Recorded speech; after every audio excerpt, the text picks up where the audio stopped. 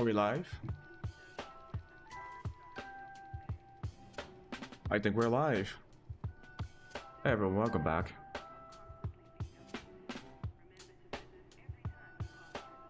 Gonna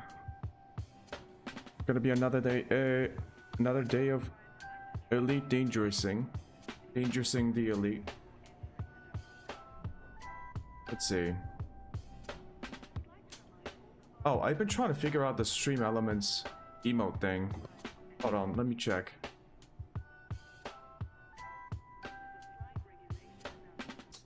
So hopefully this will show up. Nope. Nope. Oh, what is this? Why do I have two chats? Okay. Got rid of that. Emotes. Update. Wait, emotes BTTV. Emotes.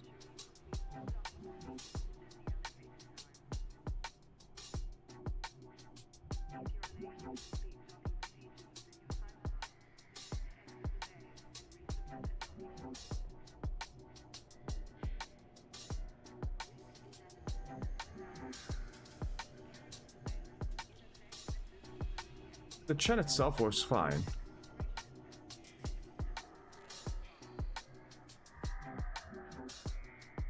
It's just I want to see the emotes. God damn it. Look at this. God. YouTube chat is so difficult to work with because most of these like third-party chat tools or streaming tools are meant for Twitch, not YouTube.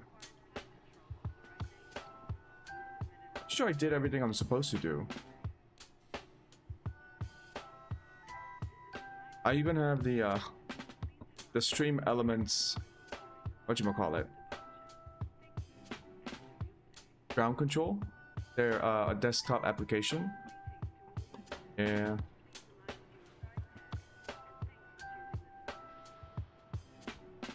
Oh. I tried. I might try a different Streambots.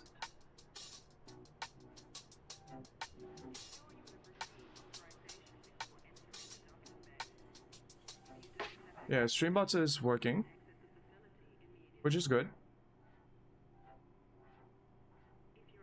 But I was supposed to do something. Oh.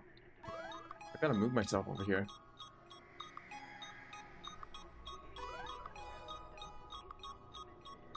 Righty-ho, so, today, prospecting. What is prospecting? Raw materials. I need more raw materials. I'm always going to need more materials in this game.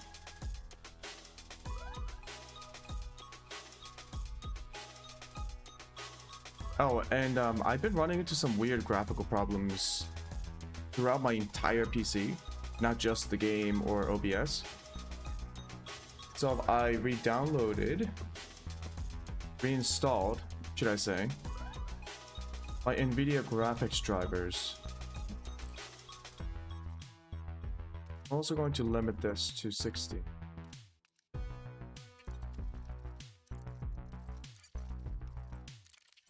There's a reason why I'm doing this. One, you don't actually get to see anything higher than 60 FPS because the stream isn't 60 FPS. Two, I'm using lossless frame gen.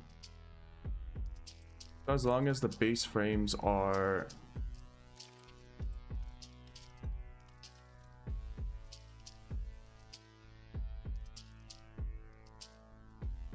working, right?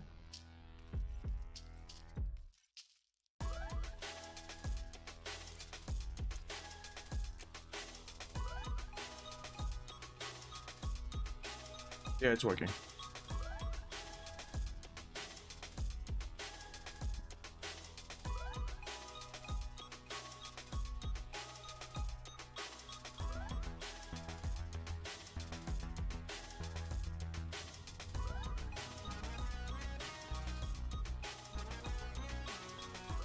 There is a benefit to using lossless frame gen like this, is because you can limit your base frames base game's frame rate, which helps reduce the resources that your GPU and your computer uses. At the same time, lossless frame gen doesn't take up too much resources, so you can have high FPS while playing the base game at like 60, which is what I'm doing right now. Which is quite useful. Anyways,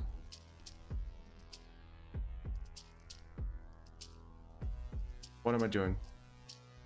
Where are we? I think we were on Aurora doing the material farming. Got lasers, multi-cannons.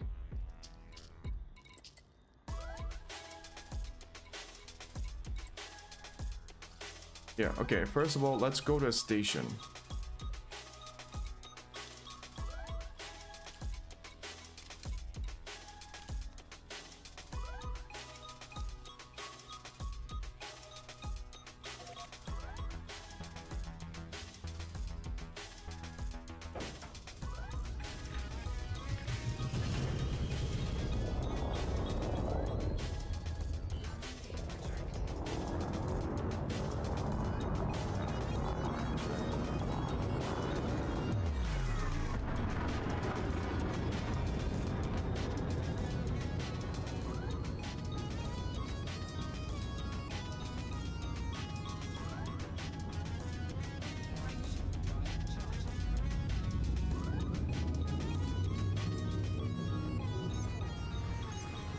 Okay, so surface prospecting. I heard the reason why I'm gonna try it is because, as you might have seen in my yesterday or my previous stream, I am still trying to farm the materials needed for the engineer upgrades, which is how you progress your ship. Essentially, you get much better ships. I know how to do manufacture materials. You just do high grade emissions, which is great because it's like part of the base game. It's not even like exploity, right? You just do what you're supposed to do. You search for high grade emissions on the full spectrum scanner, and then you go and then you collect stuff using your limpets or your ship, and everything's dandy. In coated materials, you could do the normal route, or you could just do the exploit. Not an exploit, really.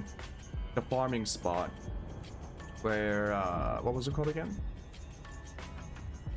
It was called something. I forgot the name already.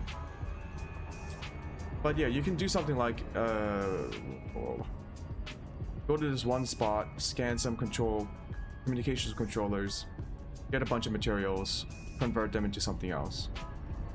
Raw materials, I think it's pretty hard. Compared to the encoded materials, the farming spots where we just were, the Anaconda crash site at Aurora, not as rewarding or not as profitable as the encoded materials or the manufactured materials. So, I want to try surface prospecting, which is part of the actual game. I just need to learn how to do it. So from what I've read about surface prospecting, you gotta find the right planet with the right resource type.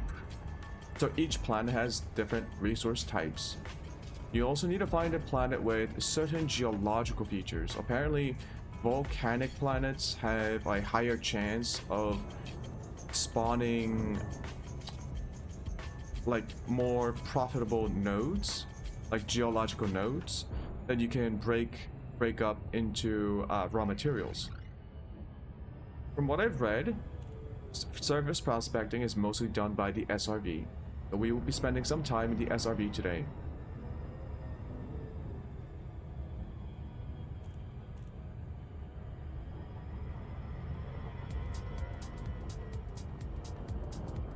Uh-oh, wasn't paying attention.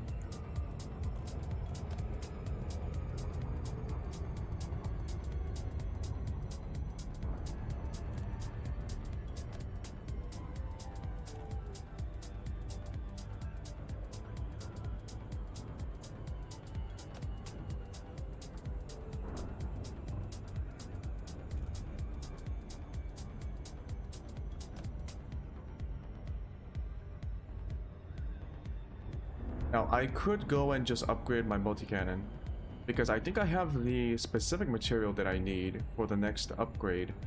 However, my raw materials in general are pretty low.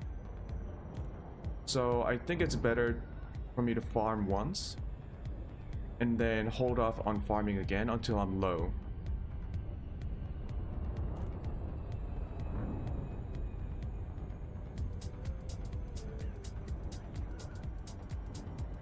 I really do want to increase my combat rating. I think I'm still mostly novice, or yeah, I think I'm novice because I haven't done much combat missions or combat in general.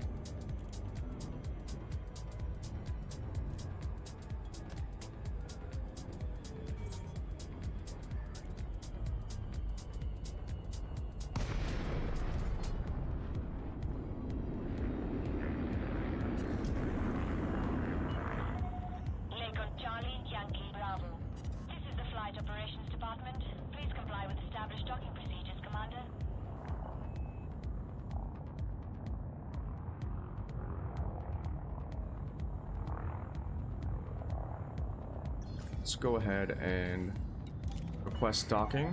Request approved. Prep for arrival on landing pad 08. Okay, stream looks fine, everything looks fine.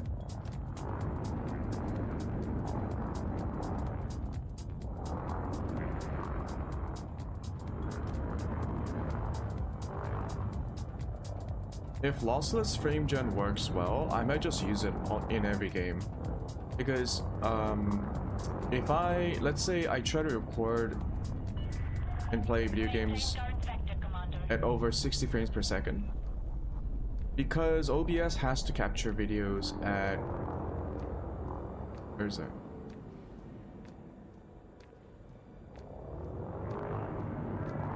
There we go.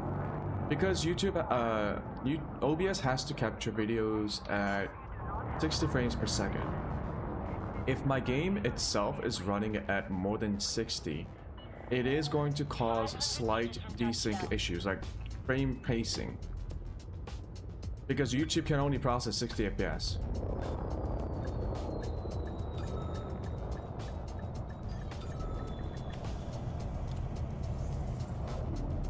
So it's actually better to limit the base game's FPS to 60 for me. But then if I do that and I didn't have frame gen, I would be playing at 60 FPS, which isn't that great. But with lossless frame gen, you guys can watch 60 FPS and the game works for 60, but I get to enjoy 140.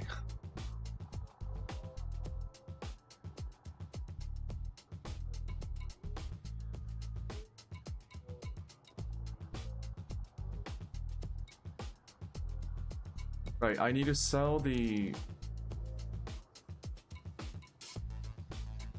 Did I have? The one thing I needed, which was to sell off my... Yeah.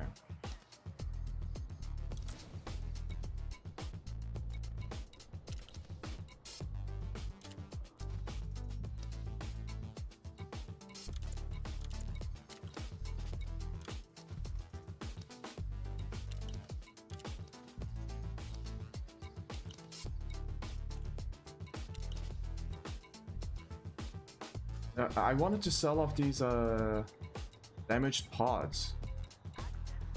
Well,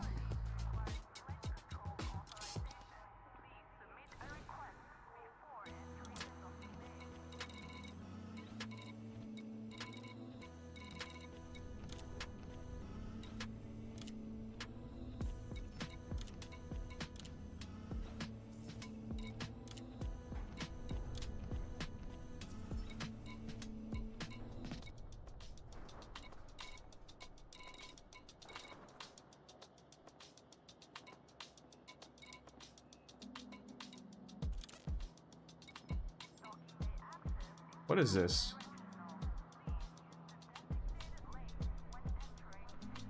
Rare goods. This drink is so high in caffeine and natural sugars that it is often classed as a narcotic.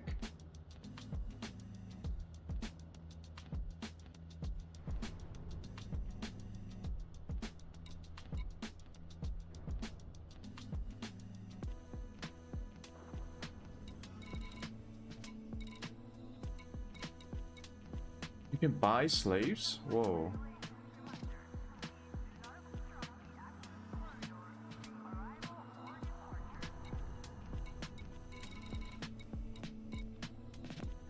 Okay, this place is sketch.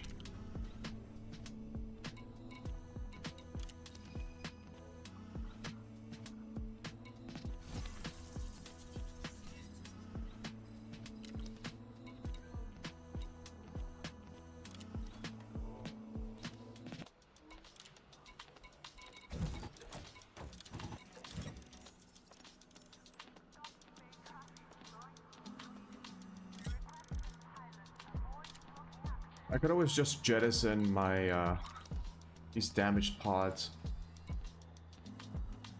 I have so many though. Okay, learning time. Open up Google.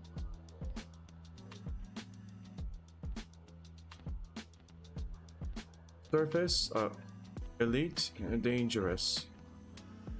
Surface, prospecting, guide.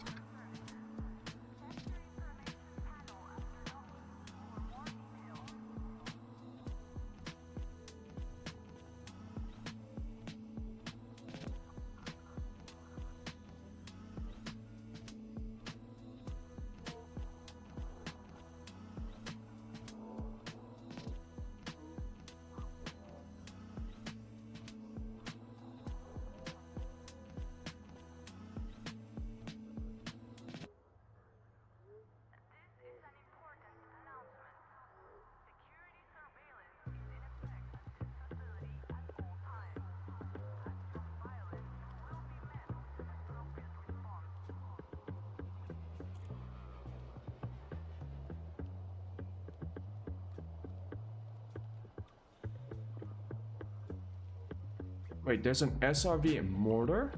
You can equip your SRV with a mortar.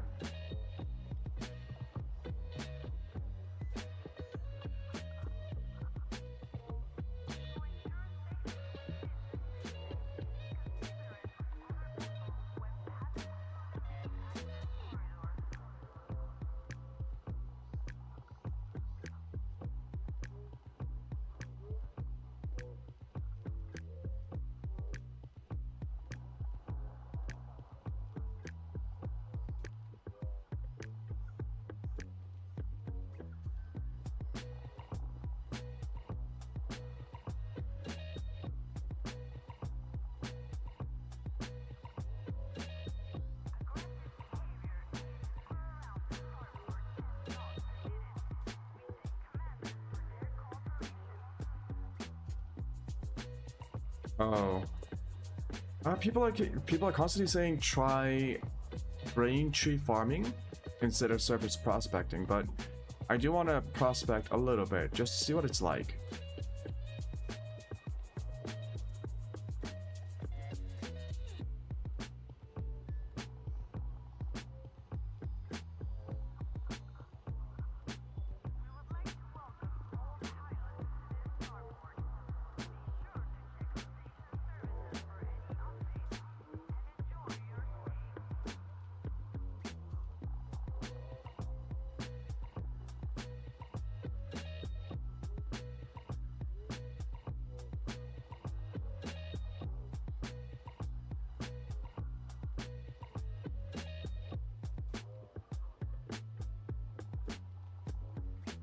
Like at least once.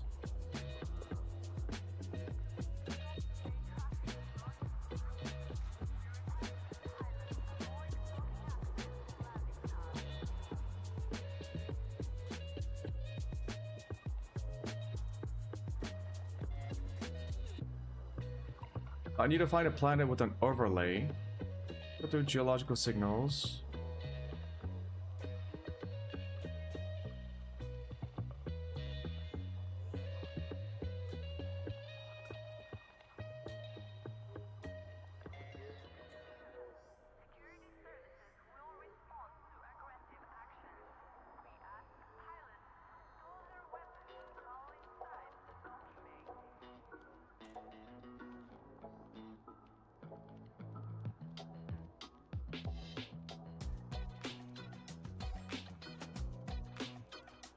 So I need to find the right planets.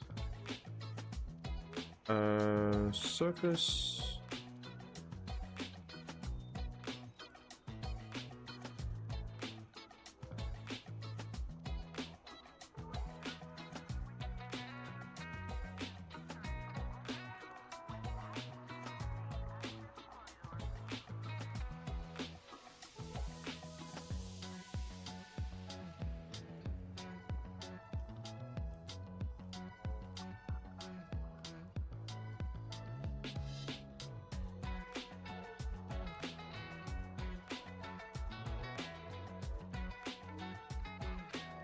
What's like a one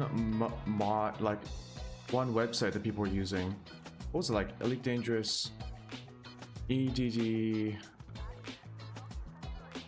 B?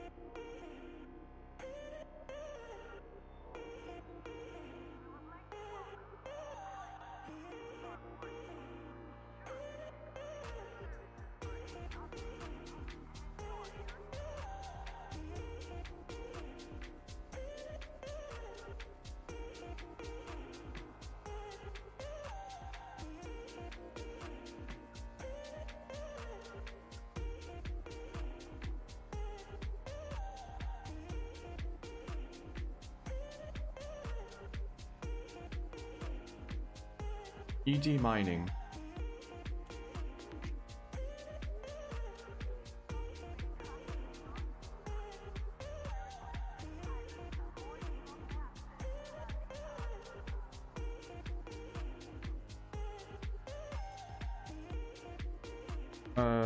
Planet, resource, finder.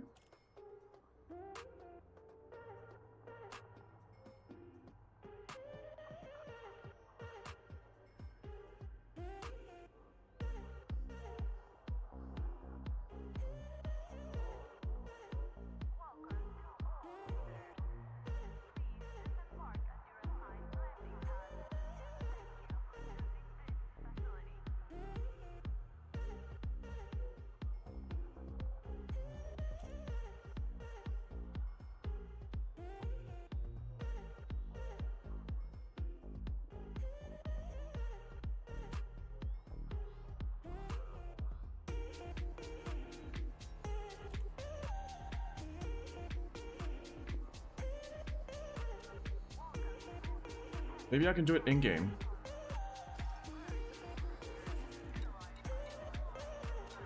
So if we go into like system map here, and I go look at Aurora 2.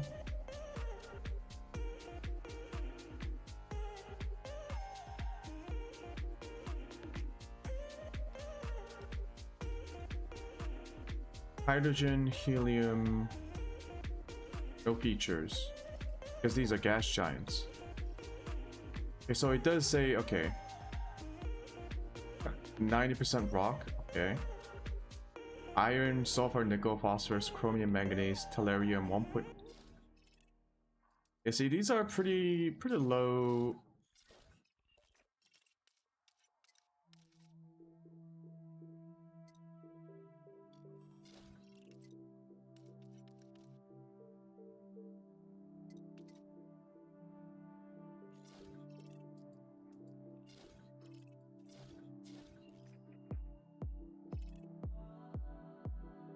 Yeah, these are pretty low. Whoop, whoop. Okay. Elite Dangerous. Surface prospecting. Surface prospecting. Whatchamacallit? Planet. Hype?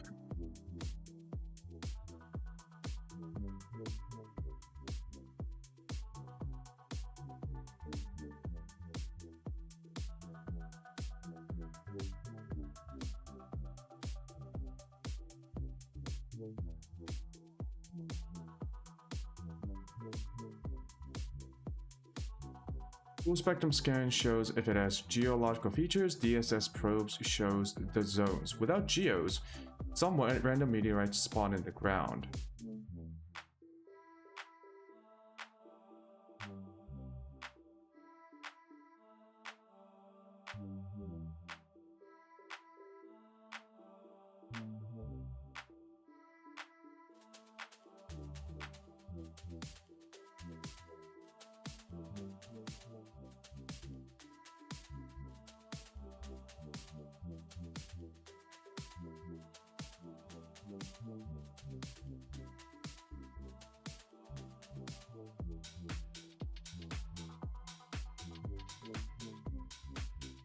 Surface mining database.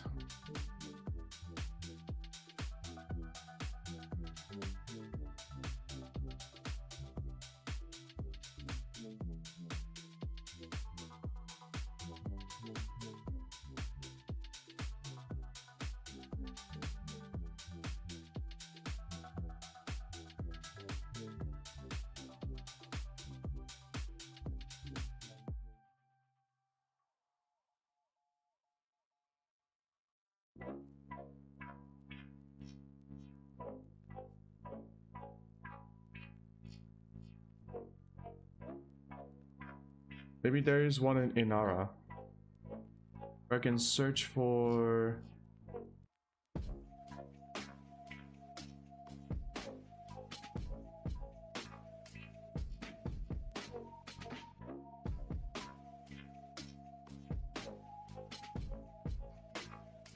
No, wait. Bodies. Oh. Reserves level. Volcanism. Materials present.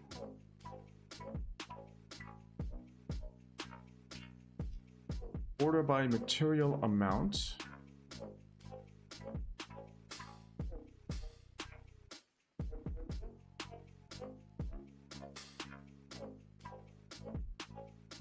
Pristine reserves level. Reserves level.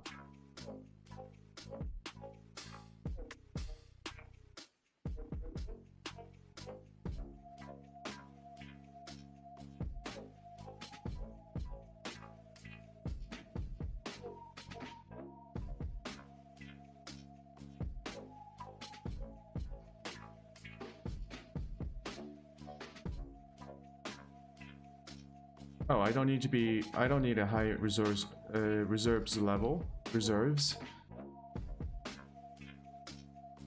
Search for like friggin'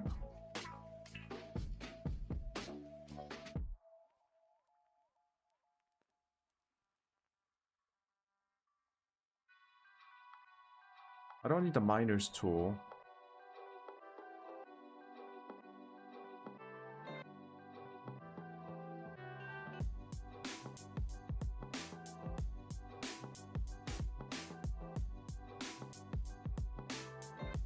Antimony, tungsten, vanadium, selenium, ruthenium. Let's go for ruthenium.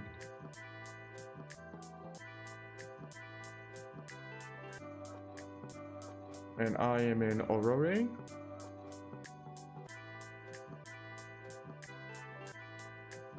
Already like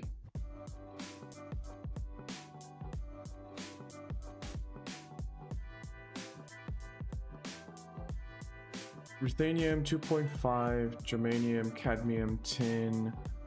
Okay, so on Inara, I did find a planet. Metal-rich body. Let's go here. Whole sector 285, sector SU.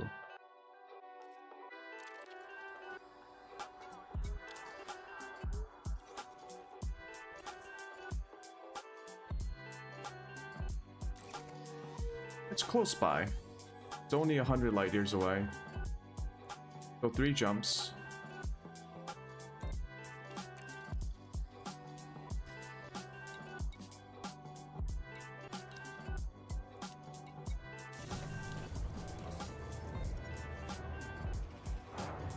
Now, from what I've read, everyone says surface prospecting like this is not worth it.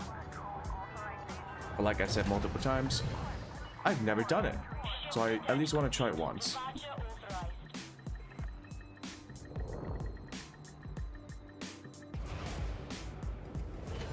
Roger authorized.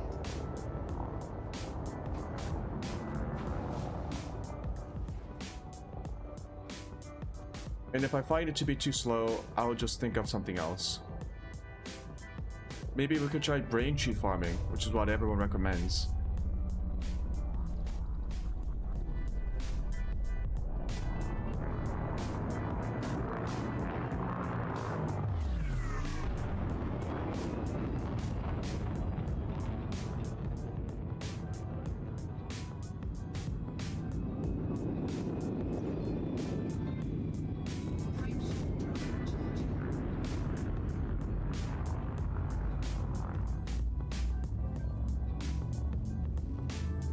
Fail to connect to comm server.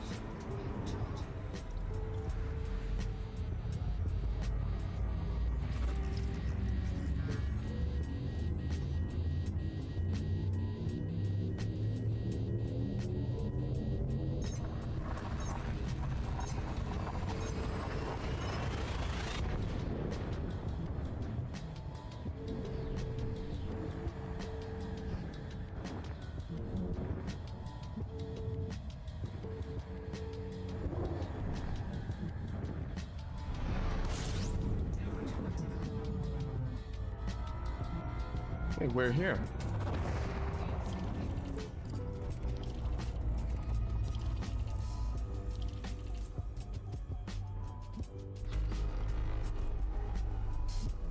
And we are headed towards planet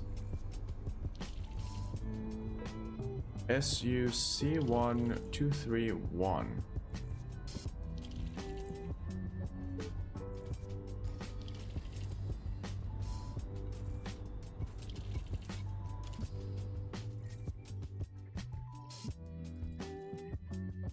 SU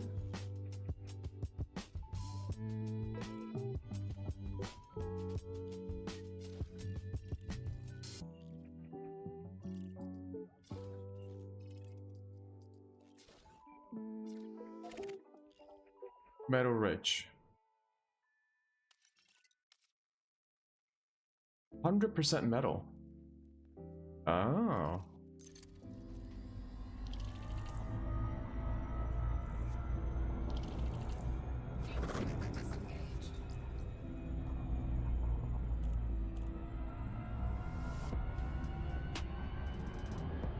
Now we do need to do a surface scan.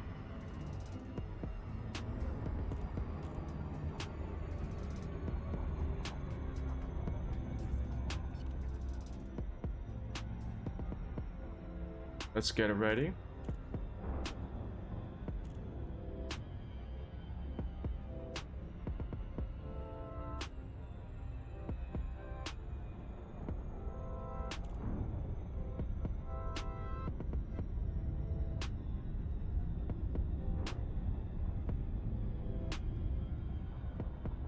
Get a little bit closer.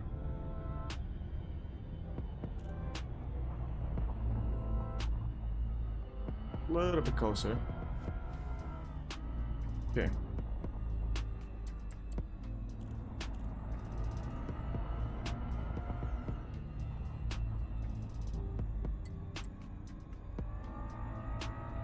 Oh.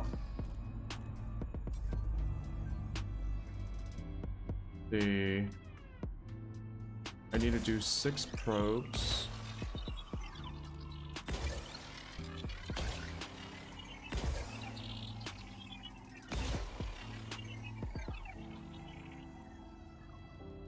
See what that does.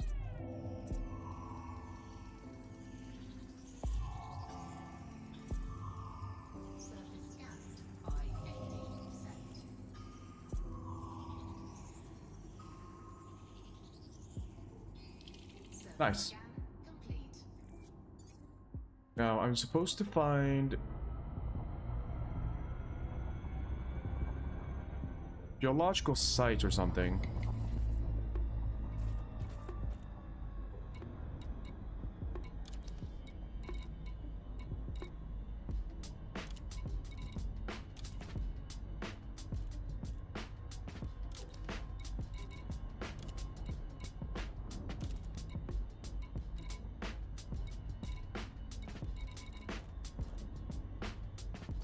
No. Let's go closer. I'm supposed to see, like, sites on the... Oh, geological.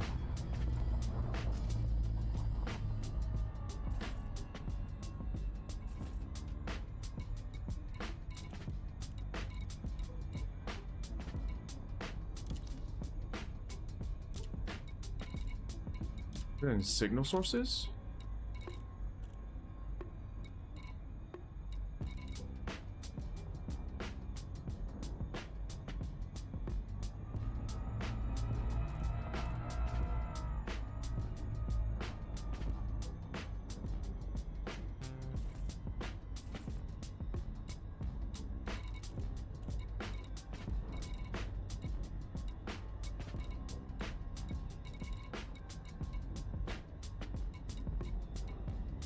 Geological signals.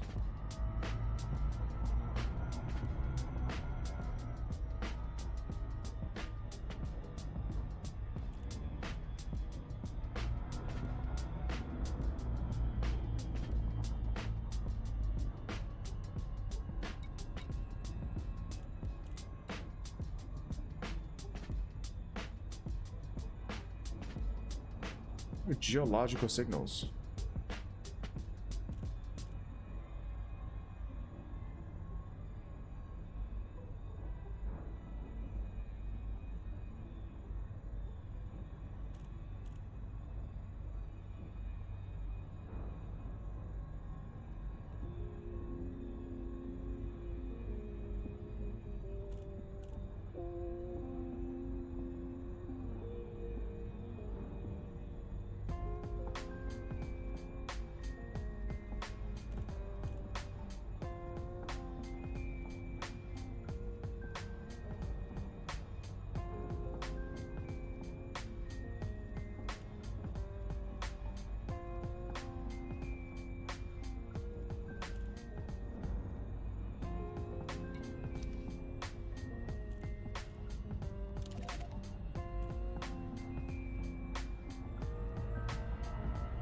Is it this one?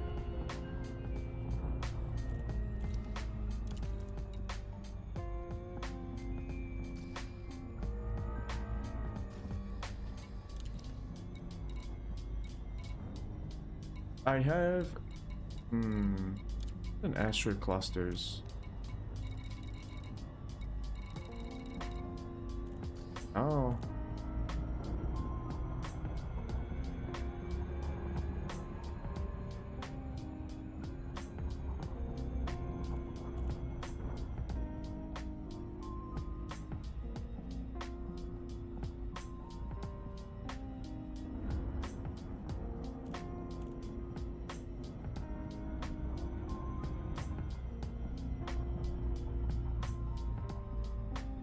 Maybe I can look for it in the map? Because I can zoom in on a planet here.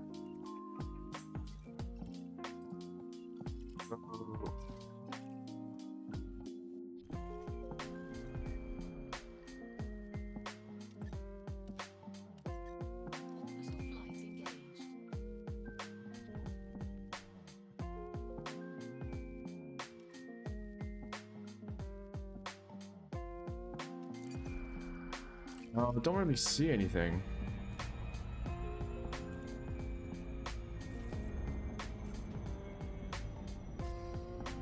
Let's see. So what are the two contacts?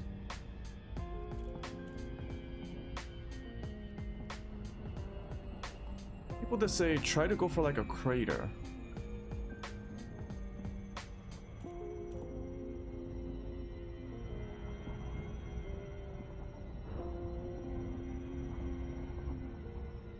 Go for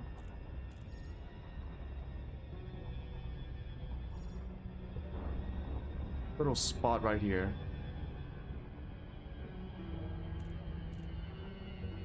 I'm assuming the blue doesn't really do much.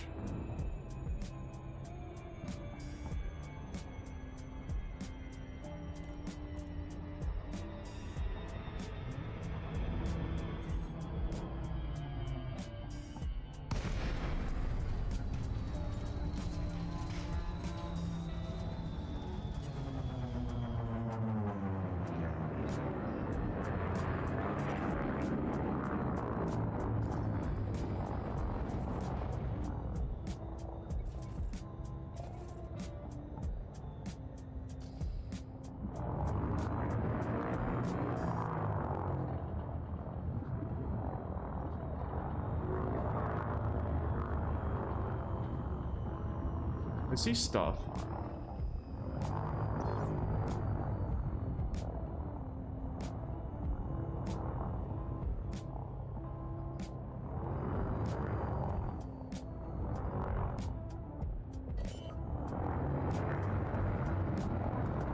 Ah, shit.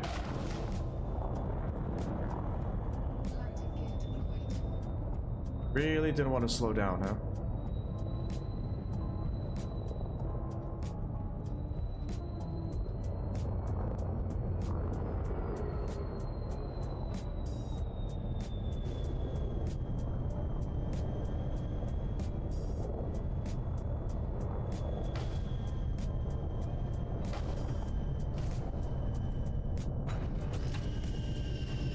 Okay, that was a rough landing, but okay.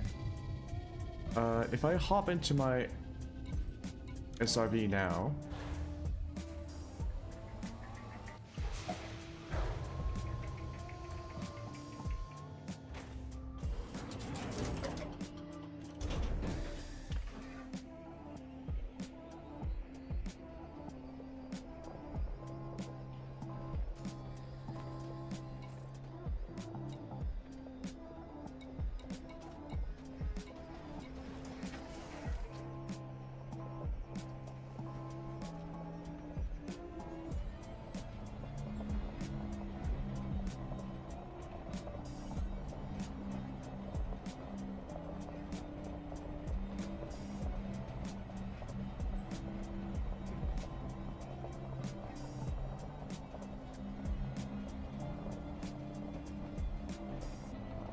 people said I should see some scans pop up.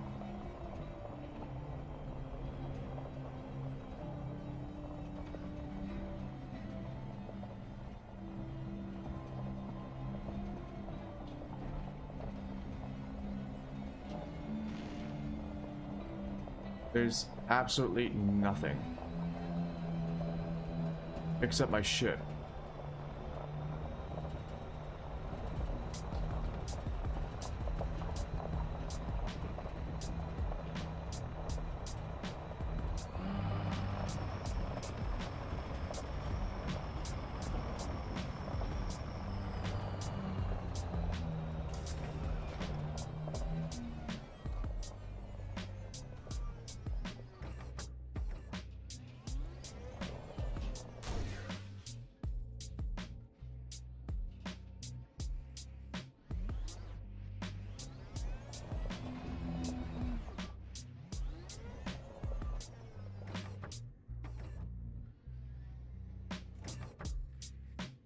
This isn't it.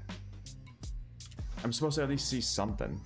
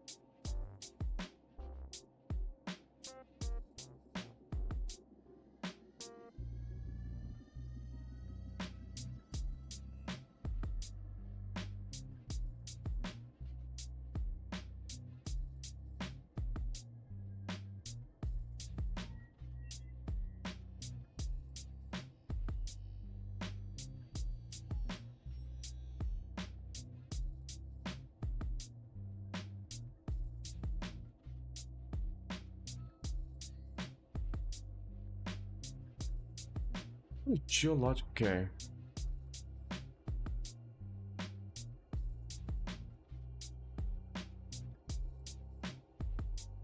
Look in the blue areas of the planet.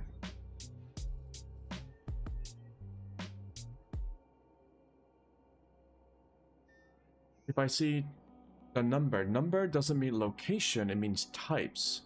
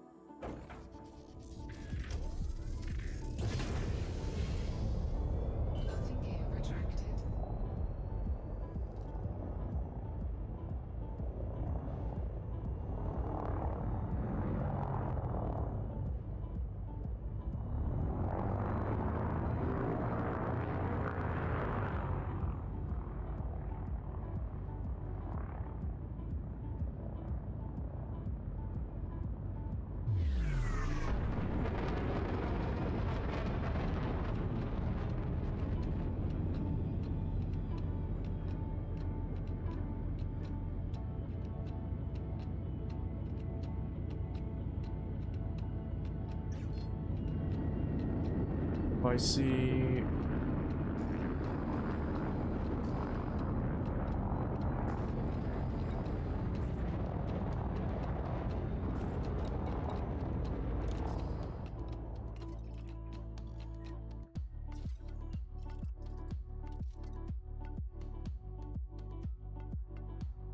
Only says 2 geological features.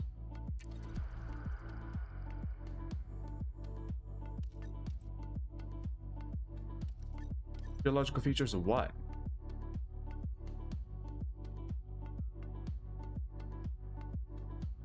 Volcanism. So do I have to look for volcanoes?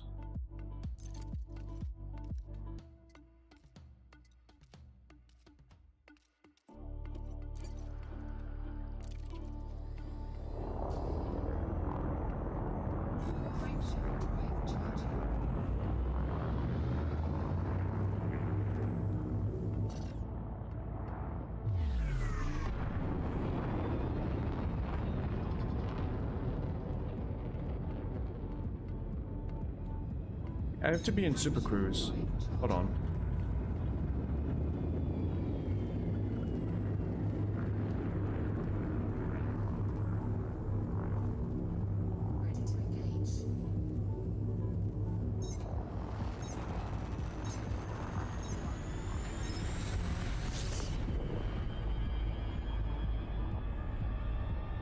So if I look around in the blue zones,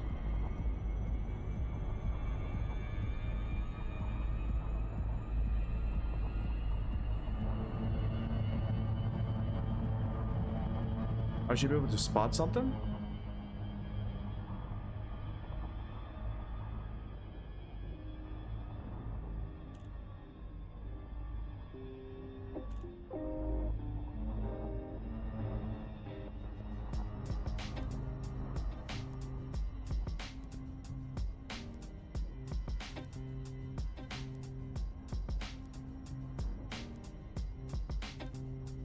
Do I just have to land in a blue zone?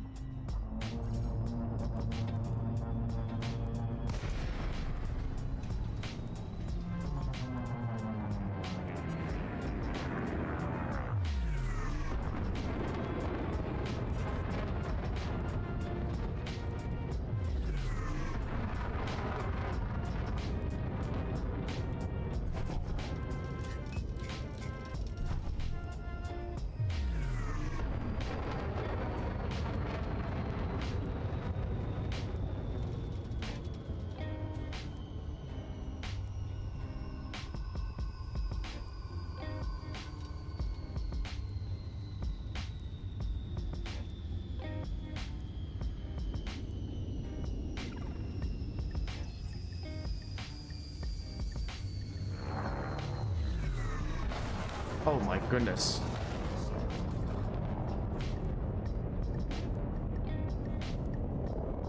It really doesn't want to slow down.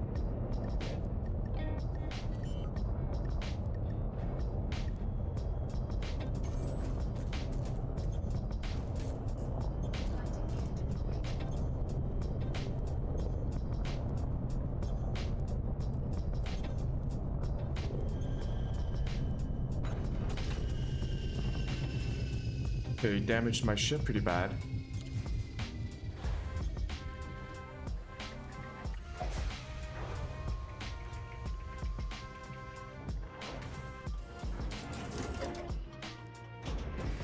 Oh, I do see it. I do see it.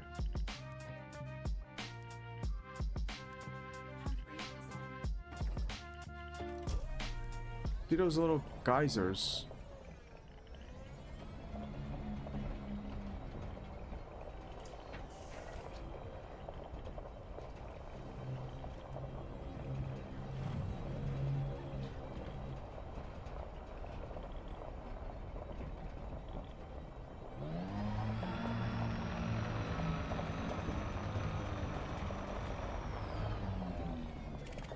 Oh.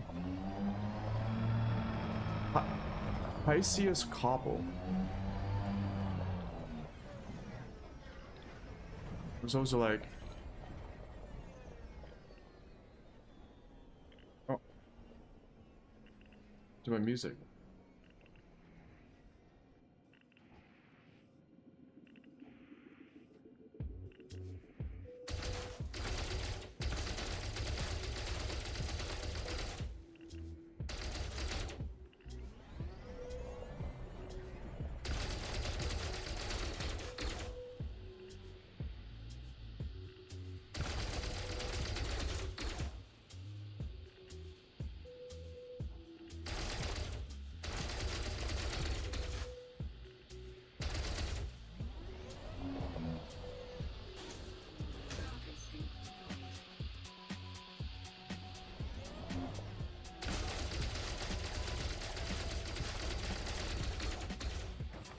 My...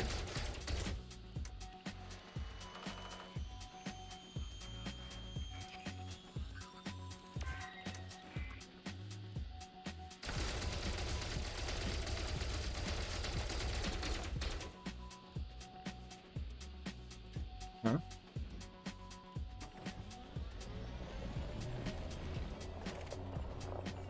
Crystalline fragments. Oh. Well, what am I supposed to do with the cobble then? Arsenic. Oh, that's what I was looking for.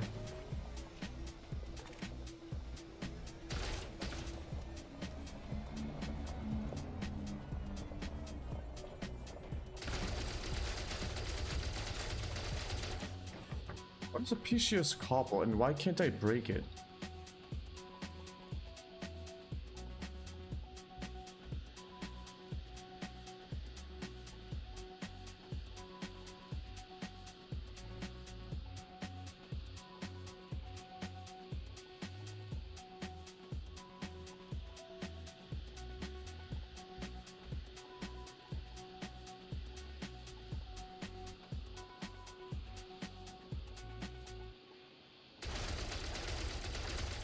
Because I'm supposed to be able to destroy it, but...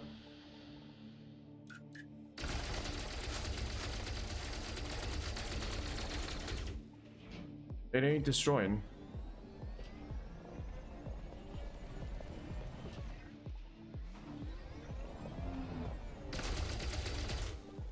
Oh, I have to shoot. Okay, I get it.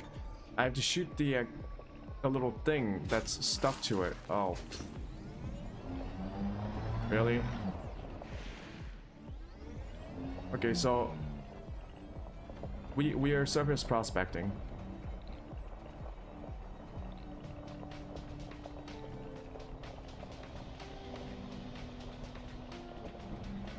Apparently there is a way to read these signals.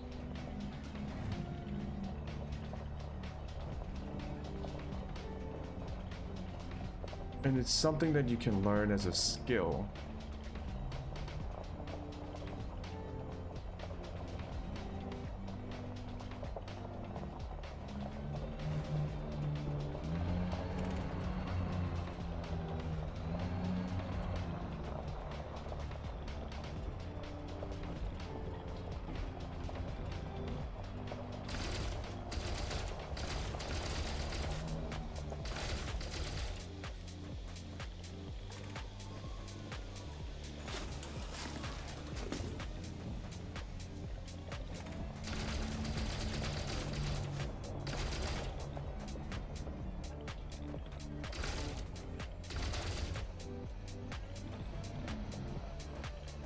It is kind of annoying that you have to go into turret mode and then shoot the thing, exit turret mode, drive over it.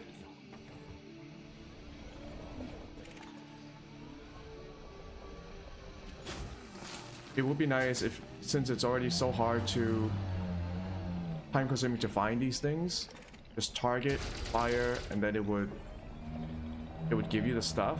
But hey,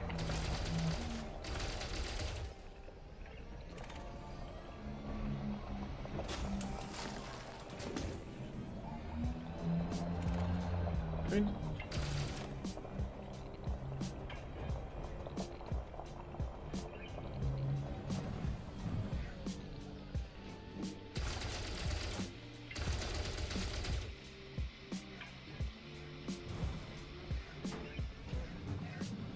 apparently, if you drive over materials that are loose, you might break it. Or it could send you into orbit because it messes up your physics.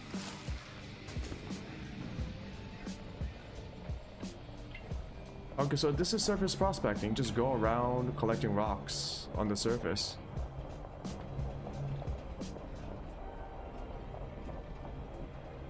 Very similar to mining.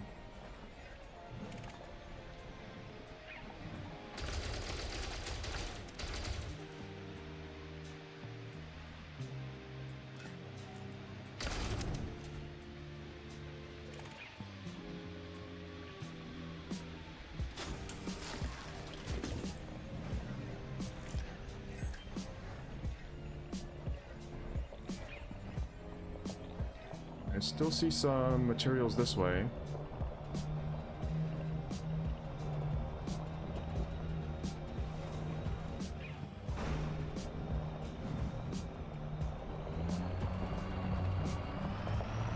I can always recall my ship, so it's not a problem.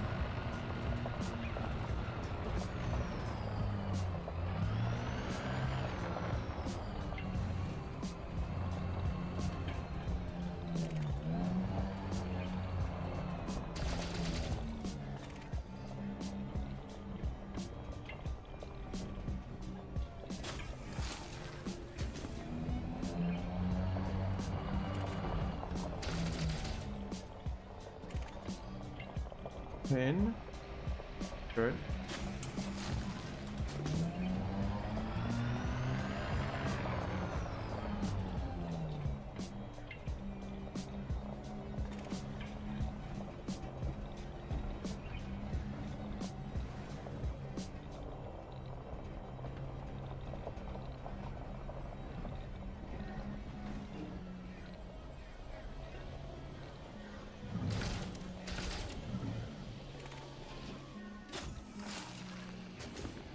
At least because this place has the geyser geological feature. It's pretty easy to spot where the nodes are spawning.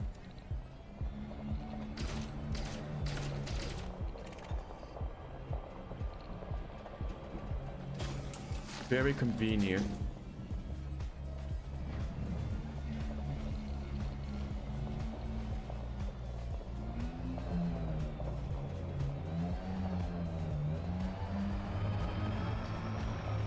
And also the terrain is quite flat.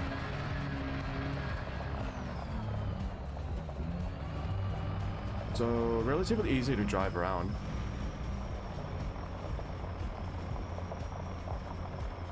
The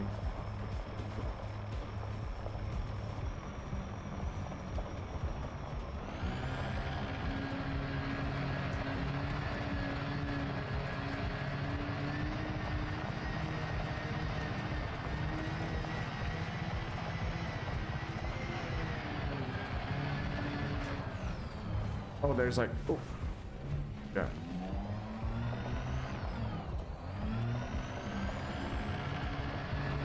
Gonna have to mosey on over to the next hotspot.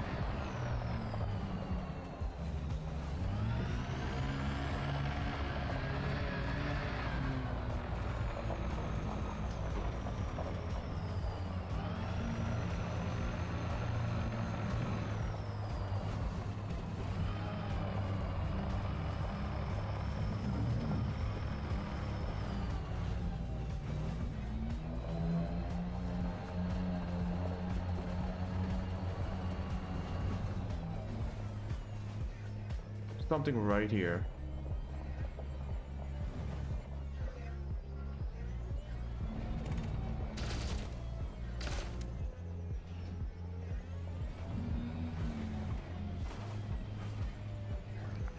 Where is it?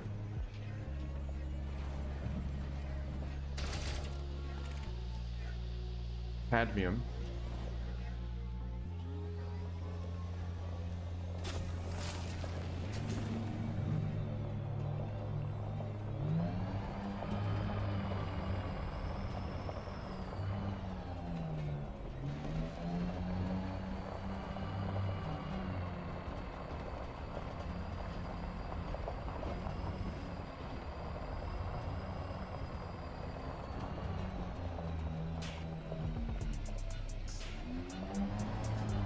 Okay, there's some stuff over here.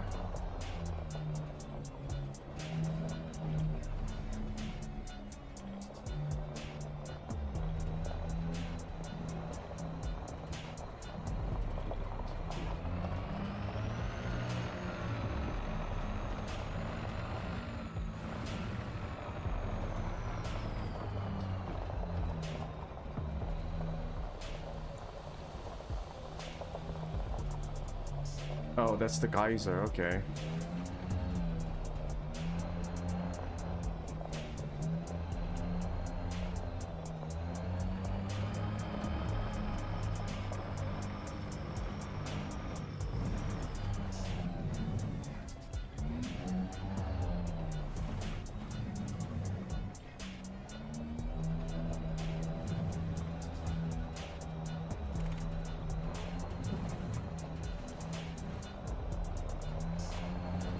Apparently you can actually tell what kind of nodes it is from the scan, from the type of the scan.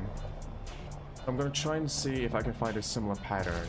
I see two strong lines, right? Let's see. And I also saw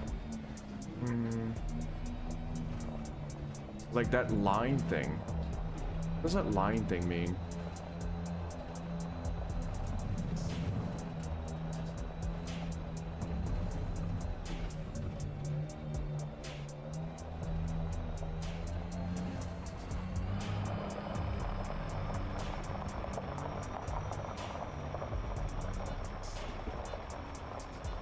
Two lines, okay. So crystalline fragments. Plus something else. Stronger lines. This way.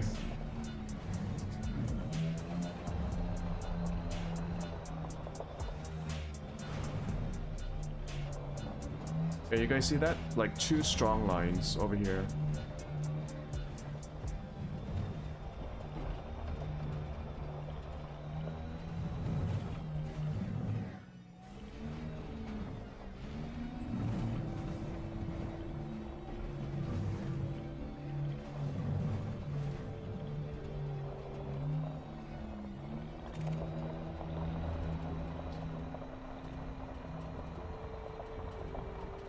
Precious cobble.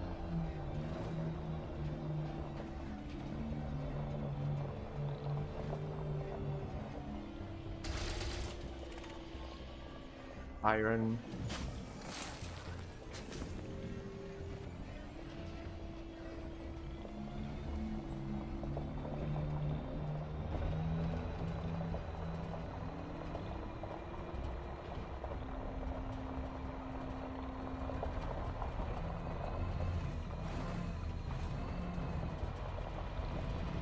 Dud.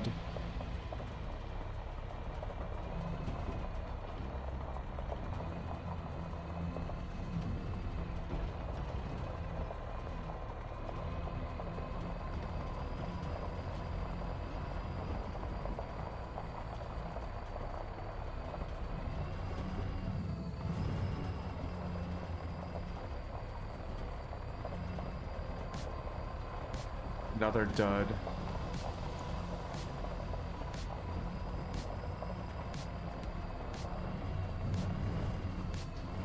Okay, I see the lines. I think the lines mean next, like, general area.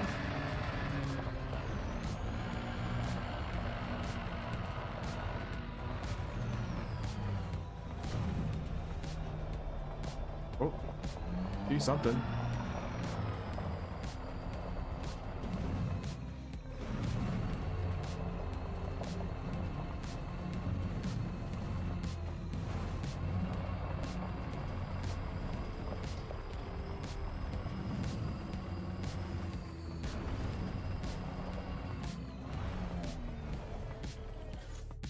I also need to change something. Controls, SRV controls, driving, roll axis, regular. It's inverted. So when I'm trying to like level out my rover when it's in the air, it's inverted. So when I tilt my joystick to the left, it tilts the SRV to the right. Crystalline cluster.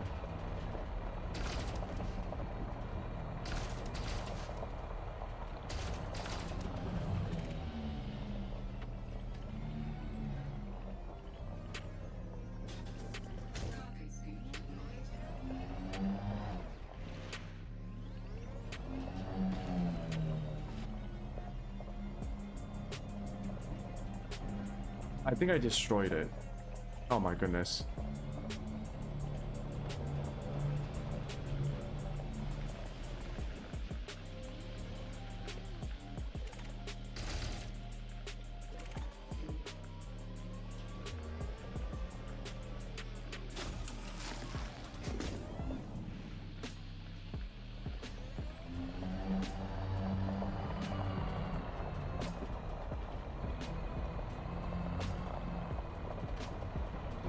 Okay, a bunch of different signals over here.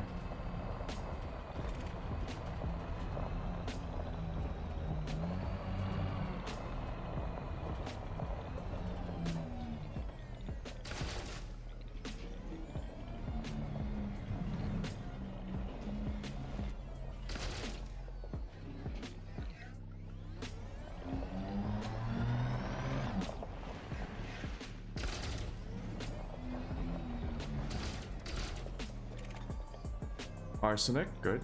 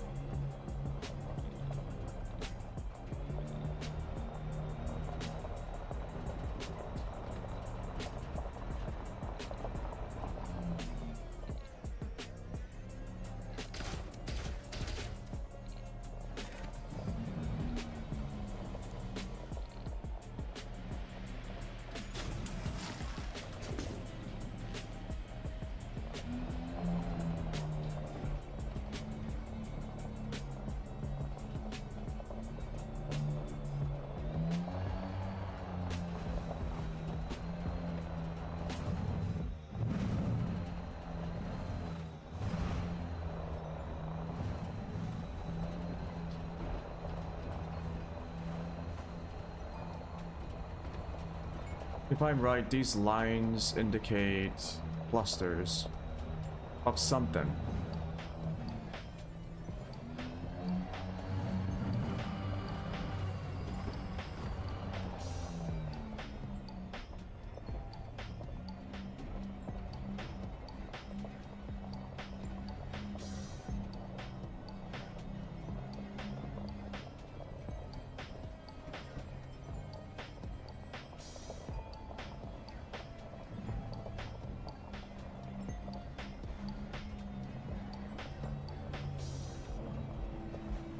Maybe they just indicate rocks.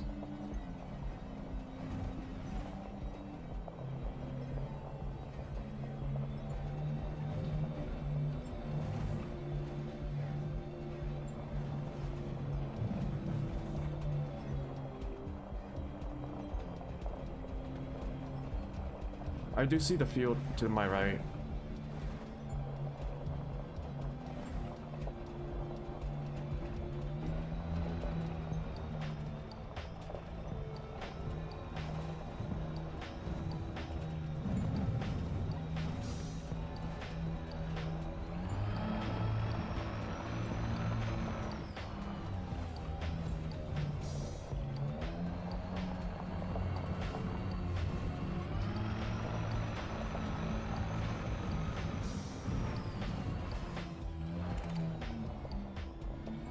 Crystalline cluster.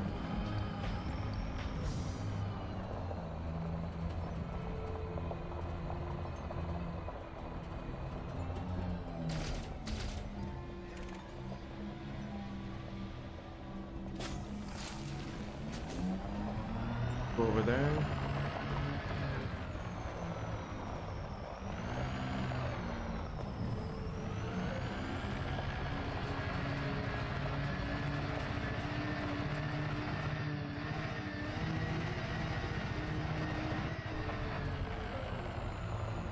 Ah.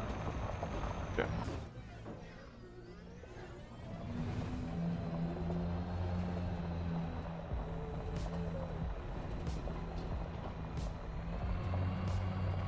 This is relaxing though. I will say that. A very relaxing activity.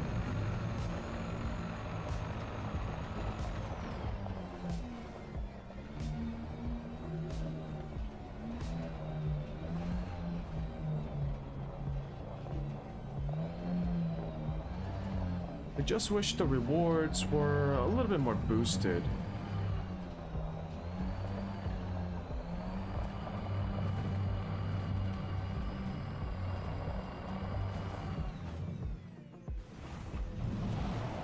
Ah.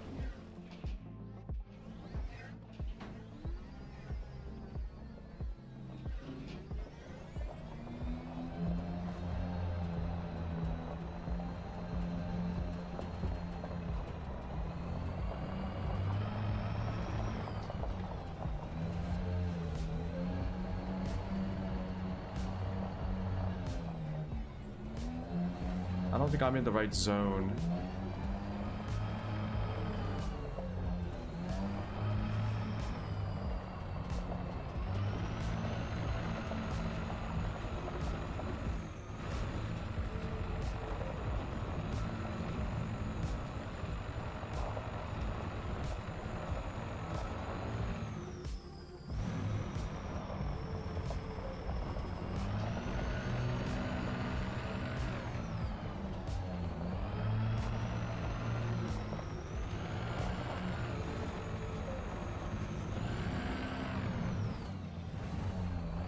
Because from what I saw, the blue zones were relatively flat. So I'm in the rocky zones.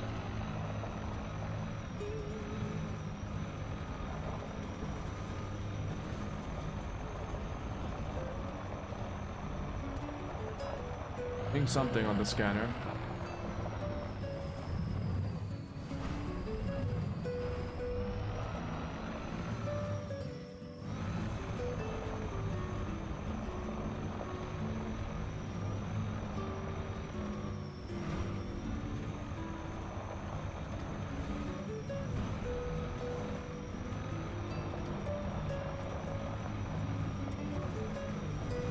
Oh shit.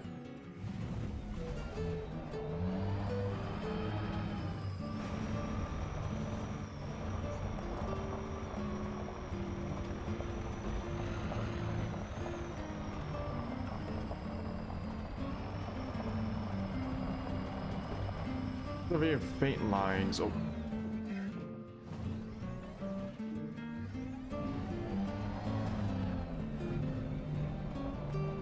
Oh, now I'm coming up to something. Okay.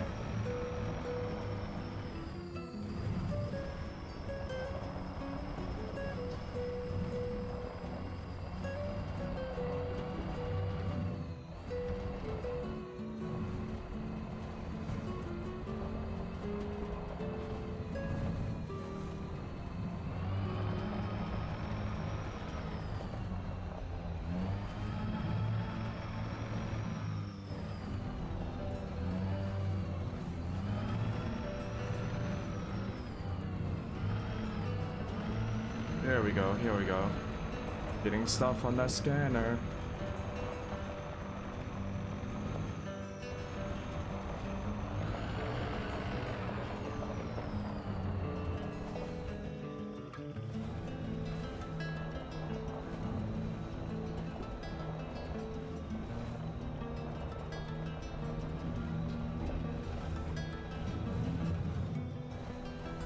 I see it. Okay, so the scanner scans pretty far away.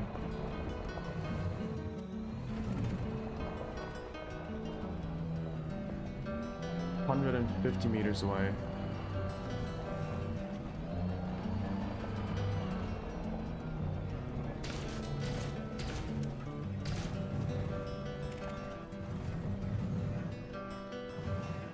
We'll destroy it.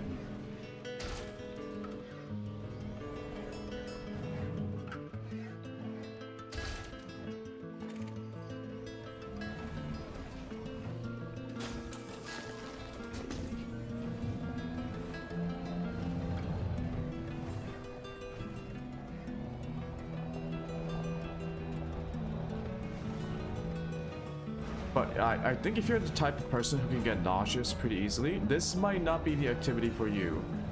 Because the camera's gonna be bouncing around pretty heavily.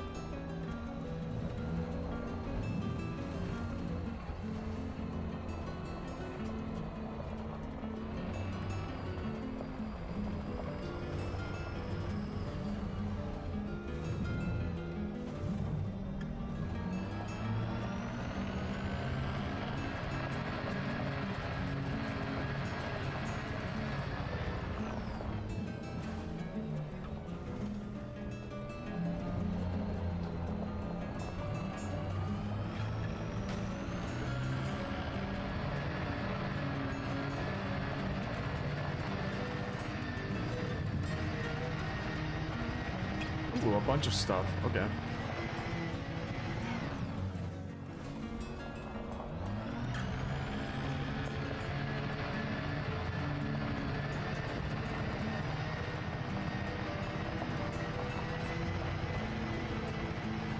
Let's start from the right side.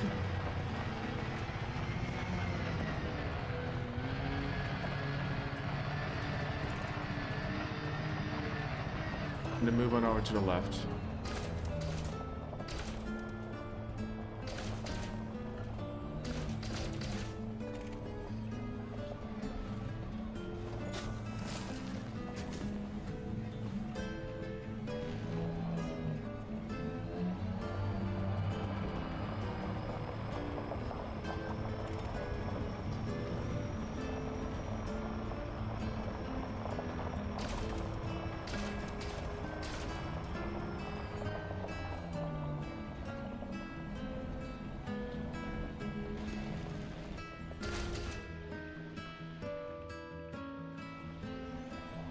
I drove over it.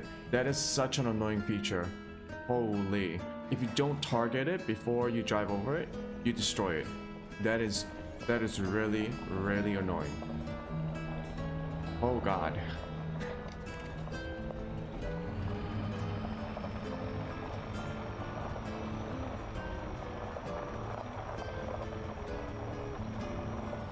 It's okay, keep your cool. It's just a video game.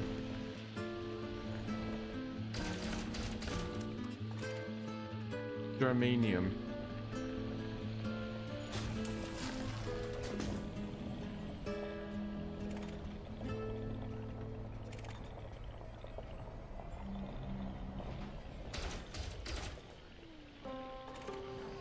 Pin.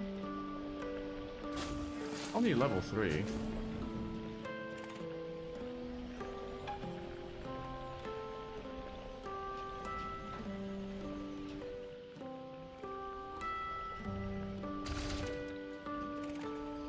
Cadmium.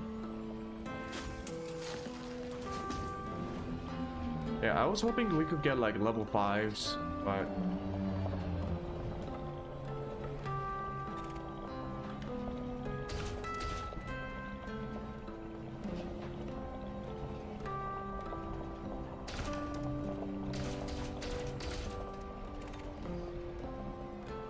arsenic level 2.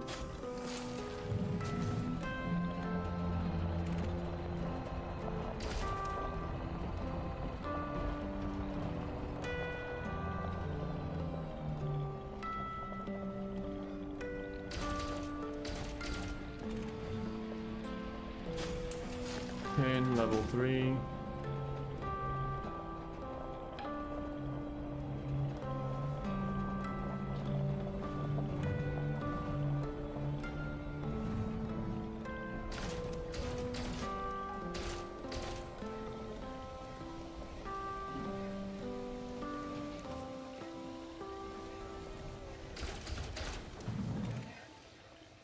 Nickel.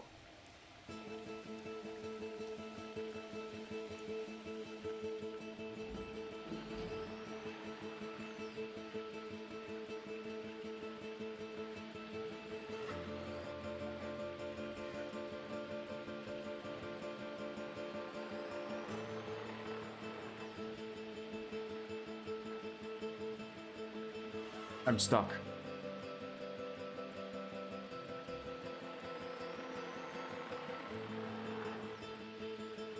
Hold on. If I remember, there's like a boost or something.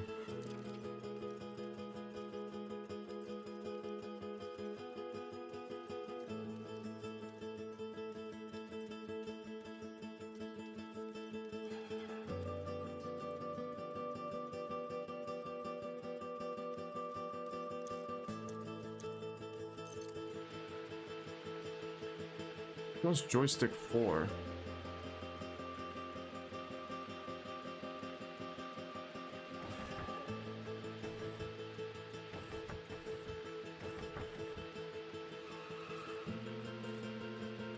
What is joystick 4?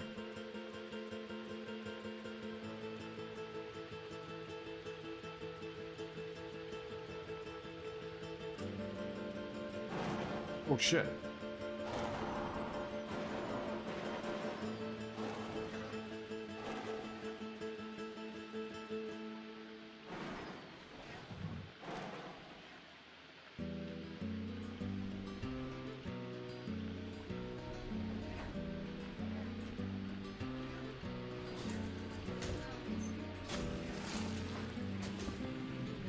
Thank God. I almost didn't realize that my cargo scoop retracted. I could have lost it.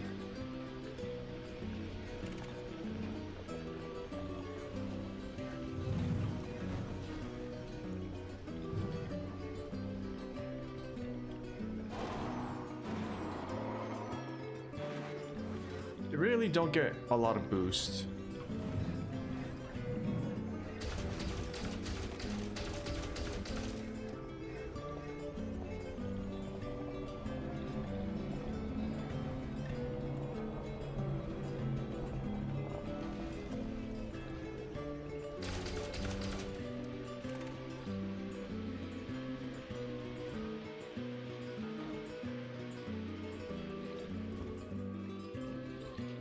Come on.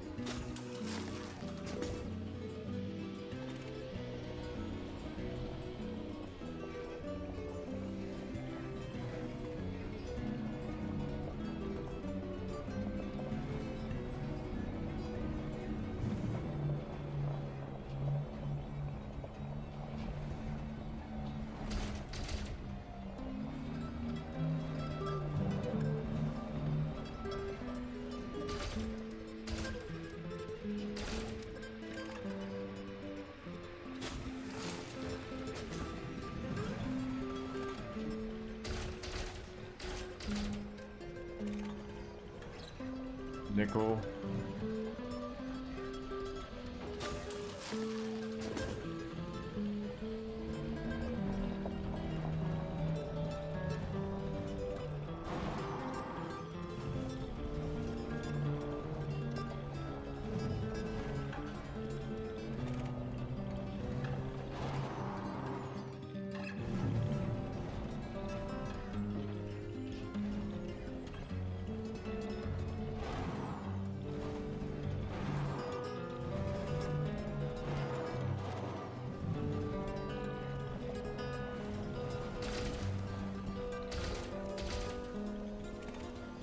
Iron. Come on, guys.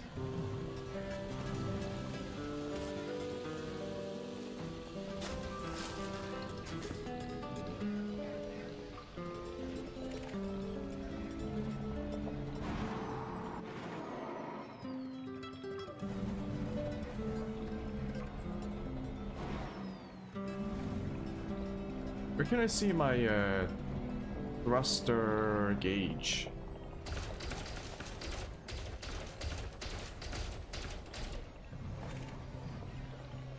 Millennium. At least it's like a tier 4, right?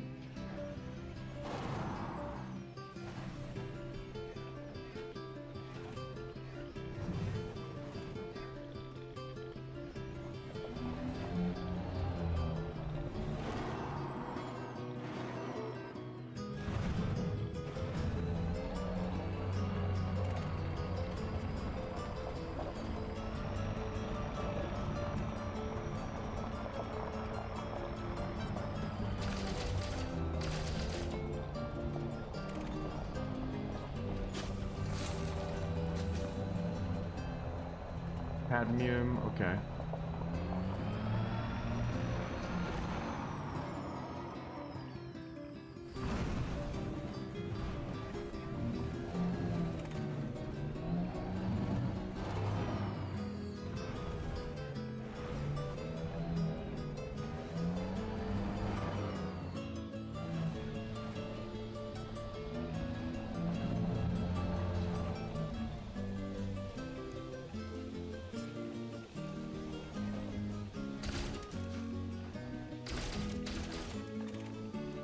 Iron, come on. Give me something good.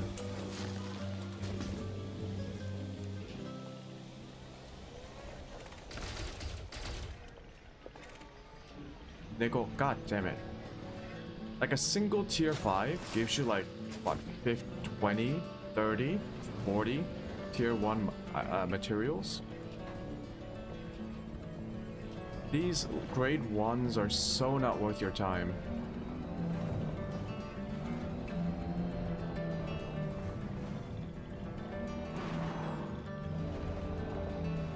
I think I depleted all the stocks here. I gotta move on to a different zone.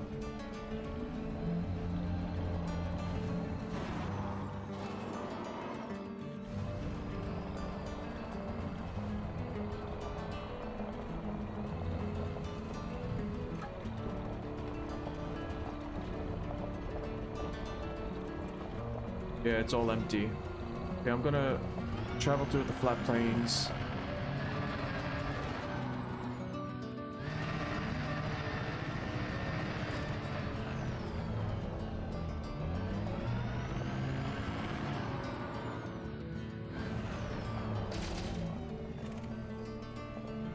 Millennium tier 4.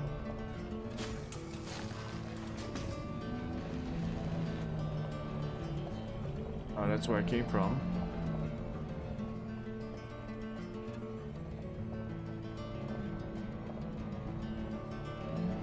there.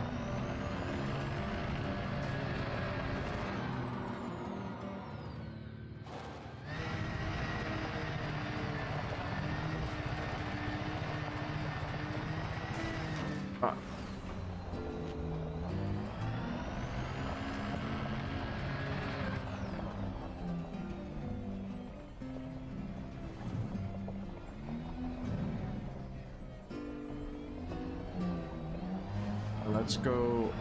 Let's go. Let's use the flat terrain. Come on.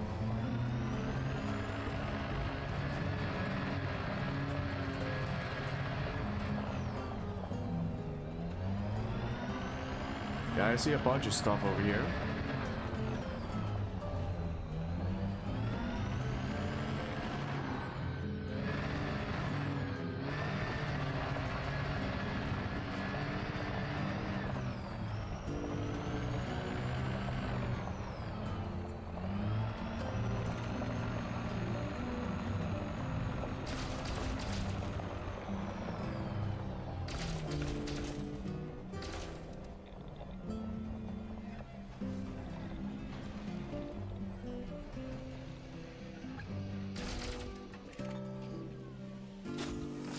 Iron.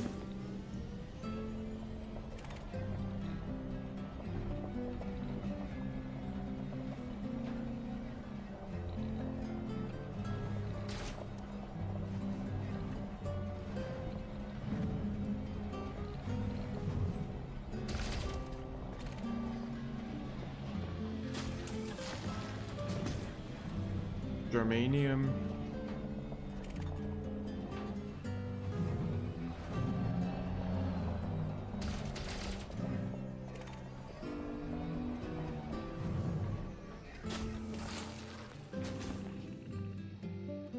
I think these geysers only give off iron.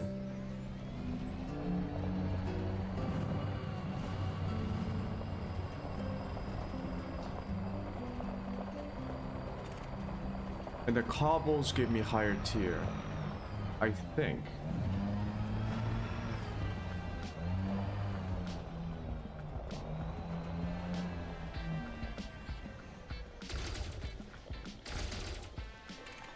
No.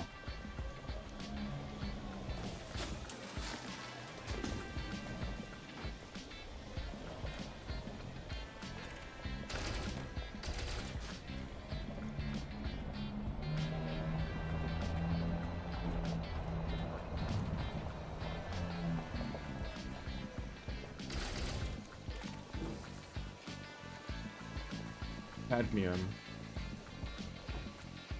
Maybe it's the crystalline structures?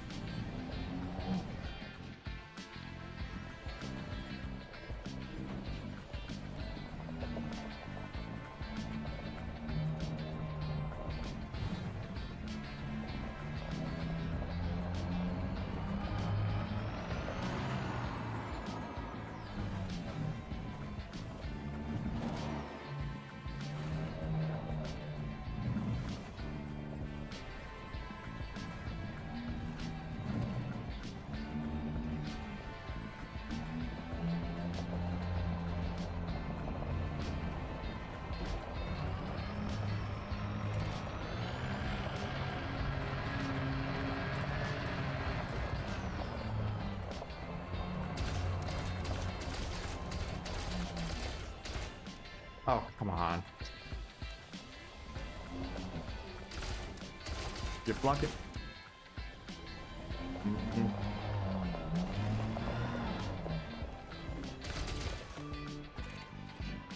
Selenium.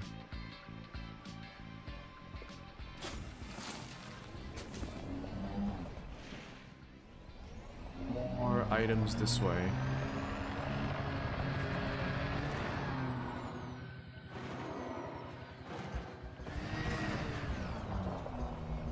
That is also inverted. The pitch.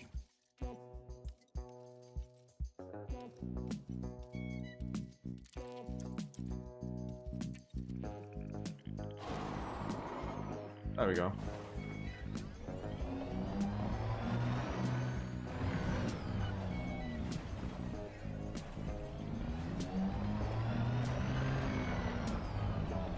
Did I just go around in a circle? No. This place is new.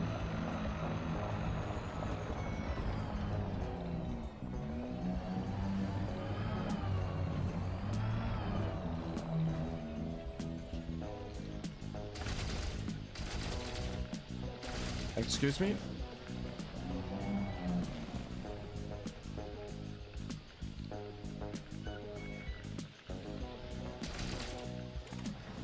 All that for iron. And I destroyed it because I didn't have my scoop automatically turned off. That's... Okay. That's an annoying feature. Like, it's already inefficient as it is, doing this. Losing it because the game decided to close your cargo scoop and you didn't notice because you didn't bother to check the bottom right. That's... I don't like that. I think the cargo scoop should be on all the time. For something like an SRV, I just don't understand why it has to automatically close.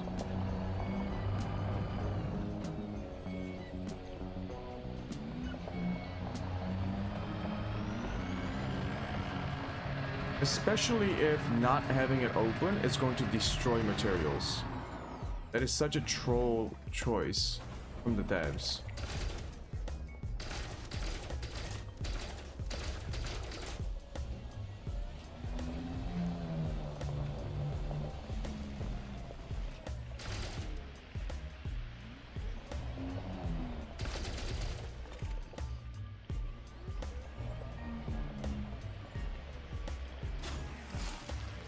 Well, the weird thing is it doesn't do that in space. When you're in space, if you run into like a cargo or a material, it doesn't destroy it, I believe.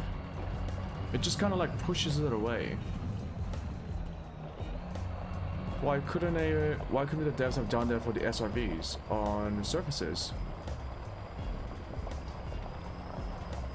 Instead of having it destroyed, just have the materials bounce away.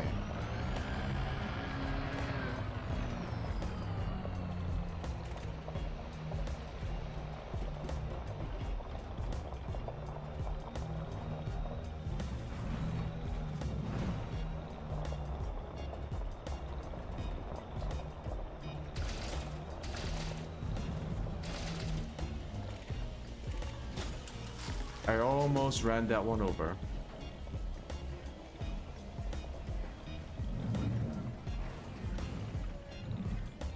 Like a bunch of stuff over here.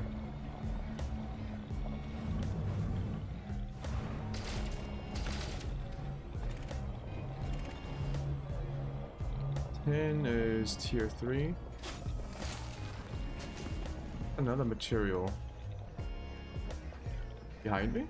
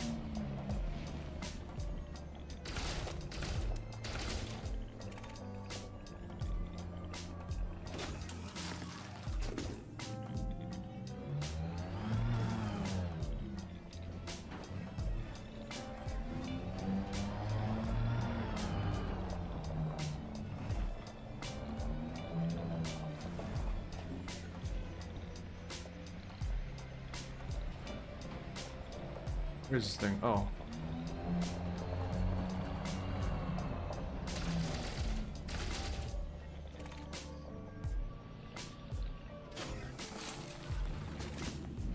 There's like a bunch of stuff here though.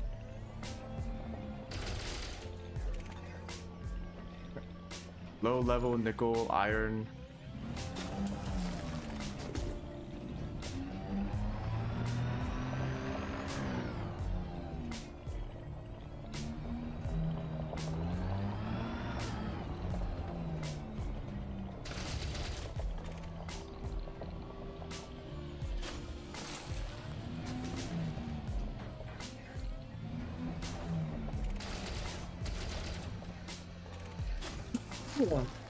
Oh, excuse me.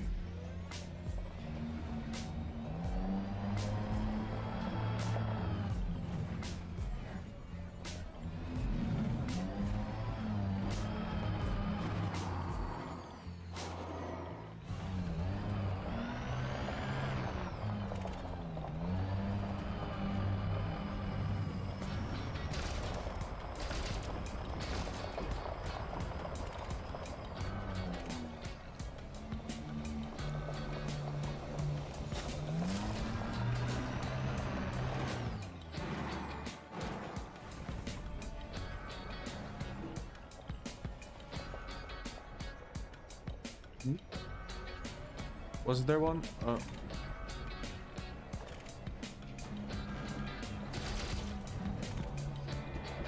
Cadmium.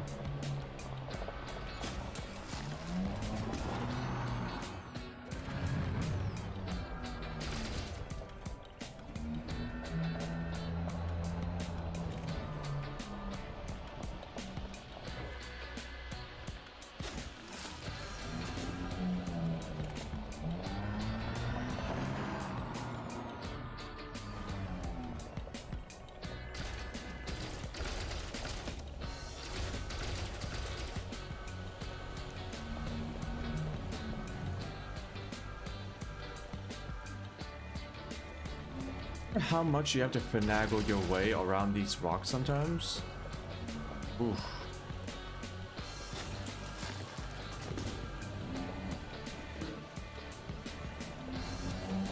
I can see why people don't recommend surface prospecting unless you enjoy like just chilling out on a planet. I guess for like RP reasons.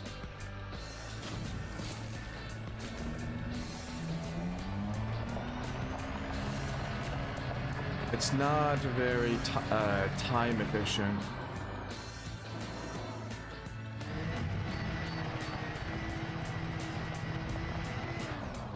And I believe this is a decent, like, it's a decent planet too. Metal rich, geological features, pretty flat terrain.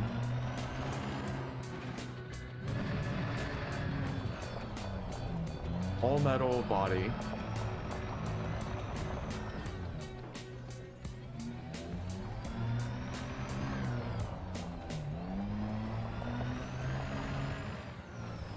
Materials.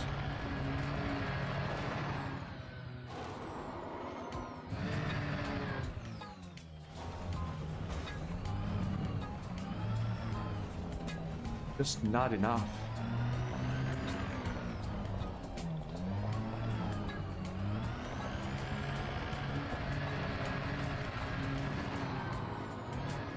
I think I've been here before. Oh my goodness.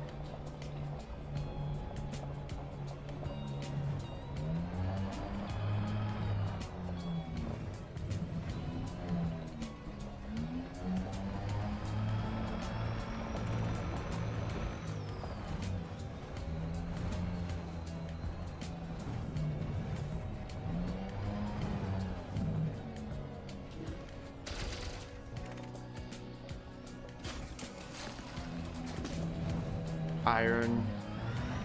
Look, I like iron mouse, but I don't like iron.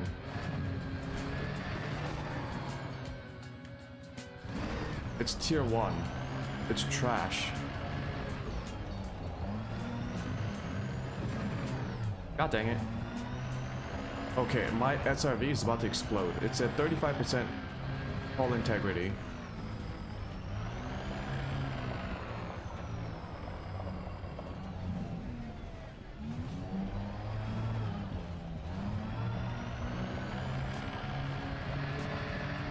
I mean, it doesn't matter if I explode. All I have to do is pay for the insurance?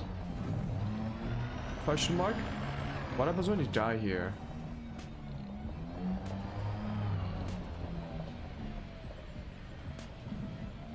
Nothing on the scanner.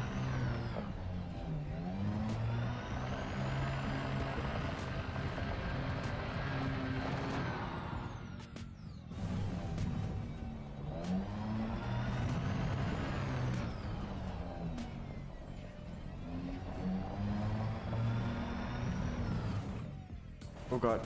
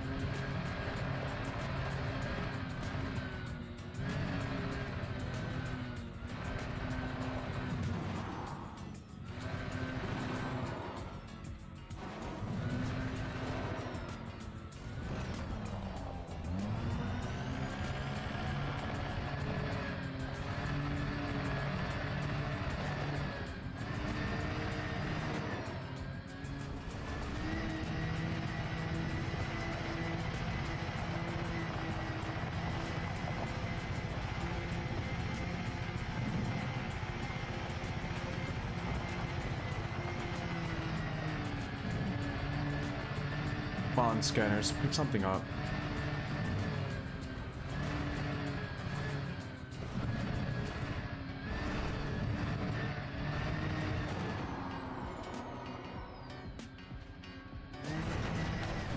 Oh shit.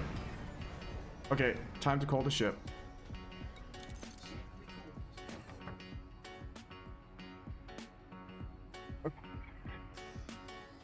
Let's look at our materials.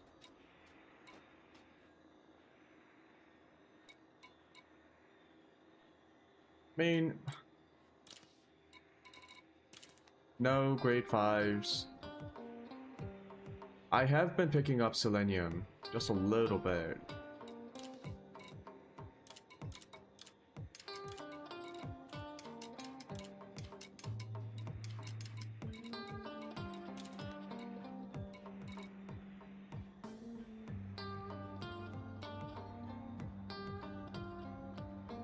I have a lot of iron.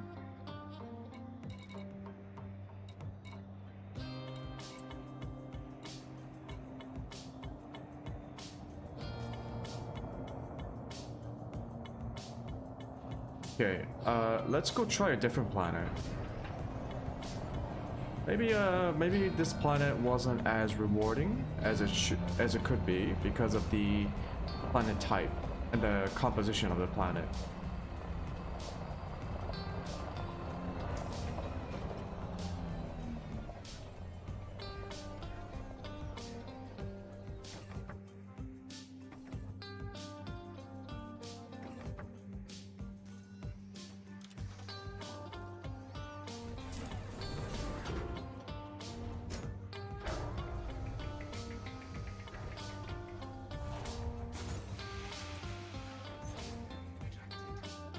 Plus, my ship itself is kind of fucked.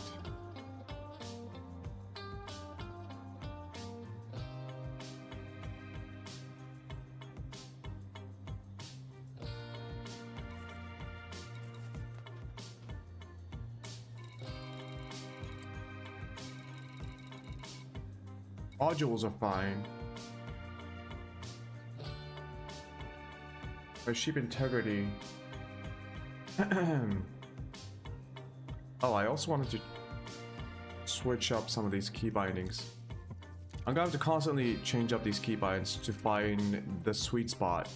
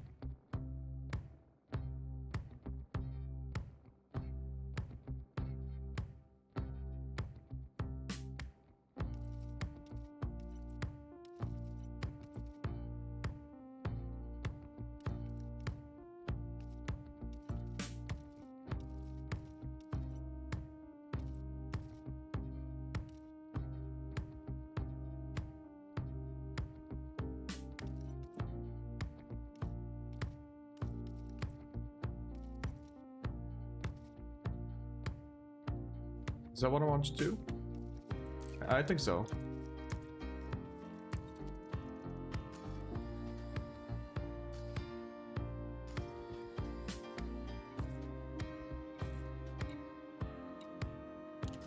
Go to the map. Bring up Google.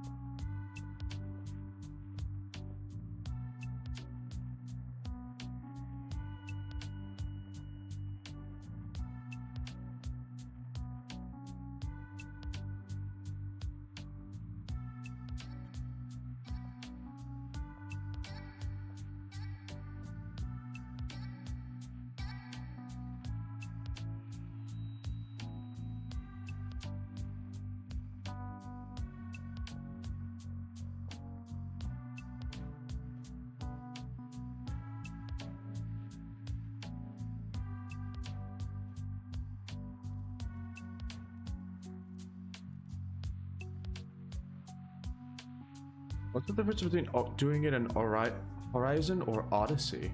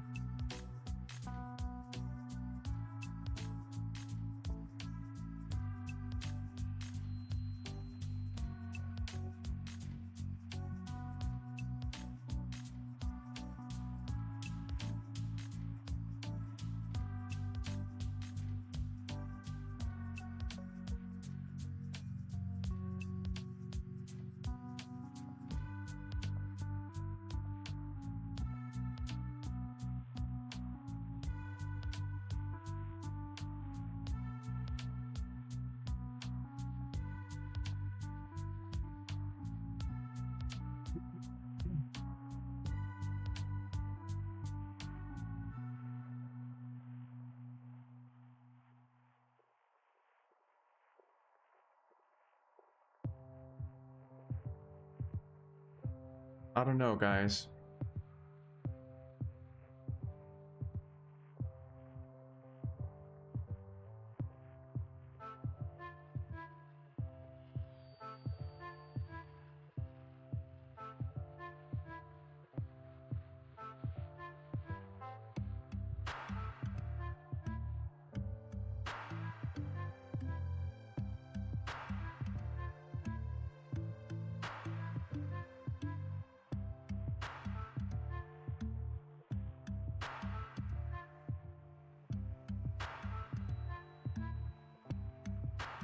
Wavescanner.net.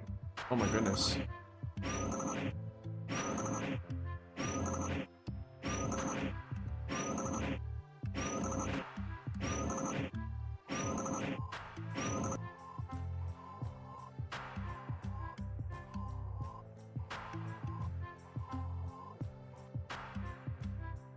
What is this? Let me show you. Window capture.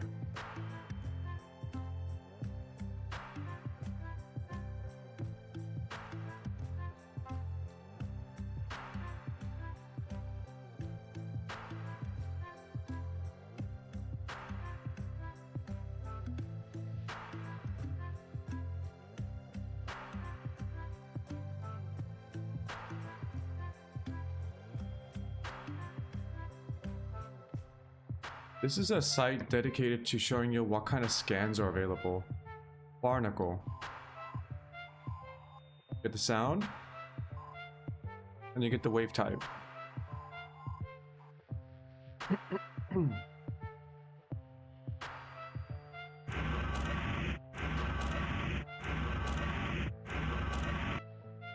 Metallic meteorite.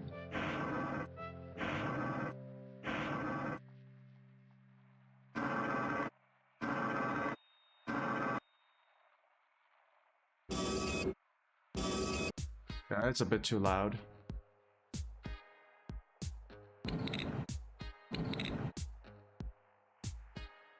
Metallic meteorite. Maybe that's the one that's like super valuable.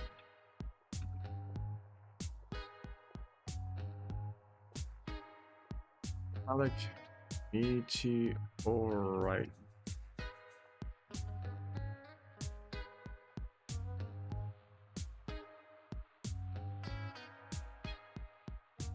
Grade 2.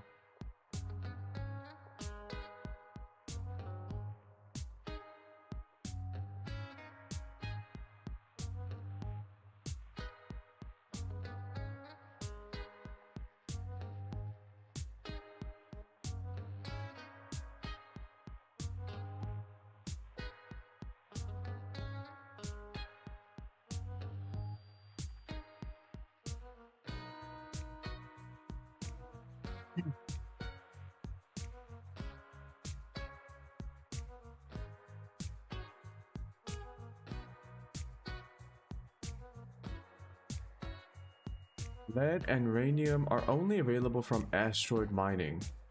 The 5 very common materials on the planet will always be carbon, iron, nickel, phosphorus, and sulfur.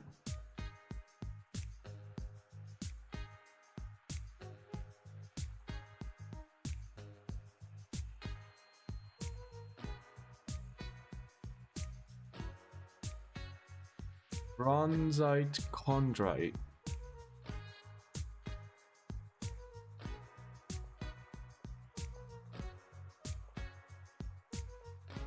Outcrop.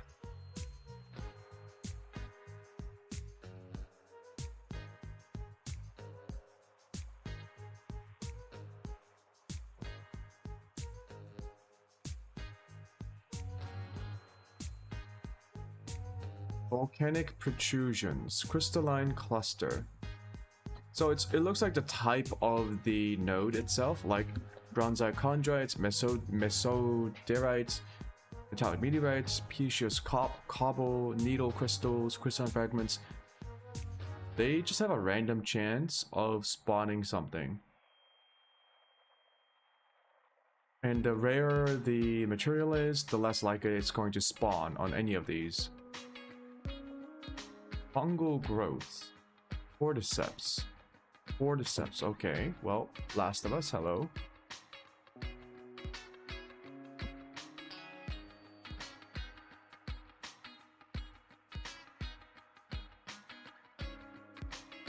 Antimony.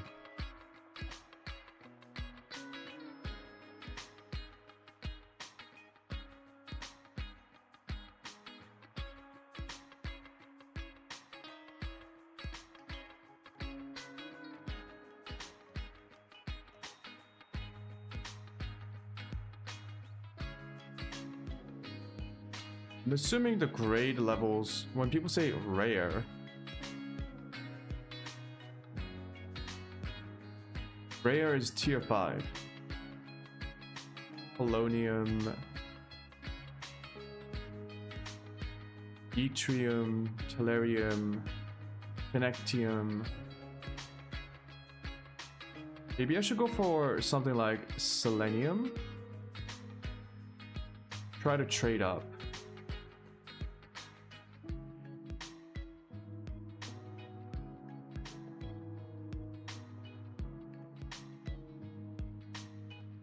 Where am I? Coal sector.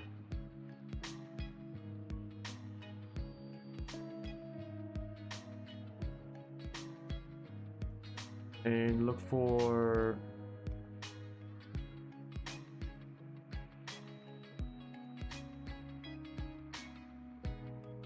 antimony. So looking for all the rares.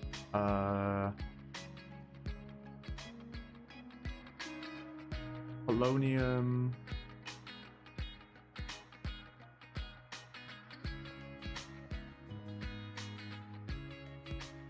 Polonium.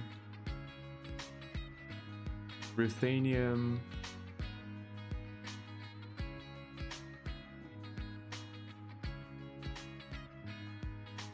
Ruthenium.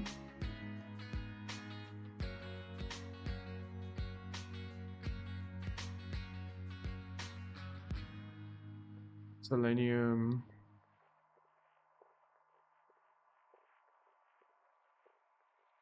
Connectium, tellurium.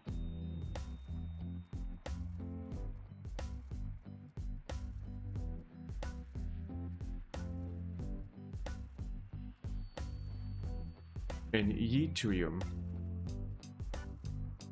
Okay, so I have on my in our website all these types of things. Gotta look for geysers or any volcanism. Find a type.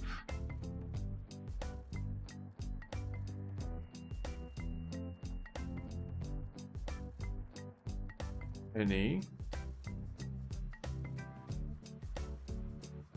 Search.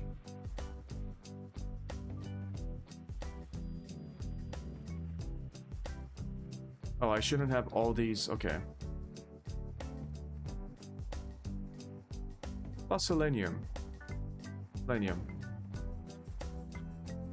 Maybe antimony. Search.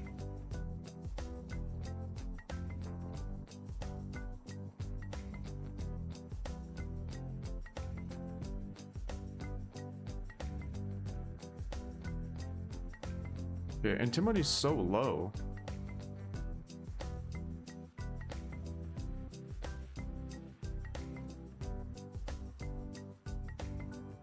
Polonium.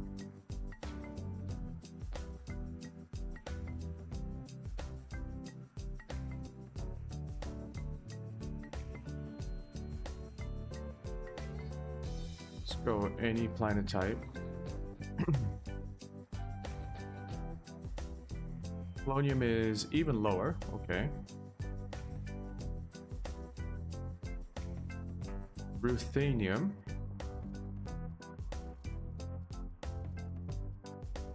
Yeah, I'll show this.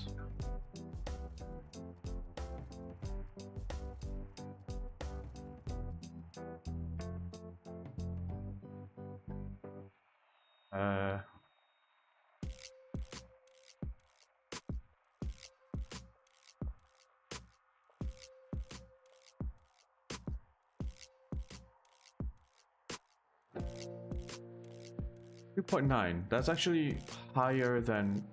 We are already here, aren't we? Oh, 2.8. Oh, this is a different...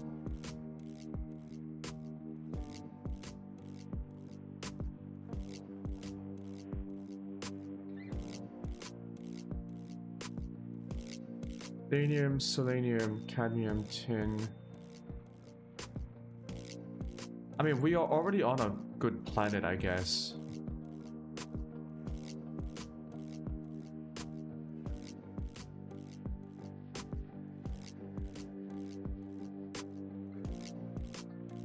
Yeah. We're already on a good planet. It's just that the rewards, once again, lacking.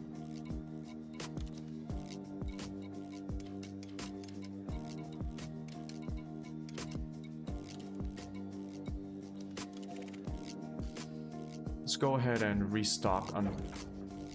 We gotta repair our ship.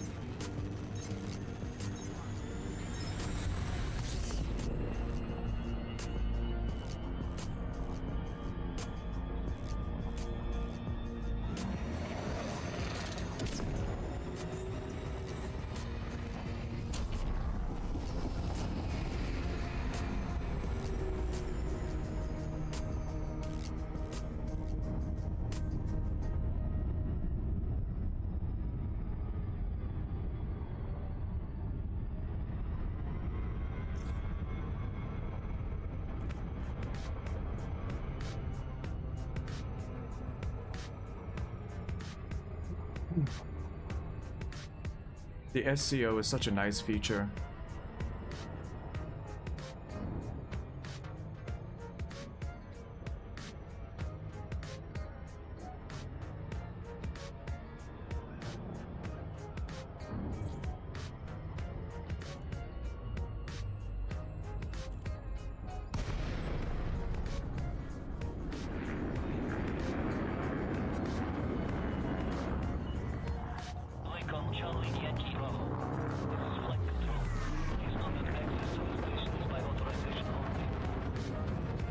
Where's the entrance?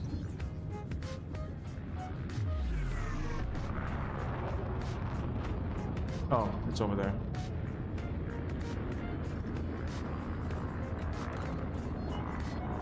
Landing permitted.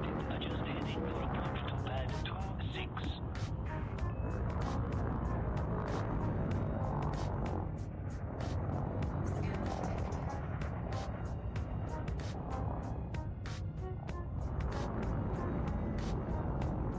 Gotta remember that this ship is pretty fat and heavy.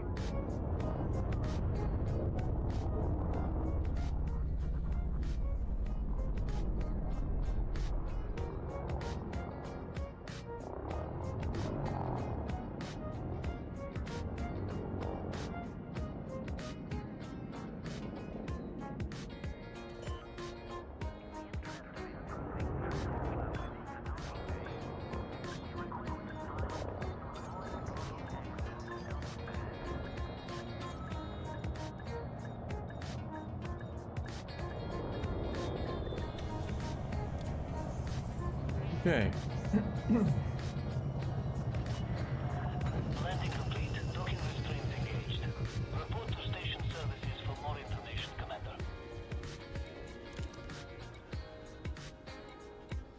Oh, I can get rid of my escape pods. It's a decent bit of money.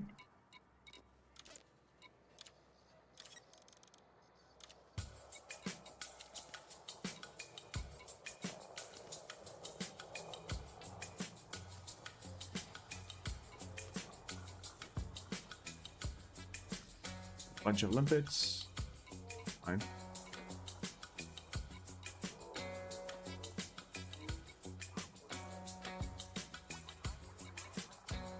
Can you customize your SRVs?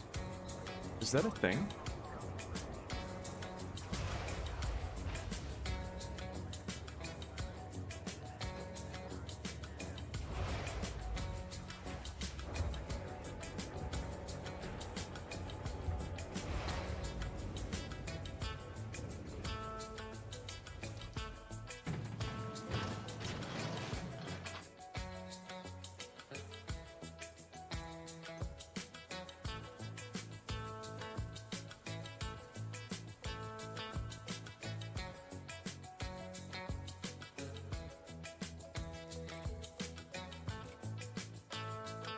No.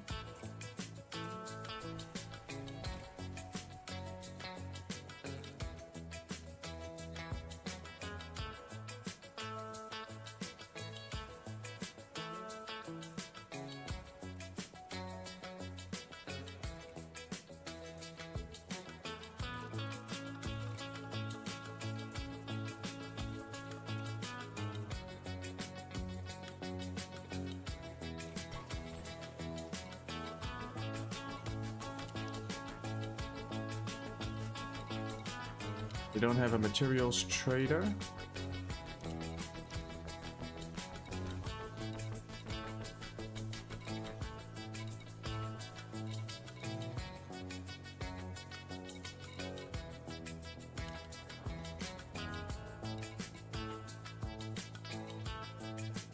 By 46 mil.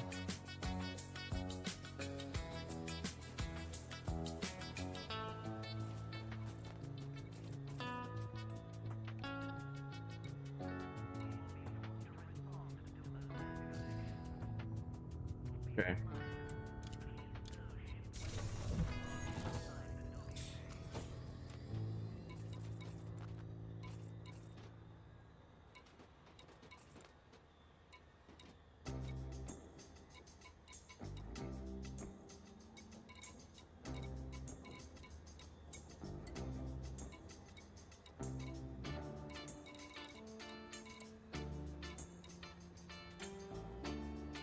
Dang it. I need to check what I need for my upgrades.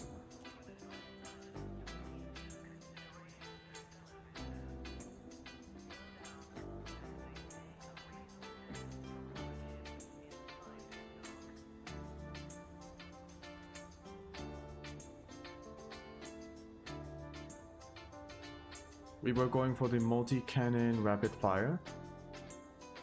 And what? I think we were level 3?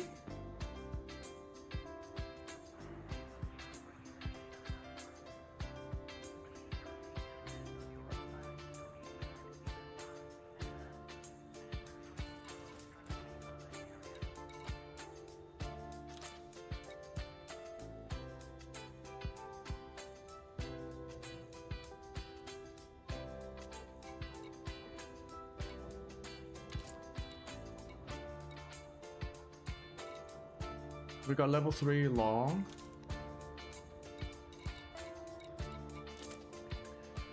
You can craft ammunition, okay. 2 iron, 1 nickel, 2 sulfur.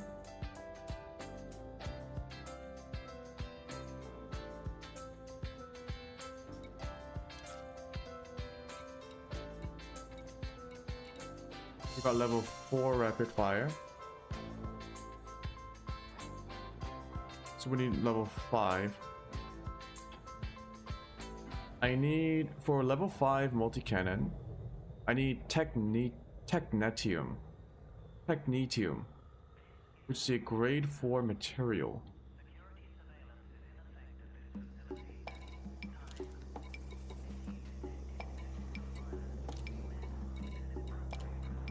I start my day in silence. I don't have technetium. Where are my slippers? Where's my notebook? My dreams, write them down. Write down your dreams. Write down your dreams. Don't forget to write down your dreams. More silence. More silence. I think I can trade up, And now, which will be painful, but I need 9 units of technetium. Oh, brother. And still silent.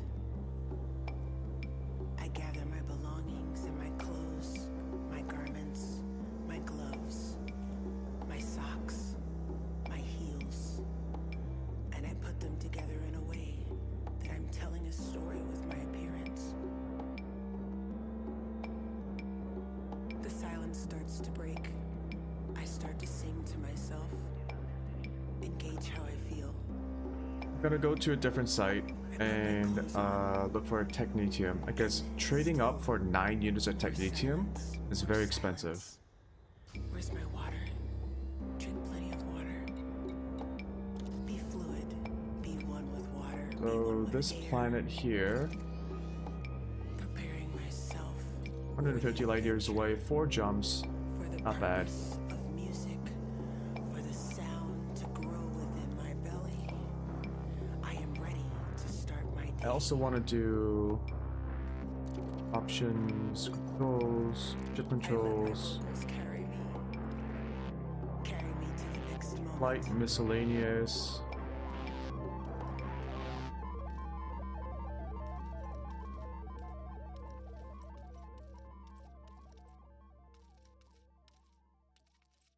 The miscellaneous?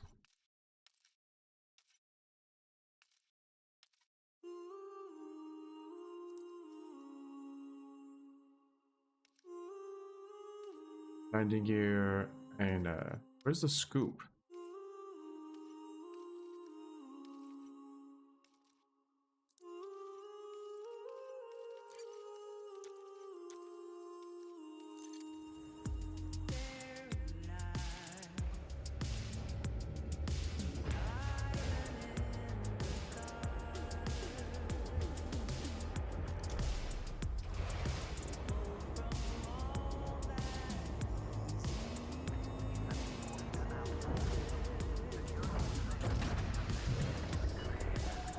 Ship restraints withdrawn. Watch for oncoming traffic when passing through the airlock.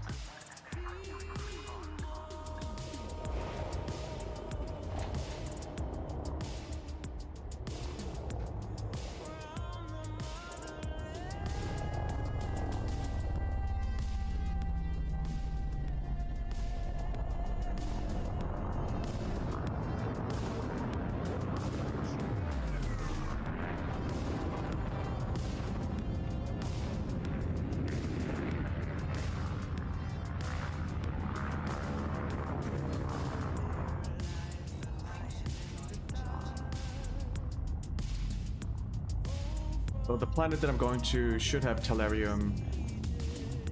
Technetium. Technetium as a rare drop on the surface.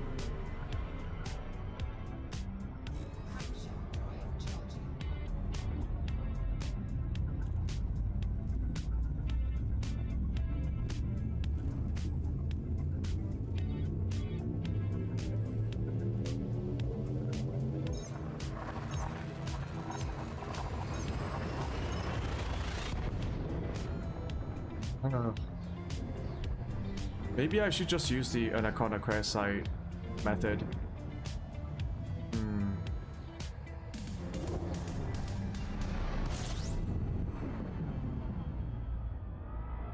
I don't know, we'll try this, and then if it's too painful, I'll go to Aurora and farm raw materials that way.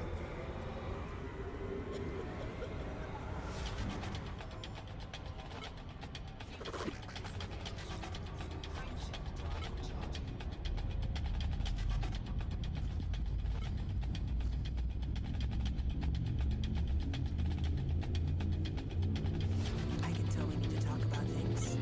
So I'll let you start. Uh-oh. Angry song.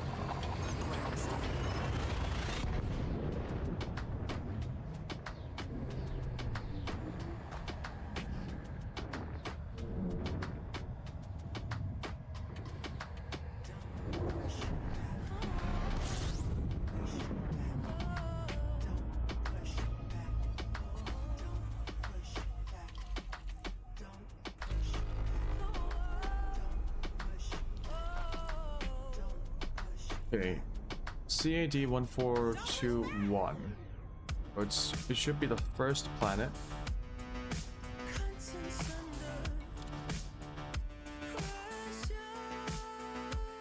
That one.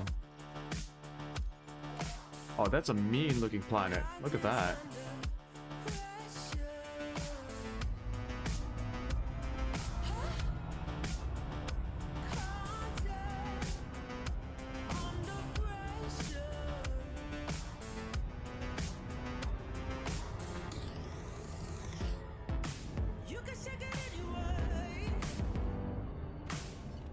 Get the surface scanner ready.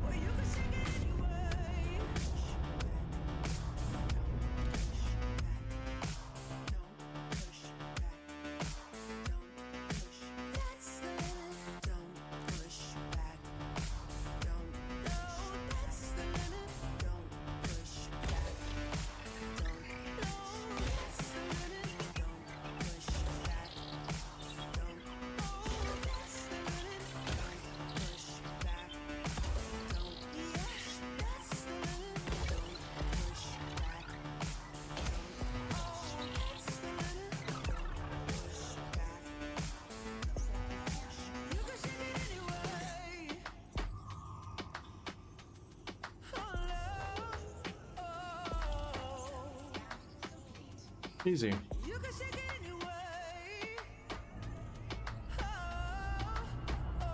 Two geologicals.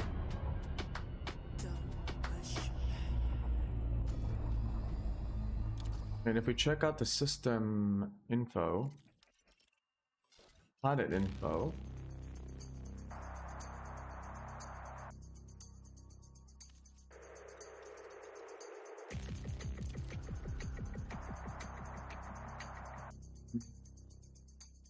volcanism.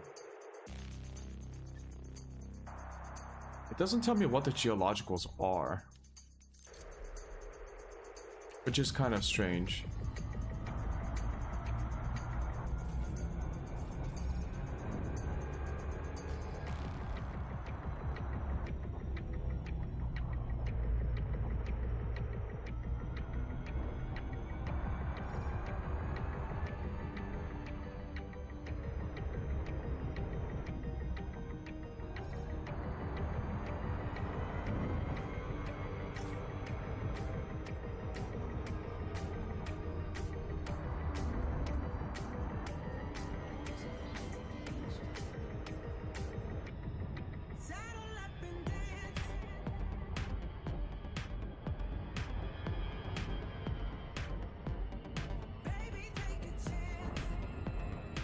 Oh, the whole place is blue.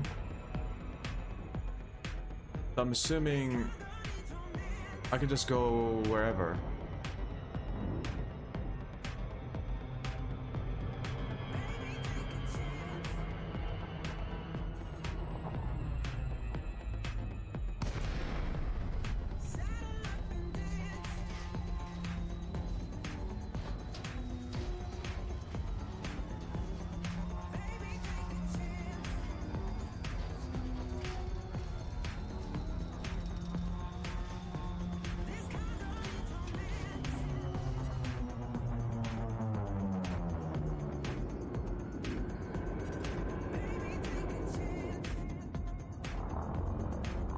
This time I won't try to crash my ship.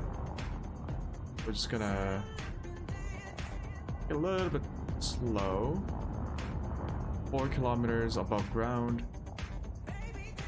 3.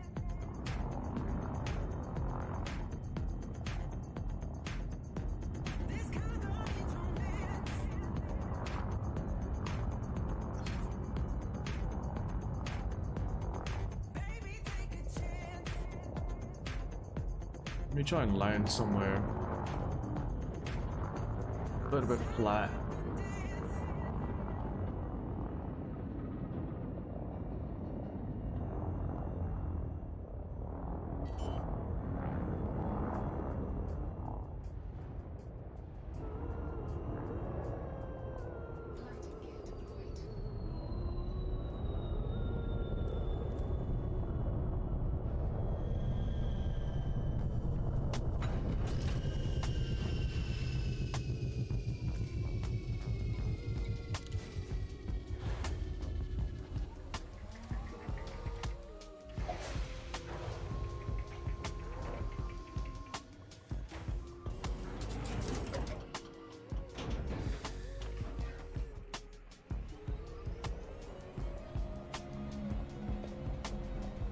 I immediately see some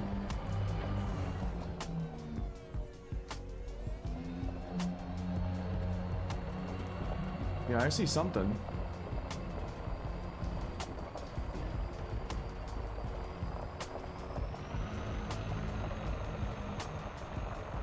Ooh, outcroppings. Okay.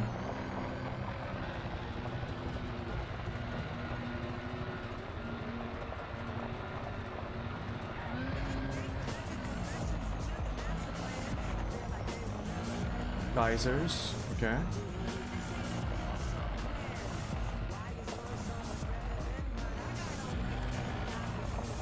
Crystalline cluster.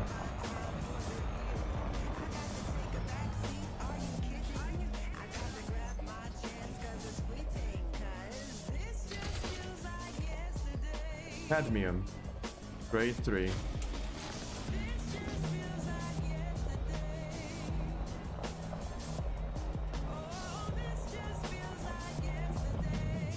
Whoa, okay.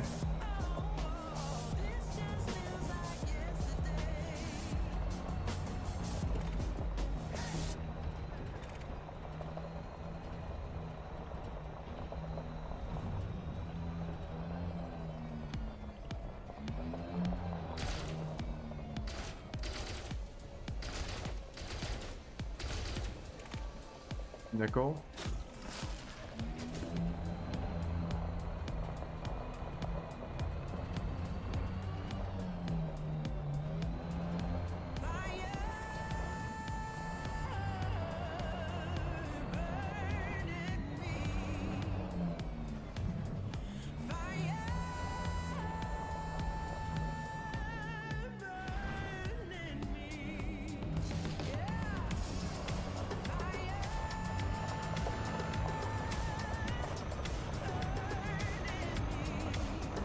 At least this planet is very smooth, which means I can speed up a lot.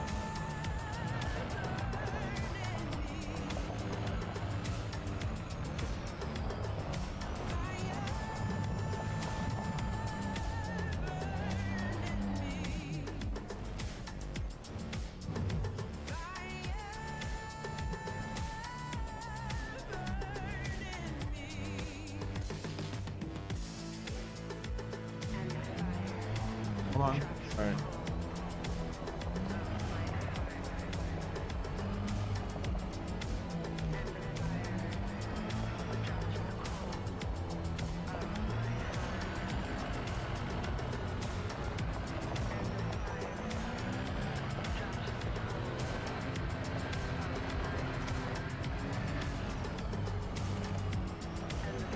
Outcrop. Okay.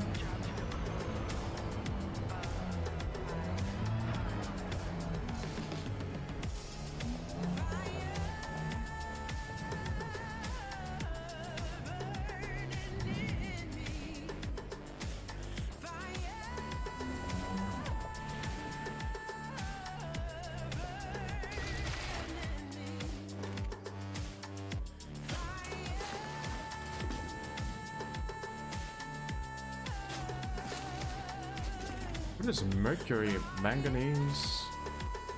Medium?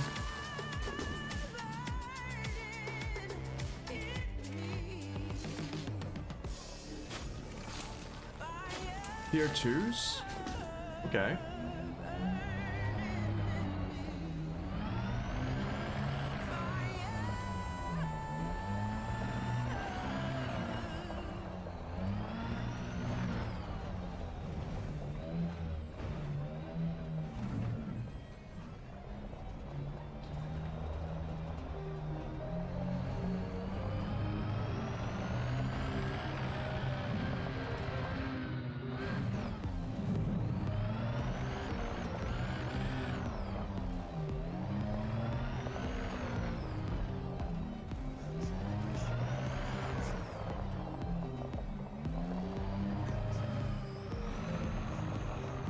Why is my ship departing?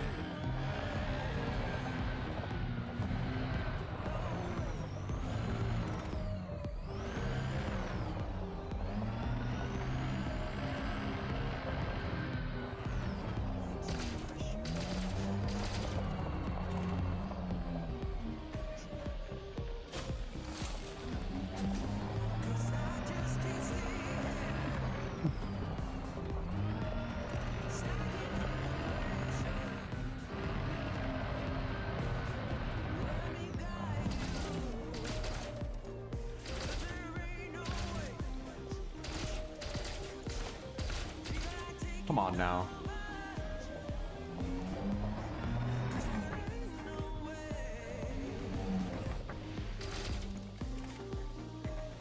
Arsenic.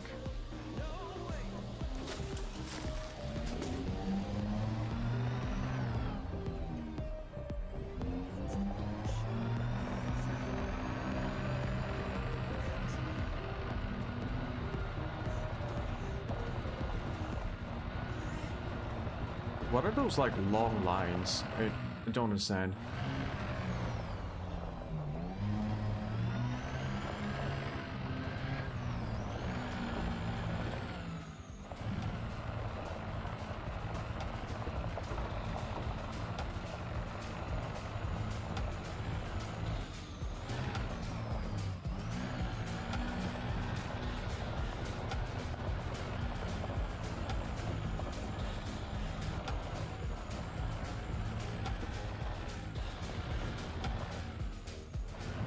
Oh shit, rock.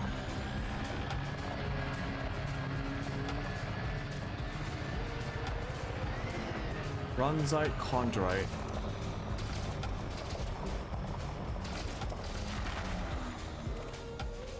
Vanadium.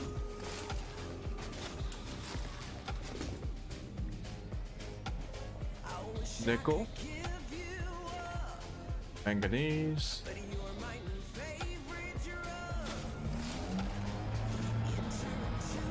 Or bronzite, chondrite.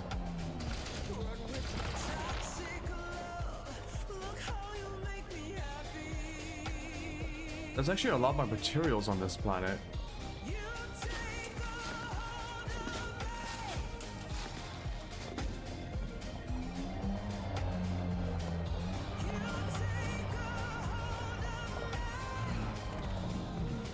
Crystalline fragments.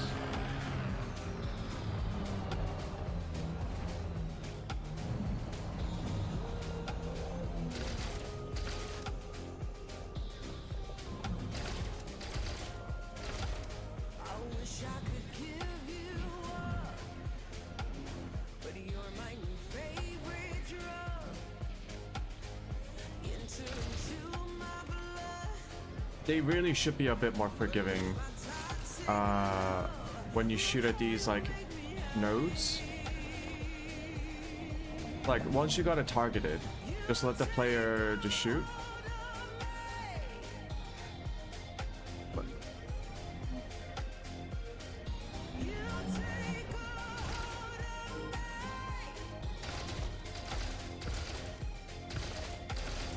And look at this. It's shooting. It's shooting the rock.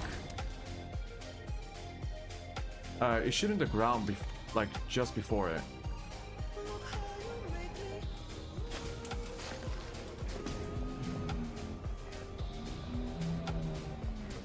There's a.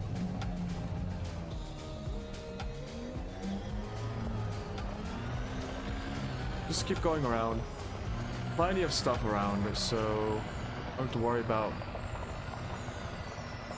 going towards a specific spot.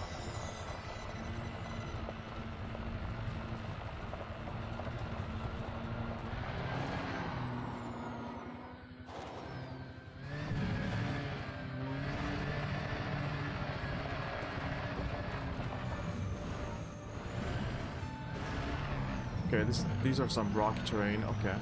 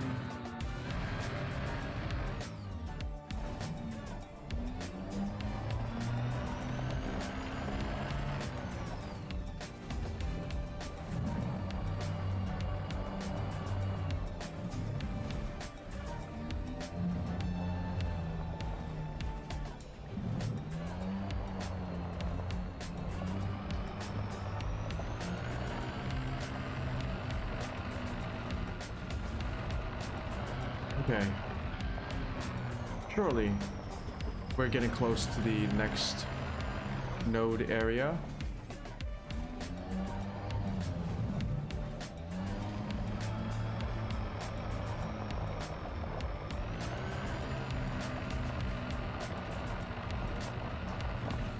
The signals are getting stronger. The right.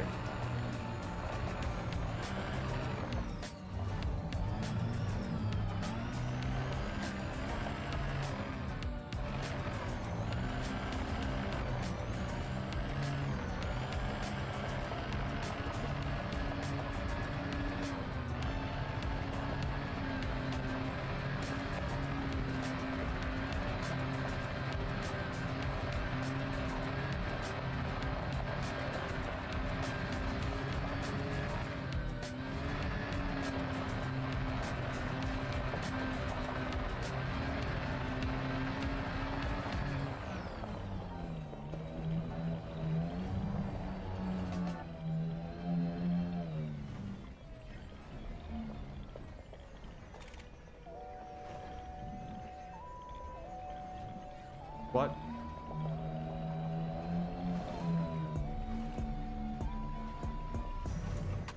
Oh my god.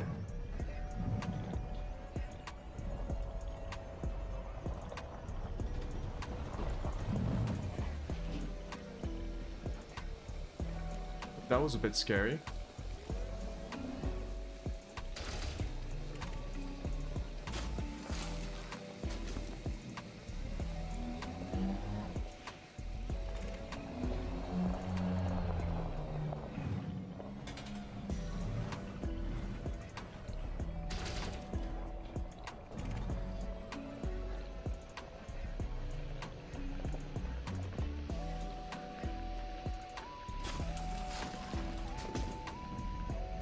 There's like something above.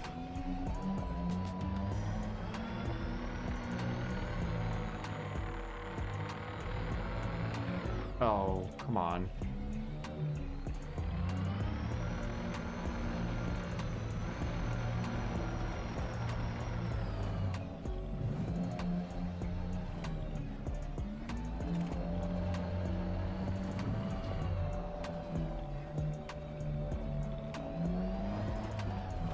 Hold on.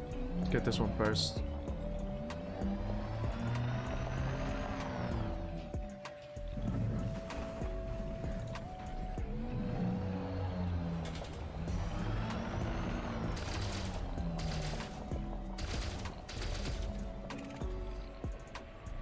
Mercury.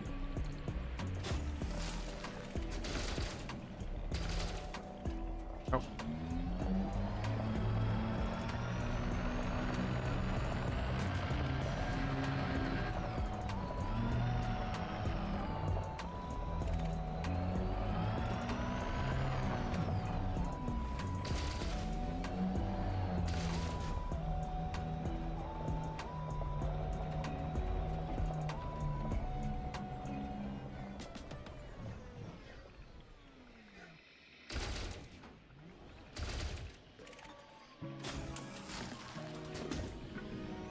Nickel.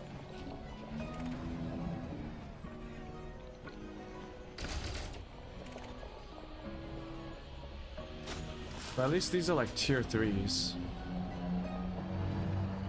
But I do want to find my... What were we looking for?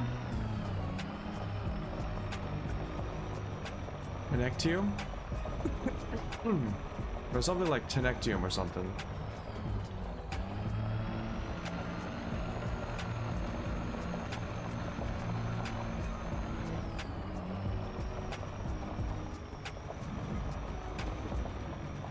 One day I will get all my materials. One day. Ugh.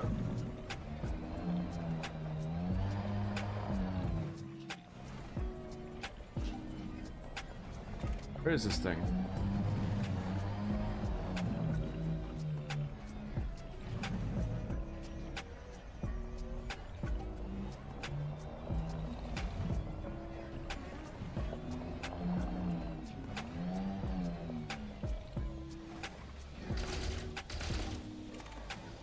Nickel, come on now.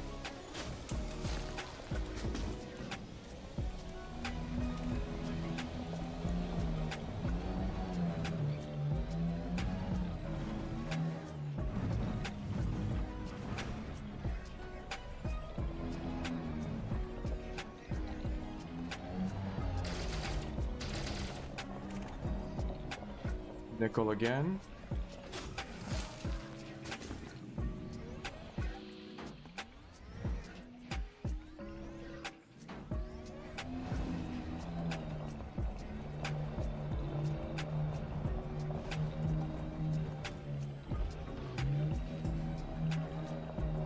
Okay, that did 4% damage. Come on.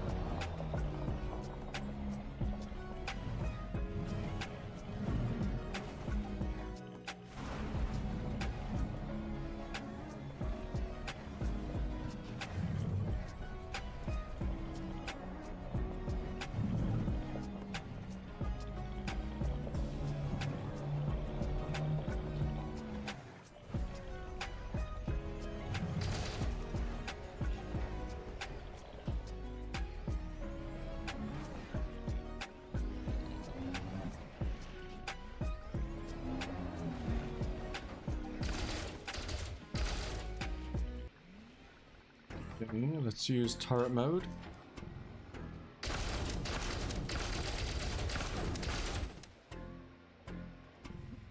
Maybe not. Okay.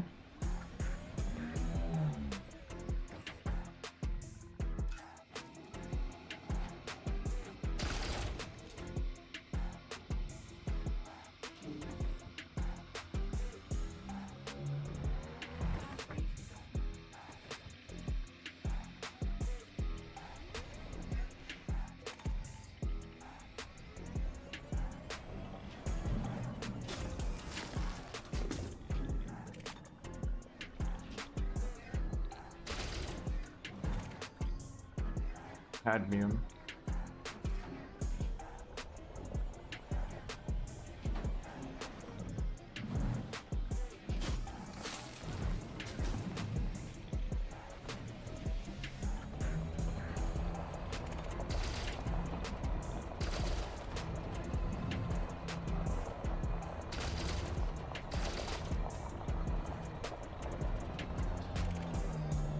Manganese.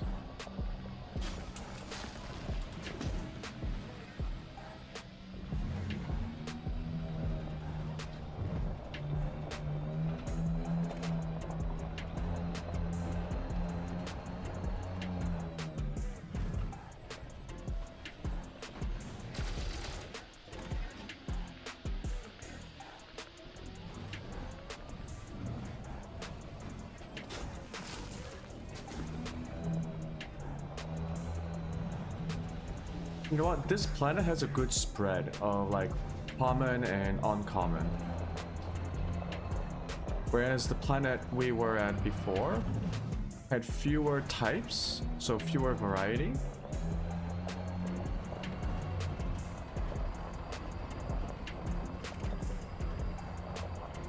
That's why I'm seeing like a bunch of different stuff.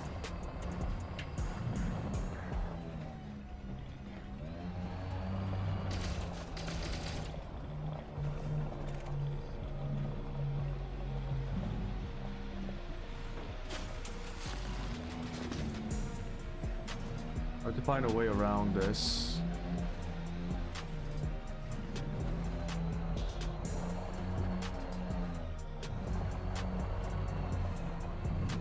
Let's try that ridge over there. We're gonna try and go over it.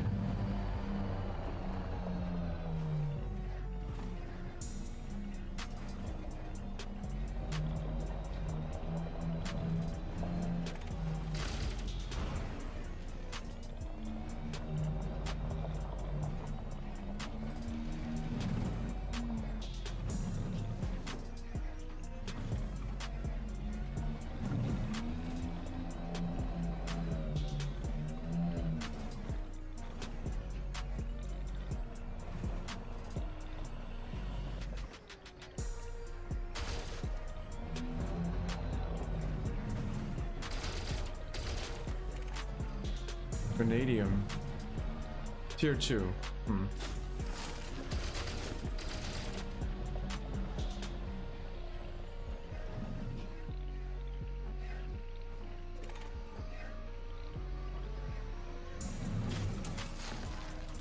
think there's another one.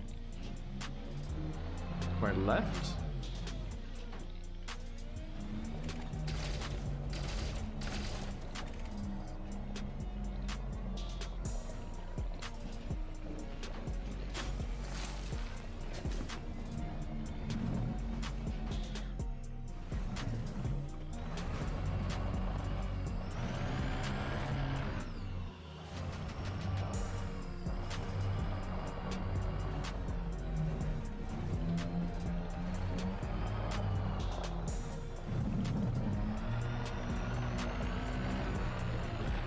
Let's go over there.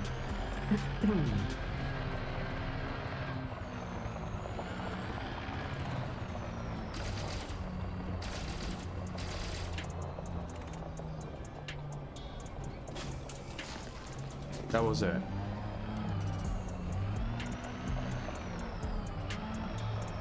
It's like it wants me to go into the mountains. Okay, let's do it. I'm not afraid.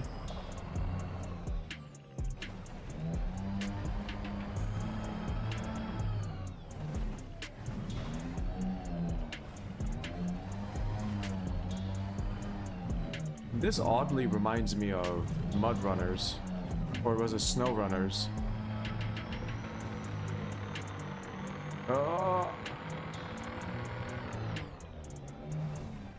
It's like an off-road hauling simulator. Very strange but oddly satisfying game. I played it on Xbox Game Pass. Ooh. I think I put in like 100 hours into it before I just like stopped playing.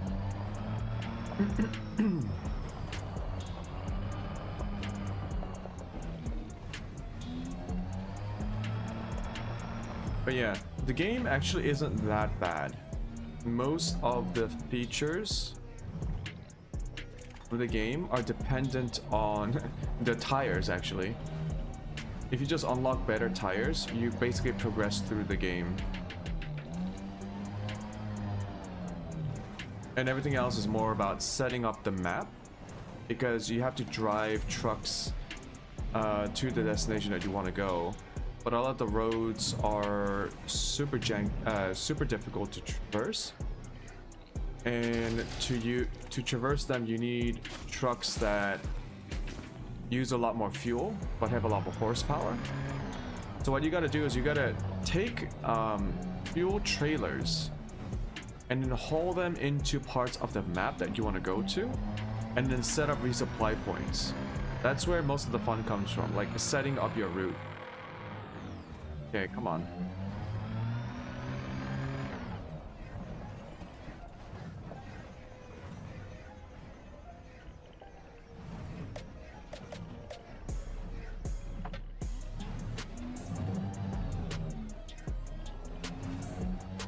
I don't know why my rover was going backwards, but okay.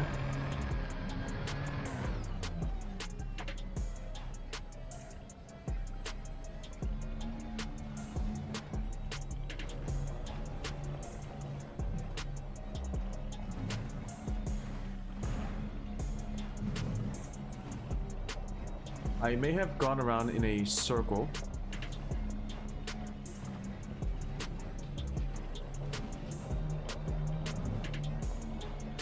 I don't think I've been here to the right side. Let me go to the right side.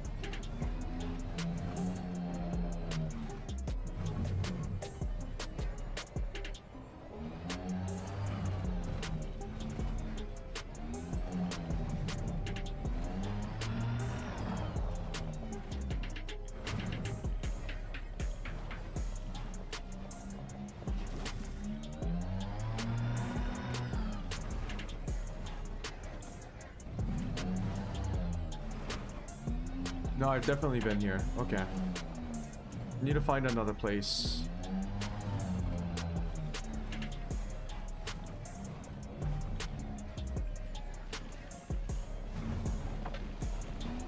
Go back.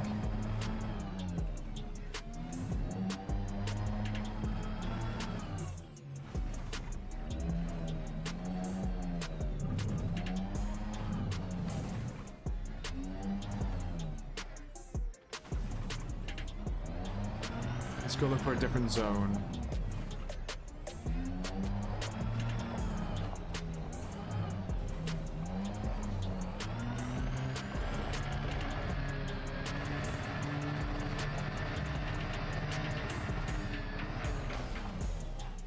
Oh, come on.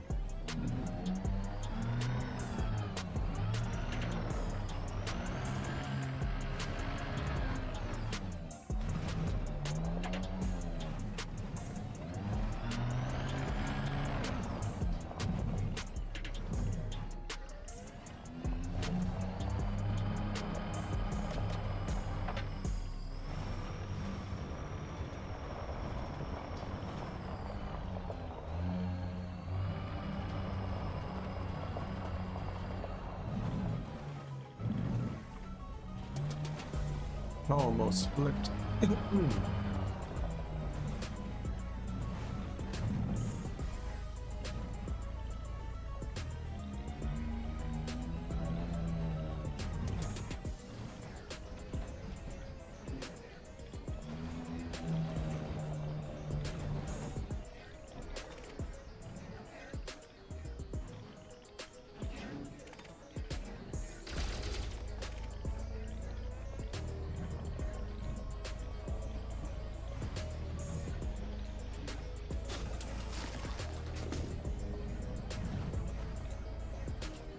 I don't think we found a single stack of the one thing we were looking for.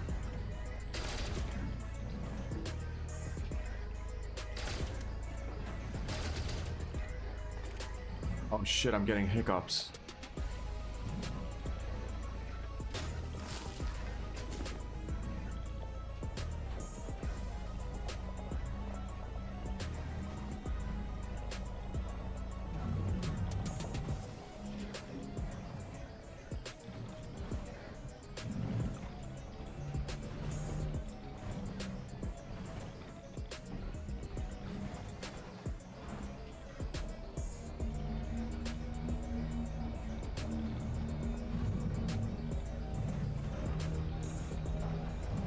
I think the devs need to rebalance the surface prospecting rewards.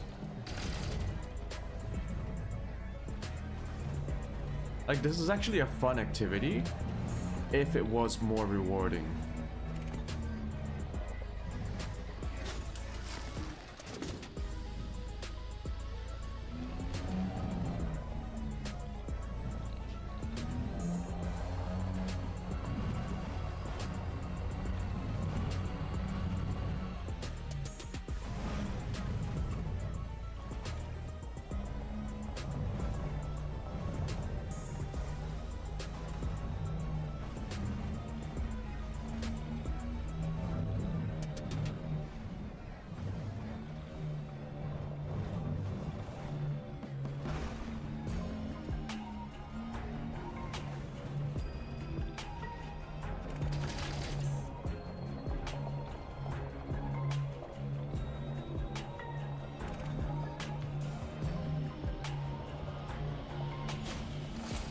All we found so far are nickel and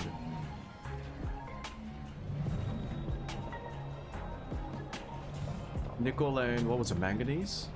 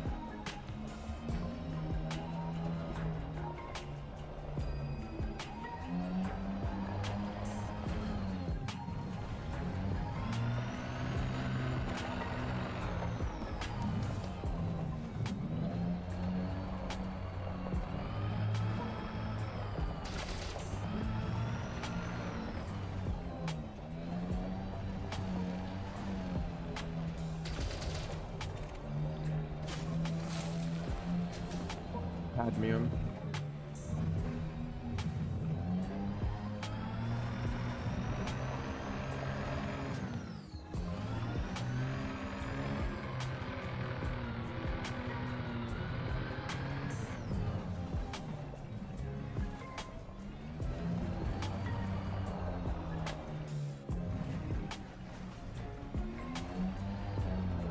Oh my god, this actually feels like a job. You know what I mean?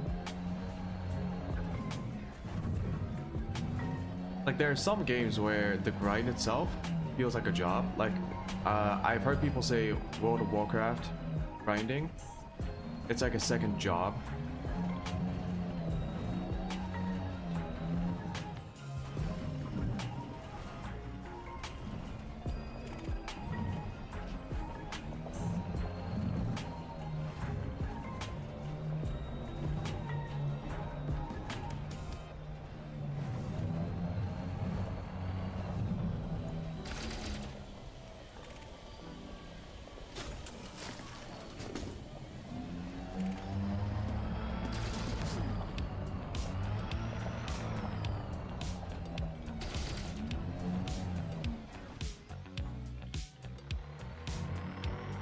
Oh, it really doesn't have traction here. Damn. I need to have some good momentum.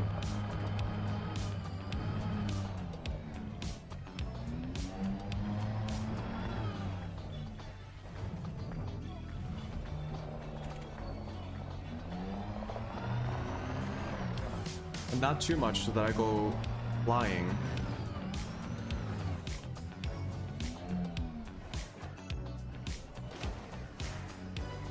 That's damage. A little bit.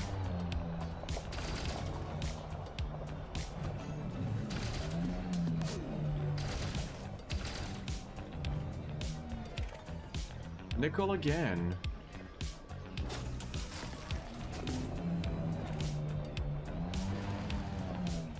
I'll have to go around.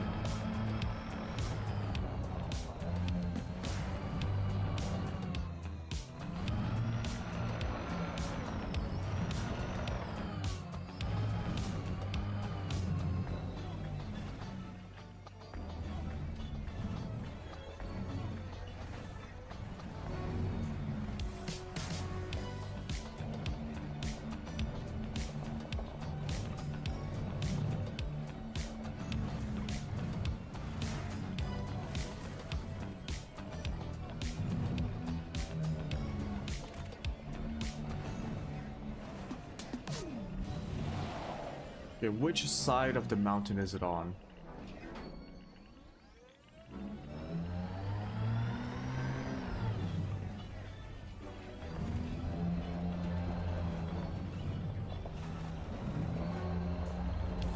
This side.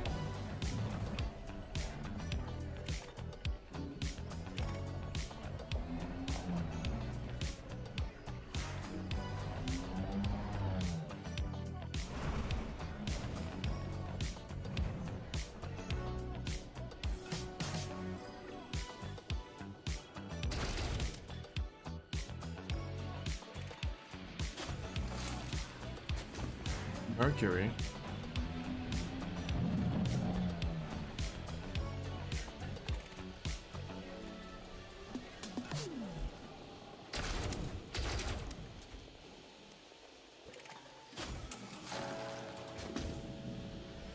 Iron.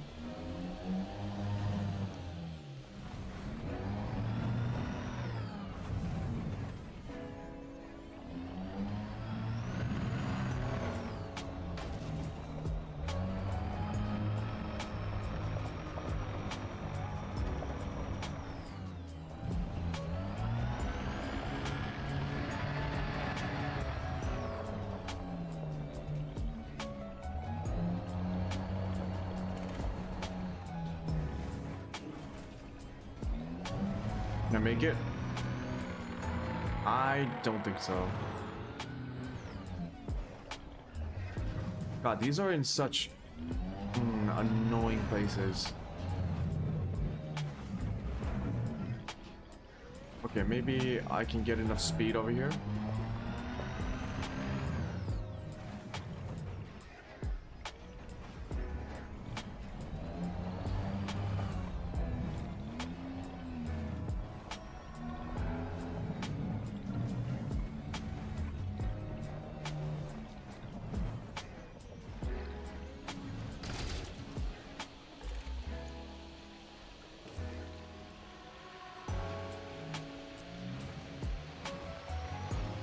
You gotta be shitting me.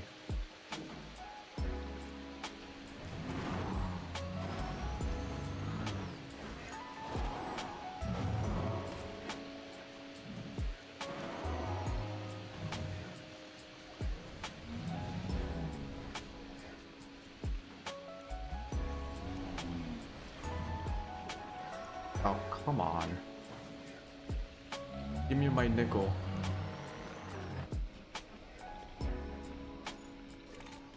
My nickel. What is...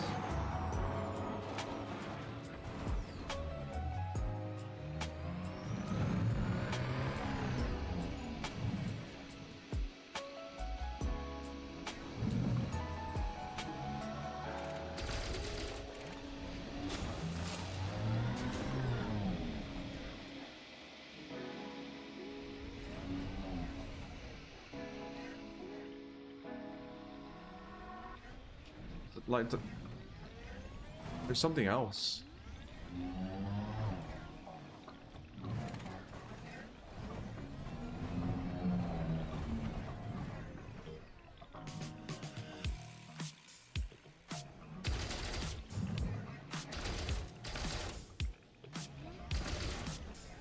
Come on.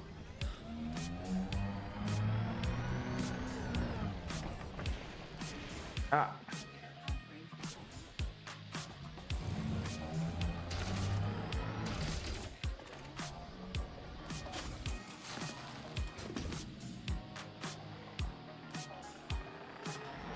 I'm getting no traction.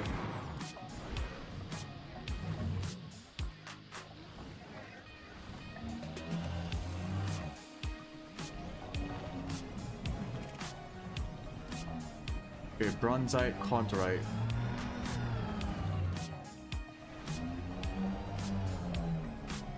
Look at how much work I have to put in.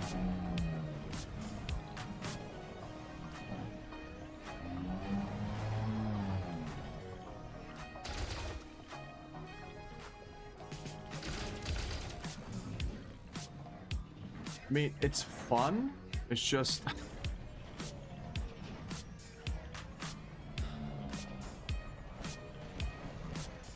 yeah, it's actually fun.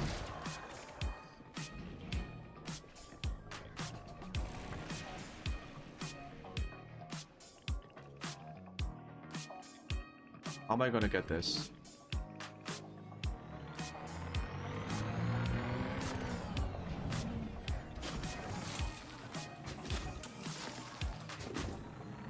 Come to me, come to me, come to me. Yes.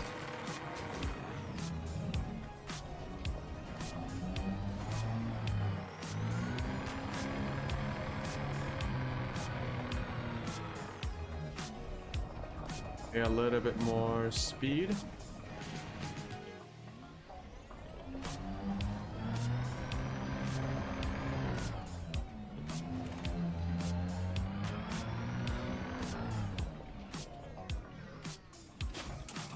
There we go.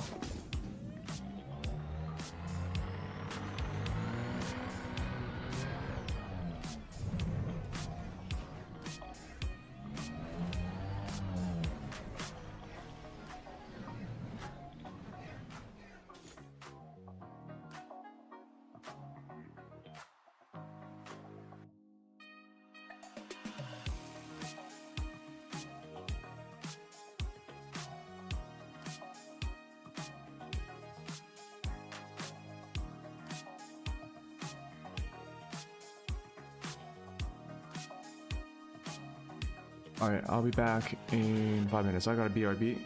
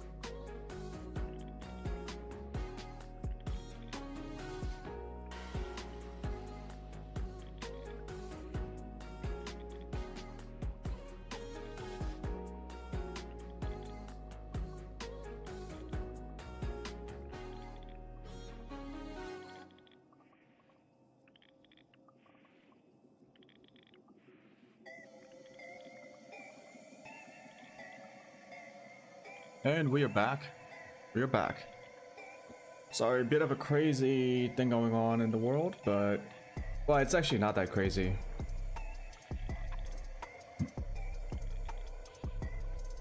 It's just a repeat of some things that happened in the past. And if you studied things like strategic air bombings and their effectiveness in discouraging or inducing the enemy states into surrender, you would know that empirically it is a very challenging proposition. When you only send in the Air Force and you try to bomb the enemy into submission, it rarely works. Hasn't really worked since World War II. Even during World War II, it didn't work. So yeah, just cross-reference the date of this video if you're watching this on the VOD, and figure out what happened in the world. Now, I spent at least 2 years studying international security at the graduate level. I don't have a master's degree. I dropped out of school, but if there's one thing I learned, is that strategic air bombings, if your goal is to induce surrender of any sort, it really doesn't work, because all the enemy has to do, or the opposing side has to do, is just like not give up, because they know you're not going to send in ground troops. That's it. You know, during the Vietnam War, the United States dropped more bombs on North Vietnam than all the bombs during World War II. And the North Vietnamese still didn't give up. So take that into account.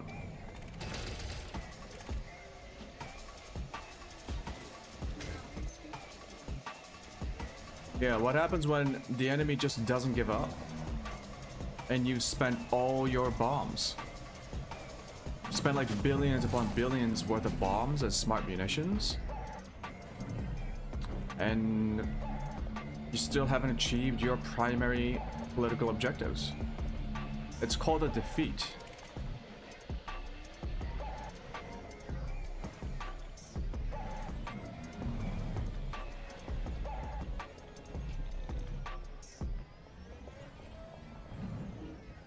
You might be thinking, oh, wouldn't the political leaders know about this?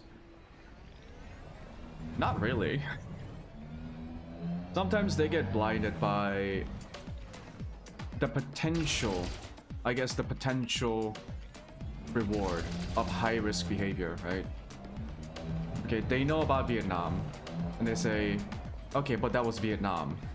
Vietnam War was different because of XYZ. This time, strategic bombings will work. You know, they get hopeful. And hopefulness, bias, all sorts of different psychological... Like, oh, why can't I pick this up? Hello? All sorts of different psychological things happen to affect people's decision making.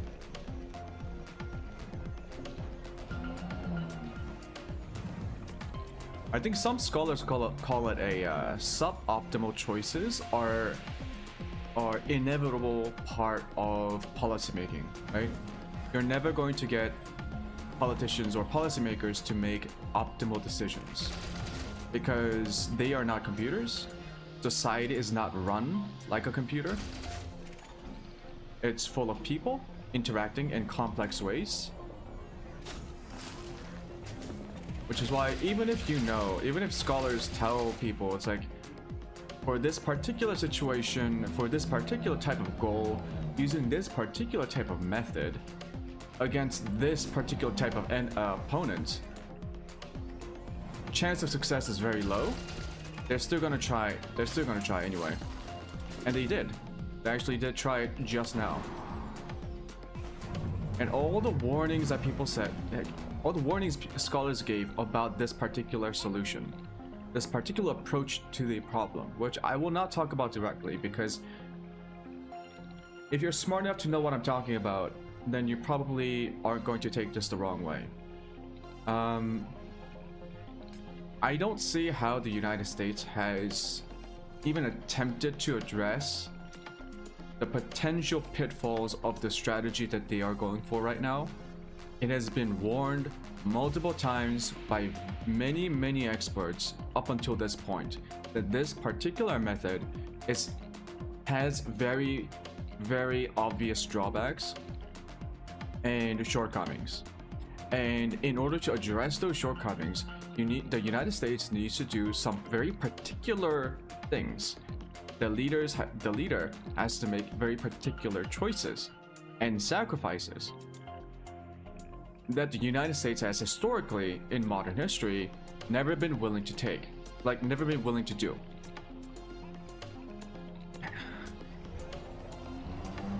What are you gonna do when the opponent right now just doesn't give up,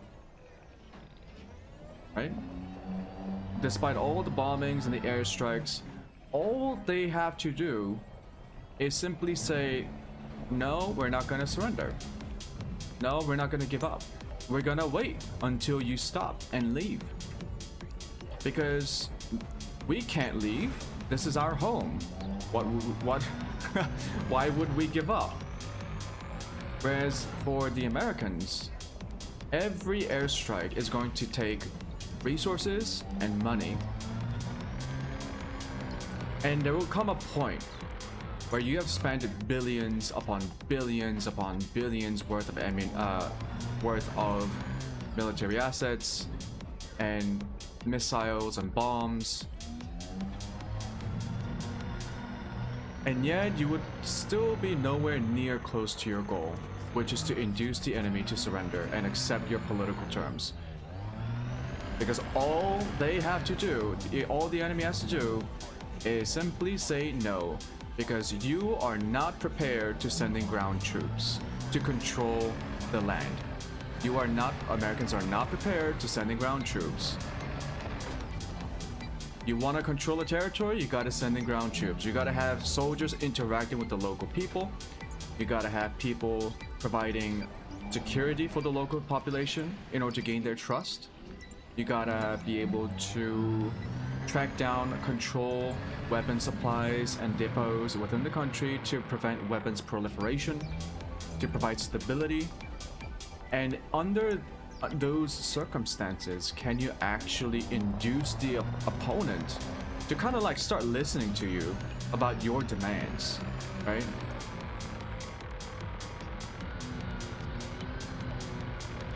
If you're not prepared to send in ground troops, just forget about it. Because you can destroy as many sensitive facilities as you want. This particular technology that the opponent has, they can build it anytime they want. It's not hard. Those particular facilities would need to be repaired, but they can repair it in like 5 years or 6 years. Why wouldn't they? Because of what happened today. The opponent has no reason to trust the Americans right now. Absolutely no reason to trust them.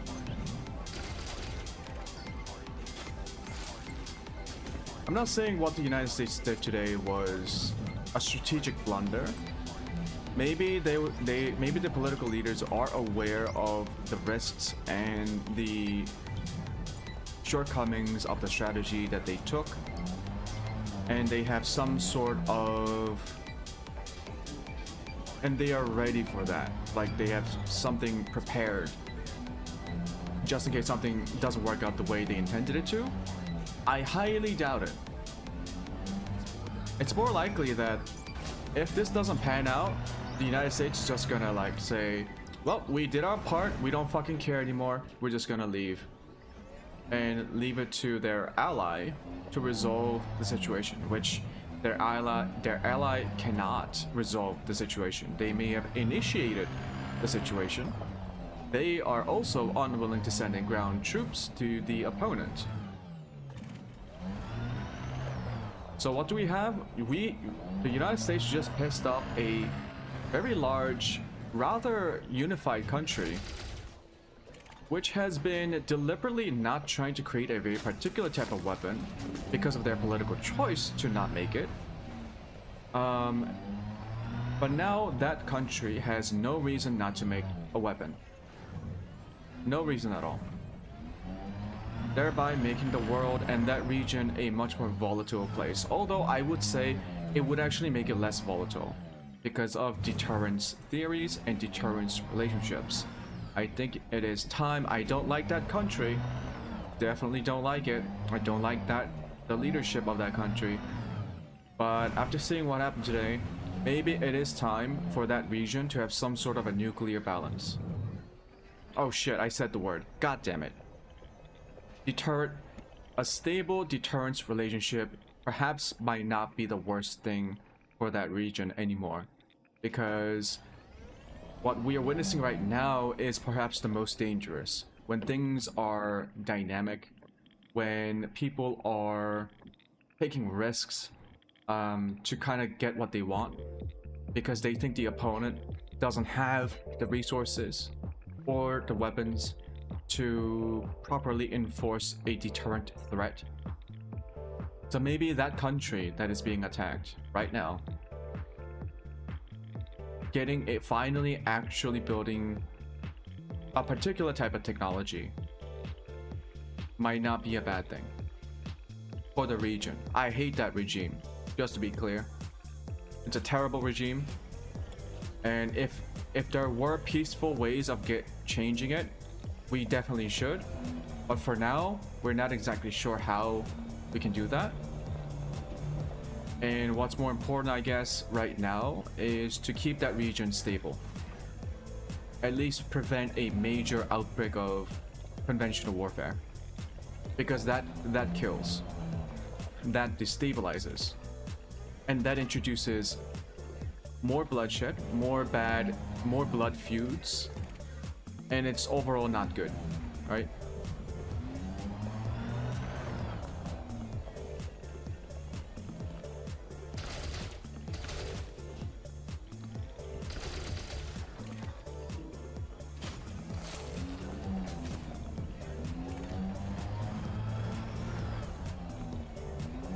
It is so hard talking about these things because, for one, I am interested in these kind of topics. Like I said, I studied international security, which is a subset of international relations. I am always interested in subjects related to this. I'm not a military buff, so international security is not the same thing as military studies. It might include, there are definitely overlaps with military studies, but military studies is about how to, like the military itself, like the military aspect of things. Military theories and doctrines are very different from security theories and doctrines. For example, like nuclear strategy is not a military study. It's a security study because it goes beyond our traditional definition of military, right? Nuclear weapons have never been used since World War II at Hiroshima and Nagasaki. While it has never been used since then, it still plays it seems to play a very large role in how states behave, how policies are made, and in the hearts and minds of the people around the world when it comes to nuclear weapons. How do we explain that? How do we provide a theoretical framework to explain it, to study it? That's security studies. So security studies actually came out, the security studies began because of nuclear weapons, because people were not sure how to make sense of nuclear weapons in general. Like, what is it? What does it do? How can we explain all these things that happen because of it? How can we devise strategies using nuclear weapons? That is weird because the strategy itself is how do we not use it, but in a way that threatens the use of them.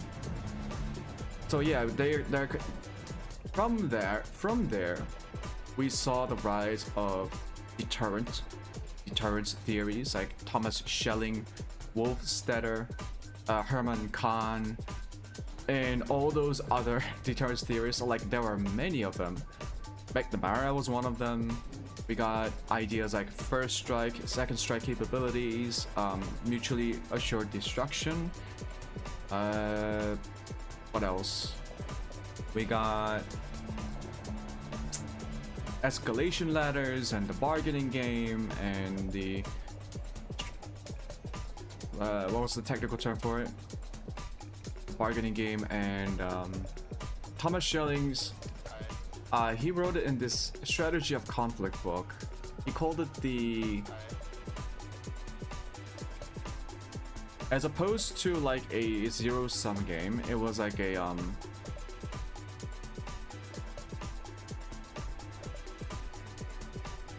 fuck, I forgot. I forgot the terminology that he used. But yeah, he did coin the bargain. I don't think he coined it so much as he popularized the bargaining game to describe the deterrence relationship. Yeah, security studies began with deterrence theories, moved on to like other security policies, you know, like sanctions or humanitarian development. You know, development is a huge part of, it used to be a central pillar of US security strategy actually. Developing the world, reducing poverty was seen as a way to prevent the rise of radical, fanatical, extremist governments around the world. Because how do radical governments, extreme governments gain legitimacy? Most people are not extreme, right? So how do most people end up supporting radical governments? Well, it's because public goods, if there's a lack of public goods that are essential goods that are being provided by the existing government, radical players, so radical actors or extremist actors, can start providing them in lieu, can start providing essential goods and services instead of the existing government and start to gain legitimacy from people. Because when you don't have electricity, and the government seems incapable or unwilling to do it for you, provide it for you, when a radical group comes along and says, hey, I know we're radical, but like I can provide you with electricity, water, basic security, standardized private loans to help your businesses and private financial situations, all you have to do in return is to, like, you know, just let us stay here and govern. And surprisingly, a lot of people, if they are desperate enough, will take that deal. We know it happened multiple times throughout history. When Afghanistan was in the middle of a complete anarchic, brutal, and terrifying period of civil war after the Soviet Union left, the Taliban essentially offered that deal. A lot of people in Afghanistan were not completely sold on this Salafi Wahhabist sect of Islam. That's from the Arabic region, right? Afghans are mostly Pashtun. They are not Arabs. They do not have Arabic culture. And so Wahhabism wasn't really a thing in Afghanistan, except for the Taliban, which was a regional Wahhabist or Salafi Wahhabist sect in Afghanistan, right? But then the Taliban said, look, what we have here, it's terrible. It's anarchy, right? The Afghan civil war. People are scared, tired of the violence and the disorder. The Taliban promised to provide order. In return, people had to accept their rule. And most Afghans, slowly but surely, made that deal. And we all know what ended up happening, but what I'm saying is international development was a key pillar of US national security, in the sense that if you help the most impoverished regions in the world and try to help the local governments or like even regional governments, right? Governments like ECOWAS in Sahel Africa, or the African Union, or in the early days Europe. Europe also needed a lot of aid after World War II. also Asia and Southeast Asia, right? If you help them, if you help these local governments or regional institutions help the local populations like develop by providing essential goods and services like food, infrastructure, electricity, financial instruments like private loans, business loans, so that individuals can better manage their finances, which gives them better opportunities to grow their assets and wealth. You know, less poor people equals a safer world. That's the simple formula. Less poor people, safer world. And as far as we know, that is true. That is true.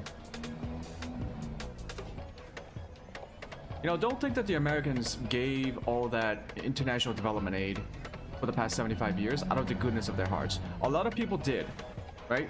So don't get me wrong. A lot of the policymakers and the practitioners in the field who worked in these organizations, they did believe in a higher moral calling. However, it was fortuitous that even for the most calculating strategic planners during World War II, the benefit of just providing that little amount of aid, which Americans think it's not little, but it's little.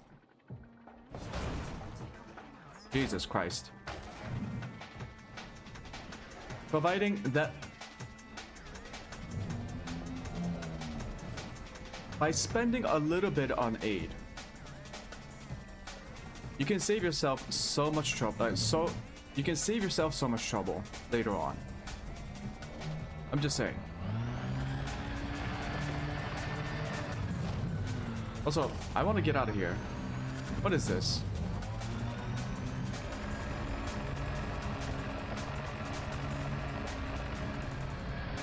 I was completely not paying attention to where I was going.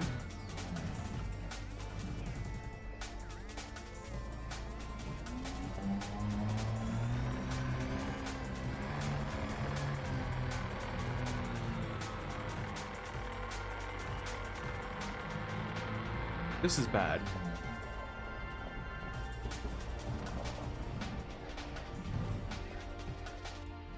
Full throttle. God damn it.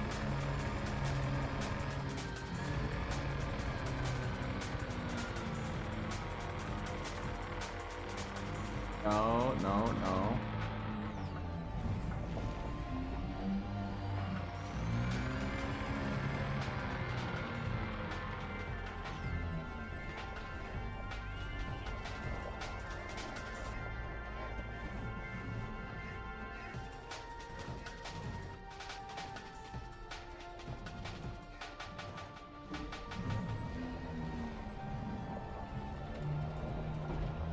How do I get out of here?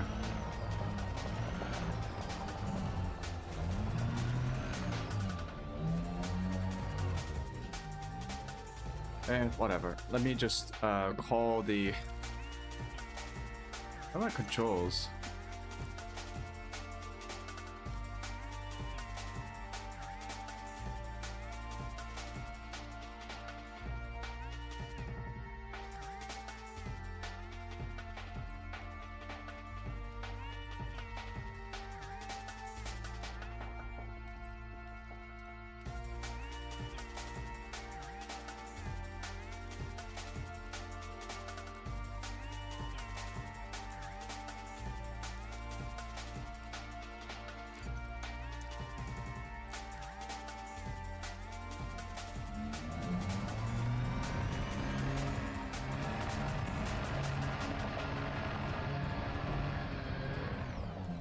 There's a saying among American historians.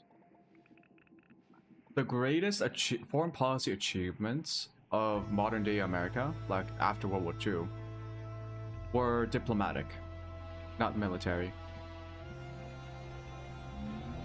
The United States created the United Nations. Like, come on. The WTO, IMF, all sorts of other things. And even if you don't agree that those institutions work anymore, they were achievements at the time. No other nation in the world is like, let's create something like this, right?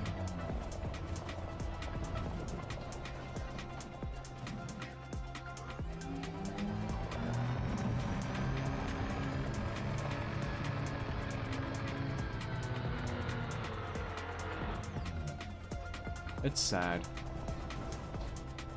Don't get me wrong, I also like international studies. Just because I talk about development and diplomacy and stuff like that doesn't mean that I don't understand the value of military capabilities. I do, or at least I've read about them, read about how it does, right? I'm not a practitioner in the field. All I did was study it a little bit, read some theories, studied some histories and empirical examples. But mostly what I did was listen. Listen to the experts, listen to the people who have spent their entire lives trying to understand these things. There's always a limit. Actually, there's a very glaring limit to military options.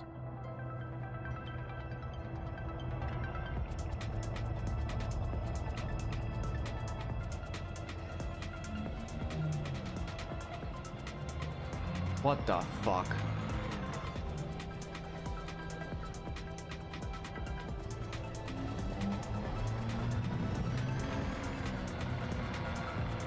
Help me.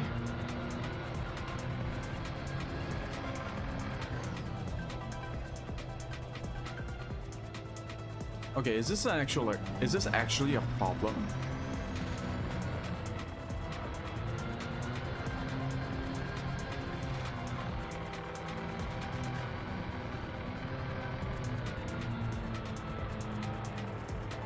Is there no boost option here?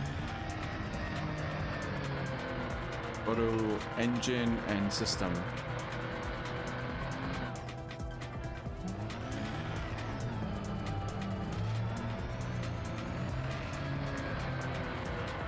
Well, there's just no traction in my reels.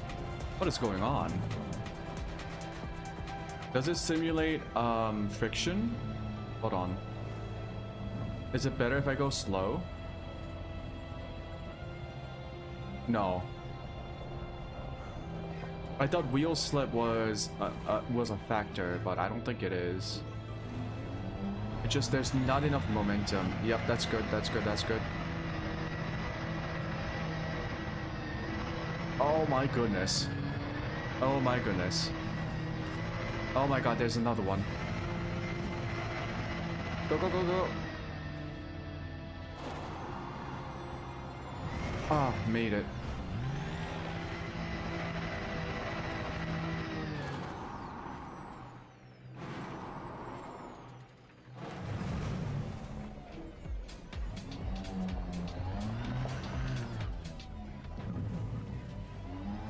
How much fuel do I have? A little bit of fuel left. We'll just continue on until we have no fuel. Maybe 10% fuel. Yeah, as I was saying, the particular event that I'm referring to today, you can figure it out by cross-referencing the time of this video versus what happened in the world. You don't have to be an expert to think of obvious historical cases where similar options were used to very little effect.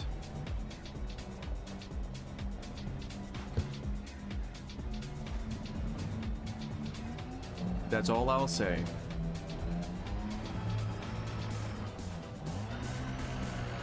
Actually, I've said a lot.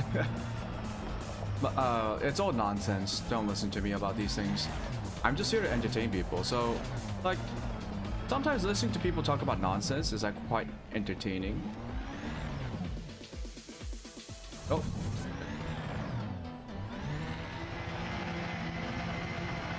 Unless the nonsense was made in bad faith, in which case, yeah, that's not entertaining, that's annoying, but I'm not trying to like purposefully deceive people.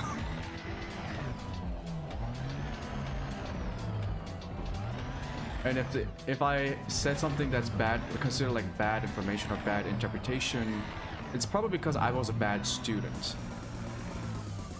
Right? It's been a while since I was in school for this. Once again, I don't have a degree.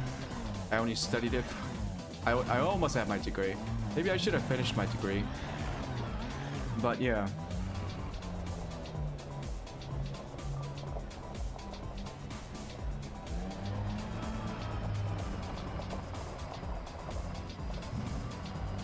You know,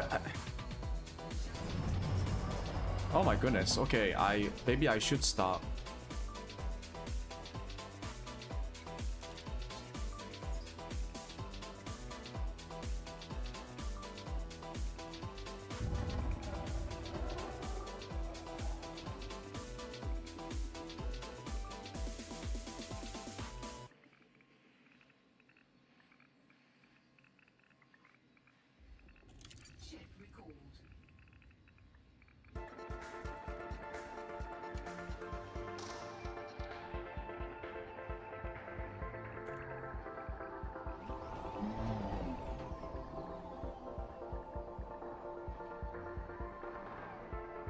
Where are you landing?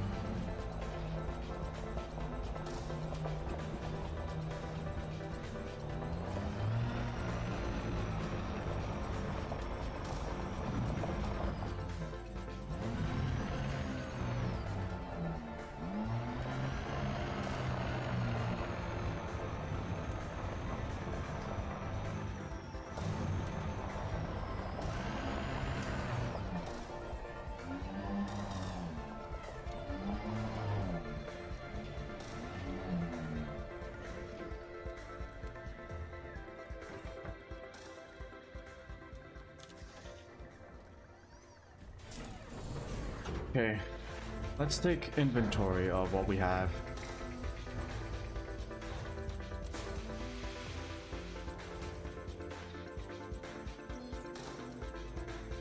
You are here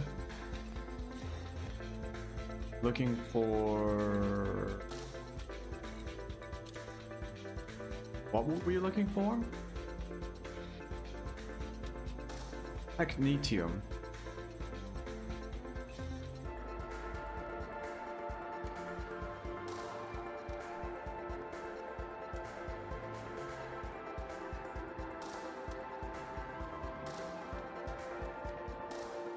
Fuck this.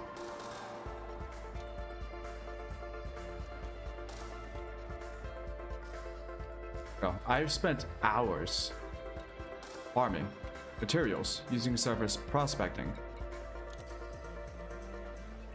And that's all I have?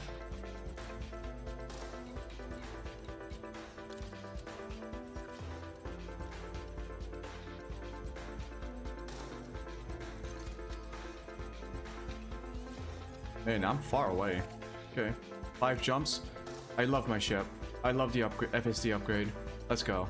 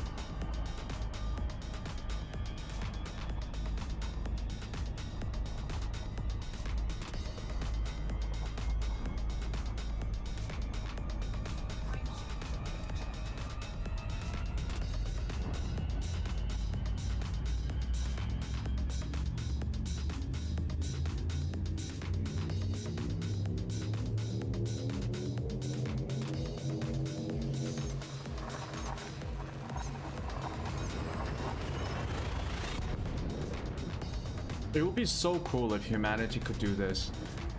Like have faster than light speed travel.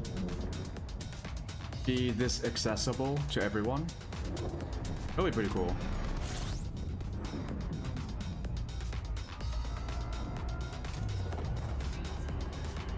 This is not what I wanted.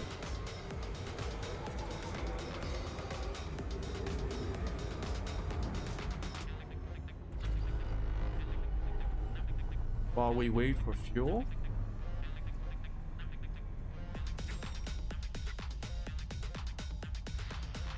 Oh, there's no body. Oh.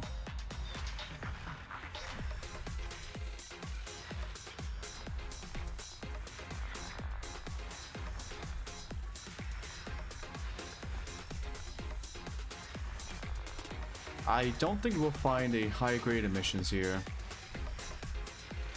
It's probably a very low populated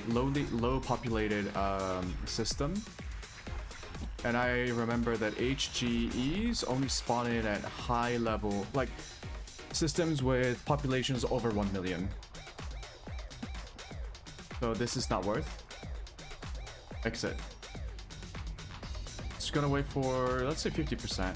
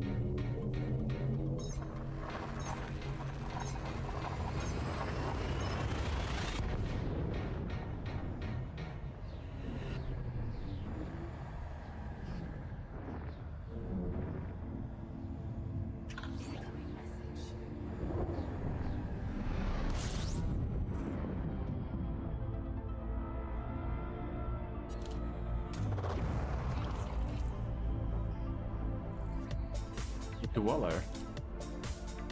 What does the Dweller do?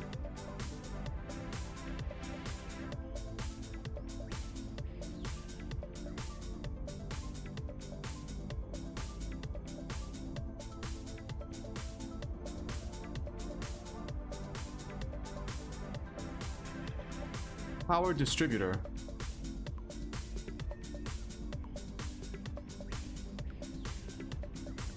Charge enhanced. Oh, what are these upgrades?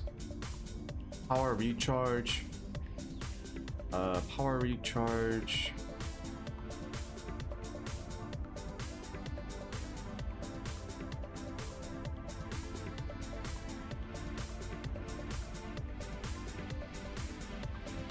Engine capacity. What is high charge? Oh, I see.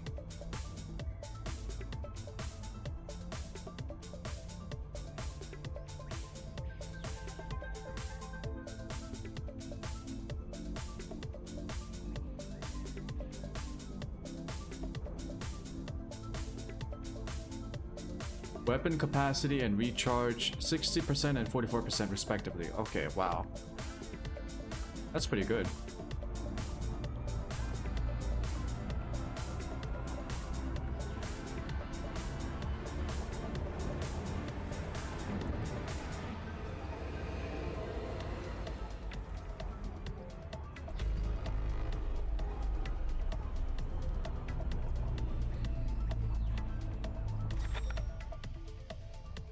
Looks like this place might have something.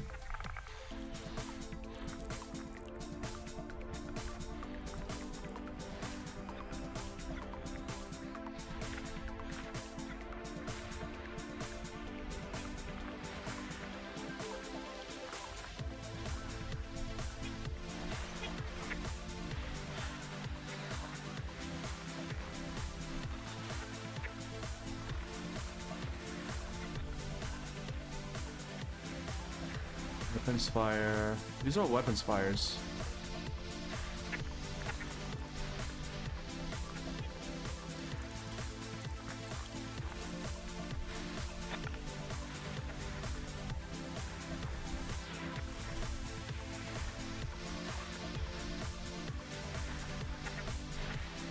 The weapon fire.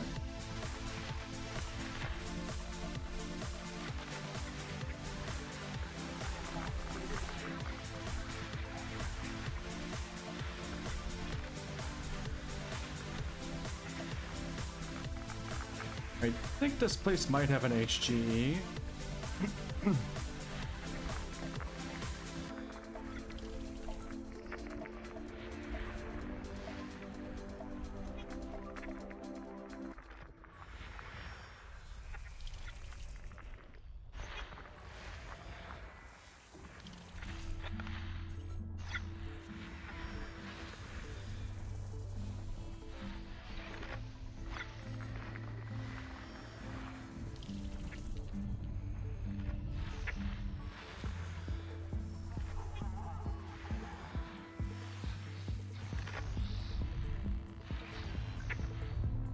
Might be on the other side.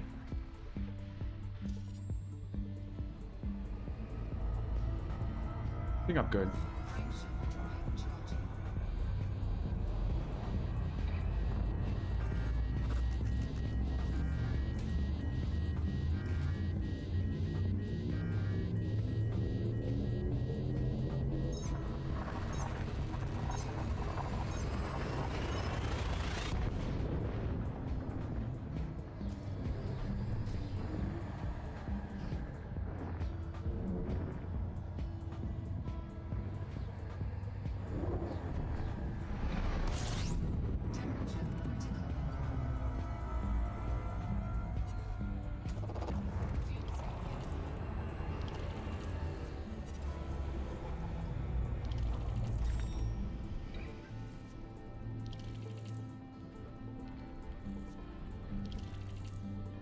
Why not just do?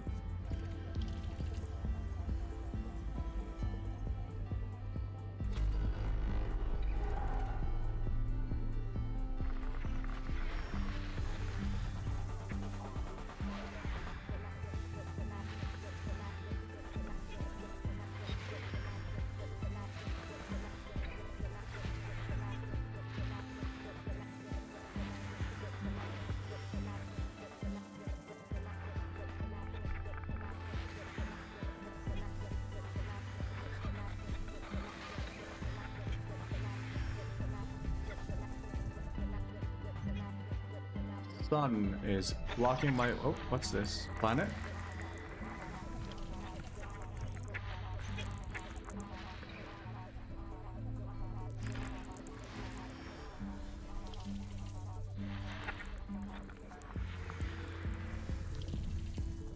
Oh, there's more stuff here.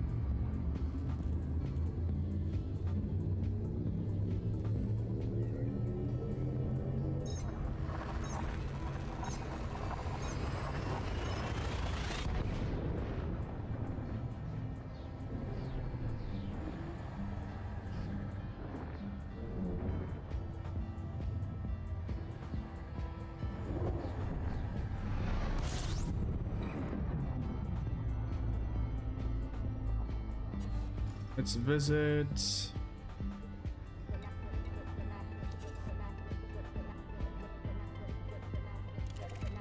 Let's visit the port first. I think you gotta visit the port to recharge and restock your RSV.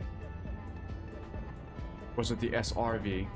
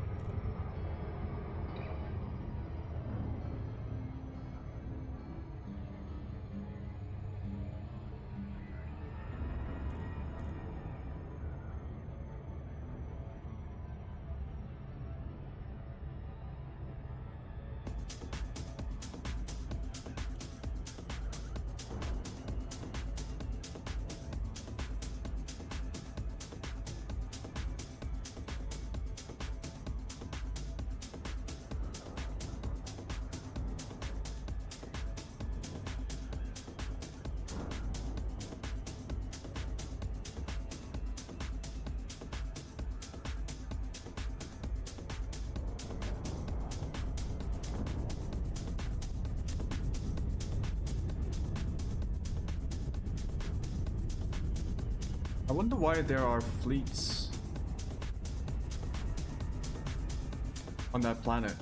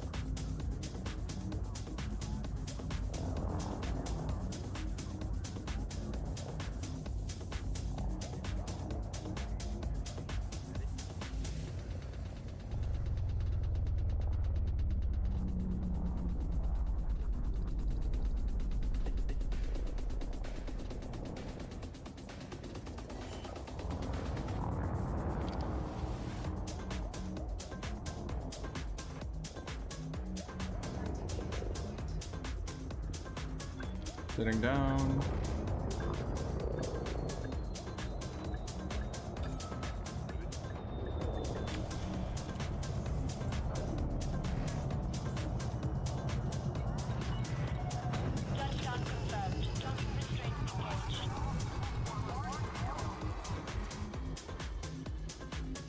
Do I need to clear up my inventory?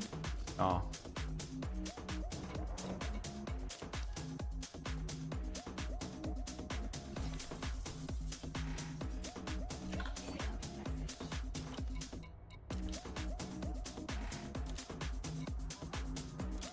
The code.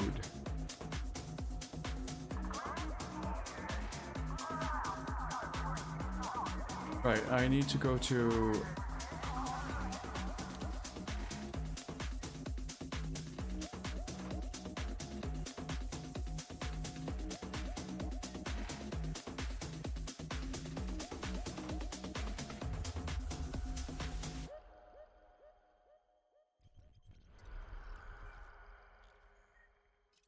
the Aurora 2A.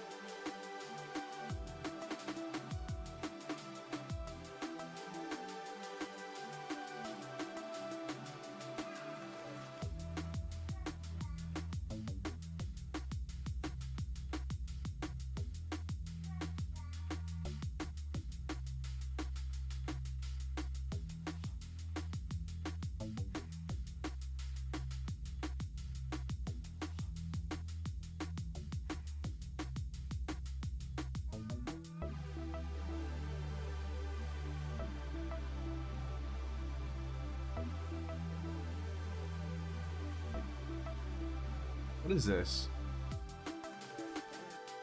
Naphtha class tanker?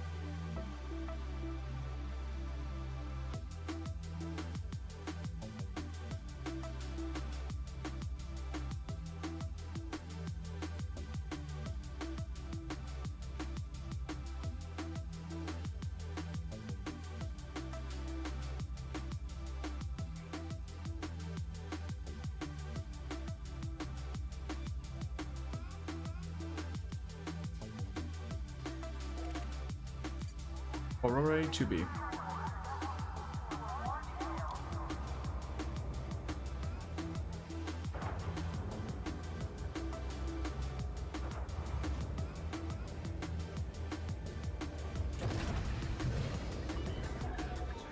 released. Watch for oncoming traffic when passing through the airlock.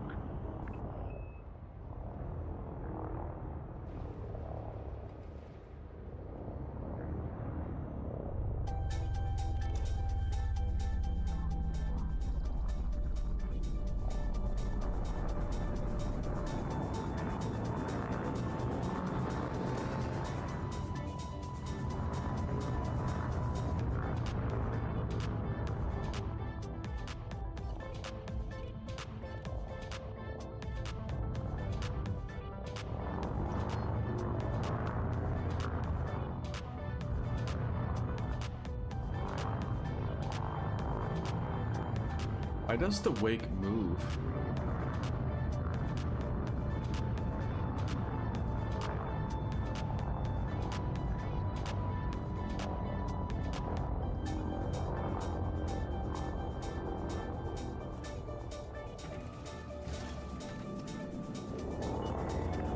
This is a no-fire zone, Commander. Store your weapons immediately.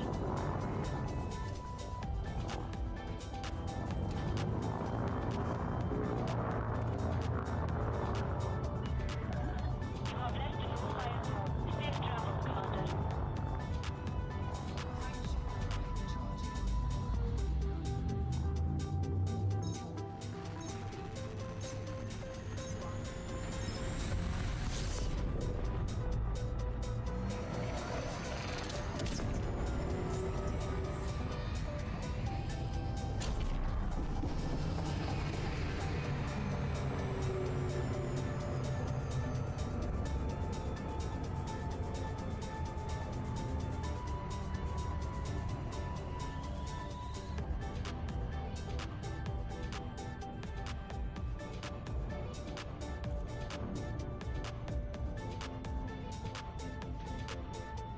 Okay, even if I may not particularly like this farming method, surface prospecting, way too inefficient.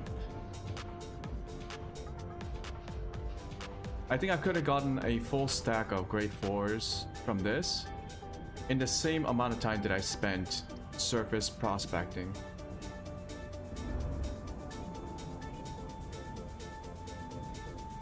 Well, at least I tried it. I think surface prospecting would be, it's actually quite enjoyable. It's just that it's not enjoyable. It becomes unenjoyable because you know just how inefficient it is. If it was more material efficient, like if it gave you more rewards for the minerals and the raw materials per node that you find on the ground, I think it would be, I would do that even if it was slightly less efficient than the method I'm doing right now. But it is so much more inefficient that I just can't enjoy it.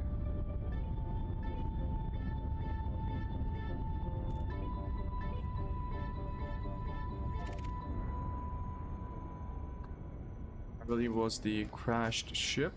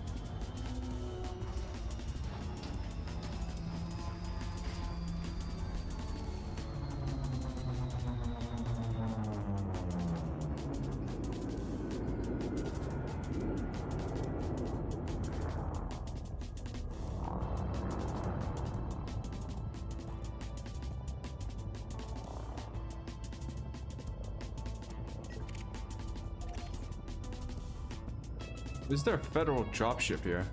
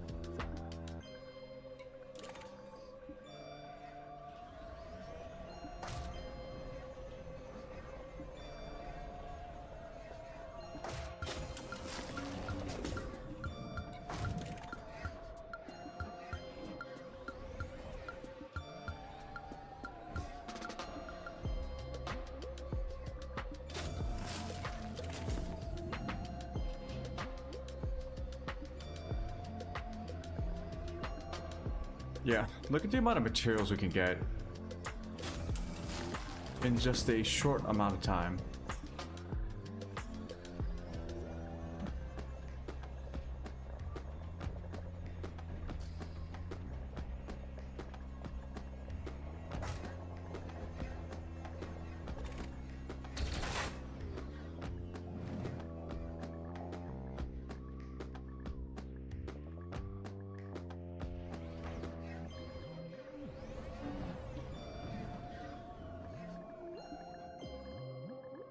Not firing.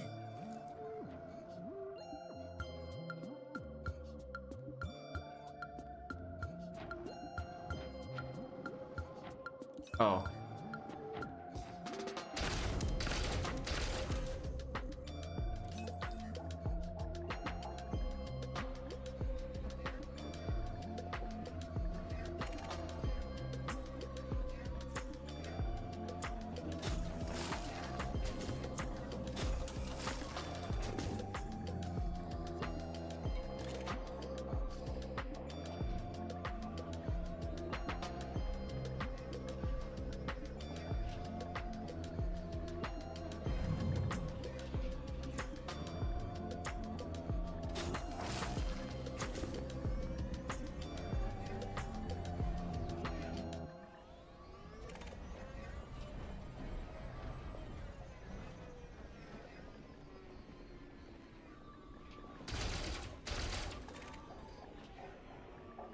Catch it. Catch it.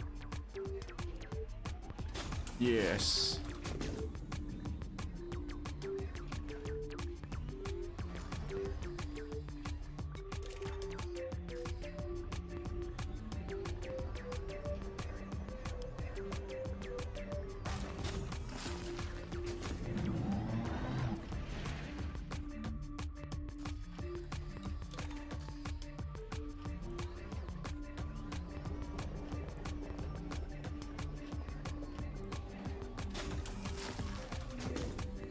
These are tier 2s.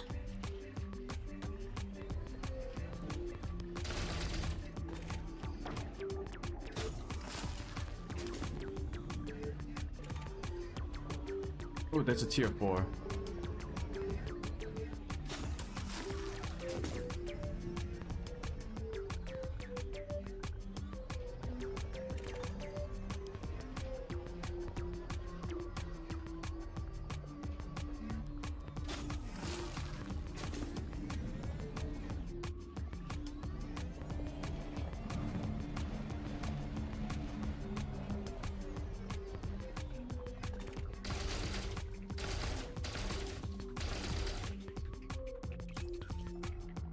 Why is this so bad?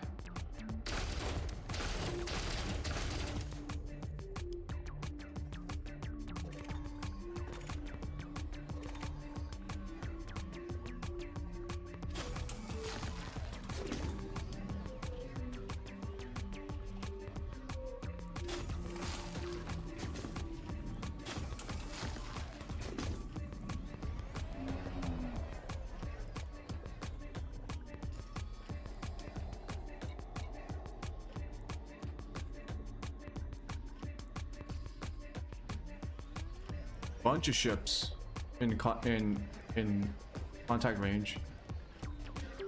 What's going on?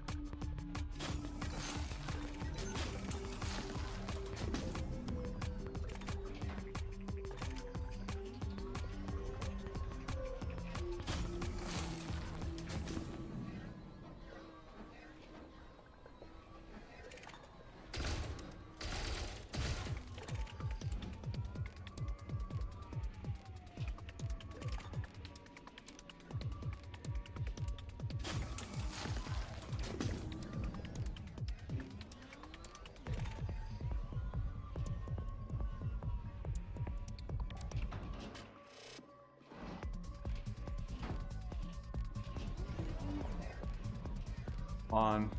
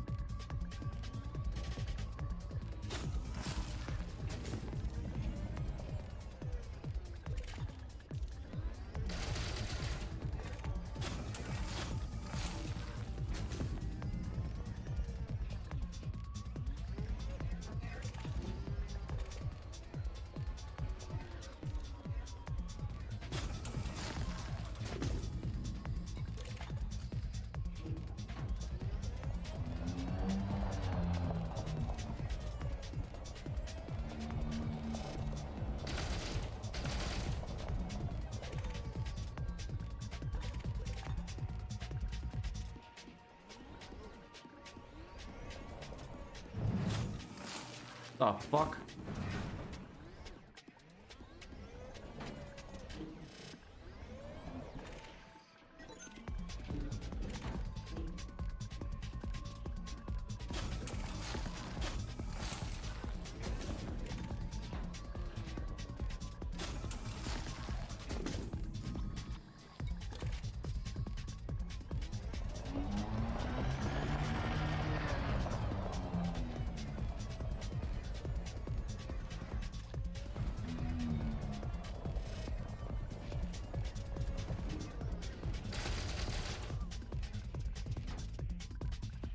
That one went flying.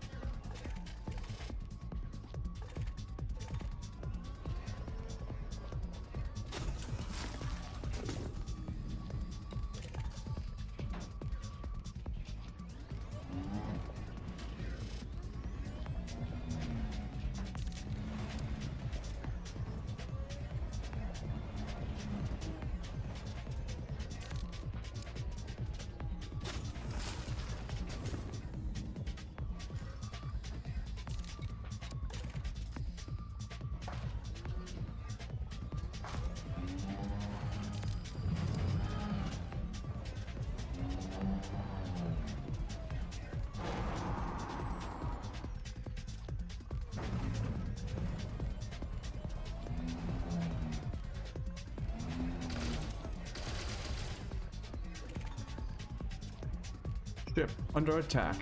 Yeah, by me.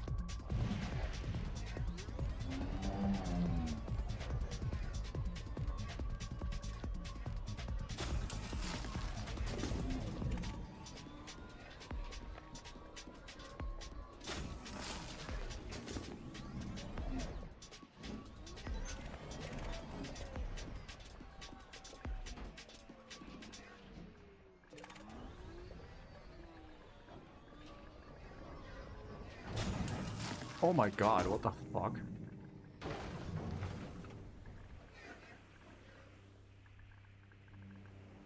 Okay, that should be everything.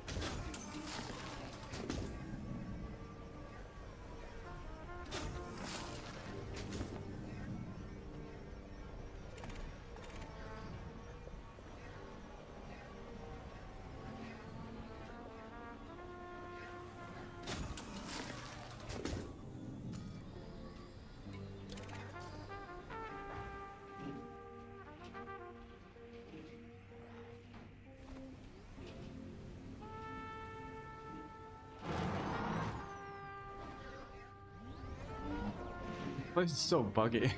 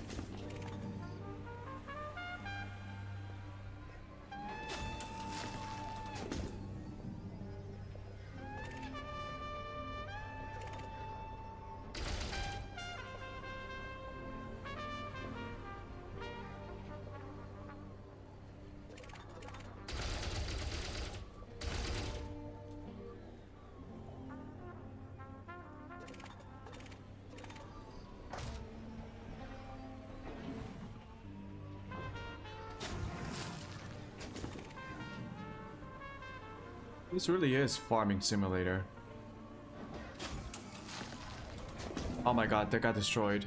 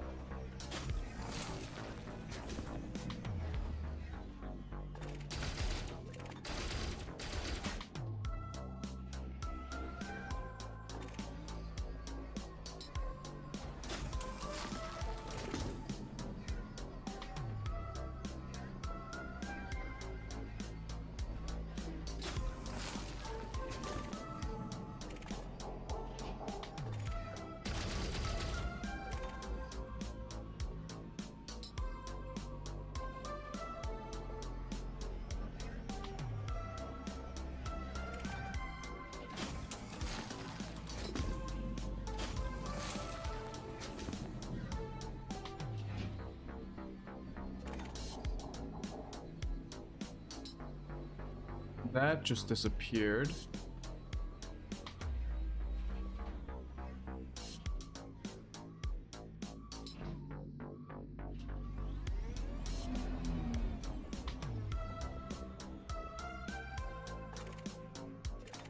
Oh, god damn it.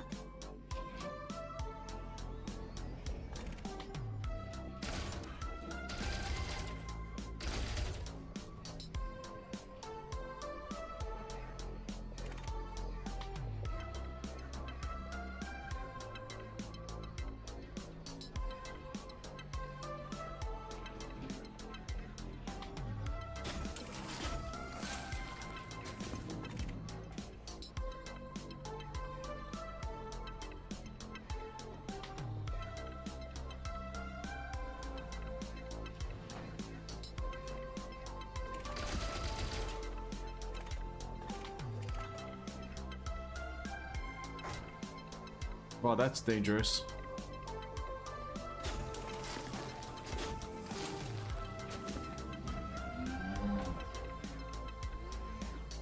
Yep, destroyed.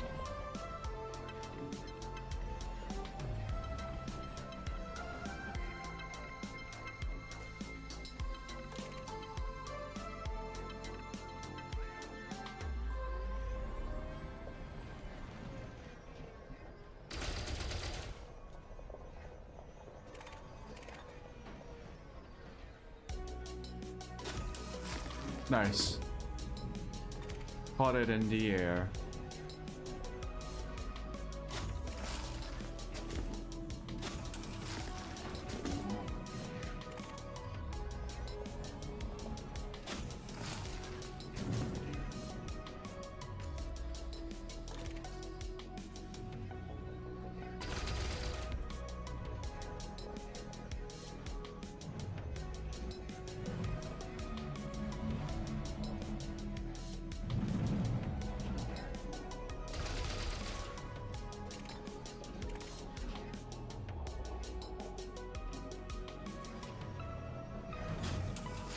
Whoa.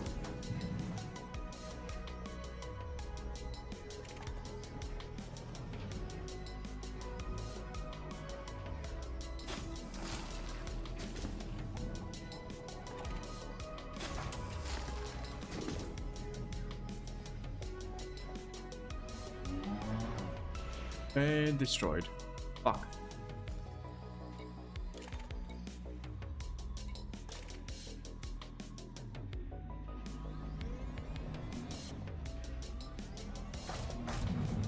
Oh my goodness, no.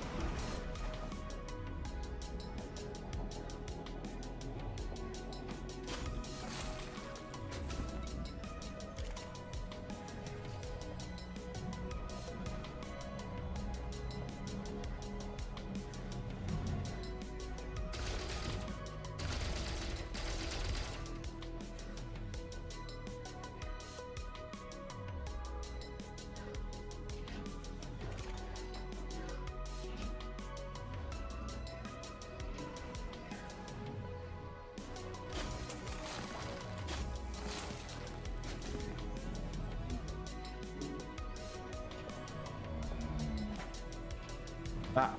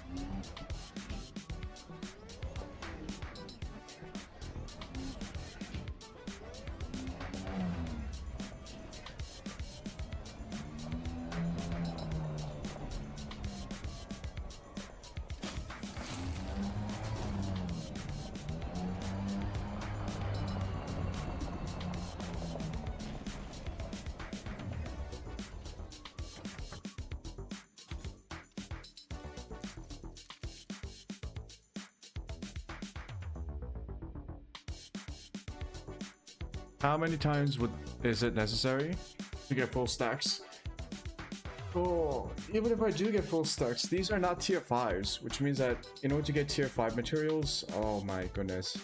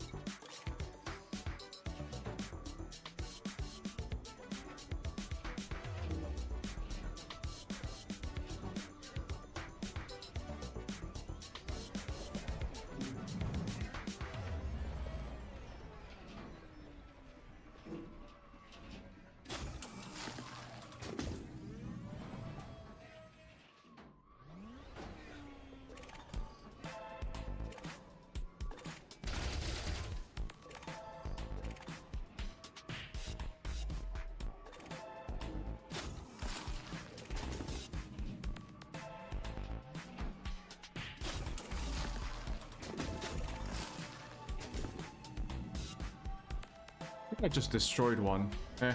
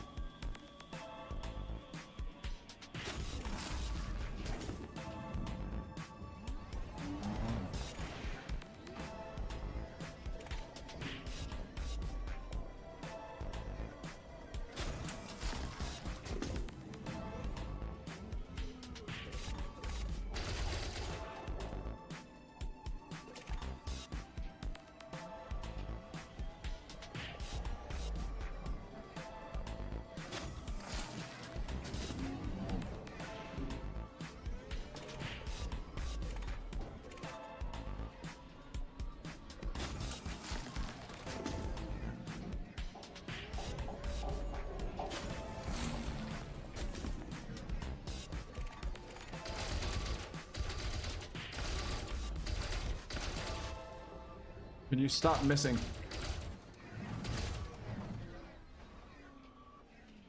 Oh, this one's really spread out. Okay.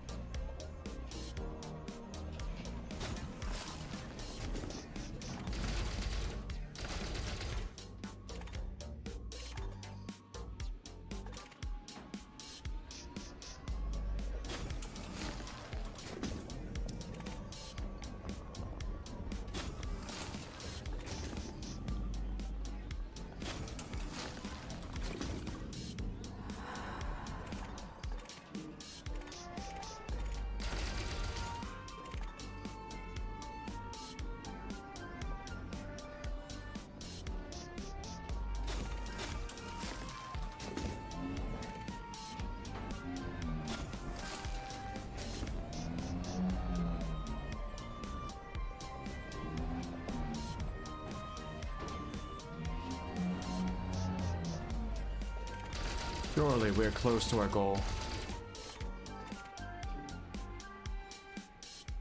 We have 123 tellurium. Not bad.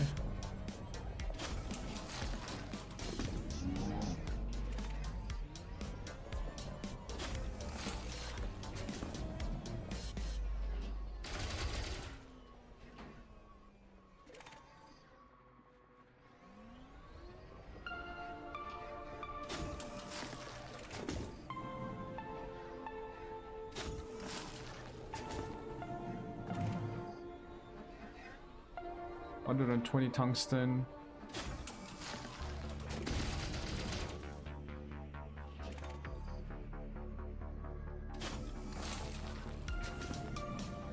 Ruthenium.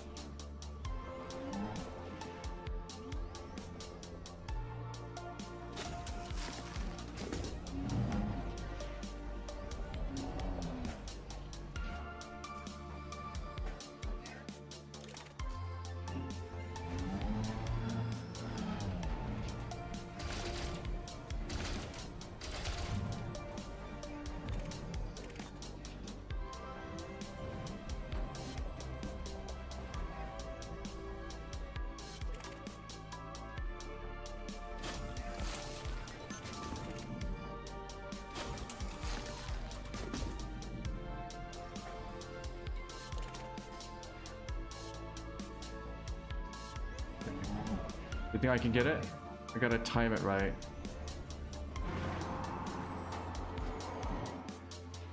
Oh.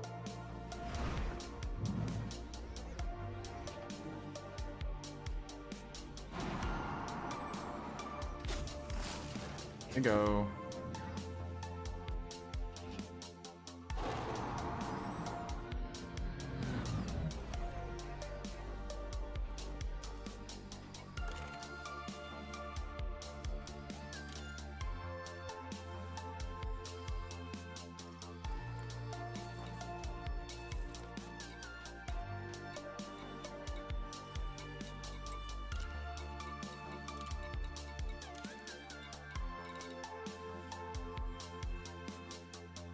I think one more should do it.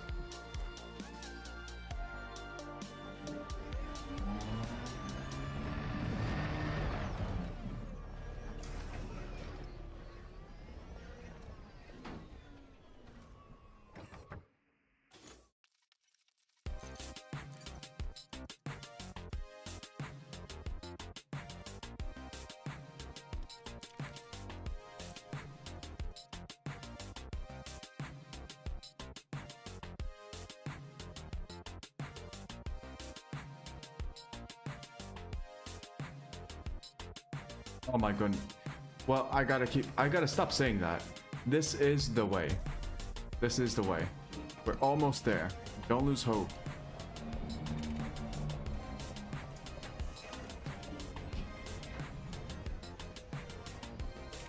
And let us pray to God that the devs buff the surface prospecting one day.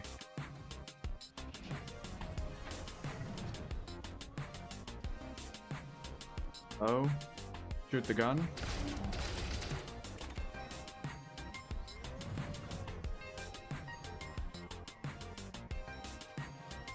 I mean, they buffed. Apparently, they buffed the high grade emissions, so why not buff the surface prospecting? No?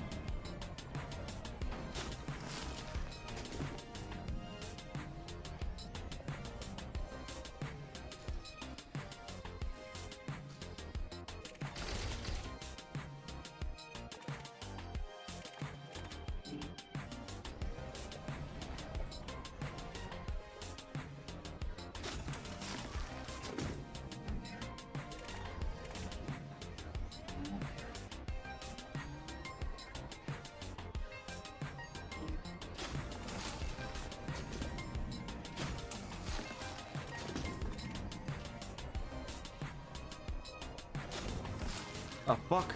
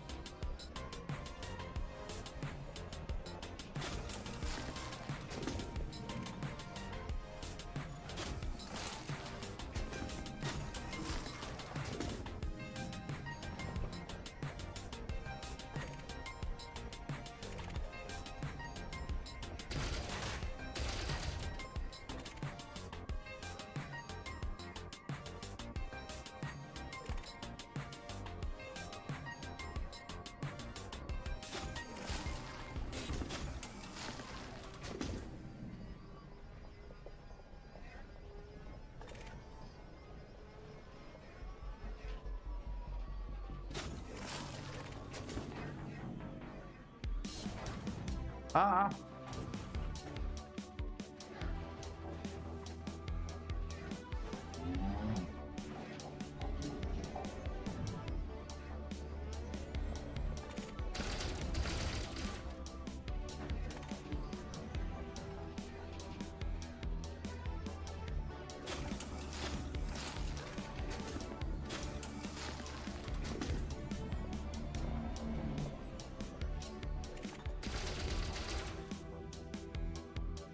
Oh, don't get up on the ship.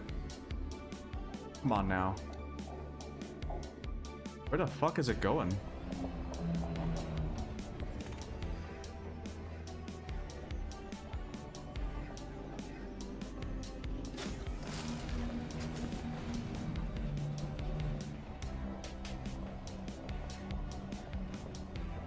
Ooh, you know, playing this game makes me want to play, what makes me want to watch, The Expanse again.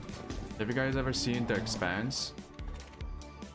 It was originally, I believe it was originally a sci-fi show, and then Amazon bought it, and then continued it for about 3 seasons? I believe it went up to about 7 seasons, right? The first 2 seasons, I really didn't like it, when sci-fi had control. But starting with, I think, season 3, the show's quality went up dramatically.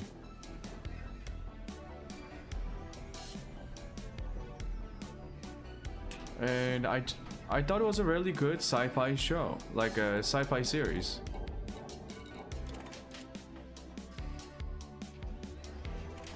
I especially like the political aspect of it. Oh. Although I wish they fleshed it out a little bit more.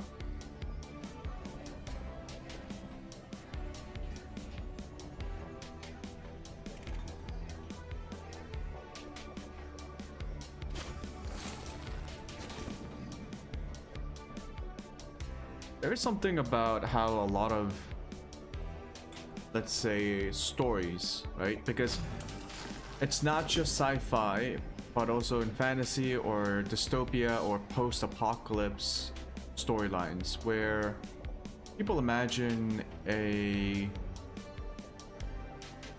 more chaotic international system because of the lower population densities. So there is something called like a political density, where if you don't have enough people to form complex polities in a given area, you would end up with more independent and more fragmented. You get a lot more independent groups, independent polities, and so you get a lot more fragmented international system. Right? The system can be highly populated or it can be sparsely populated. It could be very dense or it could be very... What's the opposite of dense?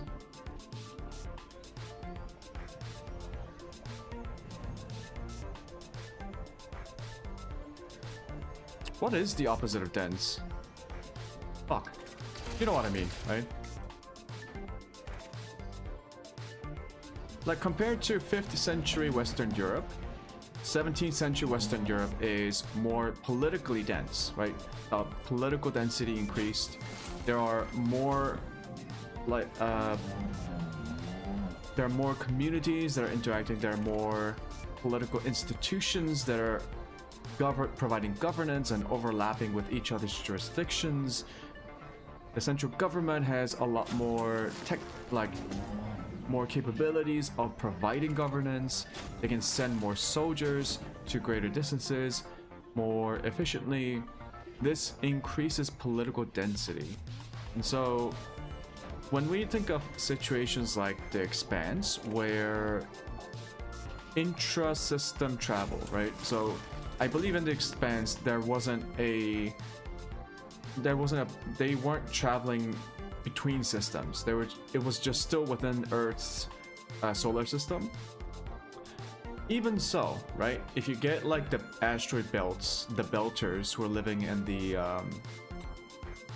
asteroid belts, and then you got the Martians, and then you got the Terrans on Earth.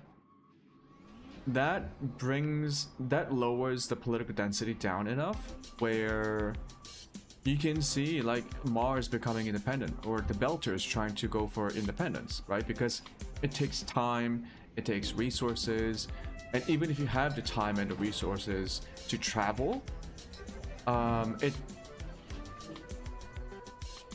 it's still not it's not the same as, say,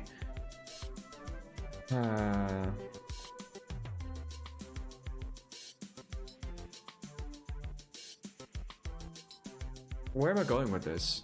Political density. It's just a concept that sometimes scholars use to kind of describe the differences in why, why weren't there a lot more political institutions like in the 5th century compared to the 17th century? Well, not only is it because of the population, but what population increase entails political density. And so the expanse, where political density decreases because humanity can travel further and disperse more, features like a more chaotic, more fragmented international system. Post-apocalyptic shows do this as well. Political density decreases because of the apocalypse, which reduces the population density on Earth, thereby increasing political fragmentation, and so on and so forth. There are actually, I did read a very interesting book when I was in college, and I happened to find it in the school library when I was just browsing the military history section. I forgot the title, I forgot the author, but it was a very interesting historical analysis of why warfare became less brutal or less barbaric over time in Western Europe. So the author was specifically looking at the phenomenon of, when we think of 6th, 5th century CE after Common Era, or even BCE, right, before Common Era, warfare was very brutal. When an army rolls through a town, it was unspeakably horrible. But then we see it's not that went away. It's that it became noticeably less so as we move into the 18th, 17th, 18th, 19th, 20th century, and so on. So the scholar was asking, why? Why was this less noticeable?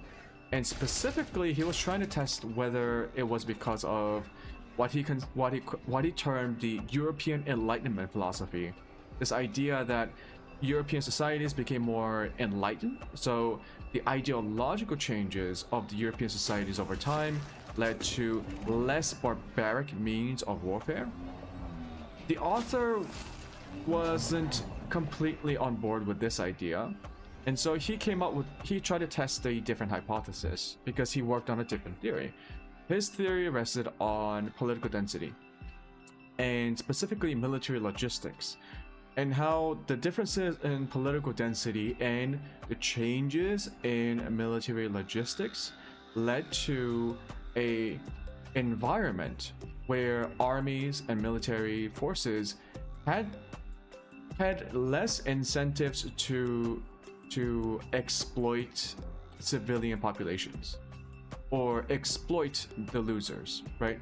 Exploiting those who are defeated. So the idea is beginning with Napoleon, right? Since the Napoleonic evolution and blah blah blah, the modern era of warfare,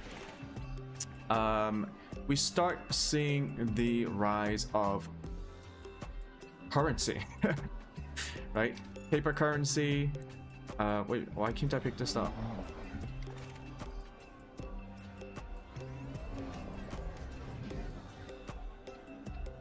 Oh, it's full. Okay. Yeah, so paper currency plus better supply systems, right? You got the invention of what's called magazines. Magazines aren't just what you used to call the case where a where the ammunition is stored, right? A magazine more broadly speaks to like supply depots where where a passing by army can resupply. So the French started with this system of building magazines across France and also Europe as they went on military campaigns, so that the campaigning force would have to rely less on pillaging, on foraging, and so on and so forth. This reduces the need for the military to interact with this local civilian population in a less hostile manner, right? Because a lot of the militaries in the medieval era and in the prehistoric era, they had to forage, they had to pillage, because the technology, the political density of being able to support these logistical lines weren't there. Even until the 18th or the 19th century, right? So in the Franco-Prussian War of 1870, the Prussian military was still relying on foraging for food. Because if you're trying to feed an army of, let's say, 200, 300,000 men, even if you had trains were still limited by the 19th century in Europe. And so you would plan your military campaigns around harvesting time for the local food crops, so that when your army is campaigning, they can just forage the forests or the farms and the land to gather food for themselves.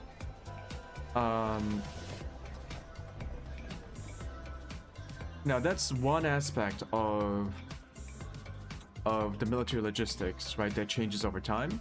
How militaries can start to supply their own militaries, let's say, like vertically. Like there's been more vertical integration of military logistics, where armies had to rely less on local food production and local conditions, and just get supplied directly from the military supply chain. The other thing is compensation. In the medieval era and before, how do you pay your troops when you don't have easy fiat currency, right?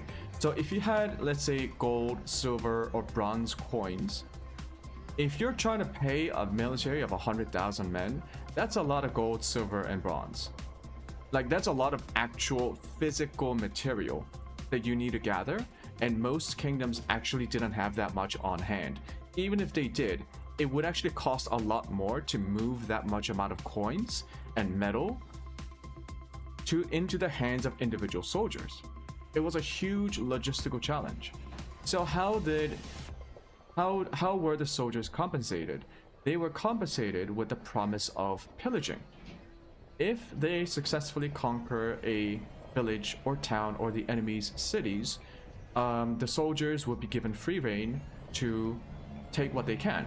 This reduces the need for the organizing polity, the king or the lords, to provide direct compensation in terms of gold, silver, and whatever physical currency that they used. Now you can see where the introduction of paper currency or fiat currency or other types of like promises, the IOUs, bonds, or whatever the fuck you want to call it, the access to fiat currency, paper currency, really made it easier for the state, the organizing polity of a military, to pay and compensate the soldiers. This meant that there were less incentives for the military to pillage. In fact, if you could pay the soldiers directly and not pillage the conquered cities, that was even better, because when you pillage a city, you buy resentment from the local population. And as political density increased over time, and we enter the modern era of like the 17th century, 18th century, 19th century, we're talking about like huge number of, like a large number of civilian populations who can get pissed off, who can mount resistance, who can engage in guerrilla tactics and form insurgencies, right? So you don't really want to devastate your enemy's lands. You actually want to co-opt them. You want to come in and say, hey, look, we can be a better government than your own government. And that message ain't gonna fly if you let your military devastate the people. So the introduction of fiat currency, higher political density, it changes a lot of the political and military objectives and constraints in a way that overall seem to direct warfare into a slightly more humane form. Now, the author of that book, he went into more like specific empirical examples and cases. I don't remember them. I really wish I could remember the book. Maybe I can find it if I Google the subject matter. But yeah, the author was not impressed. In the end, the author wasn't impressed with the idea that warfare in Europe became slightly more humane, right? Even we're not talking about like, oh, Europeans are so humane when they fight wars. No. He was saying compared to medieval times or prehistoric, like ancient times, it seemed in some ways, slightly less barbaric. Why was that? He was not convinced that it was because Europeans became more enlightened. He seemed to present a very reasonable theory, a reasonable explanation that it was due to the changing nature, the changing environment that changed military logistics, that changed the political density and the culture surrounding military campaigns and the effects of warfare on the civilian population that led to warfare becoming less focused on pillaging and looting and more on supplies, logistics, and distinguishing between military and civilian spheres. I thought that was very interesting. And I thought it was a very convincing argument too.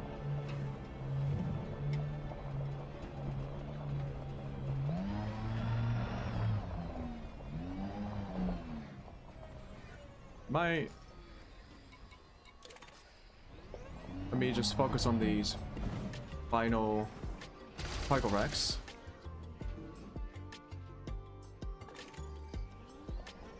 Oh, they really went away. Anyways, that reminds me of The Expanse, right? Why I started talking about this.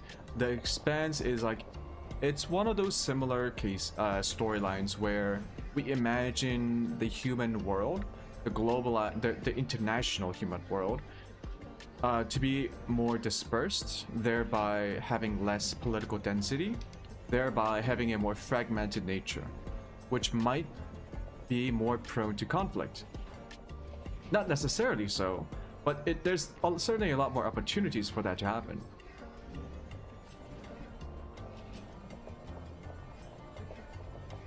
As we see in The Expanse. You get the three major factions, the Terrans, the Belters, and the Martians. And it's really hard for each other to like even try to control one another because of the distance, of the logistics of just getting to the other side's location, right? The Belters can try to fight for independence because it takes a long time and a lot of resources for Earth to send spaceships to control and occupy the Belters. You can think of it like how the American Independence War started, right? The British were, at the time in the 18th century, they were the strongest naval force, but it still took 3 months for a British military force to travel from the British Isles to northeastern United States. 3 months. You can imagine how that might impose some severe constraints on the type of power projection and political control that you would need to maintain a unified kingdom or polity, right? That's why the American could successfully engage in an independence war. It's not because they were necessarily stronger, although they did use guerrilla tactics and insurgency tactics quite well. The distance helped. The lower political density helped. That's just one thing to think about. Nowadays, what we have to worry about is we are getting more and more politically dense. The world is, right? And that's changing things too. Not necessarily in a good way, not necessarily in a bad way, but just in a different way. Which is why we see the rise of terrorism. But I'm not going to get into that because that's a very particularly dark topic, and YouTube might not like it.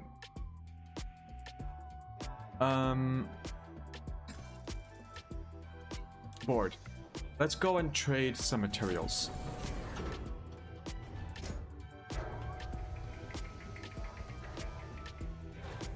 Oh, instead of terrorism, things like cyber warfare.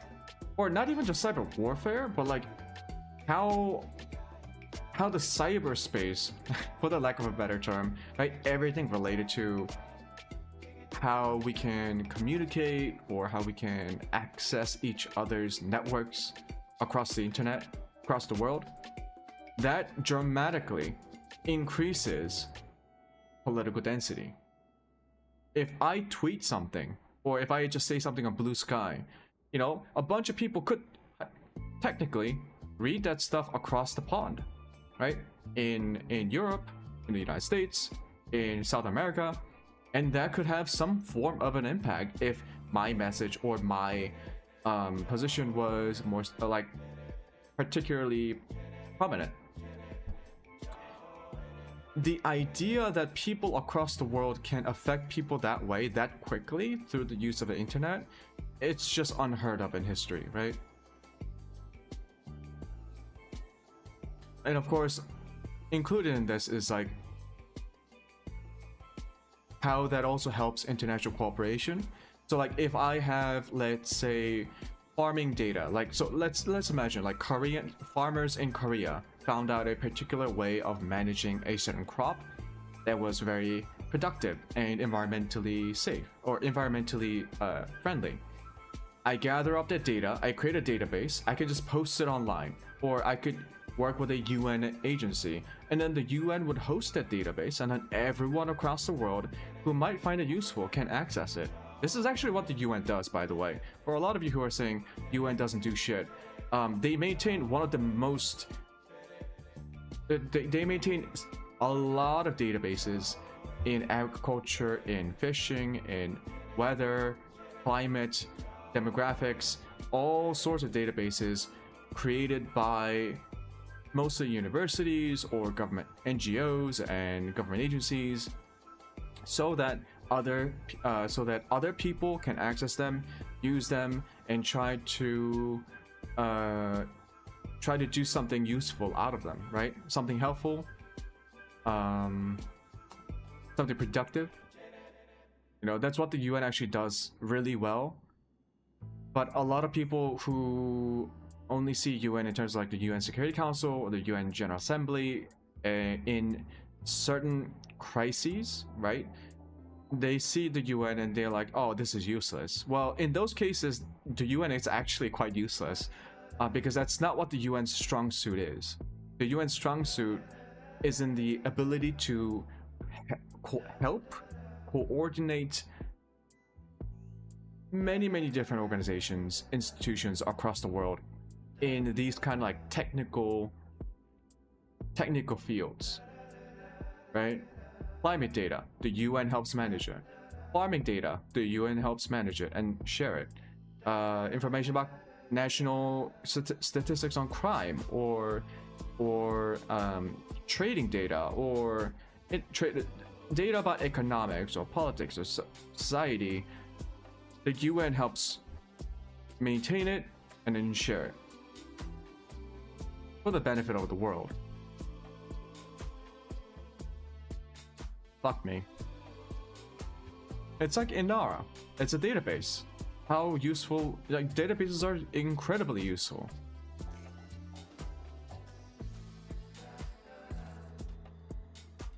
I need to find, oh, speaking of databases, I need to find a material trader.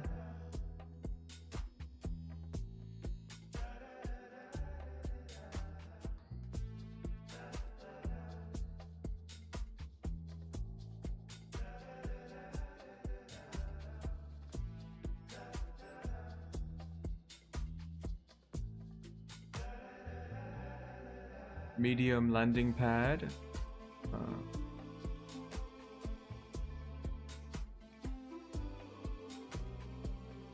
Backed enterprise.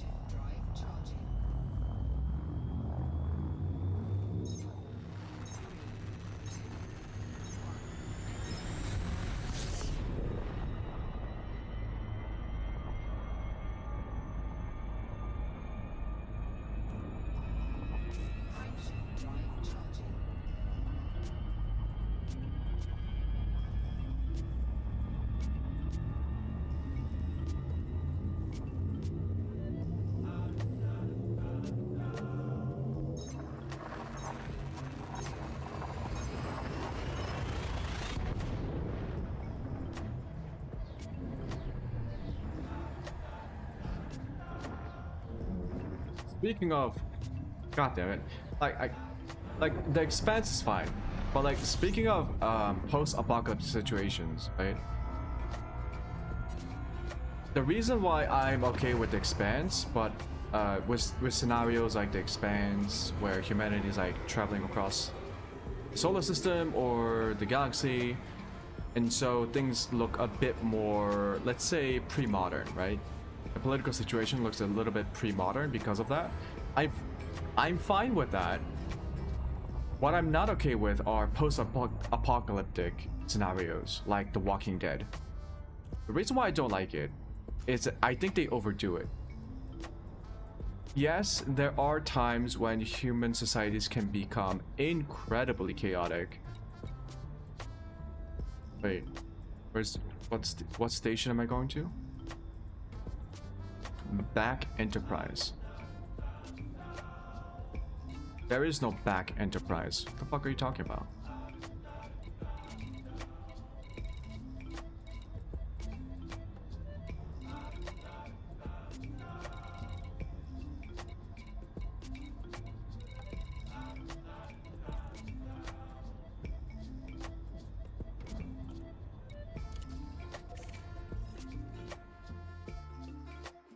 What the fuck?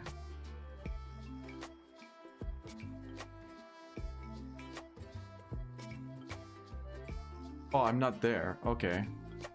Well, why didn't it just like... Oh, okay.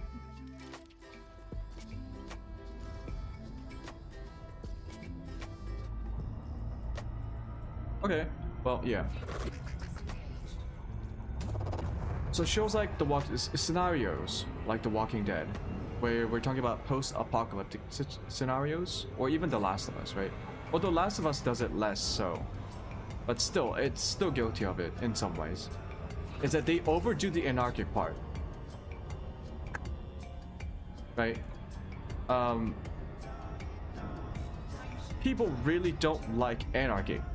They really, really don't. They do not like it. They do everything they can to get rid of it.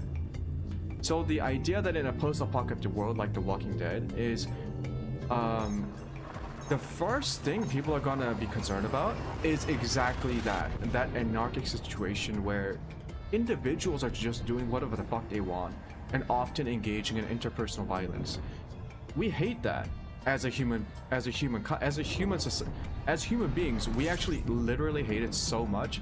We would rather get rid of it by giving someone inordinate political legitimacy and authority to engage in organized violence to stamp that out.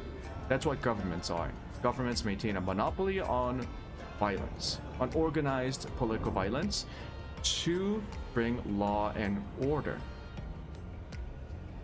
So in a situation like The Walking Dead, it's just that, like, Yeah, it's horrible. That is precisely why people are going to be... The first thing people are going to be trying to resolve is the lack of political order.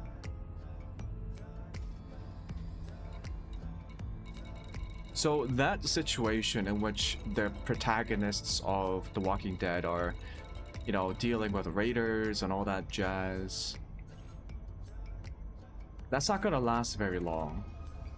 Unless that's become part of some sort of power struggle. Right? Unless there's something else going on. Like IT. IT is right now going through a rough time because of all these criminal organizations. But they're not just criminal organizations, are they? They're behaving more like insurgent groups. They're trying to supplant the existing government. They're trying to gain legitimacy and control. Legitimacy from the population, but also control over the civilian population. Right? That's why it's really difficult for the Haitian government to take control back. But notice that that happens because of the higher political density and not the lack of it. Like, not the scarcity of it. No, not the, it's not scarcity, the density. So it's happening because it's politically dense. Haiti, instead of Haiti being politically less dense. My God, I really need to figure out the phrase, the term that is the opposite of dense.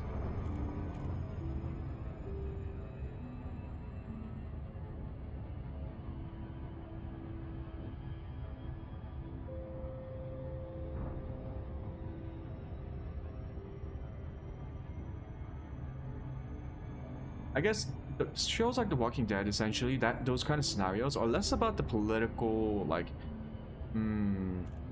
trying to understand the political aspect of human society, and more about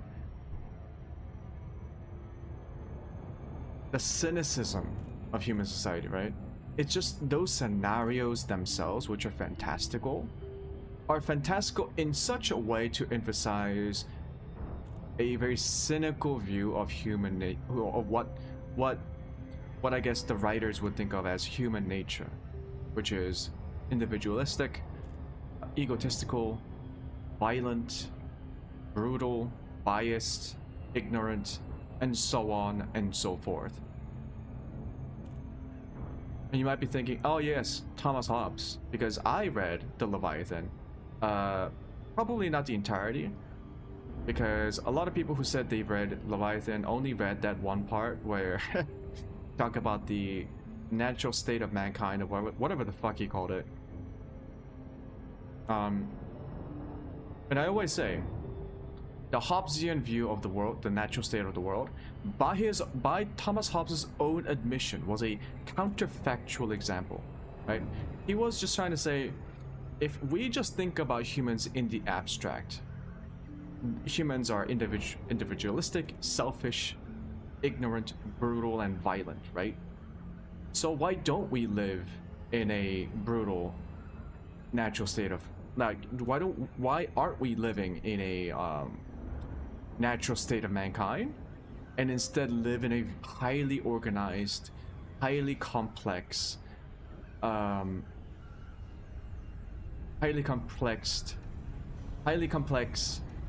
societies, like England in when was Hobbes, like 17th century, or 17th or 18th century Hobbes. Even in the 17th or 18th centuries, England was very politically organized. It was an empire. It had laws. It had a lot of laws. It had judicial systems. It had the military. It had the police. It had different governmental institutions, non-governmental institutions, and so on and so forth. Not to mention social contracts, right? These social, unspoken, uncodified laws that govern people's behaviors. No one enforces them except that it's enforced in a very indirect way. So why do people enforce those laws indirectly?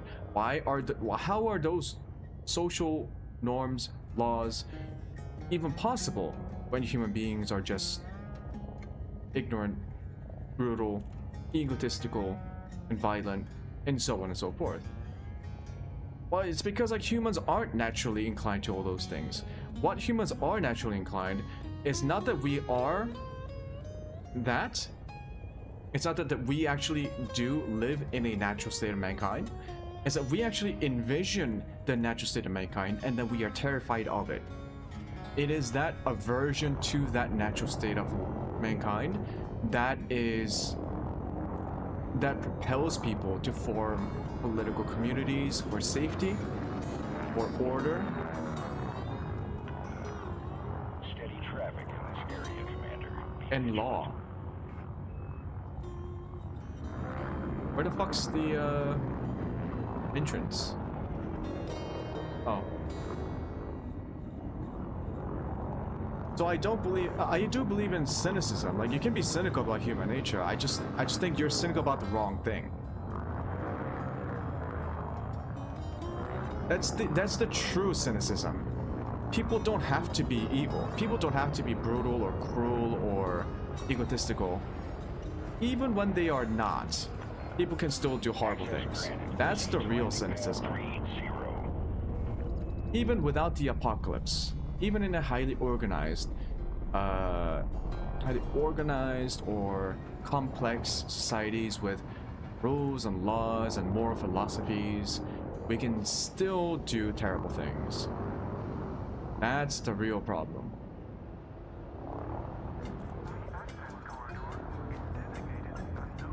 That's when you really start to lose hope.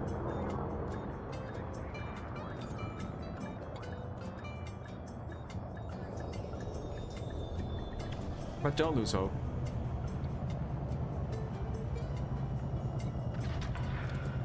Solid contact, securing ship. Welcome to the station, Commander.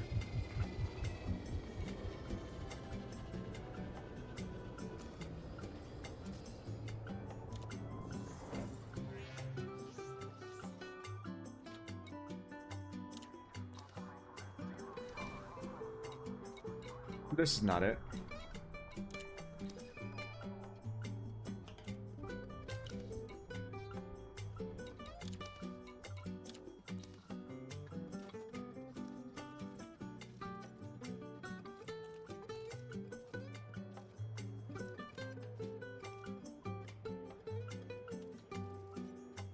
This is a manufactured material. I need it raw. Oh, son of a bitch. I wasn't paying attention. God damn it. Since I'm here... Oh, I should get more yeah, I should get more manufactured materials. Now that I think about it. Anyways, let's go to this other place.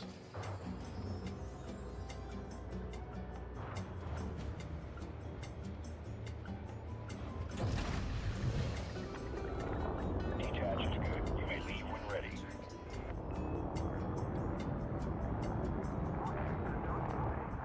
And The Walking Dead, I was so excited when I watched season 1 of The Walking Dead. I thought season 1 was really good. It feels like an entirely different show than what it became. Season 1 was concise. Like, the storyline was so trimmed down. It was focused. It had coherence.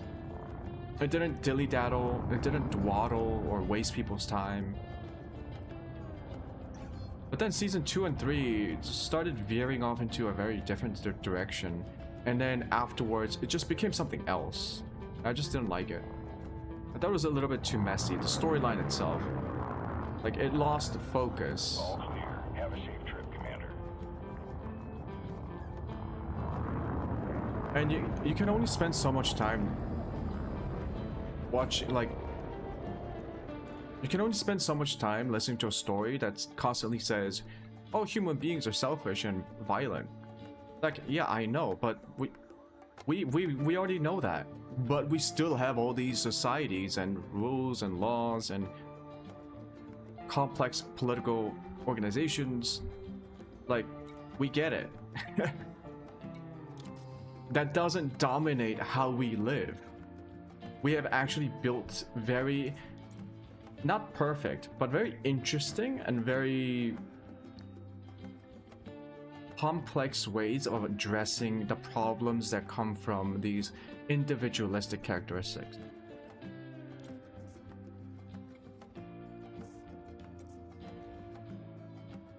Or individual characteristics, not individualistic characteristics, right? Individual characteristics. I copied it.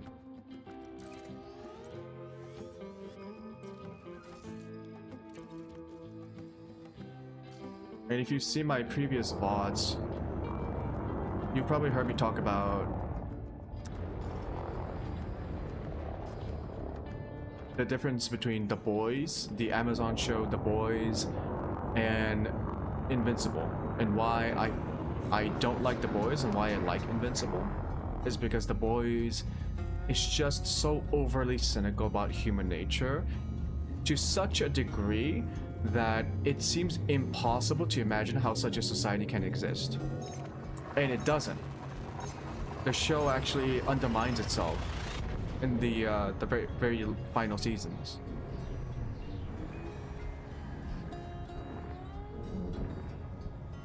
Whereas in The Invincible, yes, there is cynicism, but it's about like, how are human beings live with such cynicism? And it's not like being able to live with it is not the end of the world. And that's when we start to take, that's when we start to engage in topics of heroism, right? What does it mean to be a hero? What is heroics in a world of, you know, egotistical, brutal, violent people?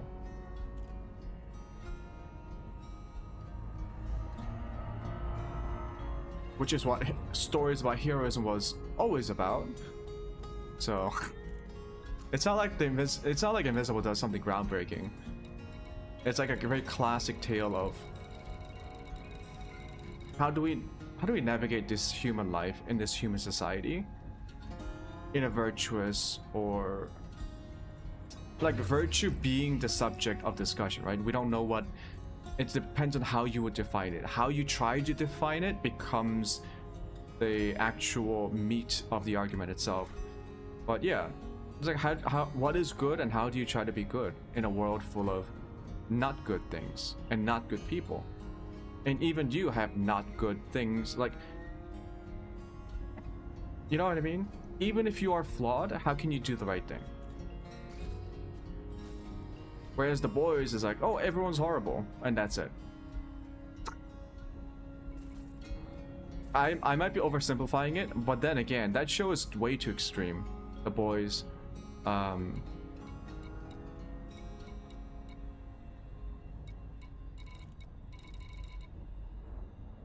the fuck?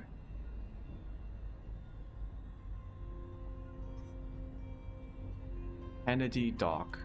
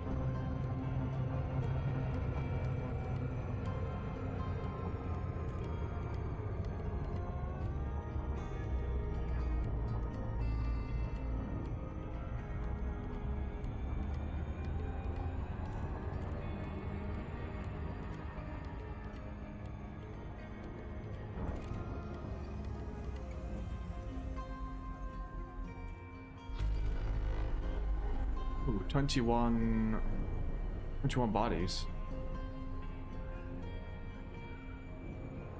Is The Walking Dead over? Or is it still ongoing? I hope it's over. That show has been going on for a very, very long time.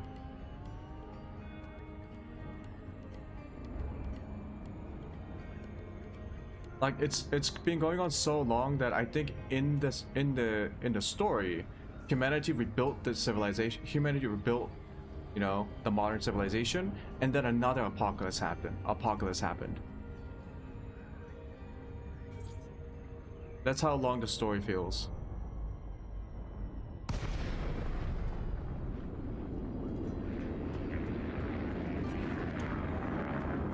Not this way. Recon Charlie, Yankee Bravo.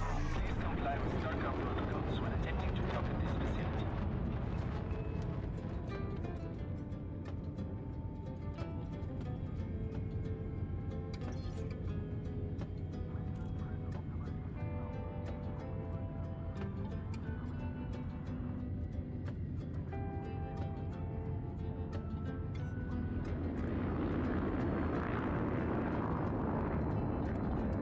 The fuck?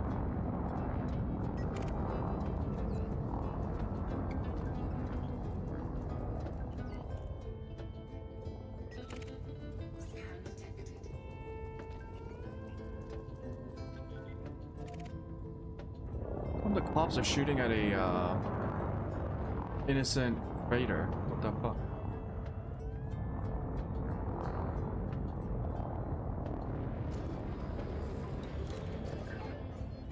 Landing authorized. Head directly to docking bay 4-5.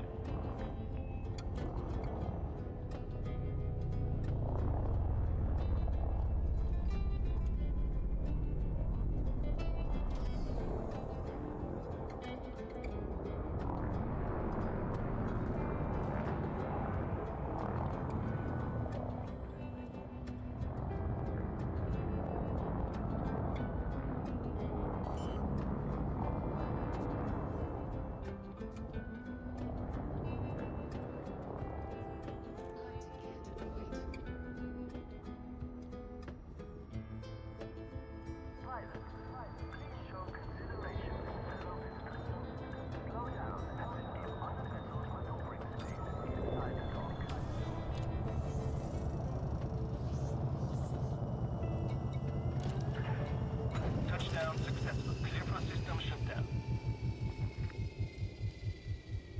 Oh, there's only 4 grades? Okay. Oh, that's not too bad then. Oh. Oh.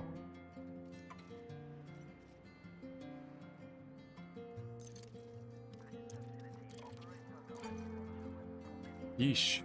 This is still pretty bad though. Oh god.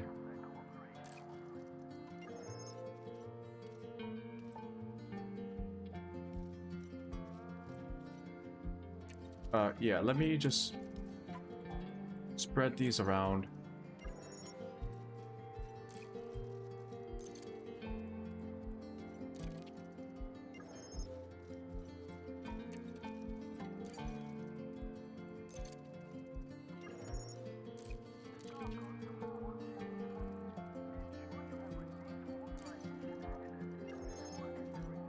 Polonium is hard to get, but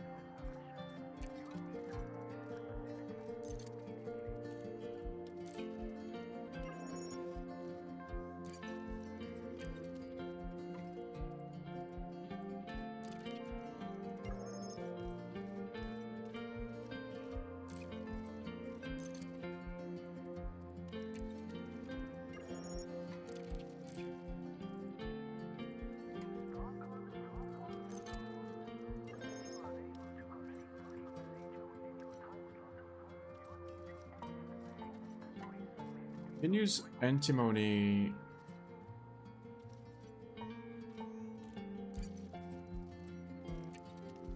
Two to 1. But if you get 2 to 1,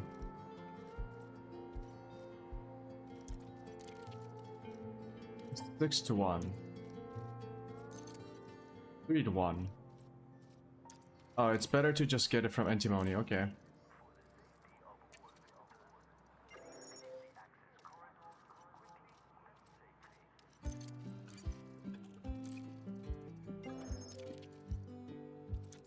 I'll get more of Technatium.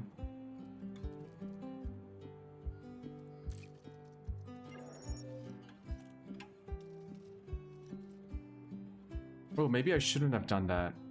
Ooh.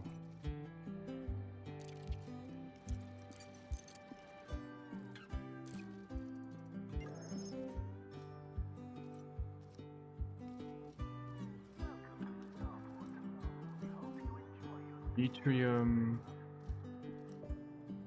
I can spare some antimony.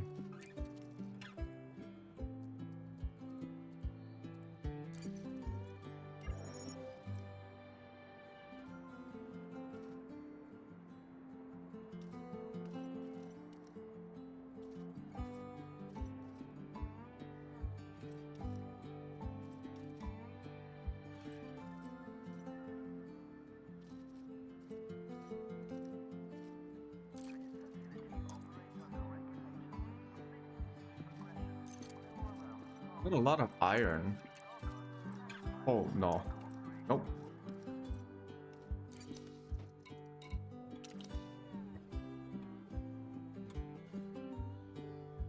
How much did I need for my multi-cannon?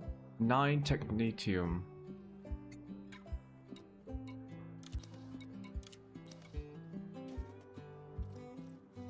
At 12. Okay. So I can upgrade my multi-cannon. What about multi-cannon? The other long range. Sulfur and sulfur. I need sulfur.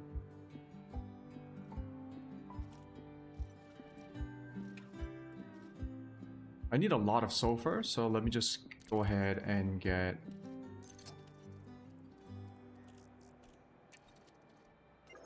yep.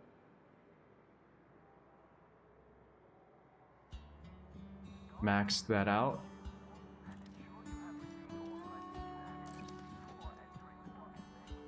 What else do I need? For my final FSD drive, which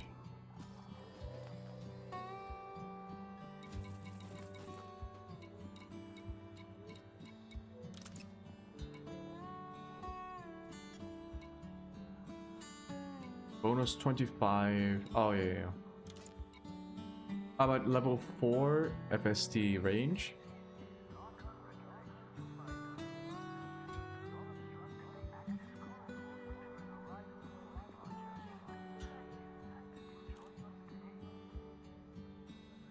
I need arsenic.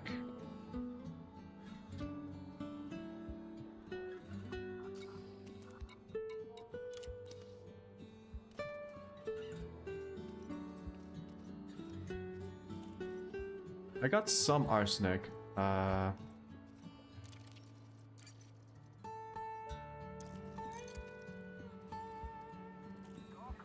Spread this out.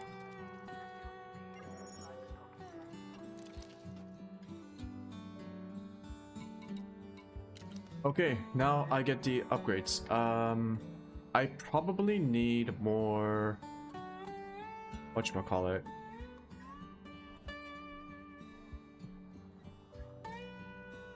Hyperspace trajectories.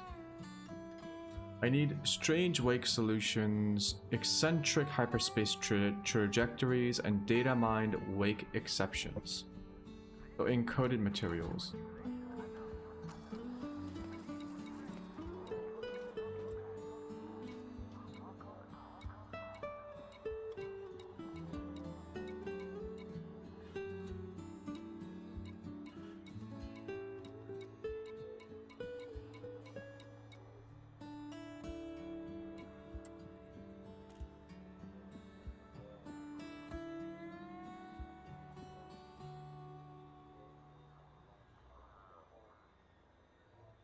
God, it's so hard to see strange wake solutions. Eccentric hyperspace trajectories. I have 14 of them. I need 1. Data mined wake exceptions.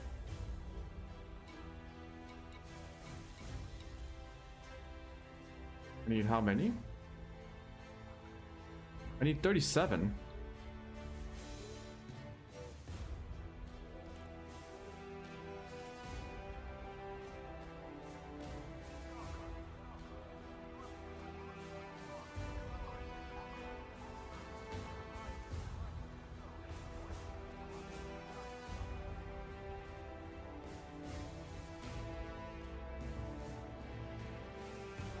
So I'm gonna need more encoded materials.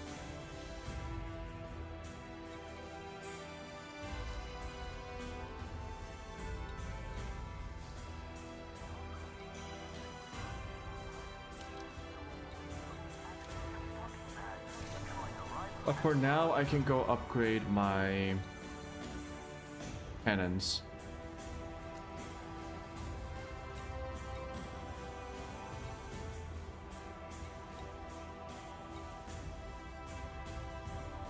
That's the map.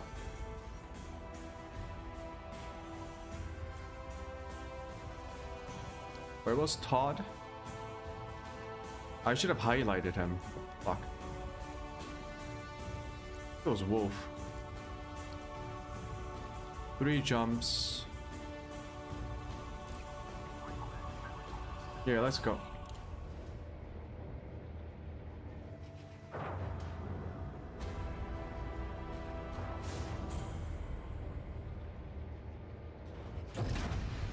Wait, do I need to go to him? Because I already have him maxed out.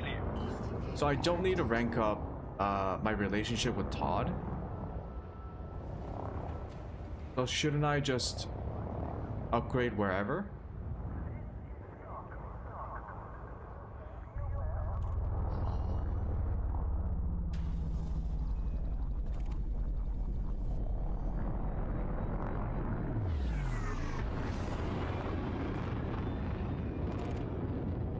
Yeah, that is...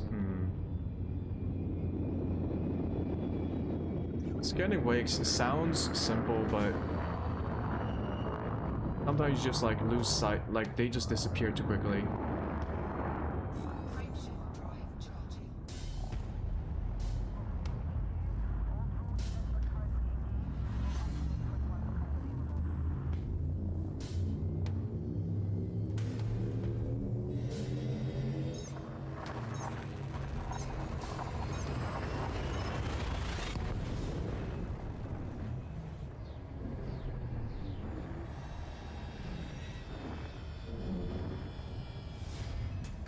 Are there like ways to passively generate materials?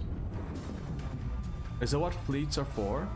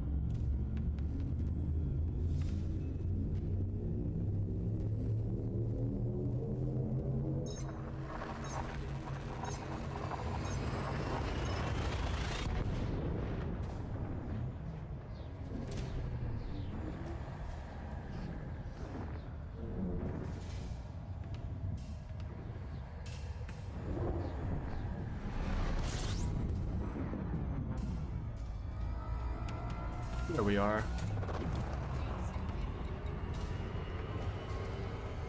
Wolf was...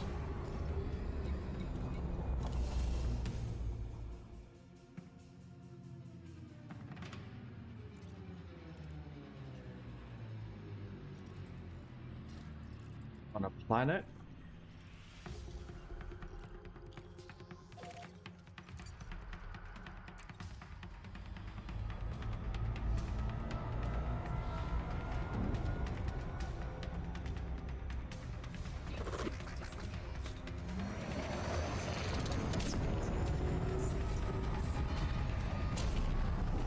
Way overshot that one.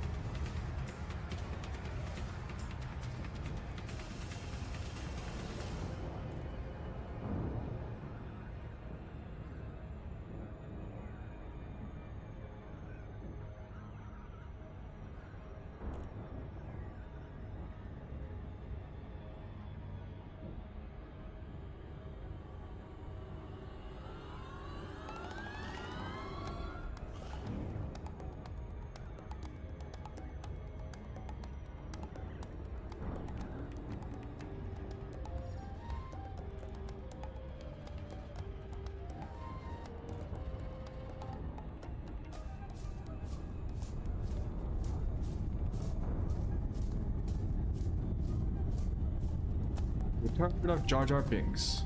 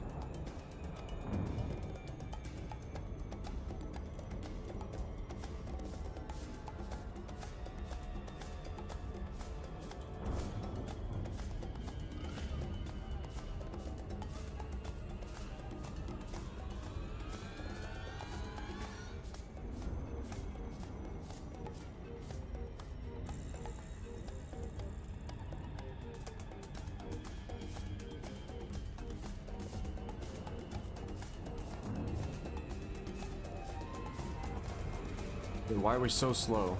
Come on, let's enter the glide.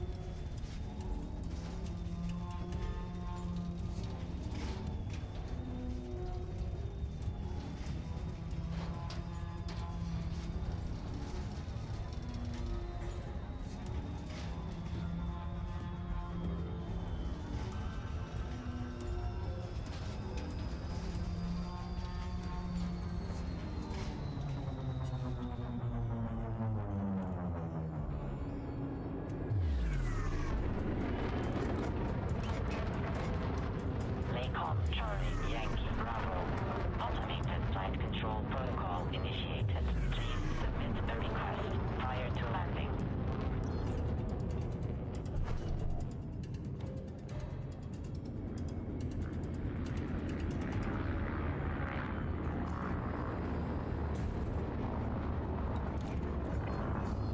Docking permission authorized. You may proceed to landing pad 04.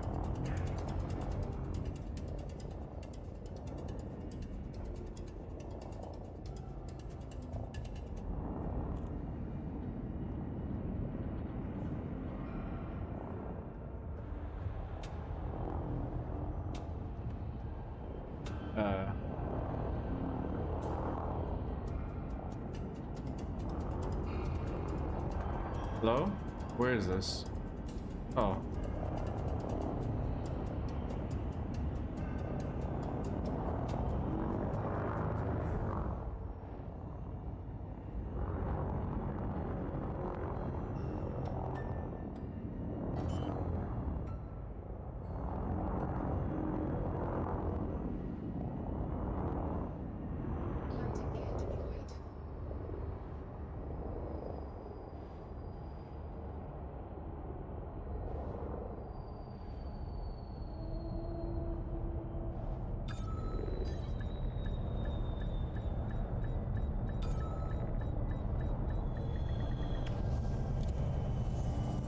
We made it. Okay. Docking procedure completed. Ship secured. Greetings, Commander.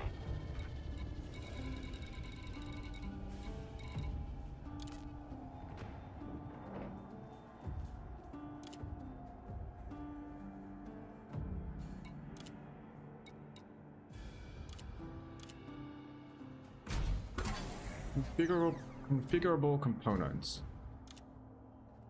Okay.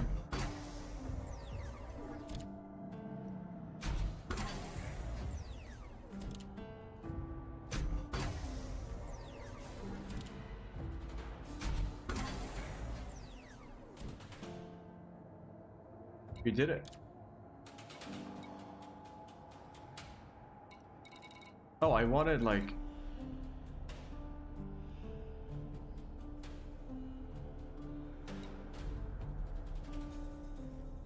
I think I wanted the auto loader.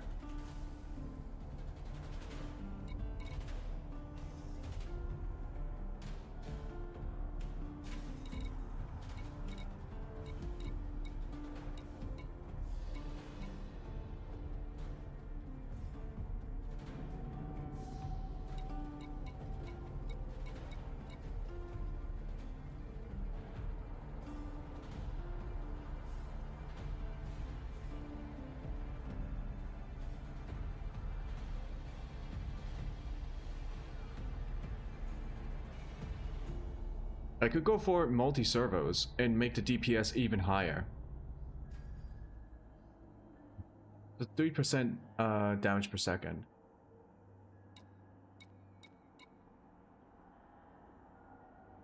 Or I could also increase my DPS by having reduced reload intervals.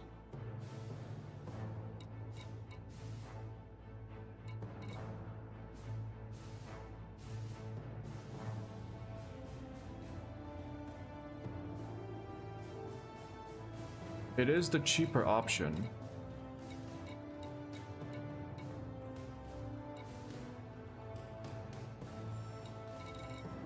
I don't want to go for multi-servos actually because I would run out of ammo very quickly. Like my overall ammo storage. Like my total ammo, not just in my magazine but also my storage. It would run out pretty quickly. So let's just go for, I think, auto loader.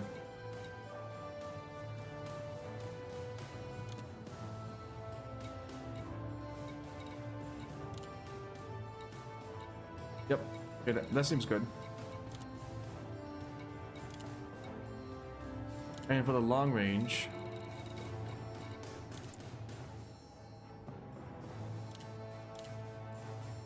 plenty of materials here.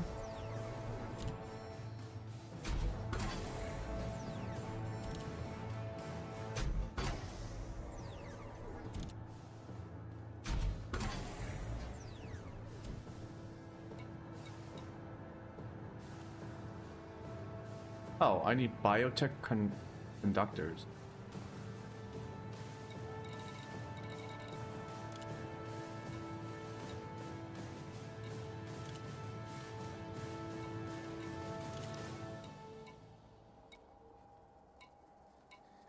Of course they don't have a material trader.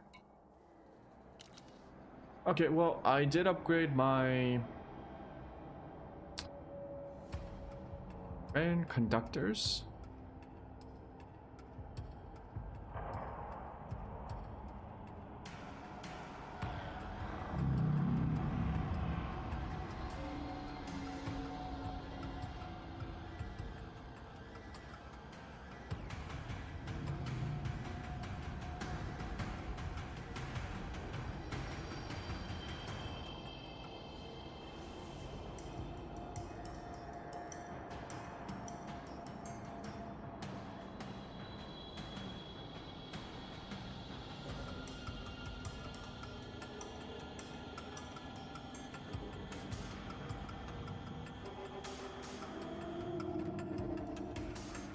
Conductive polymers, okay.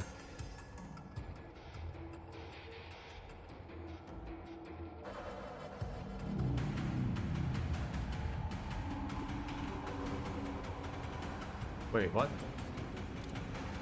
Does Inara automatically use my inventory? What the fuck? Like, does it know what I have?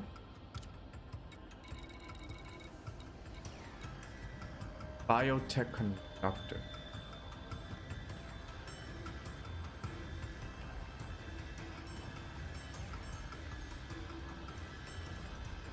Can I link this to my account?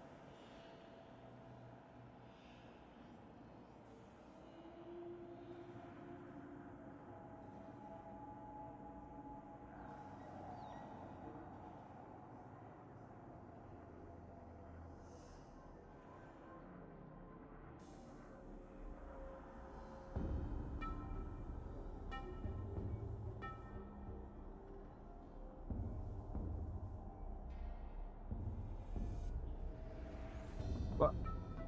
I just used it.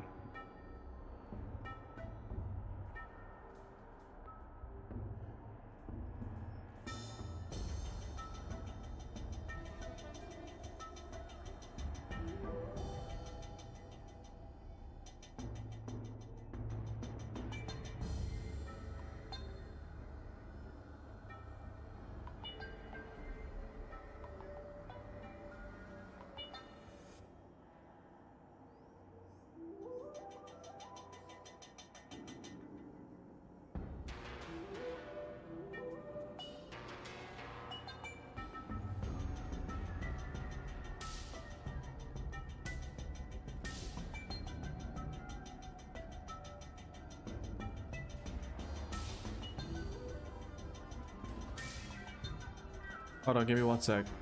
I already mistyped my password.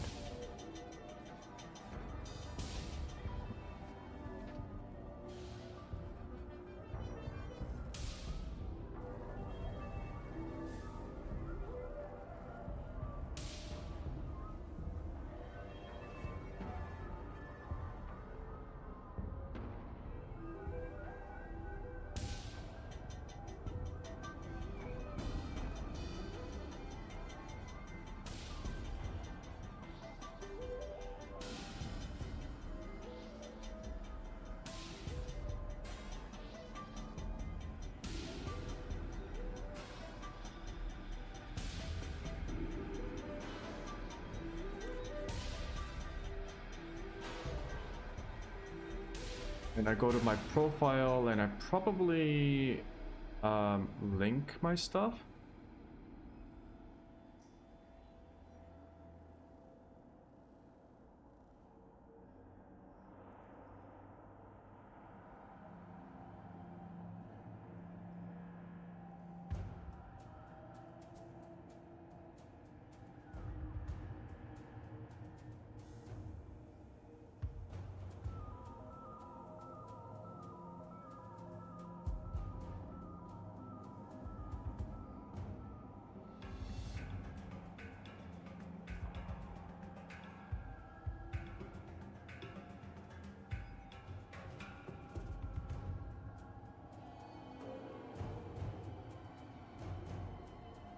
Can you like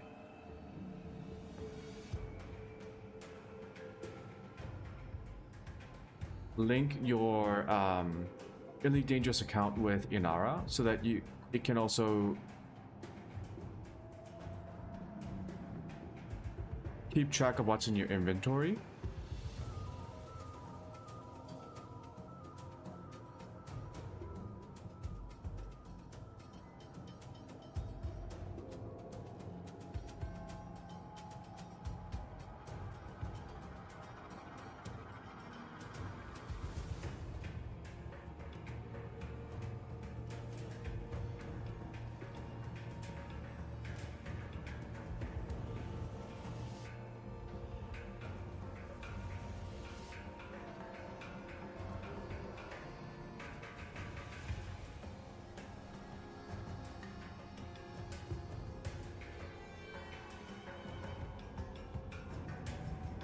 Oh, I can import it. Okay.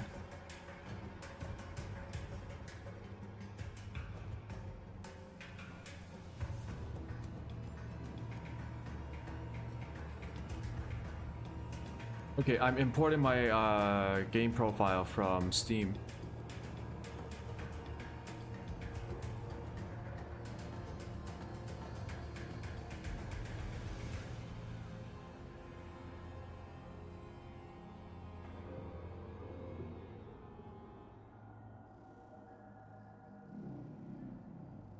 Yeah. I can see all my shit now.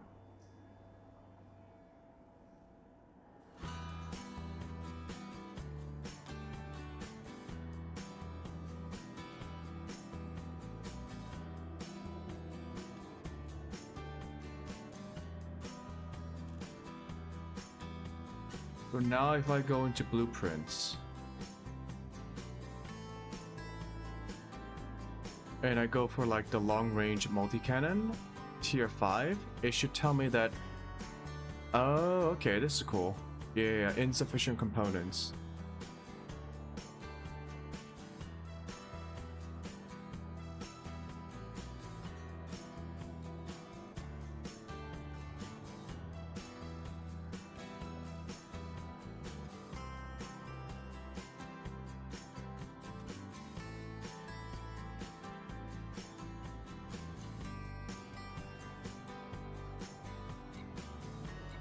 So I think I want to go for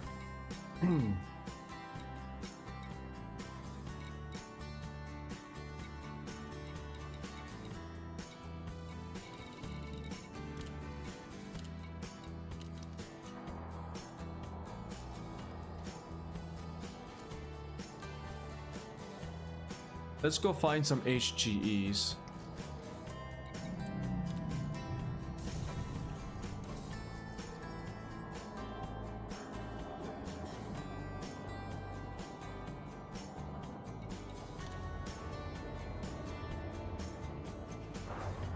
And then we'll trade in the materials for bioconductors. Ship released. Departure authorized.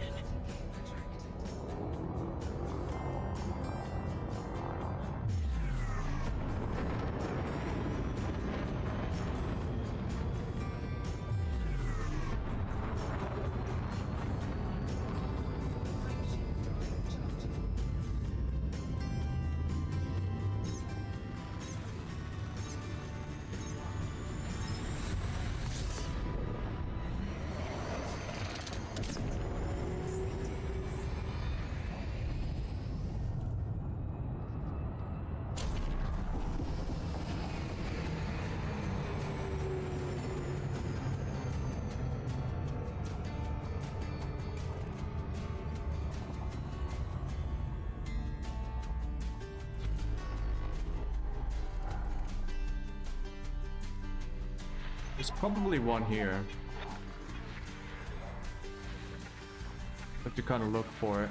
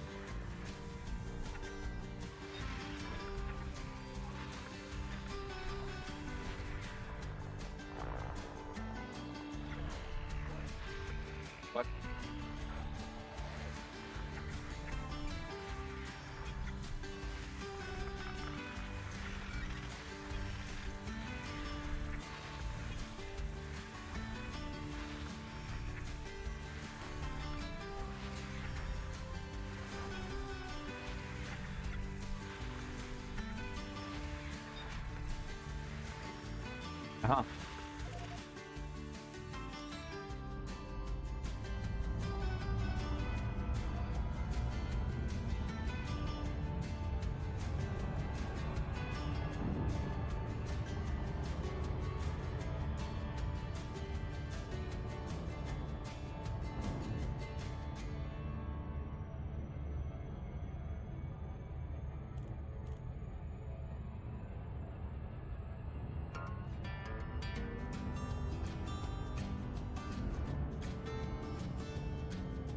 Okay, these materials are really...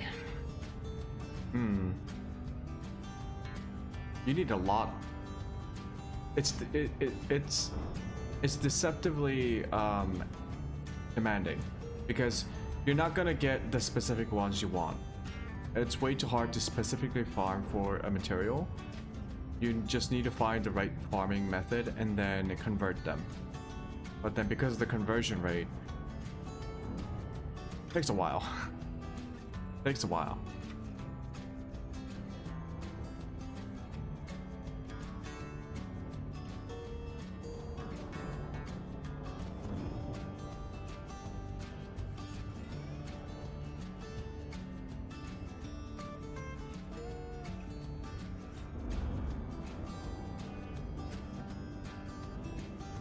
I think the devs would just need to boost base activities. Surface prospecting should give more rewards, more raw materials. Scanning wigs should give more, honestly.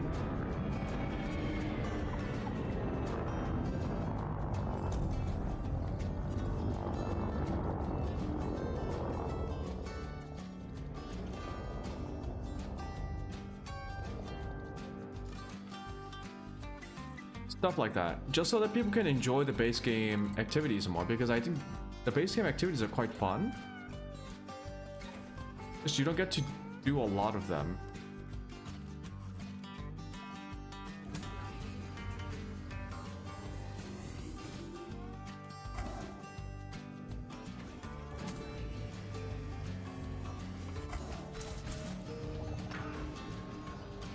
So can my HUD not go away? Like, I need to see how many Olympic drones I have. Okay.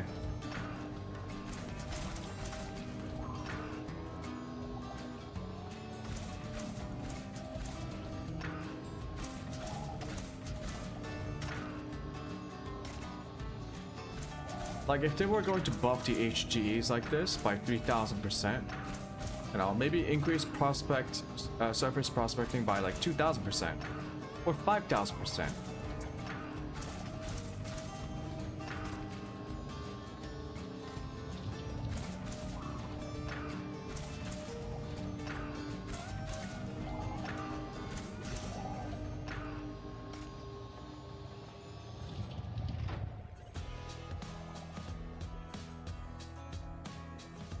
No space for material.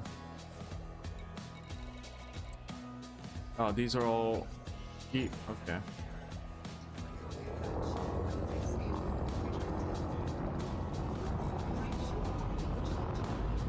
I want to try the power wreckage signals.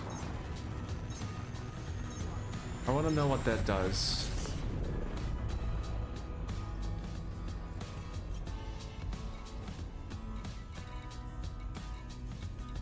Threat level 3.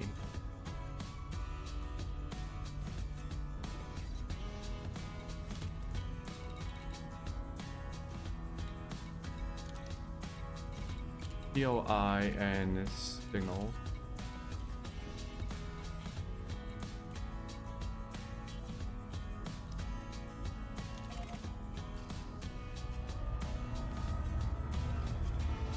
I'm not worried about threat level 2s.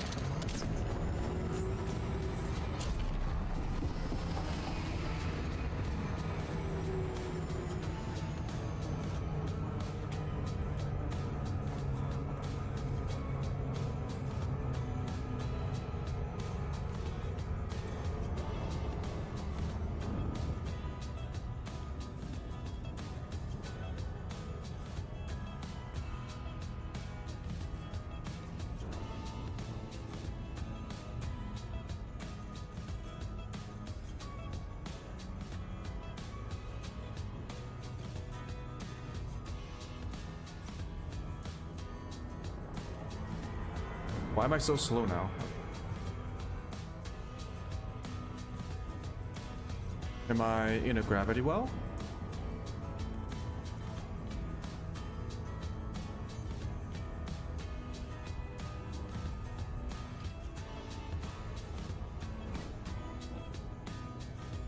I should probably be in combat mode, huh?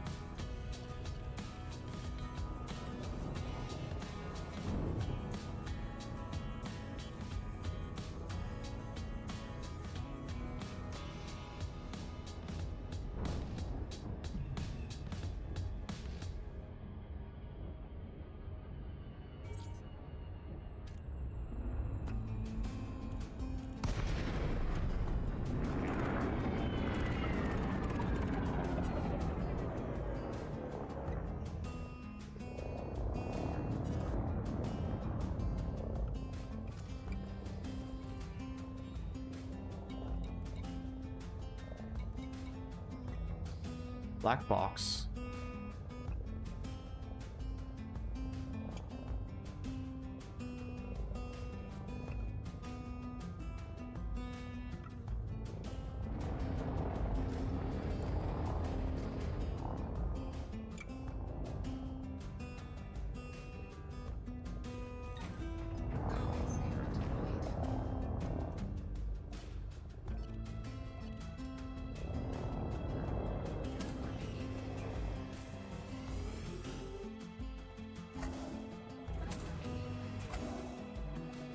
Why is it threat level 2? I don't see any threats. Also, what is a black box? Is it illegal?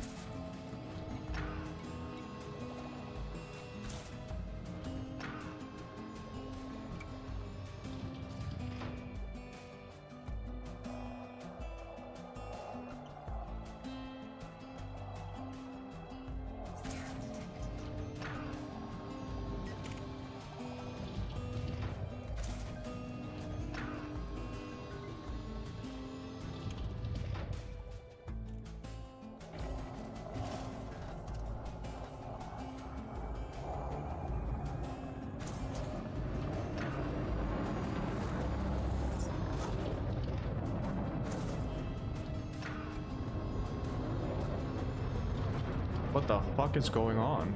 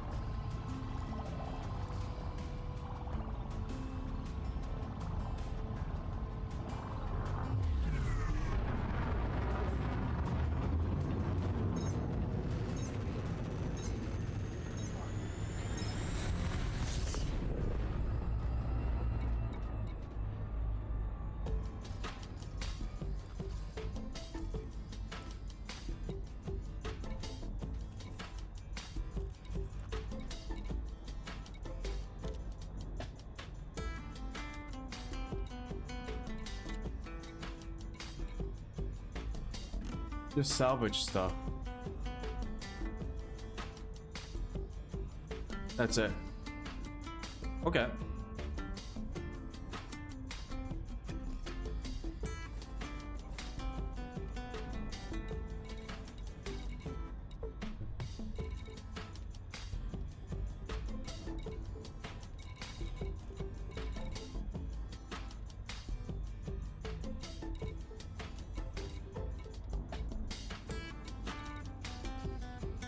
No, I don't believe we will get another HGE.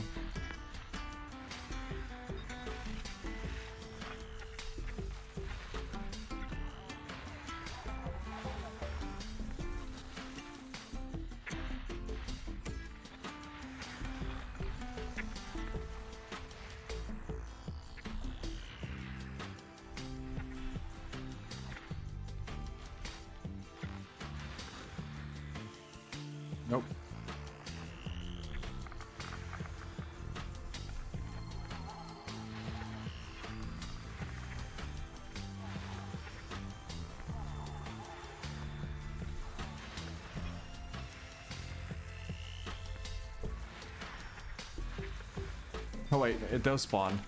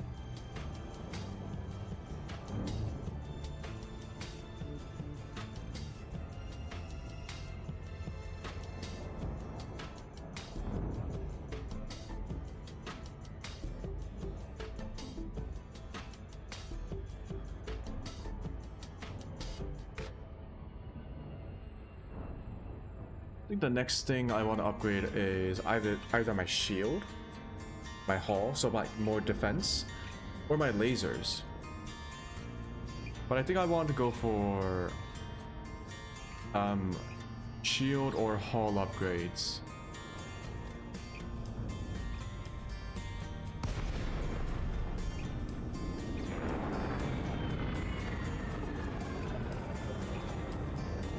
Don't I already have proto heat?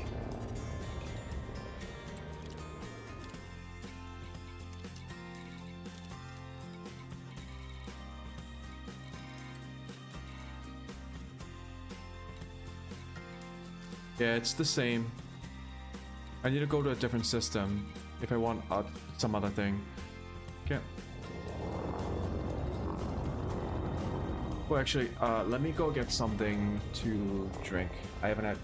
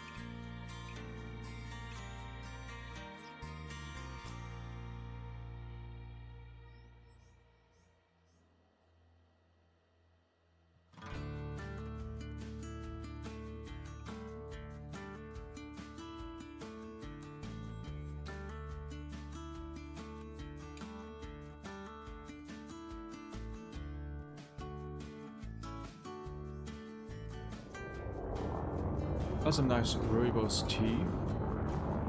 Rooibos. Rooibos? Anyways.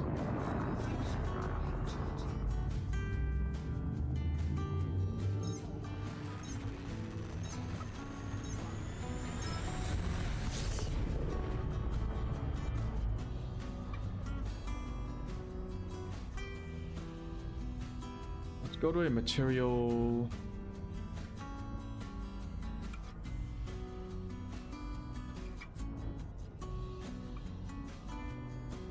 Data. Material trader. Wolf. Are we in Wolf? 397. Yeah, we are in Wolf 397.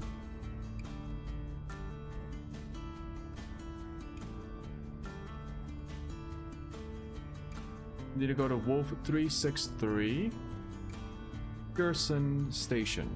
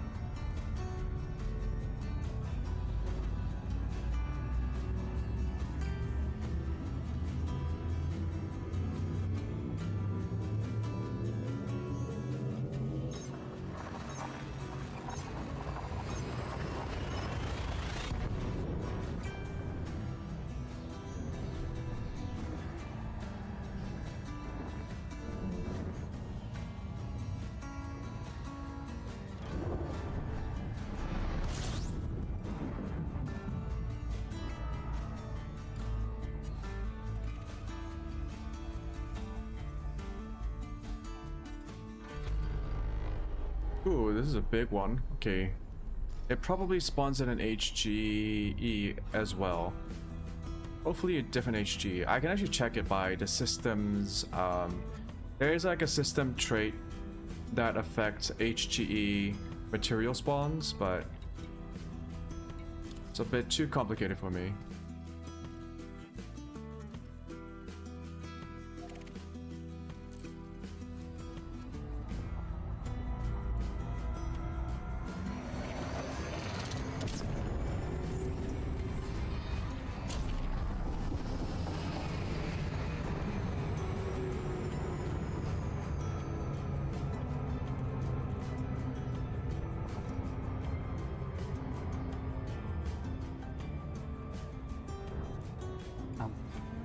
Iced tea.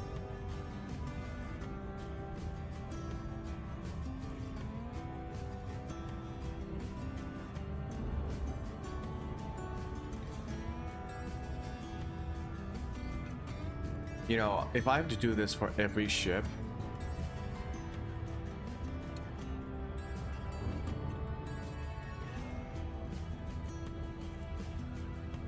I mean, some of the components can be shared, right? The components can be shared, so if I buy a new ship, I can switch out a component if I want.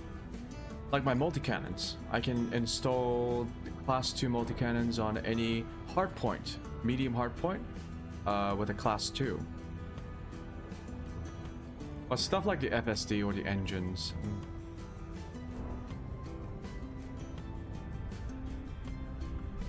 I will have to upgrade my modules frequently. Which means I will need to do everything that I've done so far, farming for the 3 types of materials, constantly.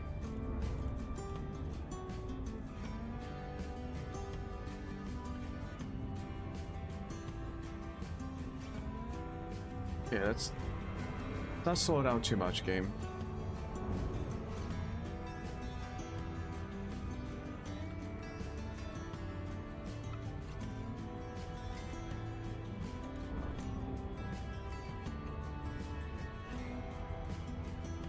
Okay.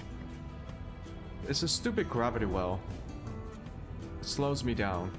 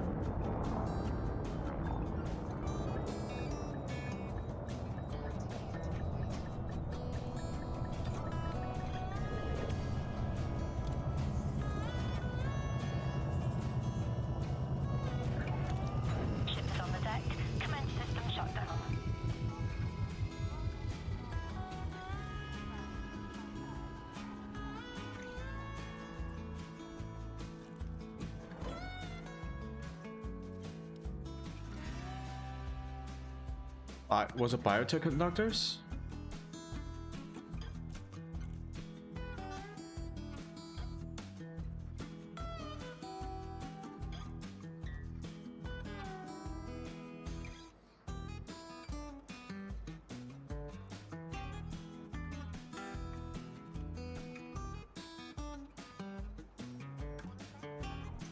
Biotech conductors.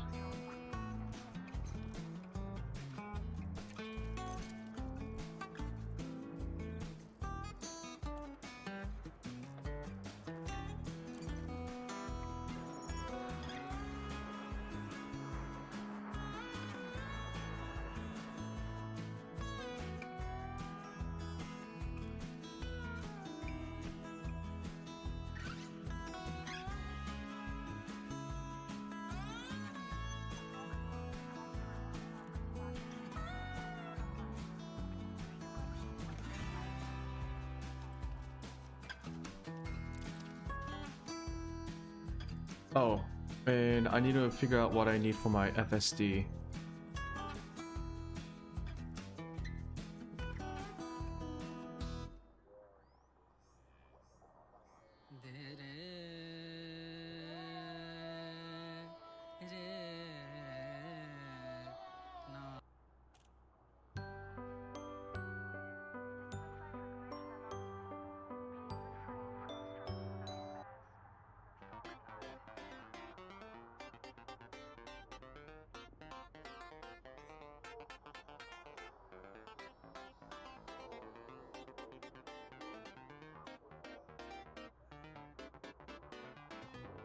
I have enough for an FSD increased range. Okay.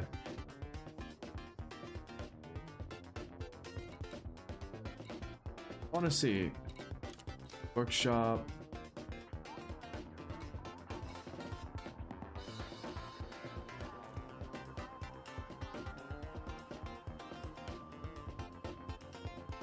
It's fine.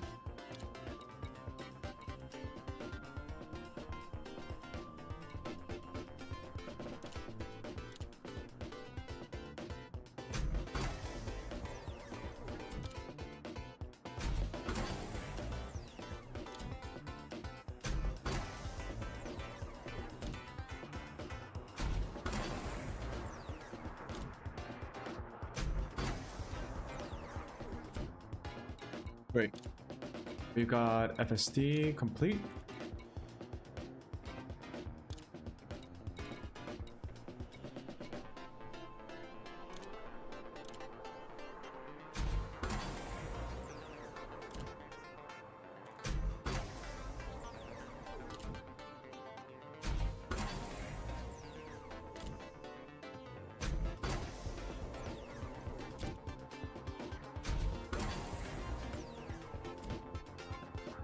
Awesome.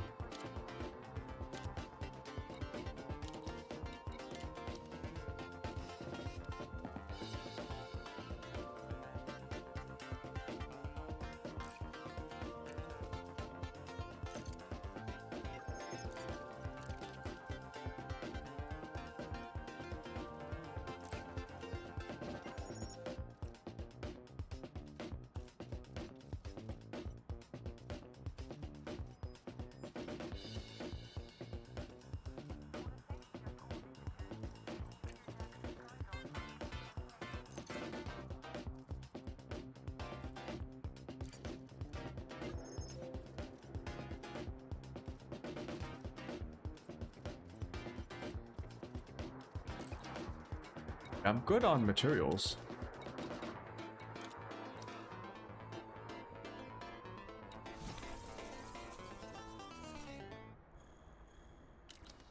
I probably should go for...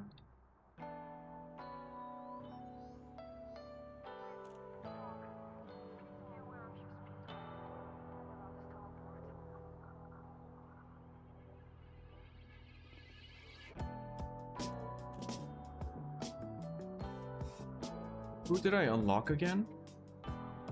Engineers. So, Felicity gives me FST max. I don't need sensors from Jury.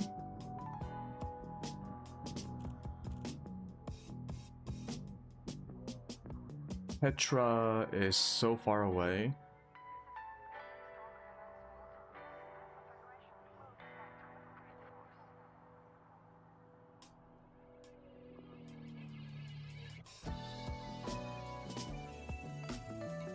Okay, is there a convenient way to check which engineers I unlocked?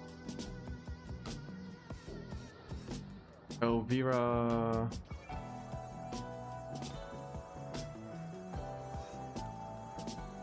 Let's see.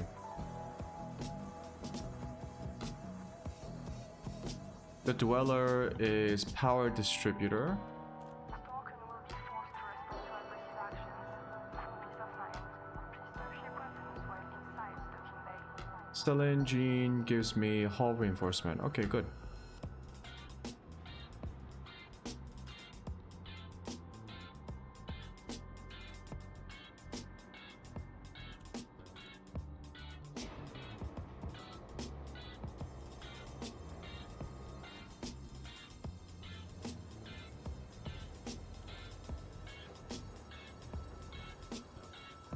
So with a hull reinforcement from Celine, there are five available. Blast resistant, heavy duty. Let me just show you.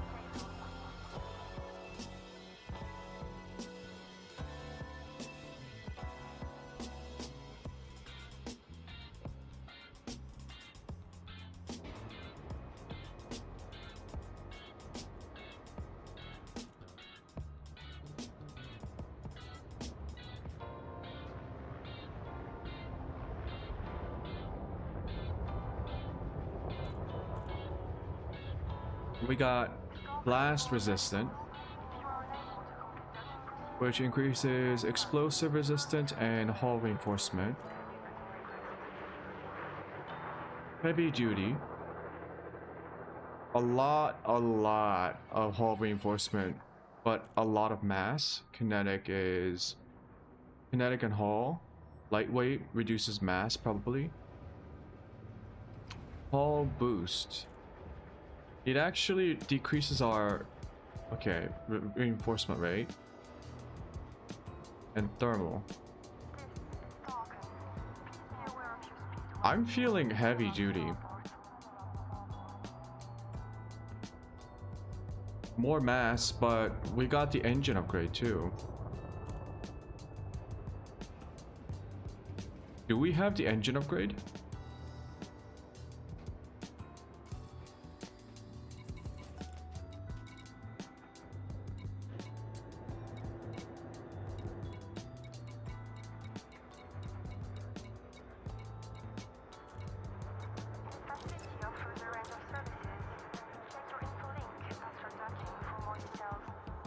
We got one. Is it because Felicity only does level 1? We can go to Celine and get our hull reinforcement heavy duty without requiring more resources.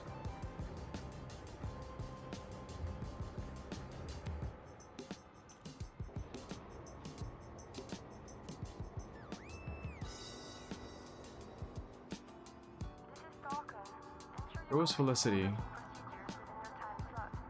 Yeah, she only gives G1 power, okay. And who do we have again? We had Todd, Jury, Elvira, Celine, Dweller.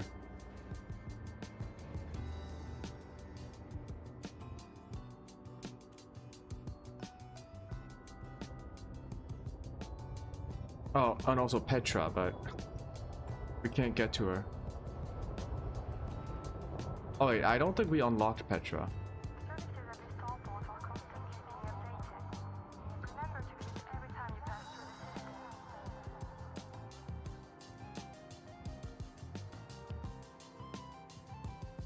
We need to mine painite.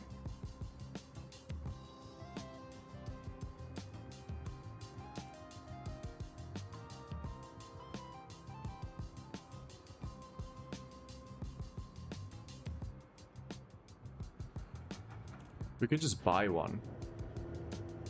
I bet these are fleets parked right next to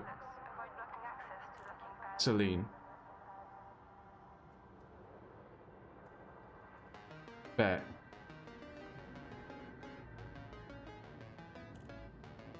Let's go to Celine.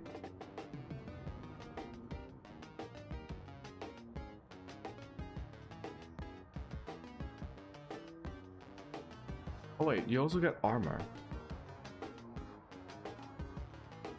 What's the difference between hull reinforcement and armor?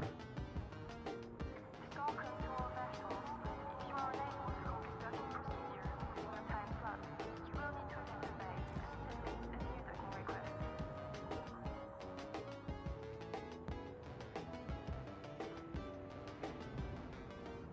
Oh, your ship gets real heavy. In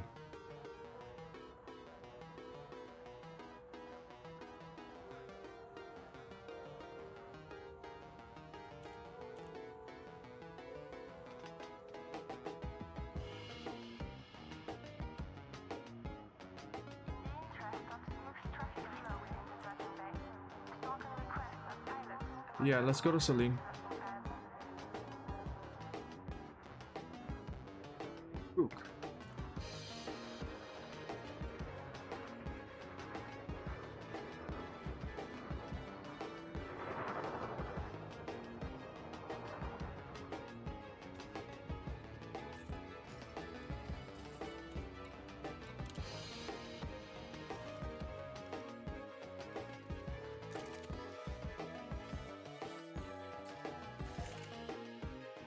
Two jumps.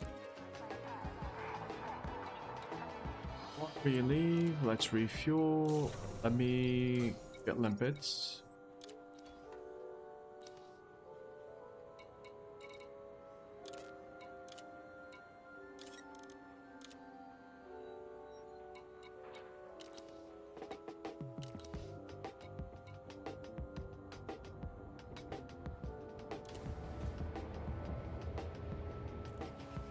Falcon extends a warm welcome to new arrivals at this facility and Godspeed to departures.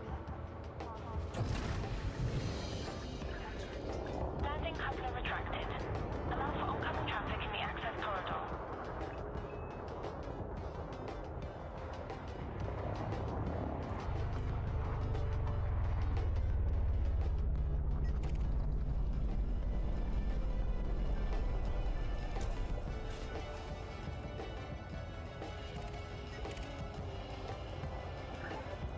Heavy traffic reported in the area. Fly safe, Commander.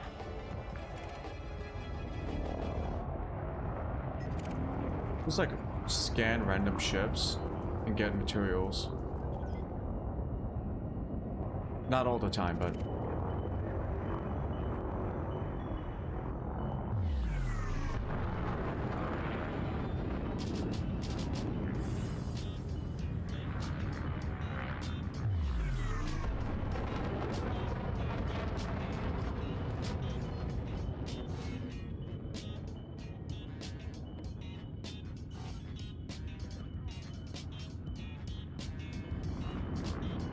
okay. Clearance station perimeter. Starcon signing off. I think it's because we set the route before we had.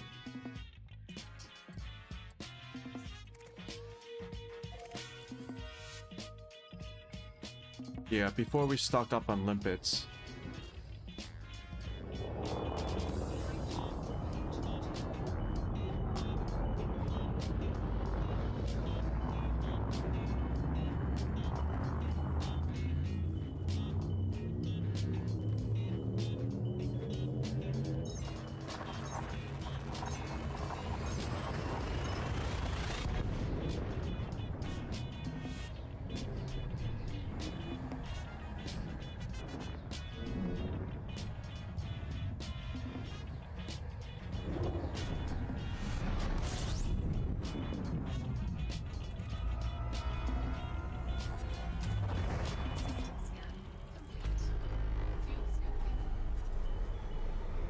One body, pretty small system.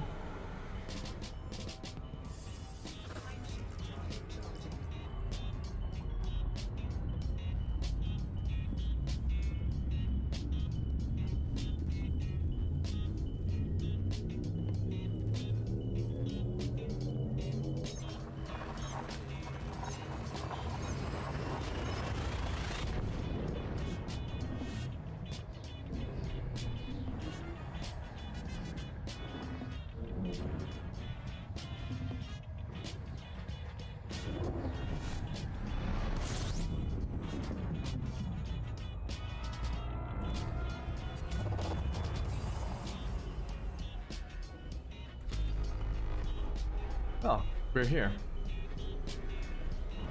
Actually, going to FSS mode.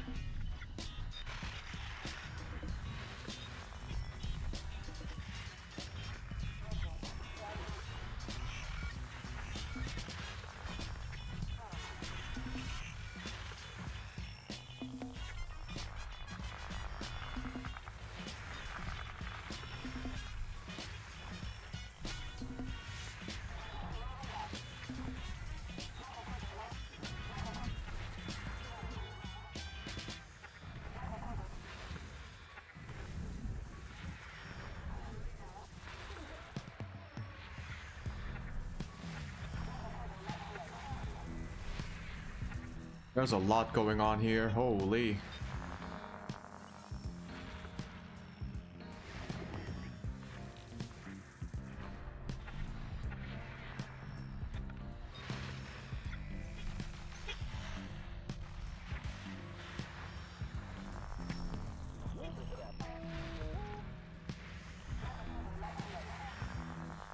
Ah, looks like this is where over Celine is.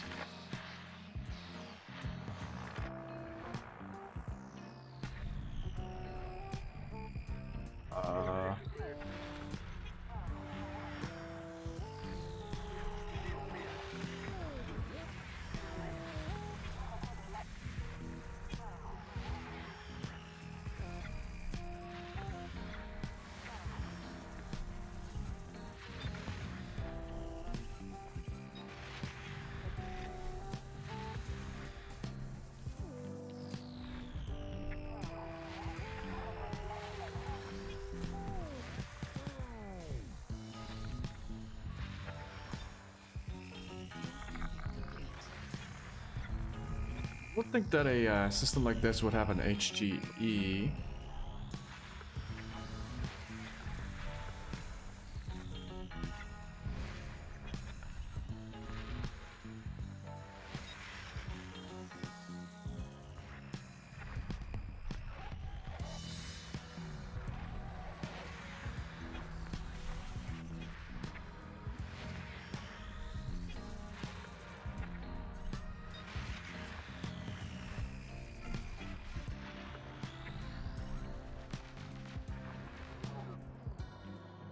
Oh.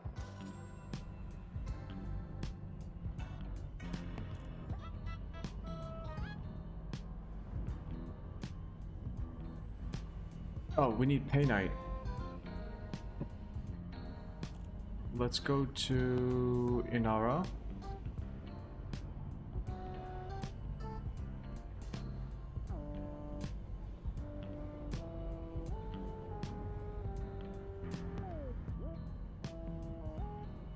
Beta.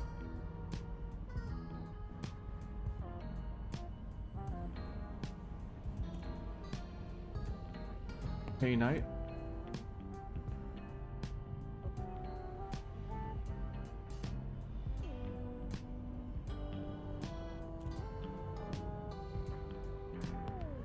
I am near the Cook system.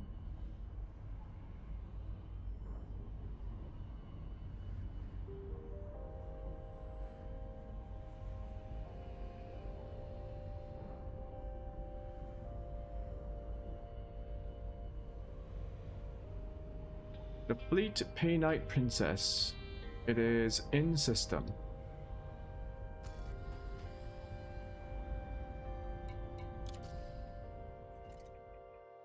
As I expected, there is a fleet that sells Pay Night.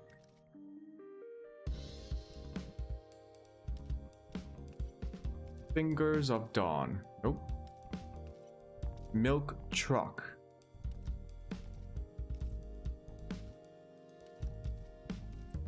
Air Canada. Bali High. Okay. Hey Night Princess.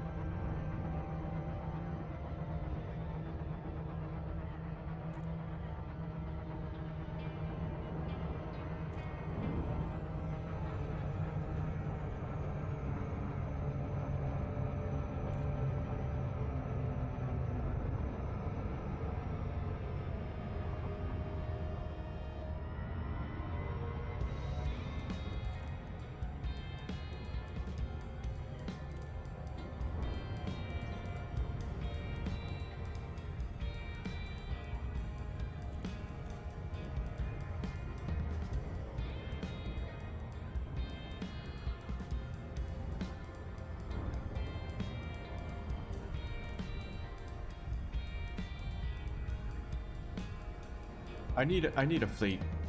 I need to get myself a fleet carrier.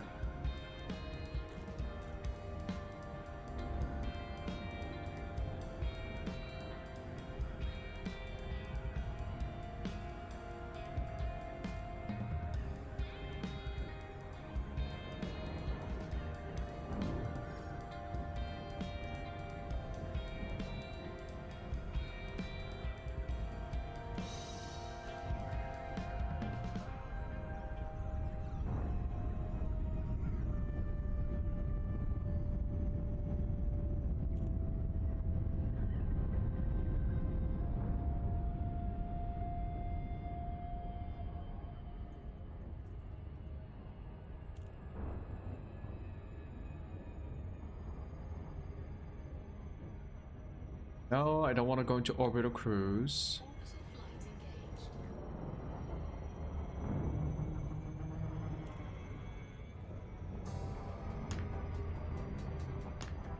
Come on, Pay Night Princess.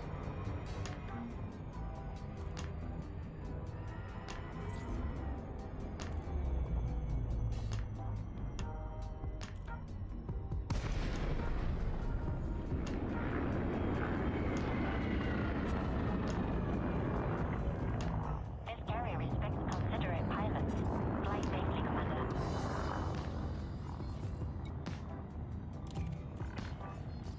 Clearance granted. Move directly to your allocated path.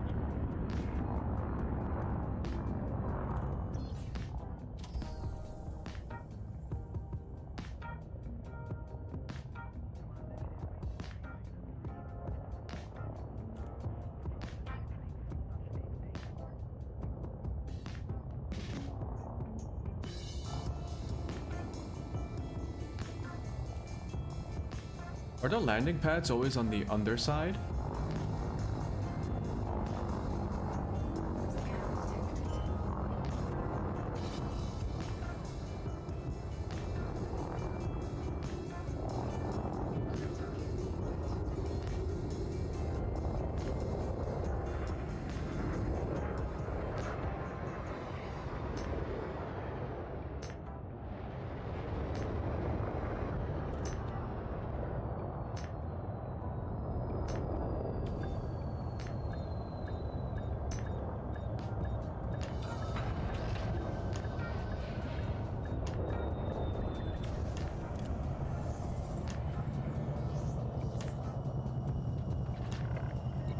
Contact confirmed. Hangar crew is ready. Welcome to a carrier, Commander.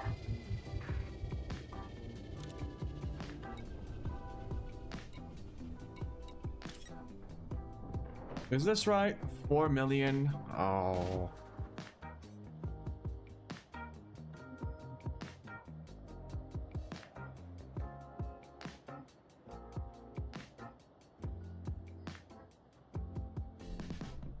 I am not spending.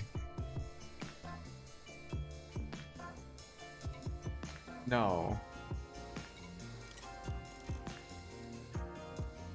That's all my money. No, thank you. I should check the pricing. Oh, what a ripoff. 40 million for Pay Night? Oh my.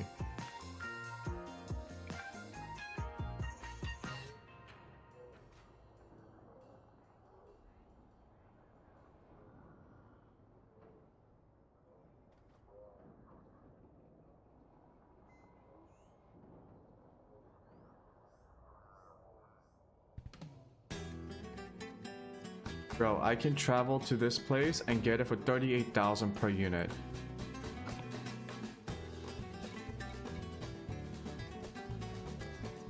You're joking me, Princess Pay Night. Oh my god.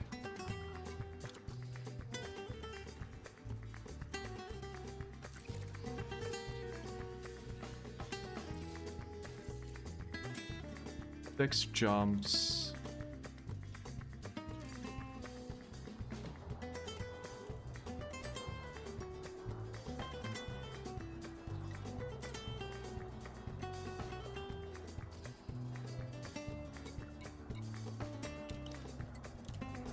Shame on you, Pay Night Princess. Shame on you. 4 million per unit, it's ridiculous. scheduled for traffic during departure.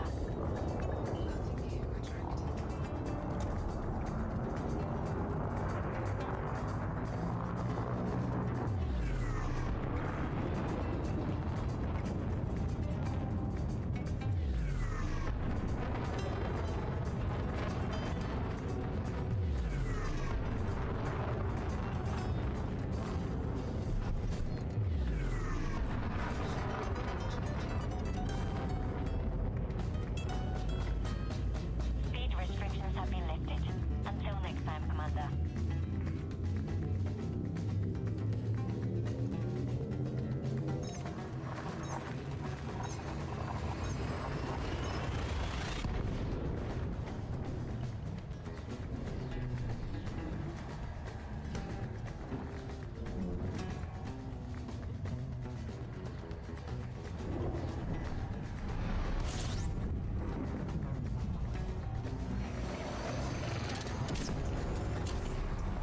That's not what I wanted to press. Okay.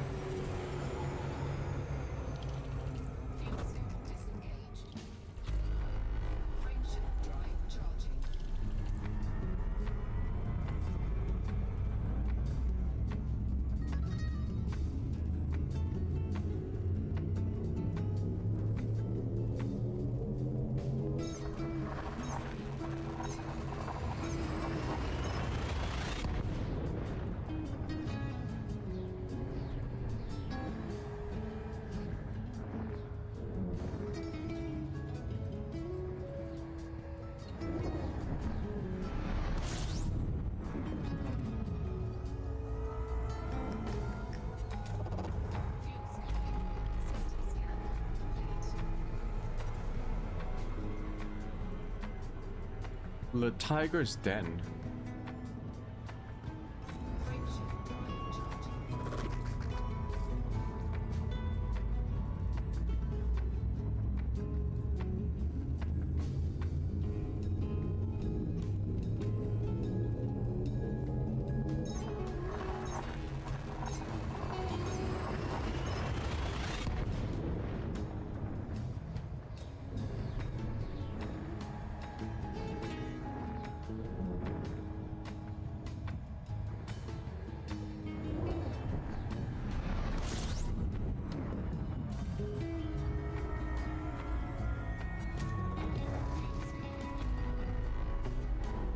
Ooh, this is a big system.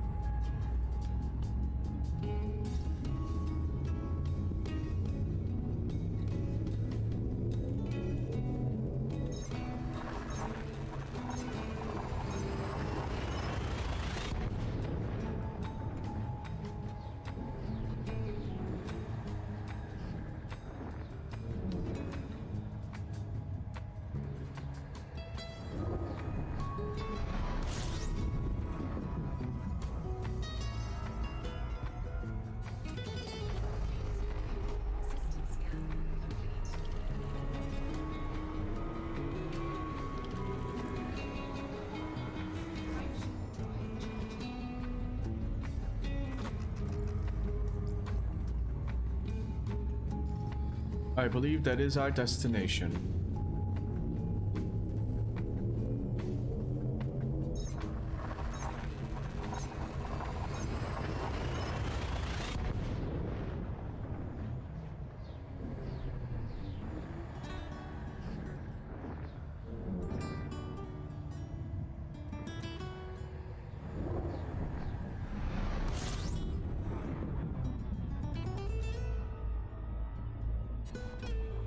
Now, the ship that we are looking for, it's a fleet Stormfather.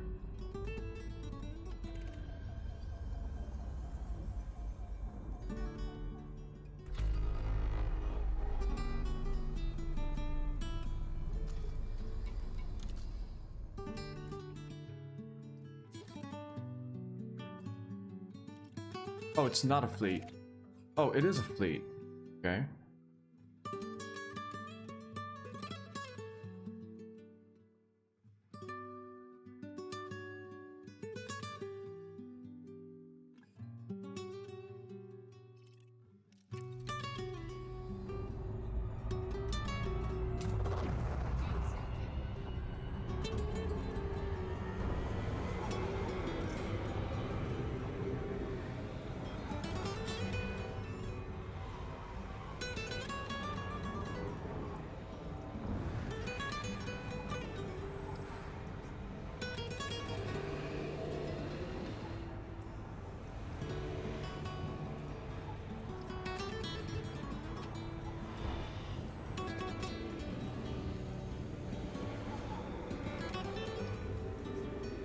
It's parked right next to the sun.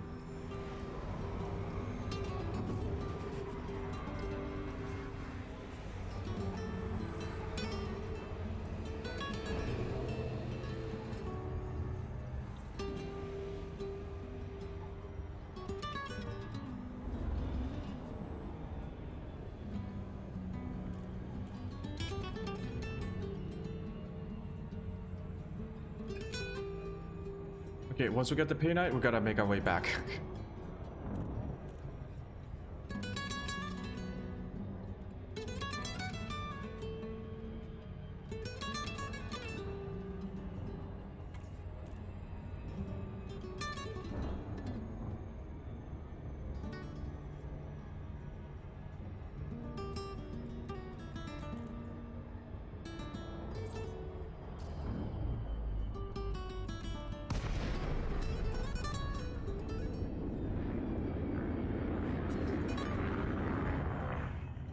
Welcome, Commander.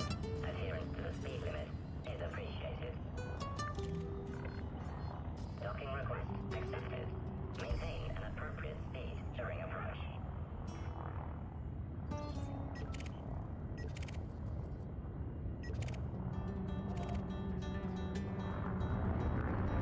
Landing pad 09.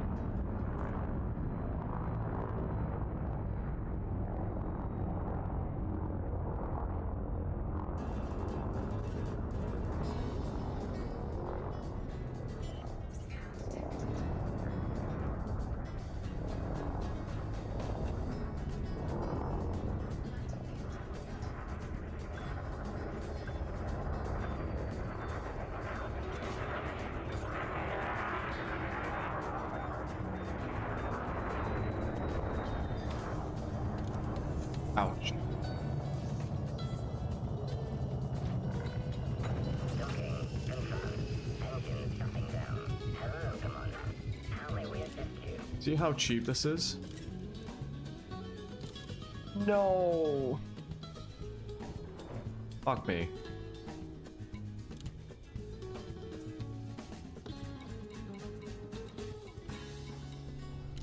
We need 8 more pay night.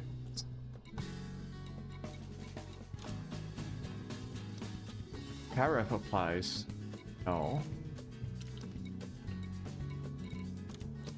Tritium Depot. Donate tritium. No. Well, shit.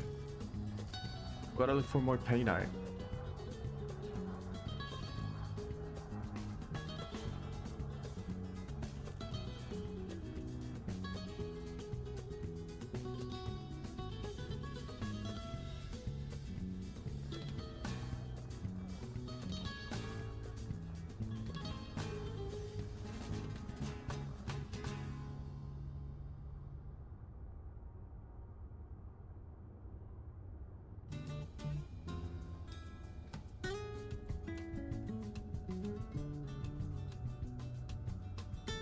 There's one with decent supply. 11,000 years away. No, thank you.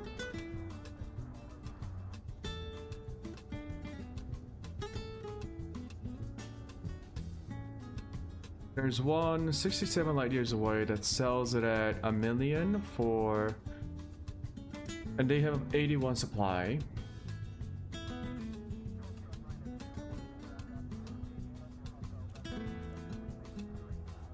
Bro, why is it so expensive?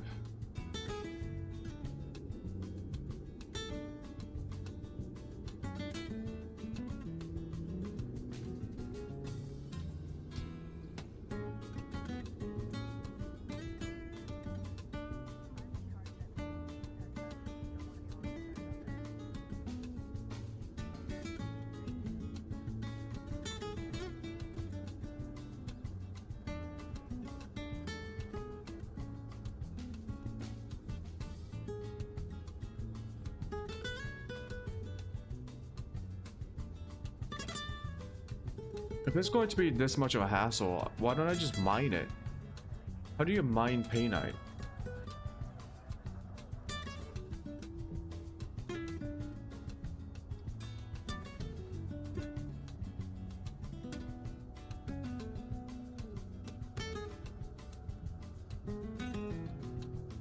Metallic or metal-rich planetary ring systems.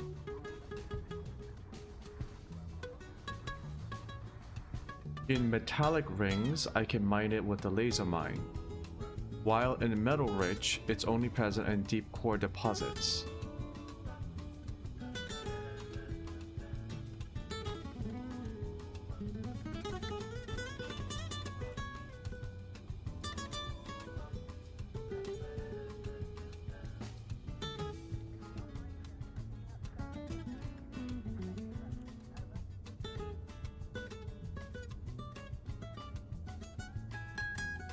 I'll just go mining.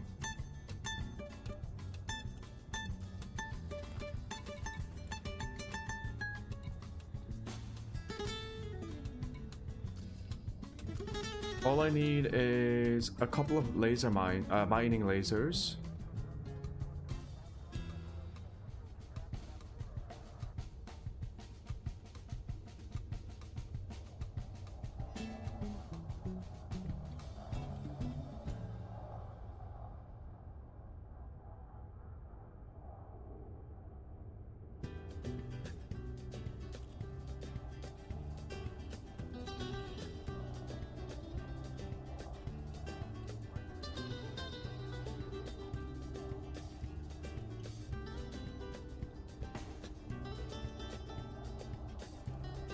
I believe I actually...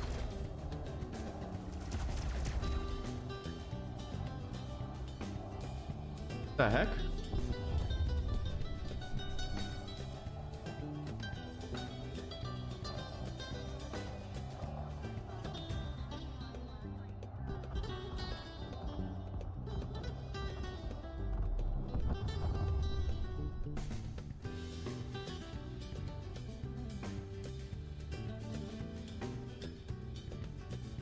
Yeah, just the 1D mining laser, medium, near me.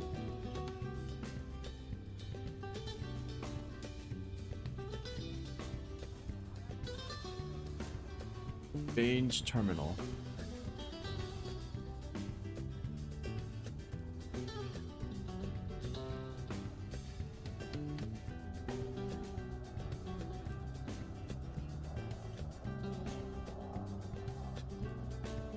Actually, it might be better if I look for the ring itself. So let's go to ED miner.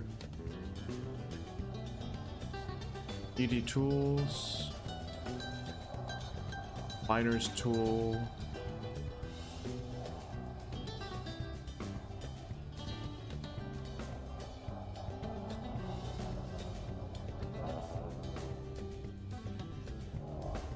There's a hotspot in Colony 285 sector WPE C1217.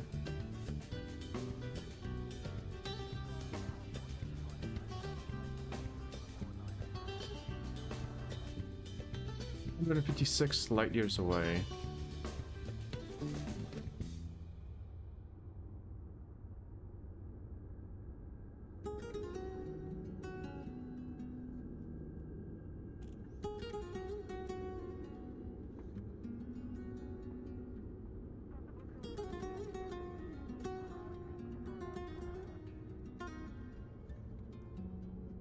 I'm gonna go to this place first and get a laser mine. It's right next to where I want to be. Go to galaxy map. Here.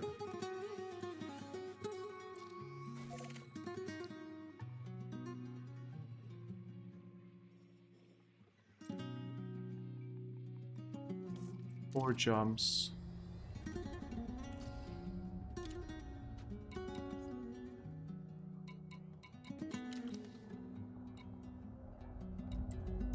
Fine, I'll pay for your overpriced fuel.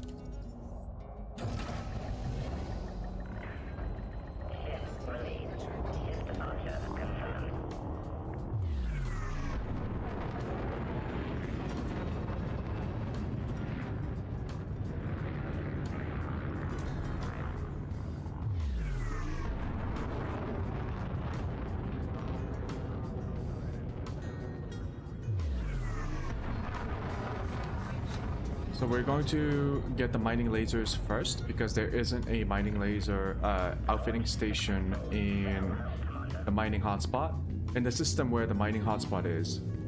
And then we're gonna go to the hotspot, get some painite, and then make our way back to the engineer.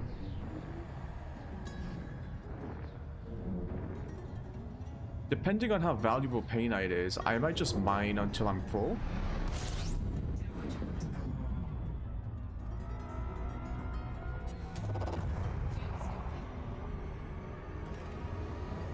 And then sell it.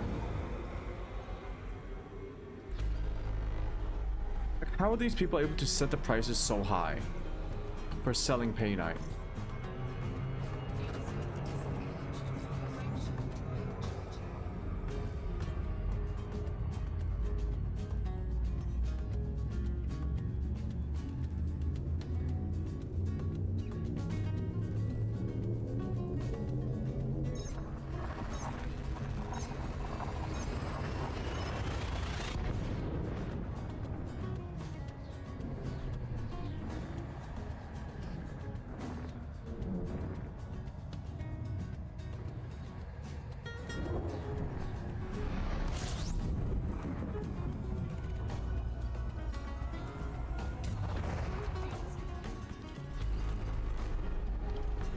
These 6 bodies.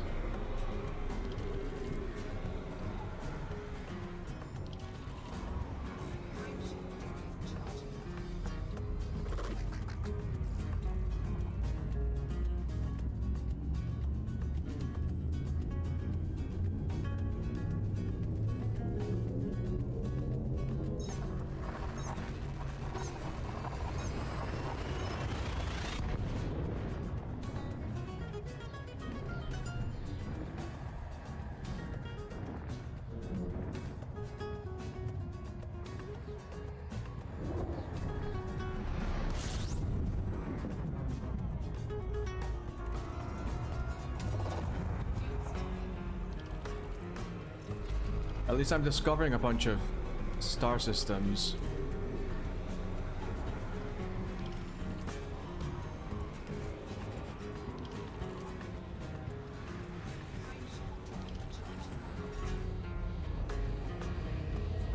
Ooh, we're getting hot. A little bit too hot. Okay.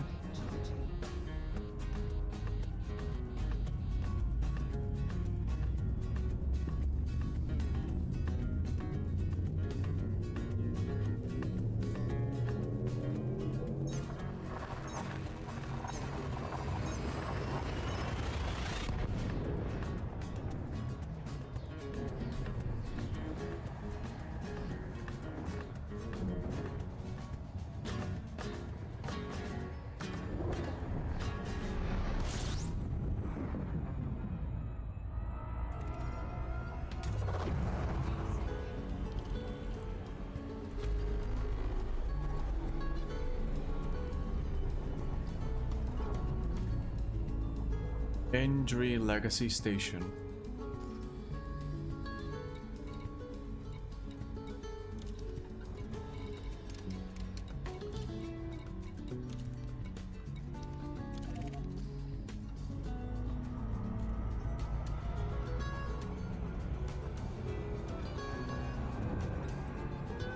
pretty close.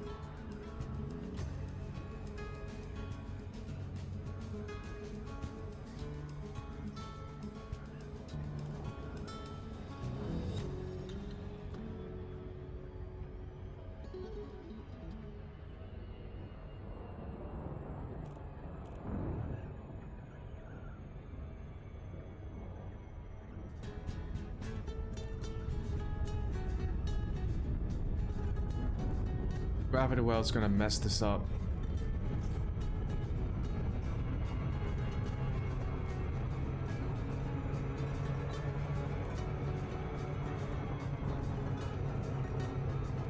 Yep.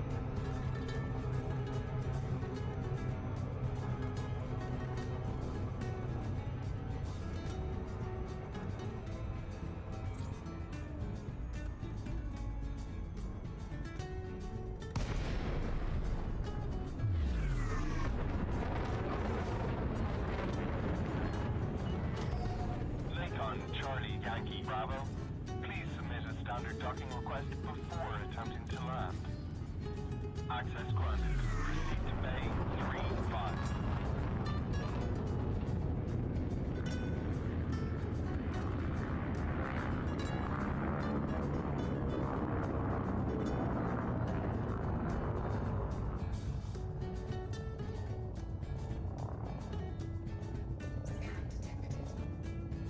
Scam me all you want. I don't have anything illegal. I think. 1,000 meters from touchdown.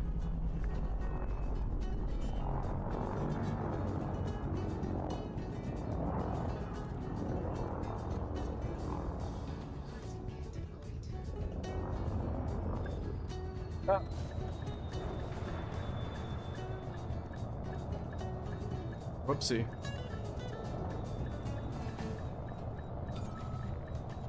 Access the document requires flight control authorization. Confirmed contact. Ground crew dispatched. Greetings, Commander.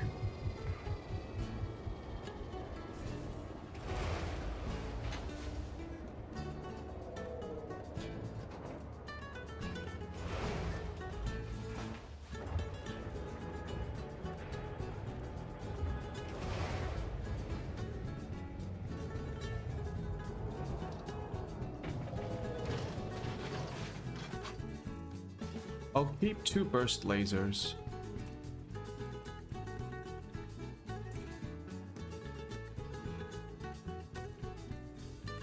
It's so much cheaper just to buy them.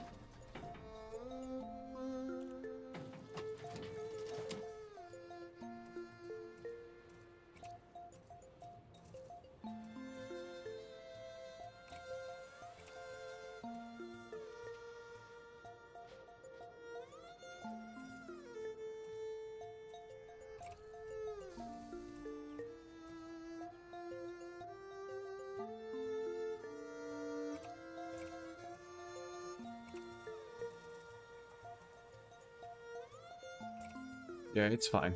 I'll just keep it like this.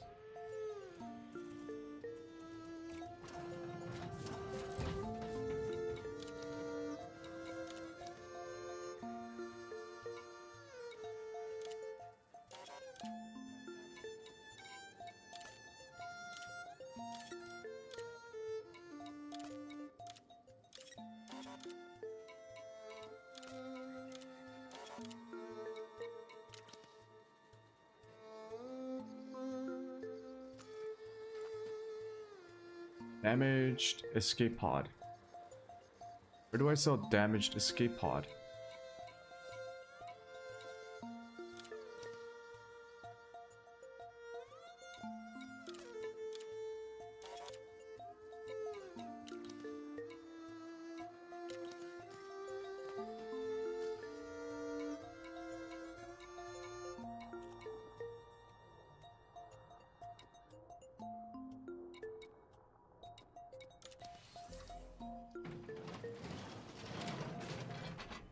Because I won't be coming back here.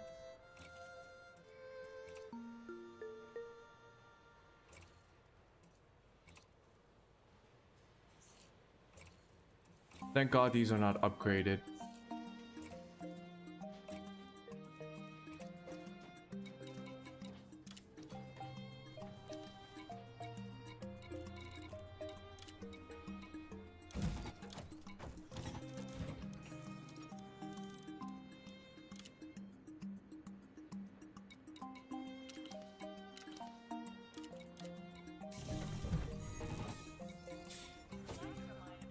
Now, we can go to our hotspot.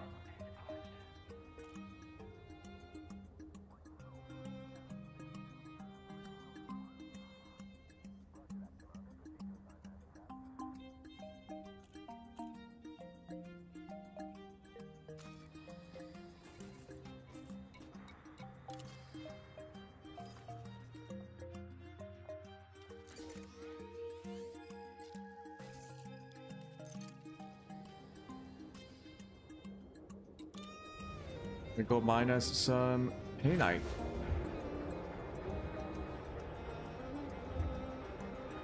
I won't have to worry about pirates because I'll be in a planetary ring system.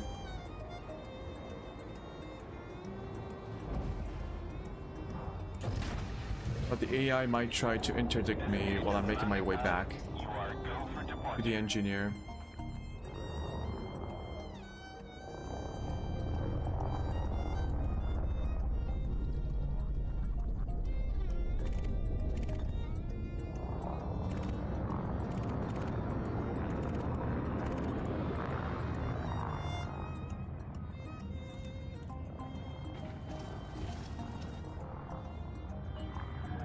Power down your weapons, Commander. Aggressive behavior will not be tolerated.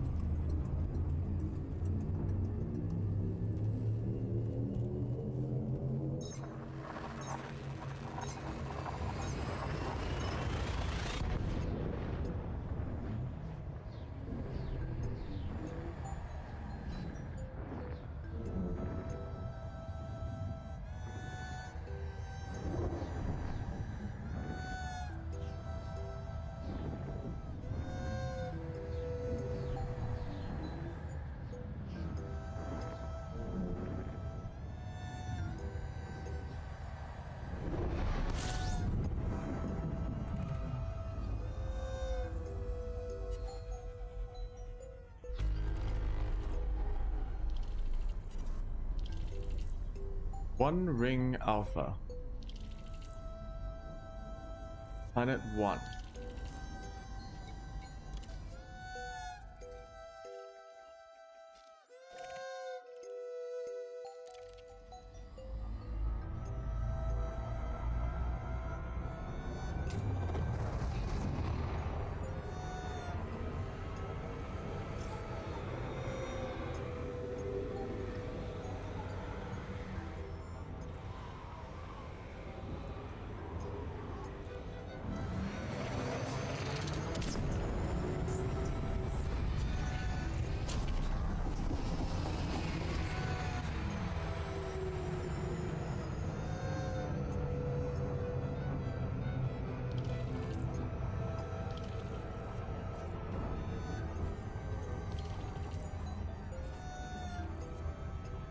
The surface scanner out.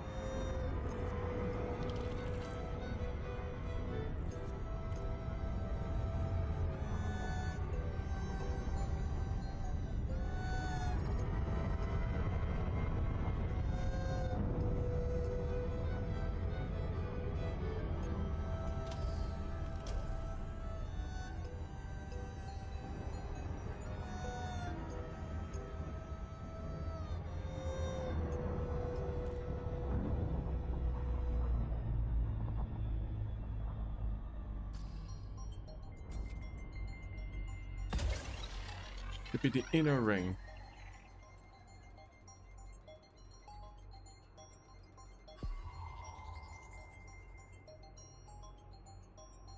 Surface scan complete.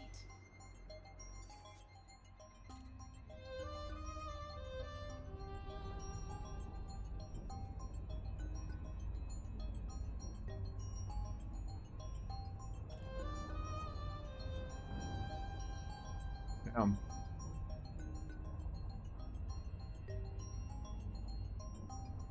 I did see it. I just wanted to see if there's like a bigger hotspot.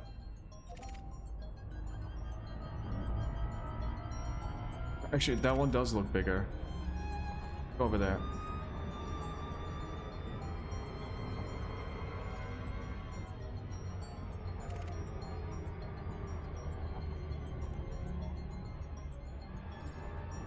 We are on our way. Let's go into fire group.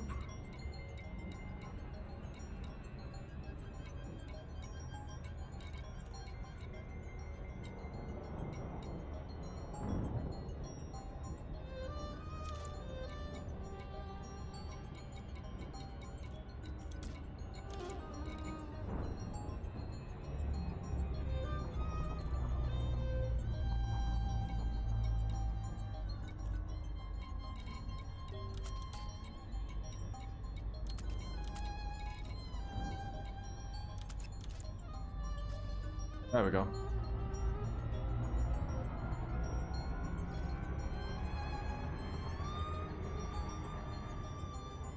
I will have to take it out of my ignore list. I'm pretty sure it's set to ignore. Because I also find them in the platinum hotspots.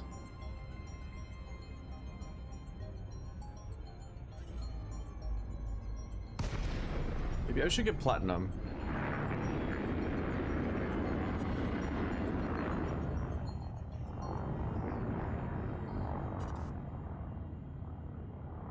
There is a contact behind me.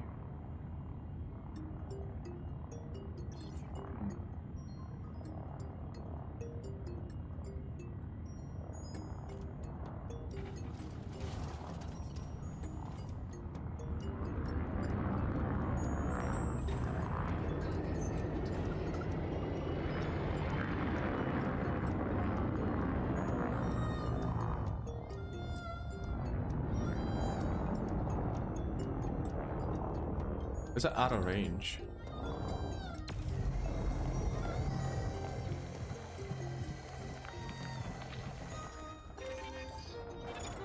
Gold, silver.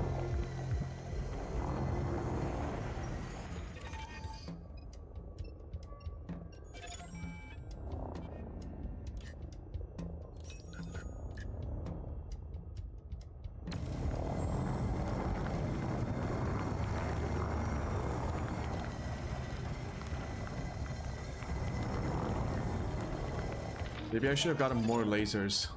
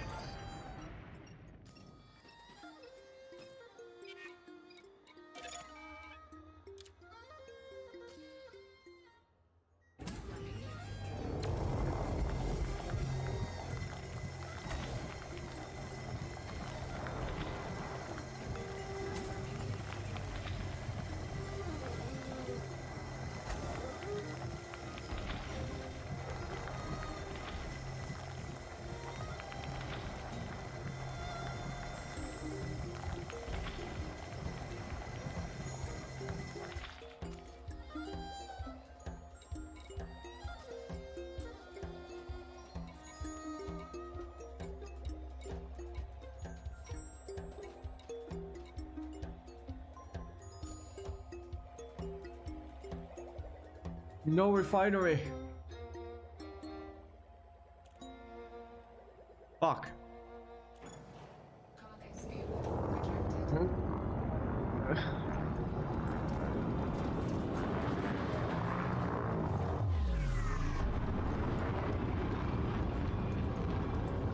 Pain.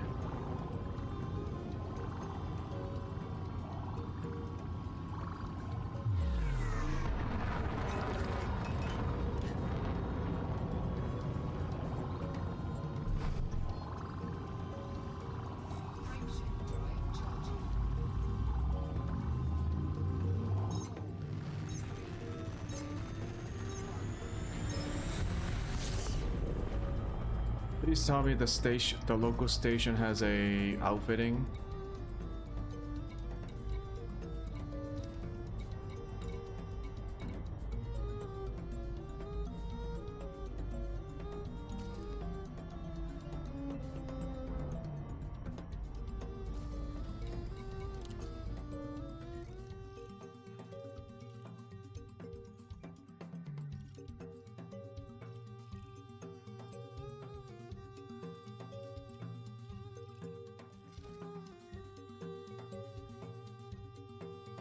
No.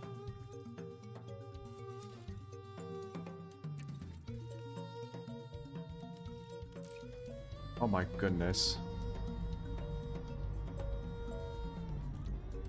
We have to go back to...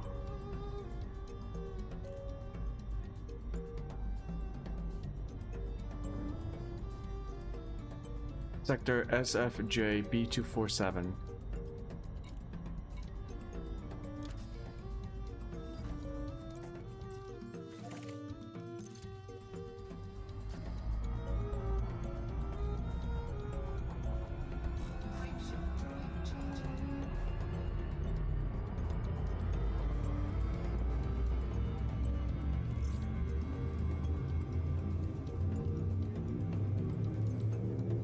I'll just sell the SRV bay and get a level 2 refinery.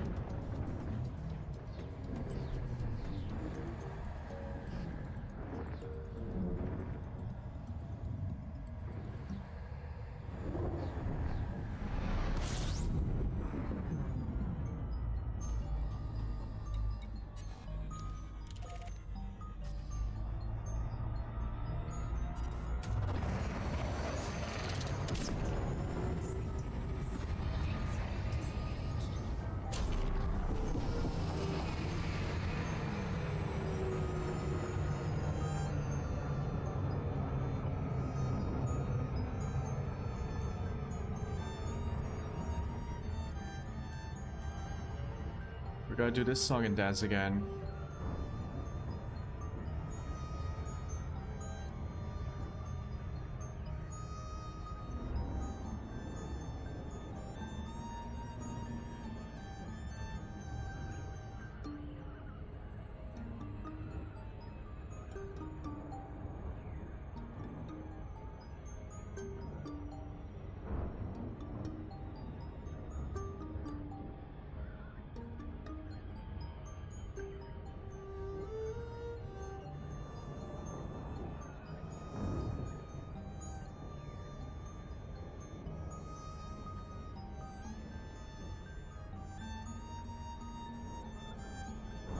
Okay, once we get the painite, upgrade. And then the upgrades will probably give us enough trade engineer rank to unlock the next engineer.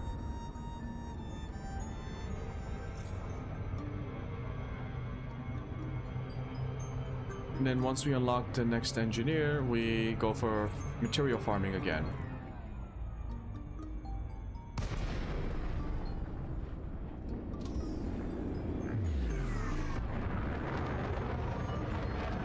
Lakon Charlie Yankee Bravo, please ensure you follow standard docking procedures before landing.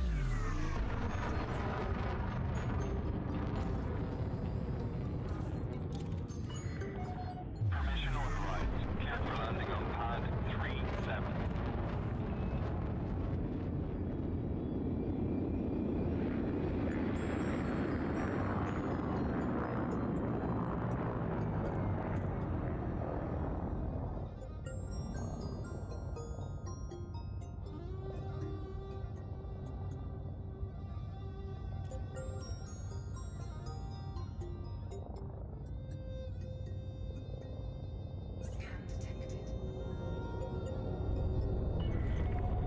Do not deviate from your current vector. Ground crew ready for arrival.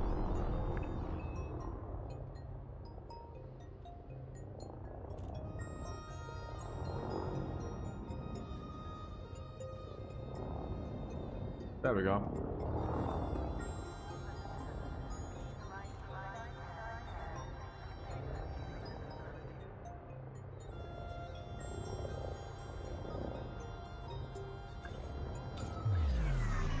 No, no, no. Attention, no visual on landing gear. Oh my goodness, I pressed the wrong button.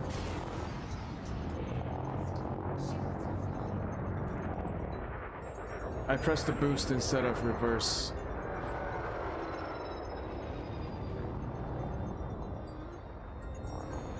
That's a fine.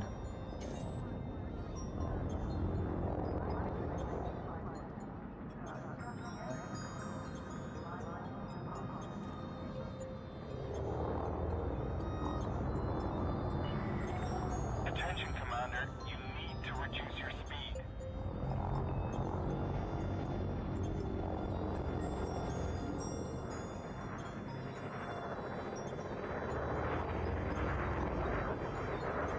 Oh, there it is.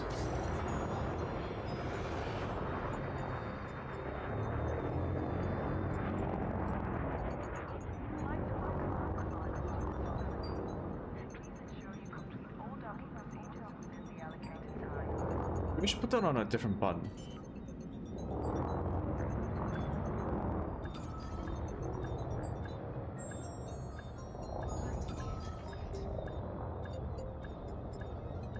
I think I also have to pay a fine because that was really bad.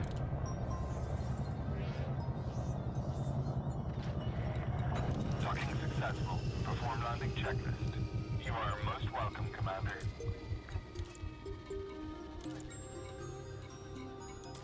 I'm good.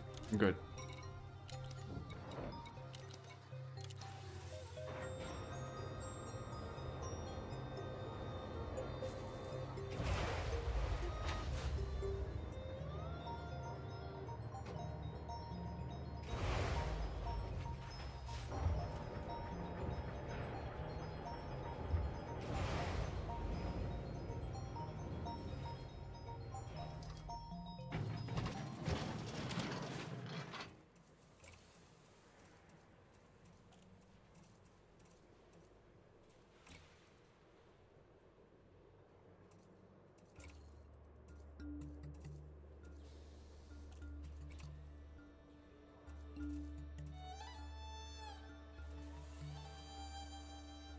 Doesn't cost any mass.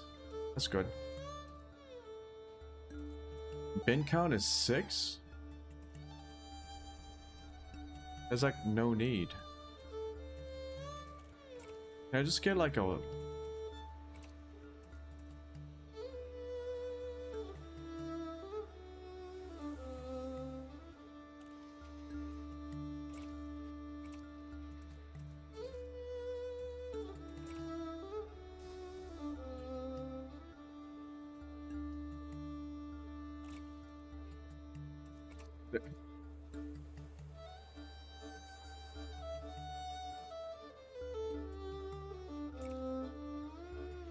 Get one.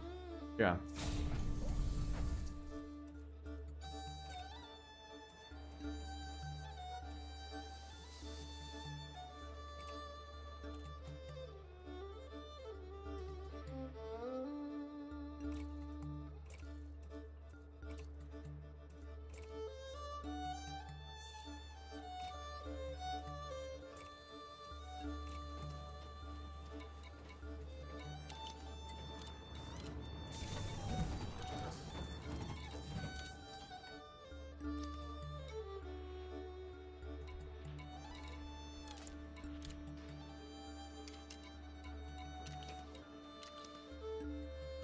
Now we're good to go. Oh.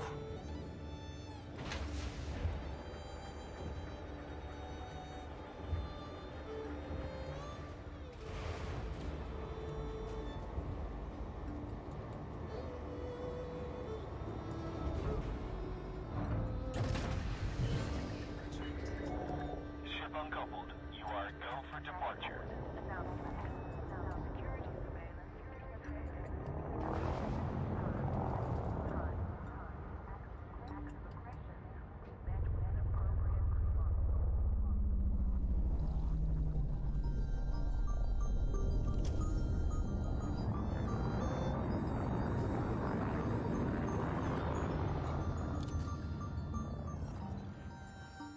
Go back.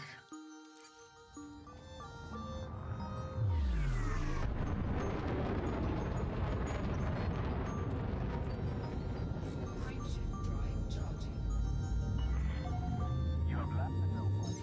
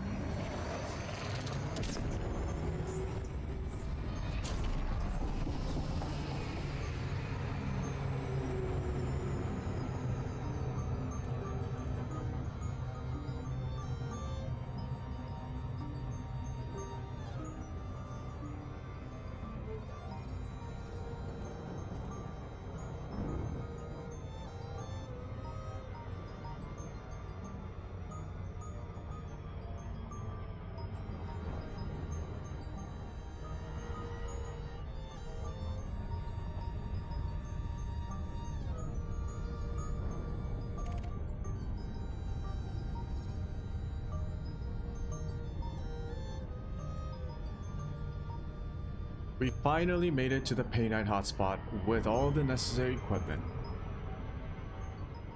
That only took like 30 minutes.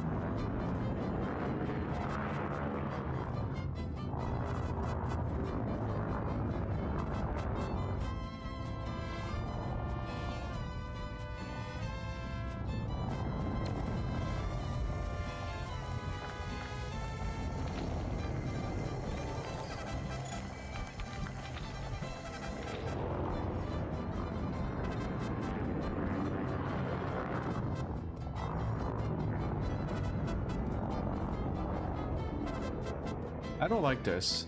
I have contacts. They're beyond my sensors, but I can see them on the map.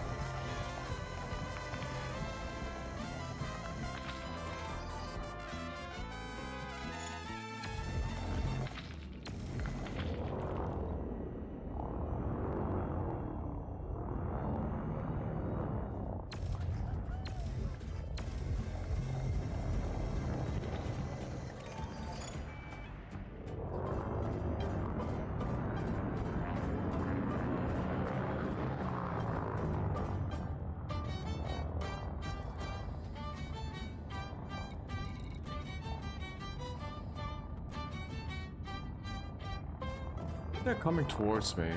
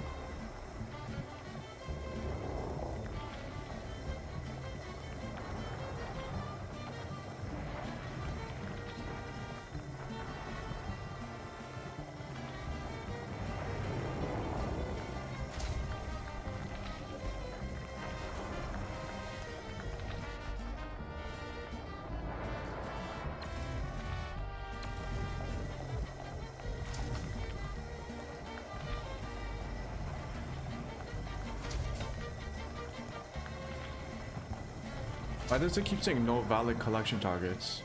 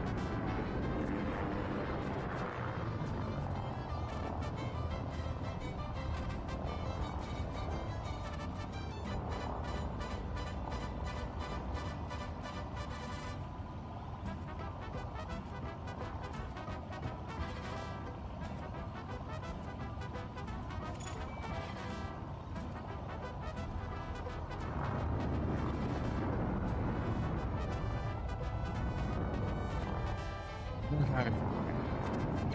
I mean, it's easy to get 10 pay nights. Oh my goodness. Could I just fill up all on pay nights? Just for convenience sake?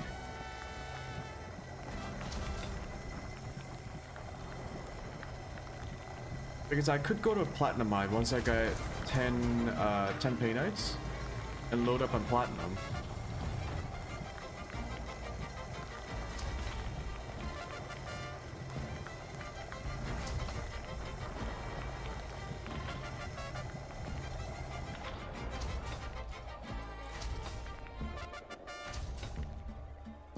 Yeah, I have 10 pay nights. Let's just load up on pay nights. Why not?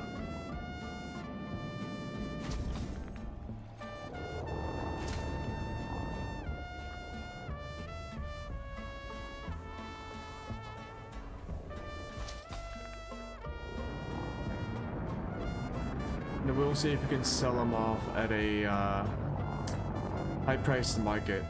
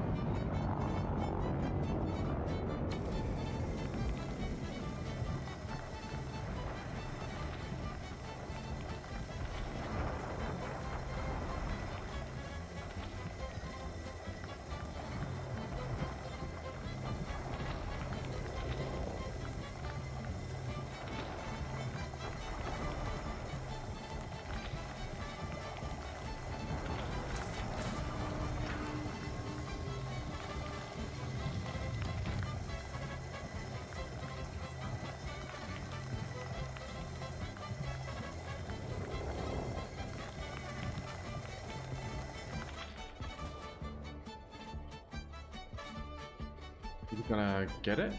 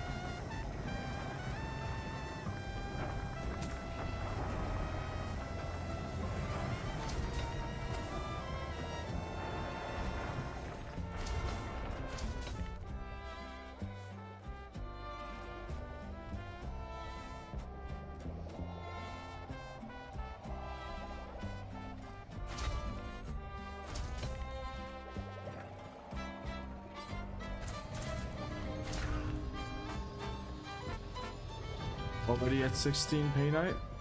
Not too bad.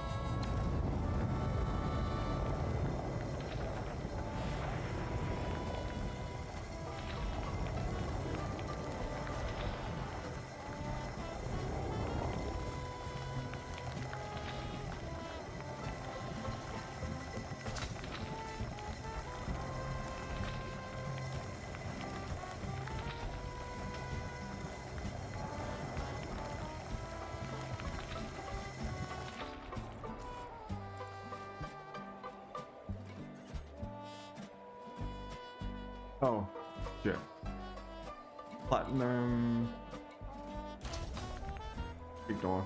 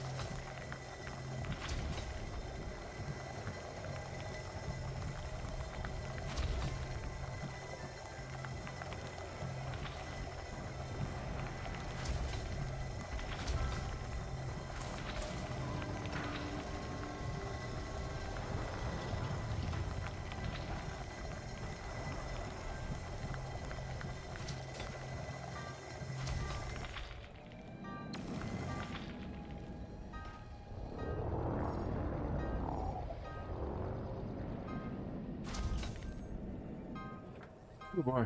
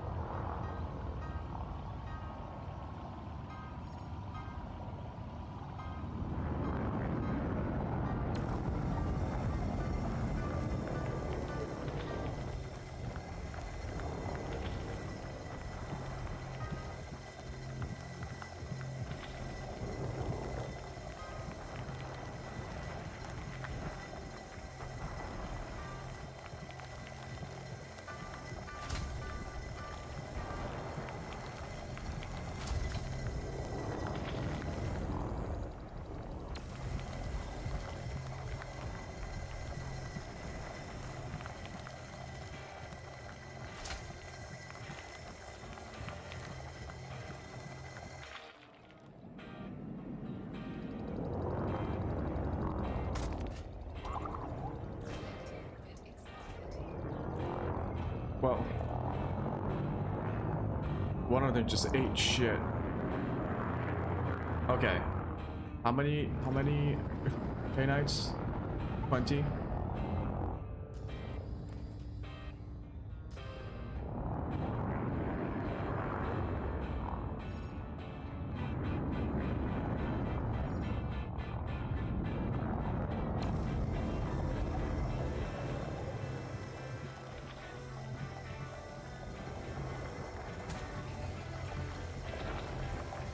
Oh, all of them ate shit. Okay.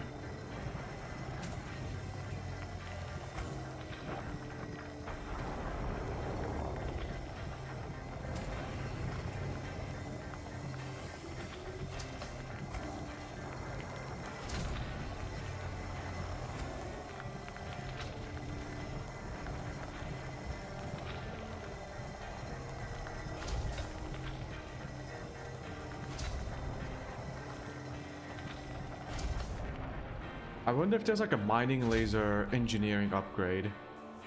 And you can just like zap an asteroid for like 1 second to get all the fragments.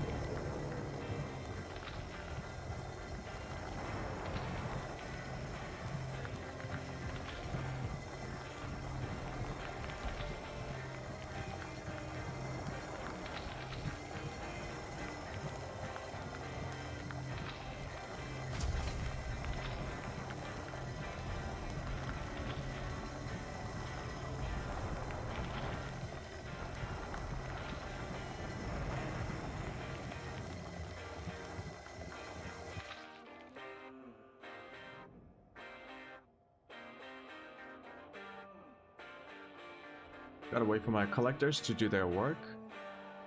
Take a sip of my delicious tea. Almost choke on my delicious tea. Jesus.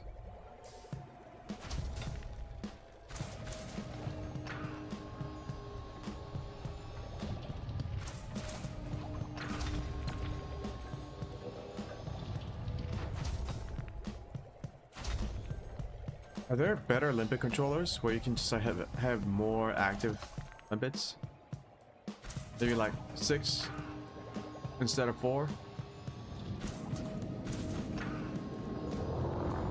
Because that would be nice.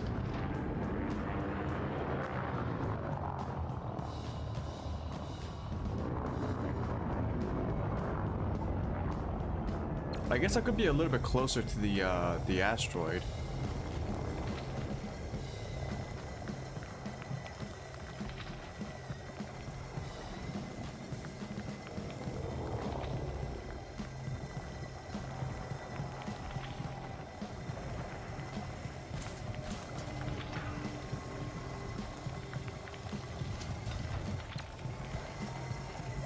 Oh, that guy ate shit.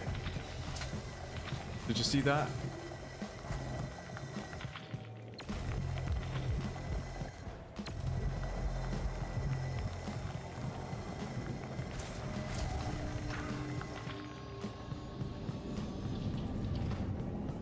It's where you apparently you mine at the rotational axis.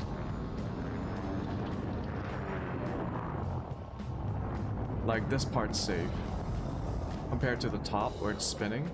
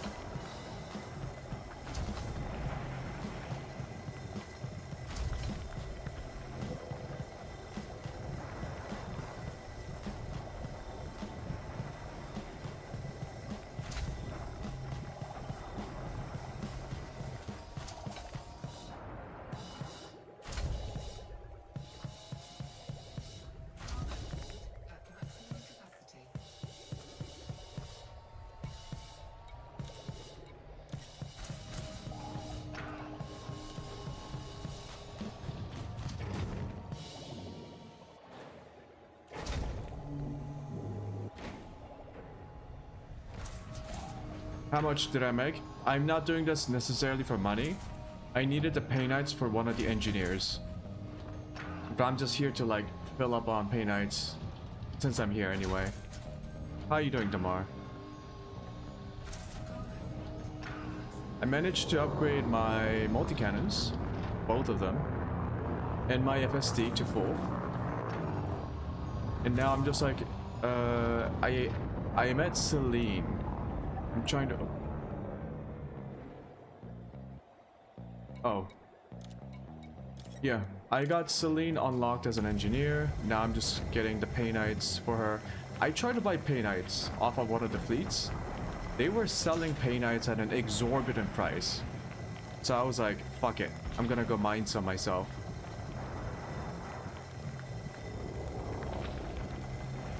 Glad to hear that you're doing good.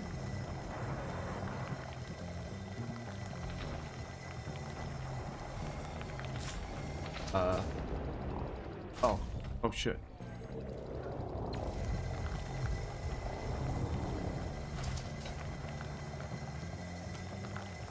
Yeah, this is just a very little mining expedition.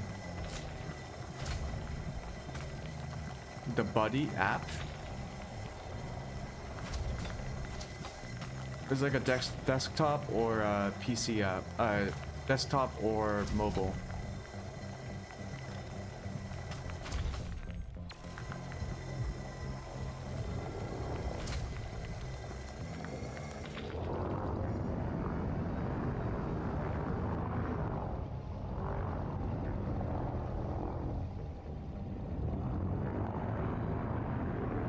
Desktop? Okay. I'll look into it. I managed to link up my account with Inara, the website.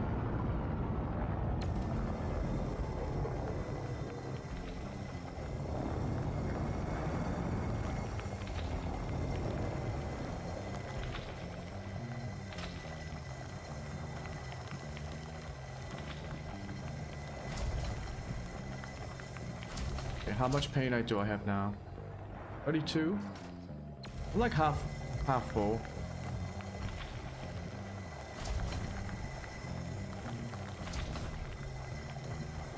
You know what? I think I'll just... I don't think pay night will sell for that much.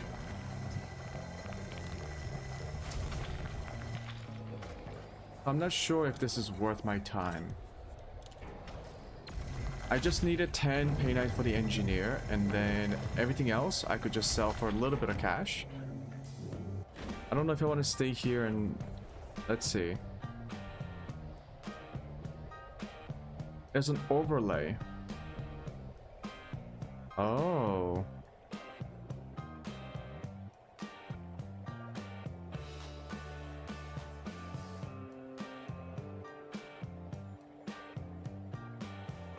Which system was this?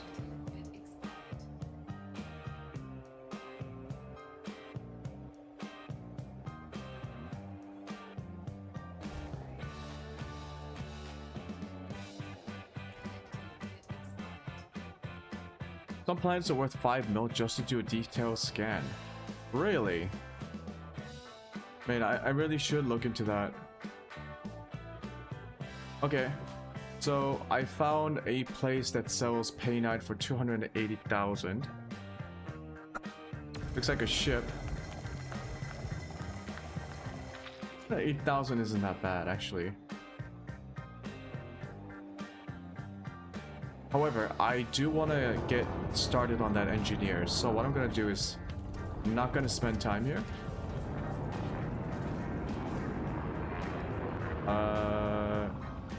Cargo scoop. I'm gonna go to this sector, quickly sell off my excess painite, and then make my way back to the engineer.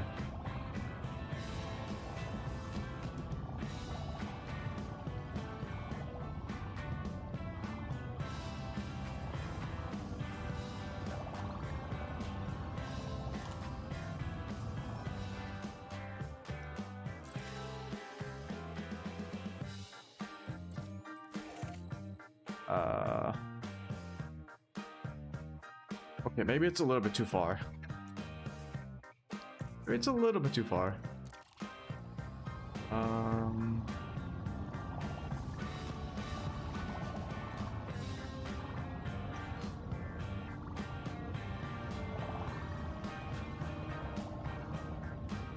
We are at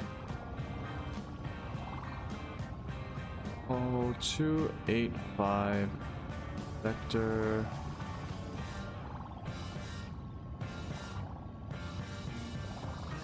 WP.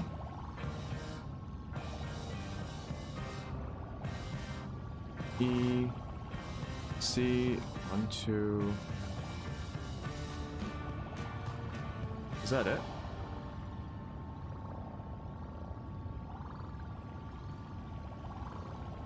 The good thing about the app is while you're traveling for other goals, you can keep an eye on the overlay and do a quick, detailed scan when you find a worthy planet. Is the companion app just good for scanning?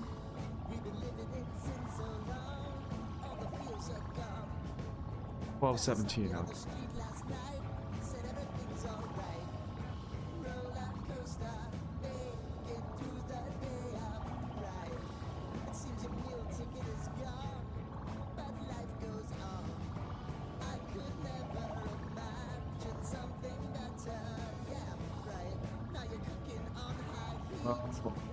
Some of these are too far away. I can sell that at Gibson Station. Exploration. Yeah, I'll definitely try it out.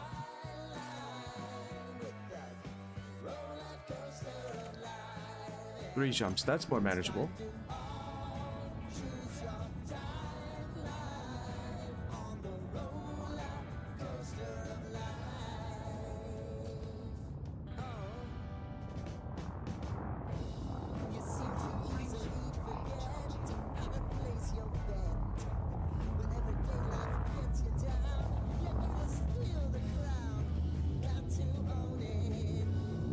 I think I'm also approaching the point where I might just do a full-on platinum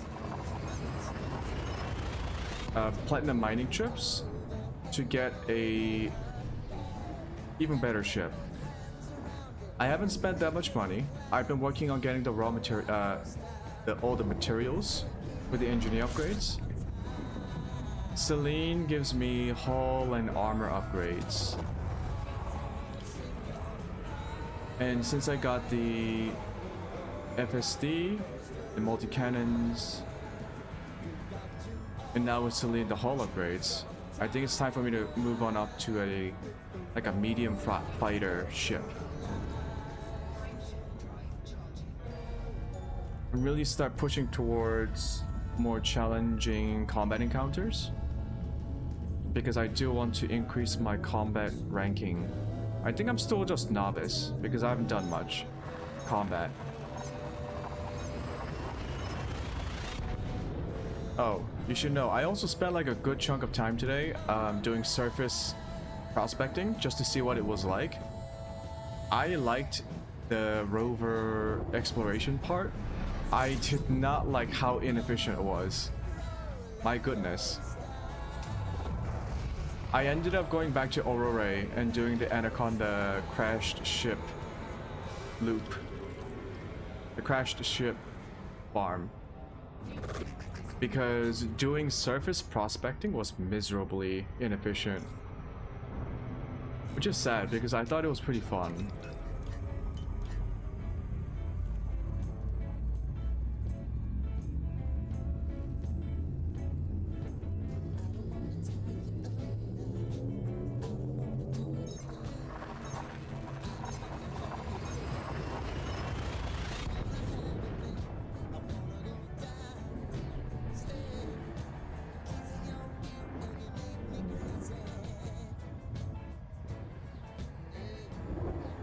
This is a pretty classic song. I'm surprised it's copyright free.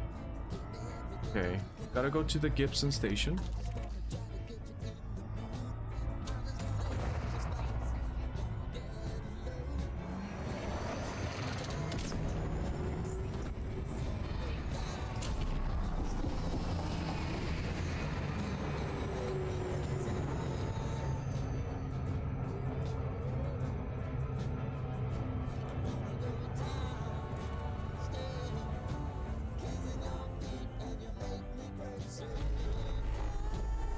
Bodies.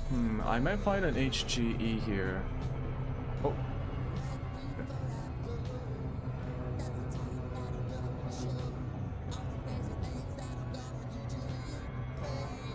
Oh, still too fast.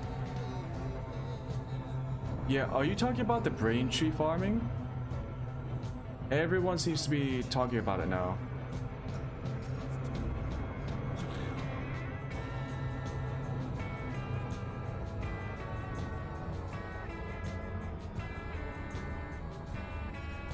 Yeah, people are saying like there's a brain tree farming location, but it's too far away and a lot of people don't recommend it to people who are like building up early game materials because of just how far away it is.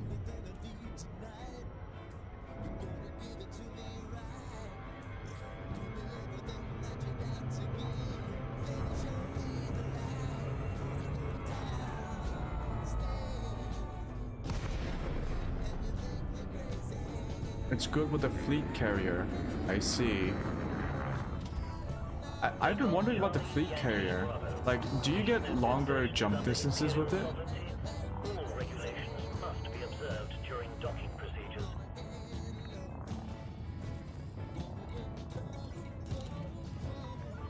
Your docking request has been approved.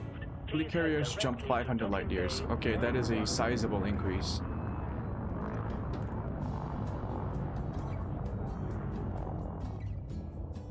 Every 20 minutes, so it's...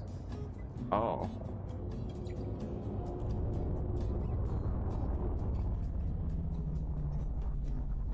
That's interesting.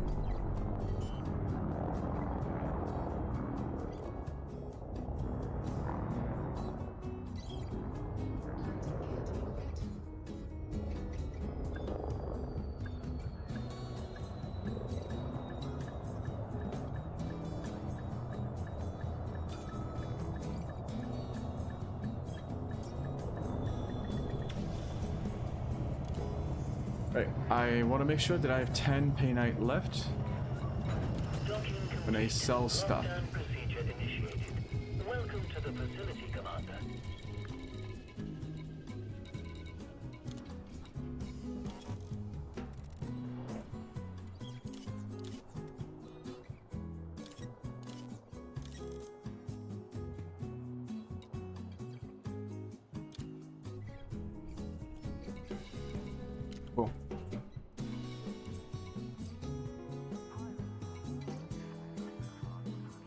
Wait.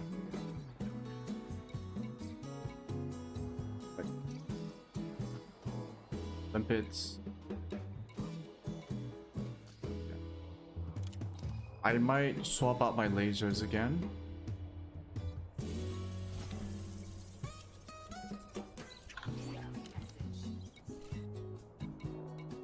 Not the most important thing, but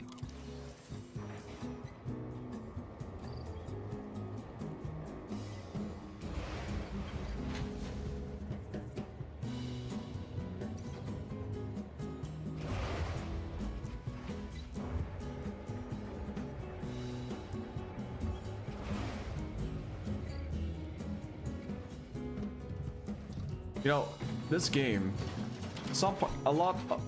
many parts of the game is quite slow, but I feel like I'm making good progress.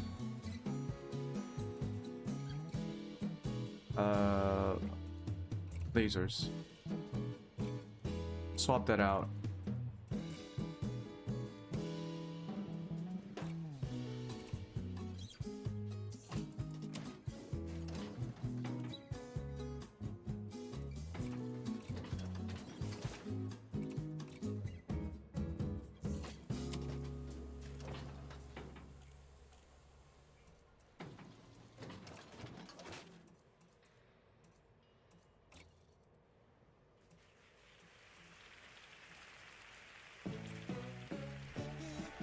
Did I just bought a...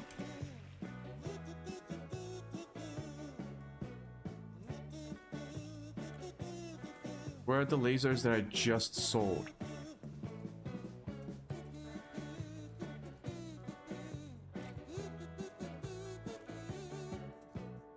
Oh no, I didn't store it. Okay. My brain is melting.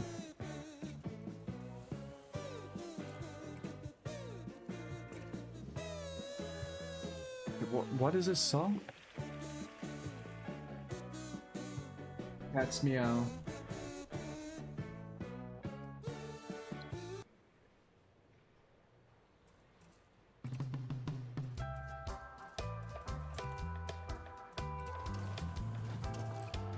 Okay, good. We are going back to the engineer.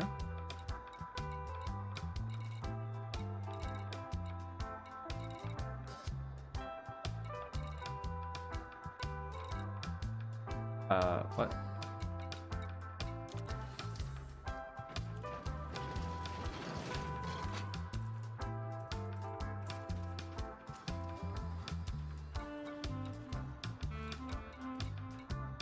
There we go. Okay, just making sure I got everything. Yep, I should be good to go.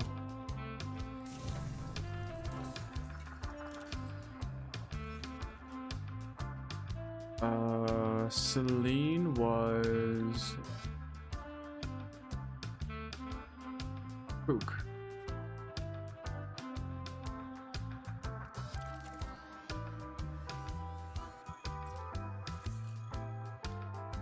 Four jumps. Not bad at all. The good news is I believe I have enough materials to fully upgrade my hull once I get to Celine. So I won't have to once again go looking around for materials. And hopefully that fully upgrading my hull with Celine would help me unlock the next engineer immediately.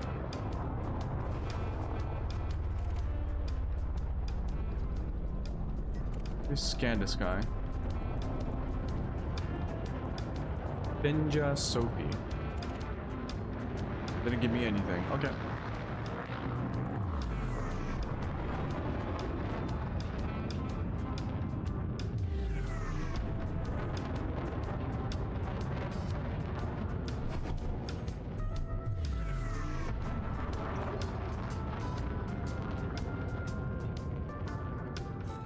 Jump.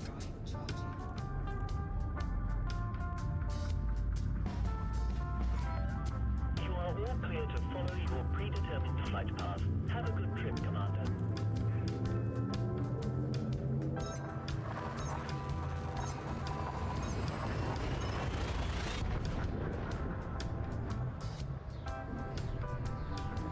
Oh, Trailblazer.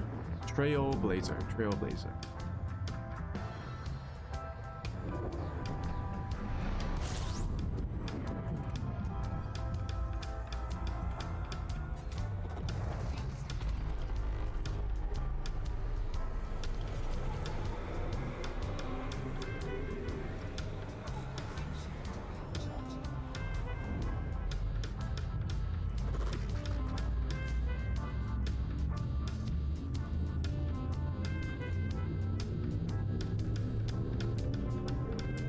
Actually, now that I think about it, if the rest of the engineers aren't too far away from each other, maybe I'll just unlock all the engineers first before starting to save money for the next ship.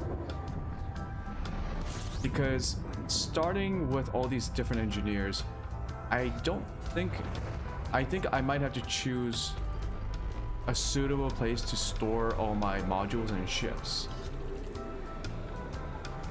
If I don't want to wait for like 30 or 40 minutes to move my ships and modules from one system to another. Like if I can see where most of the engineers are, I'll just choose like the middle point and have that as like a waste, like my base.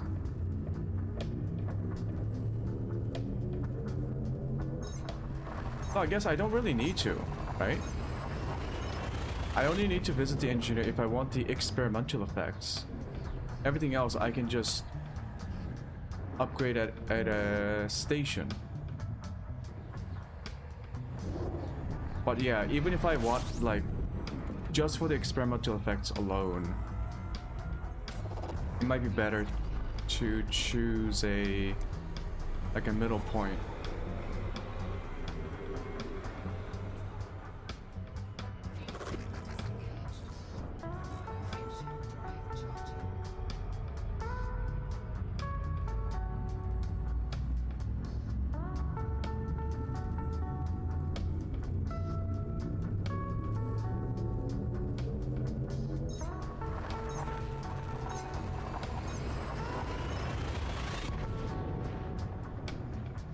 Okay, all upgrades, here I come.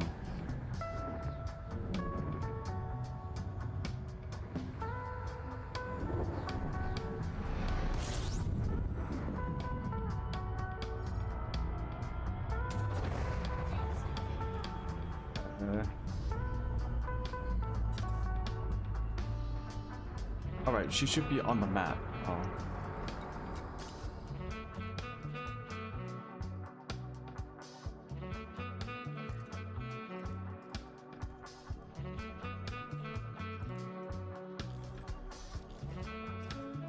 Prospector's Rest.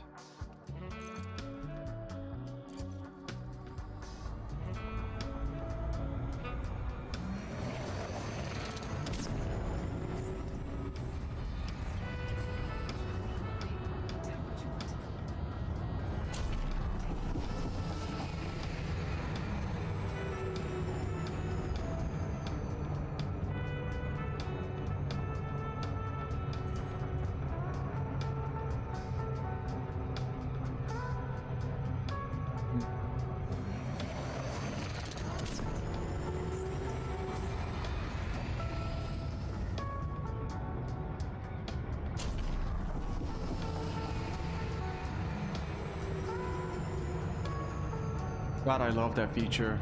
The overcharge. So fun.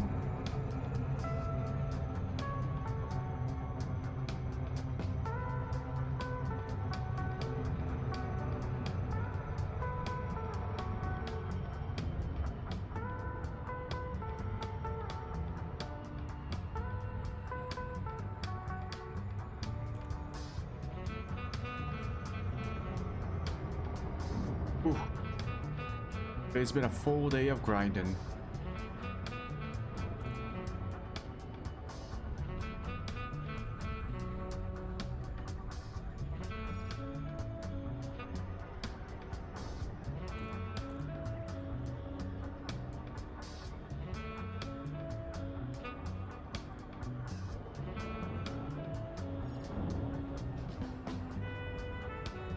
Okay.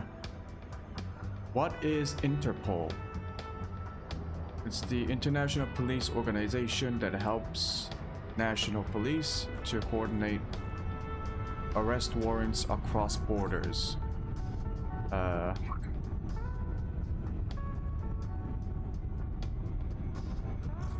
Fun fact, Interpol are not the police themselves, it's just a loose institution of national police organizations.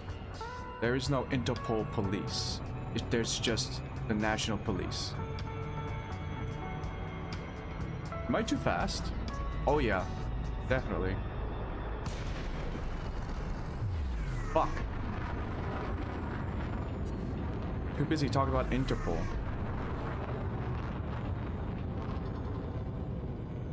Is it? Oh, oh, oh.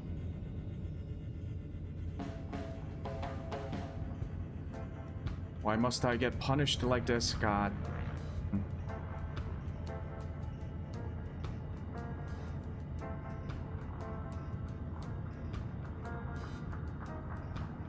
Okay.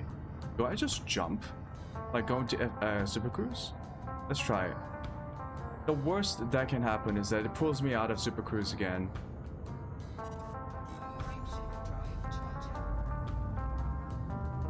Or the worst thing that can happen is I die.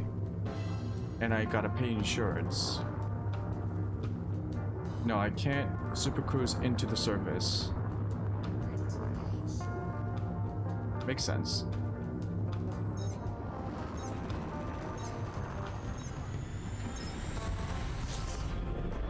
Throttle down immediately. Turn around.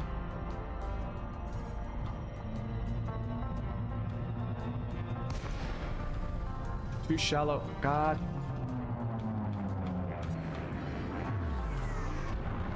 I'll do it manually. Let's put everything into engines.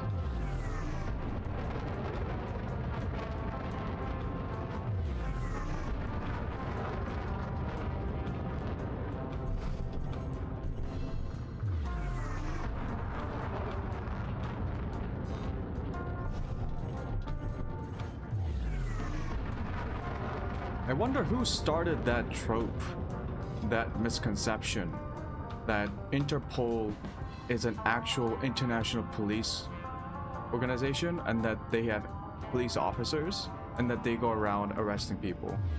It's so prevalent in Hollywood films, but it's so wrong. Like, who's the dumbass who first came up with that idea?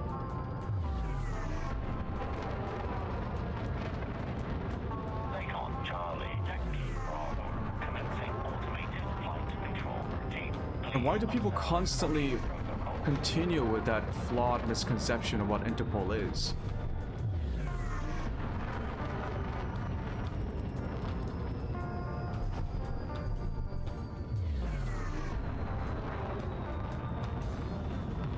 Sometimes I don't understand why some writers, when they write scripts for films, it's like, you could at least Google it. Google what Interpol is. You can read it up on Wikipedia. Okay, am I gonna crash into this again, talking about Interpol? Access granted. Proceed to landing pad 07.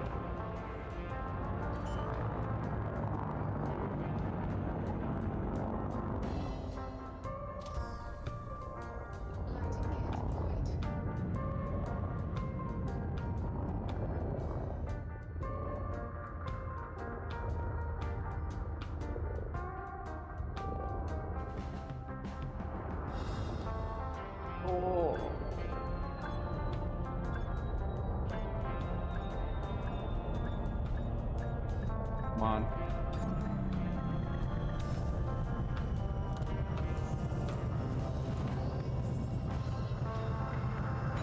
Touchdown complete. Engaging ship restraints. Your arrival has been noted.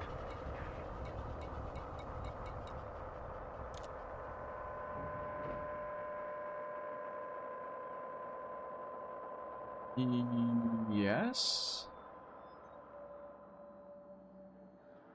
Sure, I think a class 5 hull is something that I might use in a different ship as well. Wait, hold on.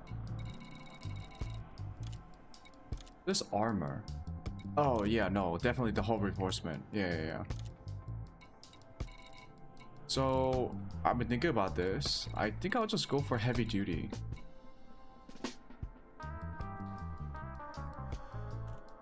Because the hull boost... I should look this up. What is hull boost?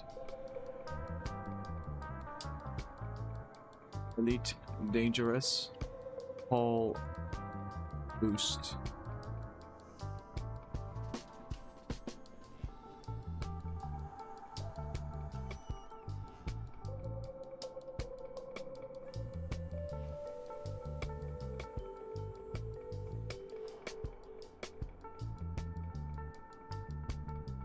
Hull boost is HP of the ship itself.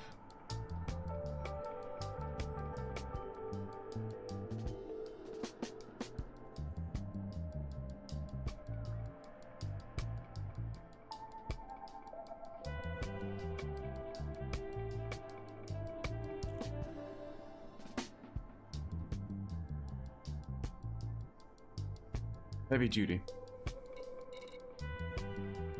Hull reinforcement, kinetic resistance, thermal resistance, explosive.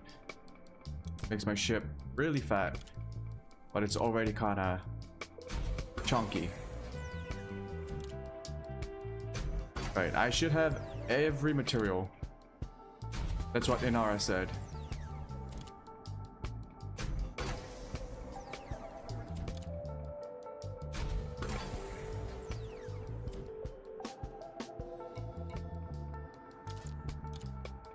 Oh, wait.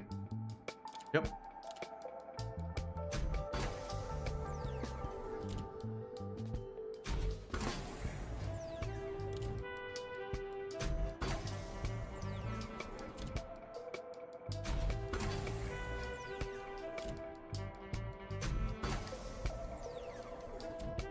Uh-huh. Uh-huh.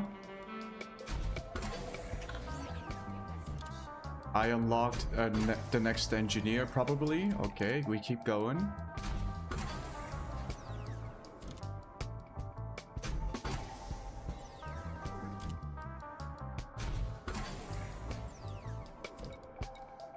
We keep going.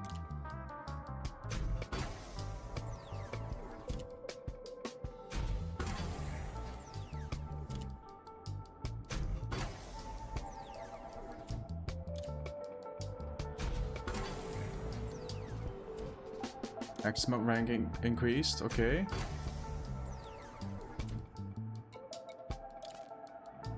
And we go for the last one.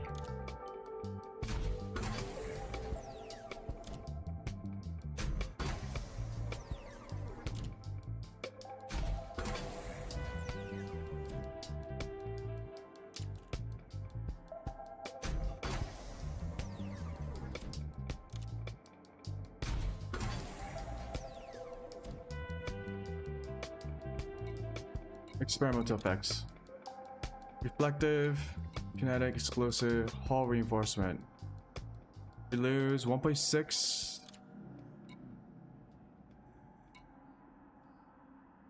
Oh yeah, we stack it. Yeah. Oh yeah. We're thick. Oh, I should also get armor, but it's not the armor piece I want to upgrade. Okay.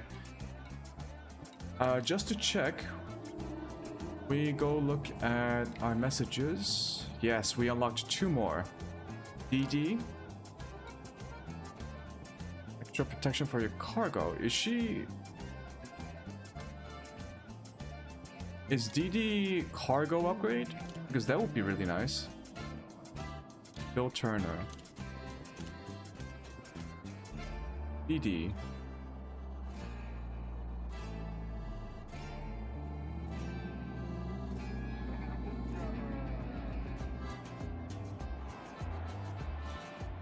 Who are you, DD?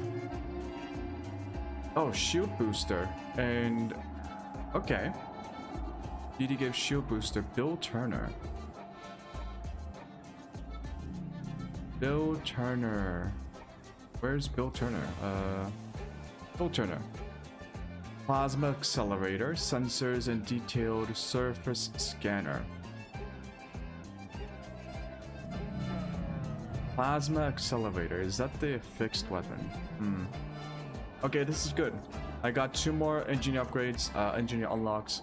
Tomorrow, then, I will go to these people and get their unlocks as well. And I'm just gonna keep unlocking the engineers until I've unlocked all of them. Not necessarily all the blueprints, but at least I get them open. And then I choose a base, and then I get credits, and then I start buying medium tier. We leave the early game. But I've been streaming for quite a while. I'm sorry, I do have to end my stream. Where's my... okay. Because I've been streaming for like 9 hours and 40 minutes. So I think I'm good. Also, I need to go. So, thank you for watching. Hope you enjoyed. And I'll also be back tomorrow. Unlocking engineers. But I think that once I'm done with the engineers, I can really start expanding into the other parts of the game, aside from the material farming and the mining, right? I still haven't really gotten into the combat part, except for that one day where I spent like 2 hours sticking around extraction zones, picking off like low-level bounties. I don't think that counts yet, right? I need to level up and get good enough ship and upgrades to start participating in the war zone, the conflict zones. And I really start cooking. Okay, I gotta go. Thank you everyone for watching. Hope you enjoyed it. I'll be back. Bye. Ending stream.